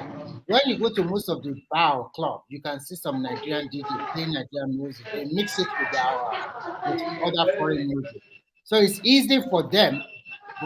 In Africa, I've seen it's only Nigeria that is bold and confident to talk to people. The other African people, I don't know what's wrong with them. They are a little bit timid and sometimes too shy to the extent of when you saw that. I said, Remy, even do you know Nigerian slogan is raining here now? I know they agree for anybody this year. When you go to them, I know they agree. I say, what do you know about Nigerian slogan now? They know they agree. And now, how can we go with them and say, I know they agree for anybody? I look and say, where did you get that? When you look at me, say, I know they agree for anybody this year. I say, because nowadays you can see a lot of Eastern European ladies or even Americans or Europeans, they are marrying Nigeria. They are going to Nigeria to even live there. Some are going to Nigeria to create content. And Nigerian people are very welcoming. They will not attack Oyibo people. They will let's just vibe with her. But Remy, just a question, might be no digression. But how do you feel your last statement? We are attacking, but we are welcoming. So this is what I noticed. So when you now have an African Nigerian to welcome him, when the Black American sees that it bothers them, he's supposed to be against him. His wife is like, no, we don't hate them like that. We're not supposed to hate. But they feel uncomfortable when you have anybody spoil. It's a kind of dilemma for them. But they're like, why are you welcoming white people in your career? I'm like, what do you mean welcoming white people? You don't hate people like that now. To be frank, Babati, in the southwestern part of Nigeria, we are being trained. I don't know new generation. We are being trained to be accommodating, to give people that opportunity or that chance. We are being trained like and he said, more lonely, so like, why do you have all these white people here? What's the problem? We don't have any issues with anybody, but they like felt uncomfortable because they think Africa is supposed to be owned by all black people, and then it doesn't work that way. And there are white Africans as well. So those people I don't understand them. They just have this issue with white. They don't like Nigeria. All those black girls now, they like Nigeria. They like Nigerian culture. They like to put on those gele, those traditional outfits. You know, let me be frank with you. Let me come to our party. You remind me. If you are not a Nigerian and you see the Nigerian party, you see the glamour, you will never think Nigerians are poor. If you see the way they will match the clothes, the shoes, the handbag, you yourself, you know that, oh, this is classic. Okay. Do people also like it? They now continue to like try to wear more Nigerian clothes. They know more about Nigerian culture, the agbada, the cap, the everything. If you are not, people literally, people at my work, people literally beg to come to attend Nigerian party, like they're begging for movie tickets. I'm not kidding you. Like, yes, when they want to come, like, please invite. So I will invite them to the wedding. Like, thank you so much. Oh my God, I'm like, really? The way I'm like, to me it's no big deal, but to them it's like they went to Super Bowl or something. They're like, oh my goodness. You know, it's the glamour they are looking at. If you look at the traditional white, it's very boring. Everybody just say their I do after 5 minutes. Everybody sit down and eat. But in Nigeria, you see a lot of movement, you see a lot of attire. Yeah, they love those 2-day weddings, traditional weddings. They love those. Everybody wants that kind of big one. So everybody wants big thing. And before they say Nigerians are very spendthrift, but now everybody like that kind of I'm there, flashy stuff. That's a nice thing from Nigeria, to be frank. It's quite nice, and everybody is getting into it all over the world. I think when I see those weddings, sometimes I really feel good too. But those are expensive ones. These are about $6,000. So that is why I remember when I was new in China, they used to ask me, "You these Nigerians, where do you get the flight ticket money to come here? It's very far. How many of us, Nigeria, this week, how do you let you roll with the ticket?" Because Remy, that is the beauty of internet. Internet has helped change the orientation. Just imagine we are discussing Nigerian music now. Those days, if you made music, some DJ will not even play your music, but so nobody will even know you because some would like to kill your star, right? But these days, you don't even need them to promote you. Just go and open your YouTube account, and you. This is interesting because I remember in college, the biggest Nigerian artist when I was in college was Dr. Albert, and it wasn't even in Nigeria. Dr. Albert, I know Dr. Albert. It's my life. You remember that guy? It wasn't even like it's my life. He wasn't really hanging out like that. So, but I know. I didn't know the man is not even a Nigerian. I didn't even know. I found out later that it was Nigerian. I didn't even know it was Nigerian. One of my teachers here in Finland. Oh yeah, okay. You find out it's Nigerian, right? I didn't know initially. I didn't know. I thought you said it's not in Nigeria. No, I believe one of my teachers here told me one day that because she usually be on TikTok and she watched one Nigerian comedy, and once you watch one, they continue to push it to you, and she continued to watch a lot. She said, "Oh my God, although there is like," asked me what kind of English they are speaking. I said it's a broken English. It's a way they're coining out in West Africa, especially from Nigeria. But she says because she's an English teacher, she says she enjoyed it, and since that she continued to say they are very creative, and she liked the comedy aspect of it. I think so. That is the beauty of the internet and the beauty of social media. So look at all these boys now. During the time of this guy, Babasue, they cannot make money like that. Look at these people now. Just put it there, and before you know it, they are buying expensive vehicle, building mansion. Look at this girl, Tahoma. What's her name? Do you know her? We know that guy. We know that guy you are talking. We know that. Oh my God, that guy is thickly rich now. Because Shaggy, brother Shaggy, Brother Shaggy is making more than 10 or 15 million in a month. No, there are many now. See, there was a time I wanted to open. I'm not trying to just post it during the time of Baba Suwe or Baba Salah or something like that. They cannot make that kind of money. But nowadays, all those old dances didn't make so much money now. It's this day that people are now trying to bring them up. And Now some of you them know, are now doing. you know that that Johnny, if you look at Funke's movie broke Black Panther's it broke Black Panther's record in Nigeria. That guy, that It, lady. it, it, That you movie know, is not on Netflix now. I think it's just showing on cinema, right? no, no, I'm saying that, no. Like the most viewed movie in Nigeria's cinema, I think it was Black Panther that came out. And she broke that record in Nigeria. She broke the number, so she made a lot of money. So Even that Black Panther, that movie. Oh my God, You man. guys said movie here, terrible Gary. Movie here movie else, the no, hype was too much. for no, Mike, you don't know that for a comic head like me, the way they dumped Black Panther down to uplift us, that was terrible.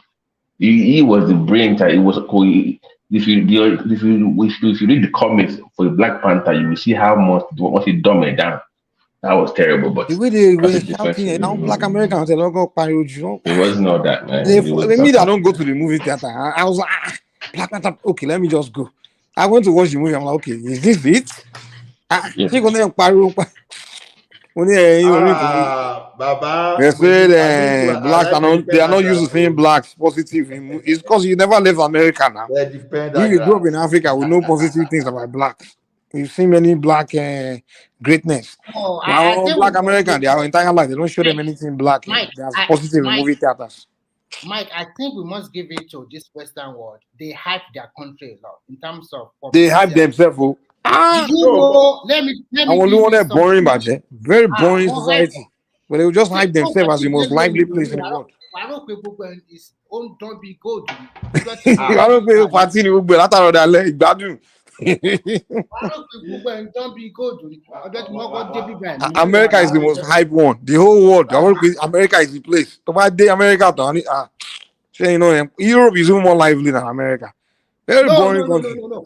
Mike Malobin rárá àtọ̀dọ̀ nítorí ọlọ́ America wà lábí ju bíbá ẹ̀ lọ. Bíbá yìí ṣe gold. No, I want me. But yeah, Scandinavia boring. But I want to be. Remy, listen to me. Mike lives in a gated community. New York, so New York at the. That's why. Gated community. No. Babati. Nisuru. The places that are supposed to be lively in America is dangerous. That's the thing. So you can't really say what to. No. In America. Mike, let me tell you how we know that this place is lively. Where? You know, I once worked with 6 guys. Yeah. Canada is lively. Don't even give me that one. Mike, now let me explain to you. You know, liveliness of a place depends on the activities you create. Ola, let's not include you in this discussion of livelihood. Let's just keep Canada. Let's keep Canada very long. No. Let me help those people that think this place is boring. To be honest, let me help you. Now, many Nigerians now they know they go to club. Yeah, people, even some West African people, they go. So people like us, we see they go, right? Now, I can go from Calgary, drive like 2-3 hours to Edmonton to go and watch MLS. Hockey, I they watch hockey. You understand? I they go camping. Yeah, I'm there. So you want to watch events, you want to watch something by yourself. So the difference to socialize along you. You want to compare the socialization we do in Nigeria with this Western world?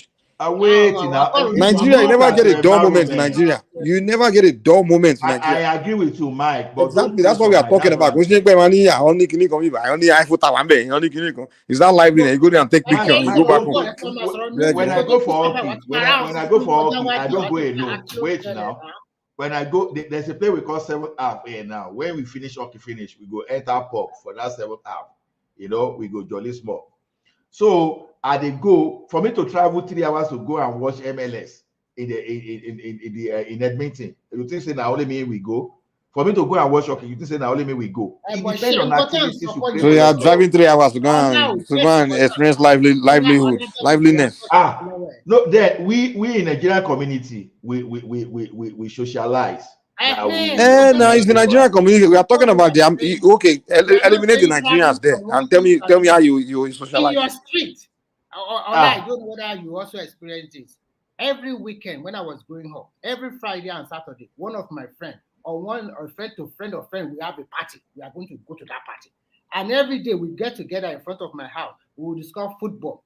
We will see Omoge in front of us. We will chase them. Okay, these are things that you can never forget. We will argue. We will fight. We will play football together. We are like inseparable. There are so many. We know in Nigeria, street to street. We know the boys. You know everybody. You know your whole exactly. It's true. I don't know. It's true. I was the corner control. No, Mike. What I'm saying here is this: you try to make life out of where you are. That's what I'm saying. I'm not. No, we don't. That's the different argument. That's not what we are talking about. That's the different argument. Now, do you know what some Nigerian do here now? We have a family friend. There was a time. I'm sorry to say this. There was a time that when he just came, early o'clock, around 5 o'clock, we will be ringing our bell to. Well, you are strengthening our argument. So you need Nigerians to have livelihood. No, I know, but I'm saying. So what are you arguing against, man? Mike. You need your Nigerian people to have liveliness. What if there was no Nigerians there? Will you say that countries we are saying the countries are not lively. So you are trying to argue that it's lively by telling us that you have your Nigerians there. Mike is lively. It depends on how you. I beg, man. You just make money. That's it. What I'm saying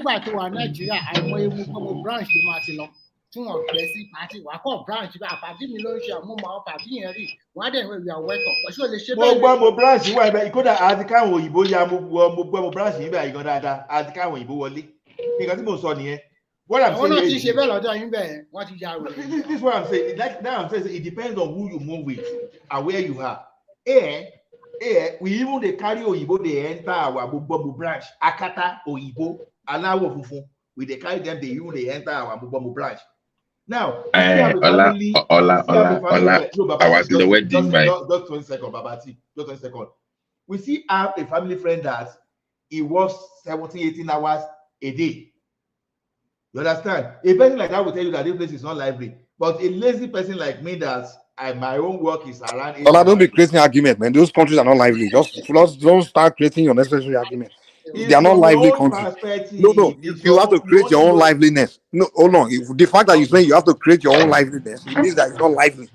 In Nigeria, you don't have to create your own liveliness. Once you said you do 3 hours to go and have fun, that was it. You already that was the end of that. I know, Babati now. Babati, a football fan, you can drive anywhere. It's just like if you're okay, I'm a Chelsea fan now. Now I'm still planning to go to UK to go and watch at least 5 matches next season. How can you be a Chelsea fan? They are losers now. Can you come to us now or go somewhere? Happy other side. No, they talk again. Babati, Arsenal. What do you mean they talk again? No, they talk. Is it Babati that is talking all this thing? How can you be comparing? Yeah. What do you mean, Chelsea? You are not in the middle of the table this season. You've never even won. You've never even won any European something that is tangible. What are you talking? Even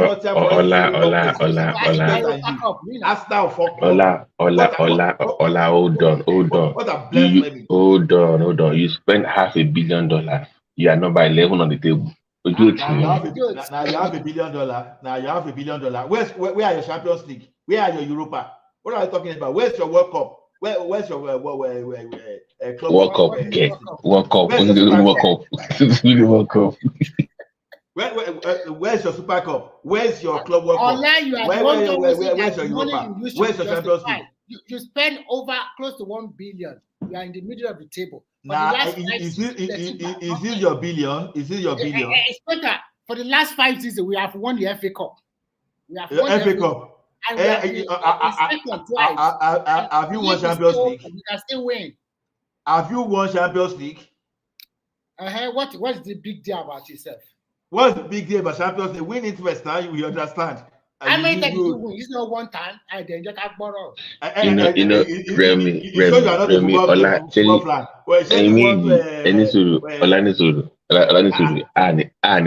so we are here fighting over stuff. You can't fight about Eyimba or shooting stars. That's what we're talking about Nigerian vibe. You ask an average Nigerian guy, it will name all the players in the Premiership for you without even going to London or England. People knows. People look for information. Remy is not that true. It's not that It's true. true. When I was growing up, I can tell you which formation that team will play. Who is their top striker? Who is their defensive midfielder? There is a WhatsApp group. With my friends now. There is a WhatsApp group that I join. We call it Football Fanatics. Now, no, I'm not talking about. We are talking about the old. When I was growing up, I'm coming somewhere. Inside that Football Fanatics, some people, as popular as EPL is, they don't like EPL at all. It's Bundesliga. Some people in La Liga. Some people, they know the new player Eyibo of Aba want to sign now. So they talk now. Now Nigeria League, then they talk at the NFL. Now NFL, then they talk now. It shocks us. I see some people complaining about watching Shooting Stars and losing at home. And they were like angry. Some people see they follow Shooting Stars. They talk. Some people see they follow. They go where they go. You know, I grew up in Ibadan, but my club that time was that I like stationery stores. Remy, you laugh at me now. When I say I follow my club, they go everything drive 3 hours to follow you. They laugh. That is when it's a football fanaticism. For me to drive, you know, my son they play soccer. You mean in Canada? You follow your my son they play football. My son they play football. Okay, that's nice. So we organize provincial too that they follow. So what I'm talking about, me that I they go from I fly from Calgary. They go to Toronto to go watch match. So it depends. Of course, I like that your son is playing football, but Canadian League is not something to be right to my about. Fear, forget about that. At least he's playing, right? Forget whether your voice. I think I like that. I like that because so forget. See, wherever you are, you make best of the place you are. Nobody is arguing that now. You can't make fun of it, make best, but it doesn't change the fact that the countries are not as lively as Nigeria. Period. Yes, you are not adaptable. You have to be adaptable. That's just the problem. No. Do you agree that those countries are not as lively as Nigeria? It's subjective. You forget subjective, man. It's subjective. The one thing I hate about having conversation online, you just like to create unnecessary arguments. Mike, we will say something factual. You trying to make it so clinical. I try to listen. Mike, call a spade, and let's move on. You don't need to start saying it's not clinical. Mike, these societies are not as lively as African society. Period. Just leave it like that. For you, Mike, it's a fact. You already proved. You when you disagree with that, you present argument. You start telling us things that not. You even threatening. You kill your argument. You say you have to drive 3 hours to go and see experience livelihood. Liveliness? Are you kidding me? Mike, wait. Now I came to this country. Now I no longer eat pando. You no longer what? I no longer eat pando. It's either you get panda yam or nothing.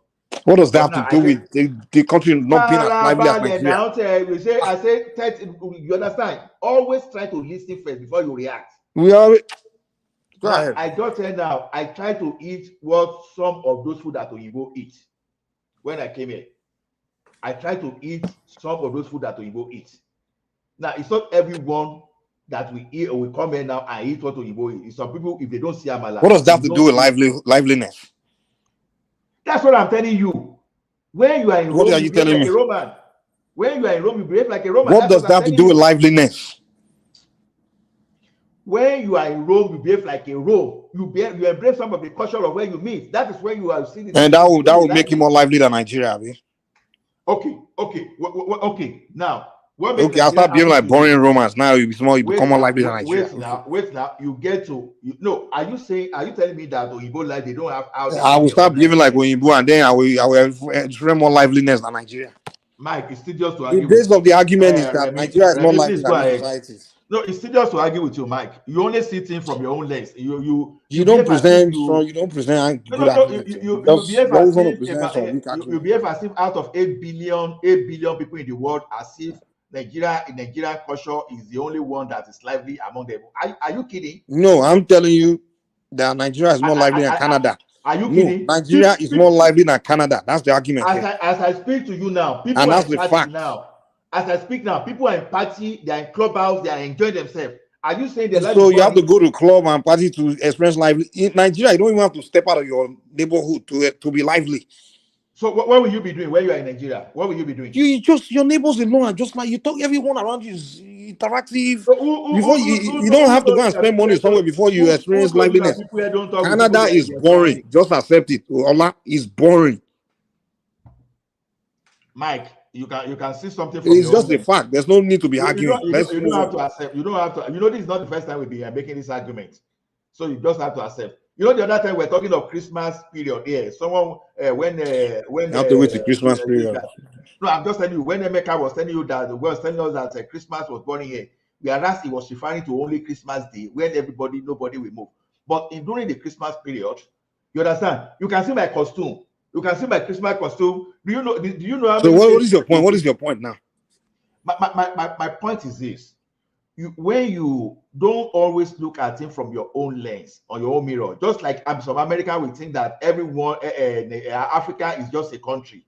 You understand that where some people still believe in Africa, we still live on the tree. That is exactly what you are. What does that have to do with my point, man?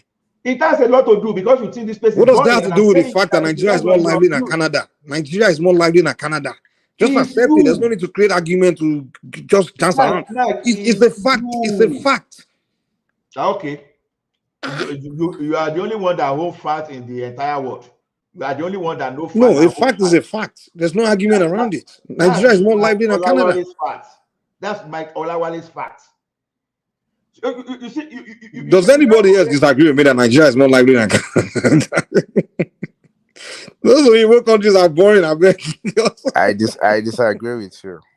Okay, tell us your own. Prove your own. Well, you are looking at it from our own lens, like the way we. Which lens am I? Which lens am I supposed to look at it from? Yeah, let me argue with honesty. Let me land now. Let me land. So like in Nigeria, for example, we're so when we're so interactive. Like when you go to one community, literally everybody almost know one another. Like you communicate when there's and that is liveliness, time. Right? No, let me land. That's not liveliness. But during festivities, everybody goes to one another. Like let's say you're doing Muslim festival now, and that's you liveliness. Call your friends, correct? You do all of that. But here, is it liveliness? Well, everybody's yes or no. Just answer now before so we know we are following. No. Wait, what do you? No, when you say we interact in Nigeria everywhere, we all interact. Is that liveliness? Yeah. Yes, it is liveliness. Don't say it's liveliness. It is because you know one another. Right. When you have something going on, you have people come to you. What you're doing, you're able to invite people. We have you don't even need to invite them. They'll just show up. Wait, it's kind of like a thing in Nigeria, for example, like Friday, Saturday. I'm not sure now. Maybe Sunday too. Actually, it's every day. You go.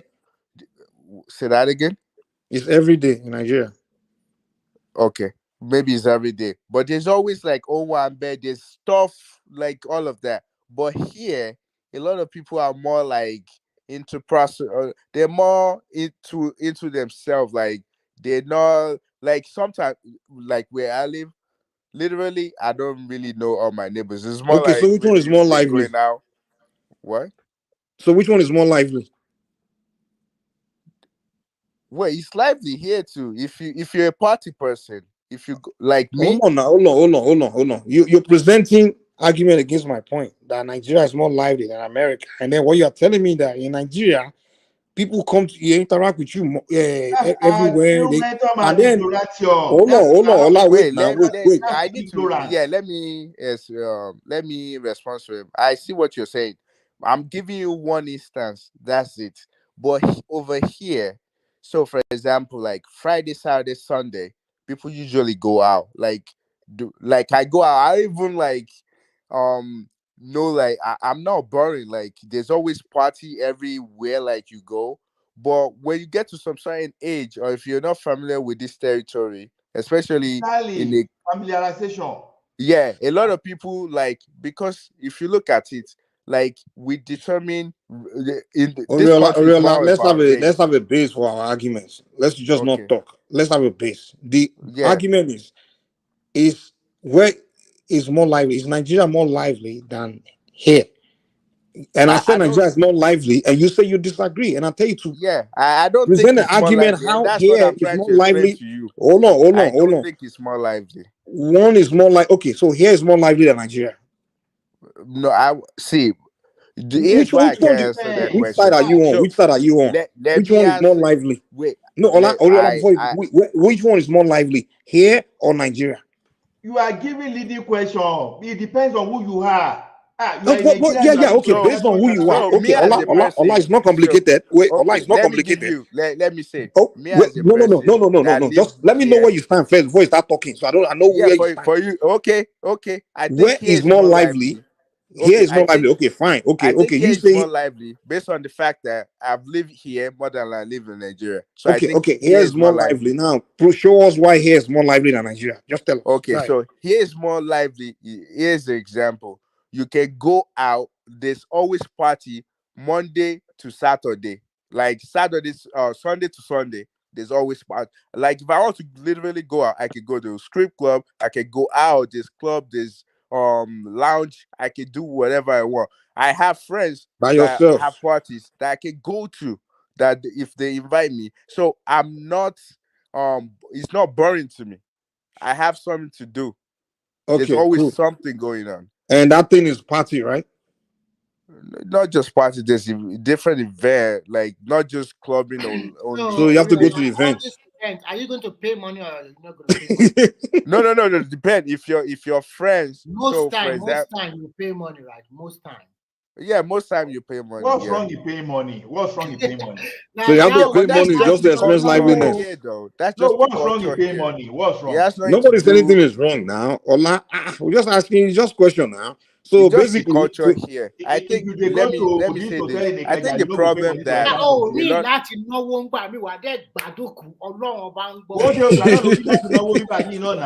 it depends. Remy, you know the problem is this. When you there's no problem, man. Already. Wait, I can go see. There's different. Oriola, listen to what you just presented now. You told me the American. You told me that here is more lively than Nigeria, and I'm telling you to tell me how. And you telling me that you can go to this club you go to, a strip club you go to. You have to leave your house and go there, and then you spend all your money there and just express liveliness. That's You don't what have makes here more lively than Nigeria. You don't have to go out. So, for example, now you can go without going out, tell me how you. So you can go to the park. So literally, there's park everywhere. So you can go to the park. There's always especially summertime. Let me land. So especially summertime, there's always free stuff going on at the park. Is either there's or what did I call it? There's different shows. And if you're students or you are familiar with, let's say, library, for example, there's always stuff going on. There's stuff going on at the library, like they have different events. But when you get there, then what do you do? No, they're all free. Just okay, like it's free. Okay, when you get there, do you start interacting with people? Yes, you can. I interact with people. I play. See, I if I go to the court or to so there's some park that have area that you can play soccer. Like I literally don't know people. I just walk there and I can play. Or there's YMCA. There's also some other stuff that you can just go and you can play. You can play basketball. You can play. We are talking. We can communicate. These people don't know. They don't what do know. you don't know? The I thing don't with know YMCA. Let me explain. Not just YMCA. There's different places that you can go and play stuff. And there's actually an app now called Meetup. Like you can literally just join anything and just go and visit different places. Like me, when I was still a little bit younger, like I go to the city. Like when I go to New York City, there's different rooftops. Like it's free as long as a better app would be Eventbrite. If you go on Eventbrite, yeah, that one too. That one you just can go to any all the events you will see pop up. You can go to anything and enjoy yourself. Is the thing with us is more like we're so. Well, hold on now. I am not switching. The whole point is if a Nigerian here in the diaspora, and like Oyala said, He doesn't go to Nigeria that much. Mike goes to Nigeria a lot. Also, obviously, there's something in Nigeria that he enjoys more than here. So everybody has their own perspective of what they, the point I'm making, Babati, is I never mentioned that there's everywhere else don't have some level of liveliness. But what I'm saying is that Nigeria is way more lively than here. And he's telling me that here is more lively, and that's okay. Present your argument. And everything you presented, everything you presented, you literally have to leave your house, get in your car, and go somewhere just to experience liveliness. But in Nigeria, you don't even have to.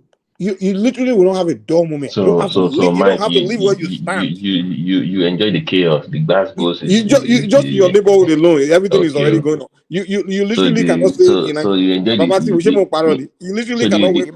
No, hold on. So the dysfunction is the Potentially dysfunction. No. Liveliness is not. There's difference between having fun. I know. There's What do you mean by liveliness? What do you mean by liveliness? Because I don't understand. Give me a second to realize there's difference between liveliness and going to have fun. Having fun is like going to an event and doing some event activity and stuff. That's having fun. But we're talking about liveliness. Liveliness meaning socialization, interaction. You understand? That's liveliness. Like what we are doing here now. This is liveliness, right? We are here. We are talking on this. It's liveliness. That's what liveliness is all about. It's more. It's I better can than. do that in my community. But hold on now. Hold on. What I'm telling you is that, and even you yourself said it. In comparison, what it's doing. In comparison, Nigeria is more like if that's the base of the argument. In comparison, Nigeria is more lively. No. Based on what you said, based on what you said, are talking about things to do. Things to do is about going to have fun. You understand? Like in Nigeria, for example, hold on. In Nigeria, for example, we say, okay, it's time to go have fun. We go to the beach or we go to the party. You're going to have fun. But we are talking about liveliness. Where the liveliness means you are not having a dull moment. You are not like, God damn, I'm bored. You understand? It's only in the Western world where you'll be like, God damn, I'm just bored as hell. I'm trying to think. Now you have to go get in your car, trying to figure one party event just to get lively, just to feel lively. But in Nigeria, you don't get that. It's just lively all around you, man. Let me say this. In my community. Well, let's switch this argument. We'll just go on and on. Because I know Nigerian people just like to. Lagidi or you too stop. No, the thing about your life, you just like argument. That's it. If they tell you that the sky is blue, you start a great argument. Trying to convince us that it's not blue. Let's not skip a point. Oriola said something before I forget. He mentioned strip clubs. I heard him now. Yeah. So but that's part of like social life. Is it not part of it? It's part of social life. The liveliness that. Wait, but the liveliness that Baba ti ṣe ìwọ kìlọ̀ Allen o kìlọ̀ Isaac John o kìlọ̀ Isaac Jones nígbà tó wà ní. Ọmọ Ọlọ́run lèmi àmì ìtajà. Ìwọ bí báwo. So kí ni stripper even stripper kí ni ṣì wà decent ju àwọn ilé ìtàn sọ yẹn because wàá kọ̀ bí wọ́n ó yá yẹ ká sáré wọlé. Tó ń ṣe ní Allen àti kìíní stripper club tó yẹ kó lè má fọ ọkọ̀ ọmọ kan tó yẹ kó ń jó bẹ̀. So what are you talking about? So the thing is this, Mike. The thing is individual. What is lively to you may not be lively to me. But Canada is not really an argument to make. That's the point. Maybe the US, Canada. It depends on who is speaking. This is Ola speaking. Some people, like I said it here, Emeka the other time was telling you that Christmas is boring. And I'm telling you that personally for me, it's not true. For me to buy costume, to be joining people be doing for that Christmas, to be doing all those stuff, and you are saying it's boring. What pushed me to buy that costume? You fail for ask. Maybe because you're from Ekiti. You know Ekiti is probably boring in Nigeria. Let me say something. So when I was growing up, so it depends on the state though. But because here, like the state that I grew up, like the thing is we have like a lot of Nigerians. So usually it's tough for you. Which city is that? So this is Rhode Island. So they have a lot of Nigerians Rhode Island. there. Yeah. That tiny state. Yeah, I know. See, Rhode Island is the state now. Yeah, that's the state. But if you go to see, which city in Rhode Island? If you go to Worcester, you live in Rhode Island. Worcester in Massachusetts. Wait. What state is not in Rhode Island Hold now? on, hold You on, guys hold just on. making up I'm shit. trying to explain something to him. Which city in Rhode Hold Island on did you now, grow up in? Ola. Hold on. You know, I used to drive when I was doing some locums up there. I used to drive into Rhode Island to go and come and buy some jollof rice. You know, it's a small state now. What are you doing there? What are you doing in I Rhode said Island? that's where I grew up with. Okay, Now you You get guys to don't even know talk why. like people from No. You Rhode know the Island. thing that pay me most. If they say now old Wait, man you like know people Remy, they from Rhode talk like Island? Mike. I If know now Rhode old man Island like now. Please, Remy, yeah. You think I know that area? Rhode Island. if now old man like Remy, they talk like Well, Mike. I will I don't live understand. there. But I for grew up Mike there. to be That's talking what I'm like saying. this, But I'm trying to they make a point, but you guys are not. It's just like It's a New York as well. Ghanaian. If you go to It's a Brooklyn, Ghanaian New area York, now. It's like there's Ghana people there. an area Cape Verde, all in those kind of people. yeah, there's Canadian there. There's a lot of Spanish, and depending on where you live, though, they have like different town, like different cities, like Providence, Warwick, but I think a lot more black people live in Providence, and there's an area there where a lot of Nigerians actually live there. Just like I was using an example, if you go to Brooklyn, there's an area section like a whole town is like Nigerians. If you go to Worcester, which probably Balti would know because you said he lives in Mass. I've worked in Mass before, but they have a lot of Ghanaian community there. Yeah, So there's a lot I of worked in. Ghanaian. So the point I used to cover in Worcester. Yeah, little Ghanaians there. Lots of So there's Ghanaians. a so the point I'm trying to make is depending on the city that you live in, you probably won't get like bored because you see people that looks like you, talk like you. You're probably neighbors as well. So it's like so easy. Like the town that I used to live before when I was younger is that town, like we have a lot, not too much Nigerian, but there's not like we go out in the streets, like we play, we know all our neighbors, we know everything. So that's the point I'm trying to make, that it depends. And there's always stuff like if you move to a state that there's not a lot of people like you in that community, then you be by yourself. Like then you can, if you're not a social person, but if you're a social person that can communicate and make friends, it's easy. But if you're not that type of person, then it would be a little bit tough for you because it would just be you. You go to work, come back, you don't know who your neighbor is. You just say hi, and that's it. Like where I live now, it's not even Nigerian neighborhood, but I still communicate because a lot of them, like I have young people around me, like almost like my age and stuff, all professionals. So we just like we communicate. We have little kids. Everybody come out and do stuff. So Let me I put the show think backstage, sir. Let me put it backstage. We can continue, sir. Go ahead, I talk, think continue. I think that way you won't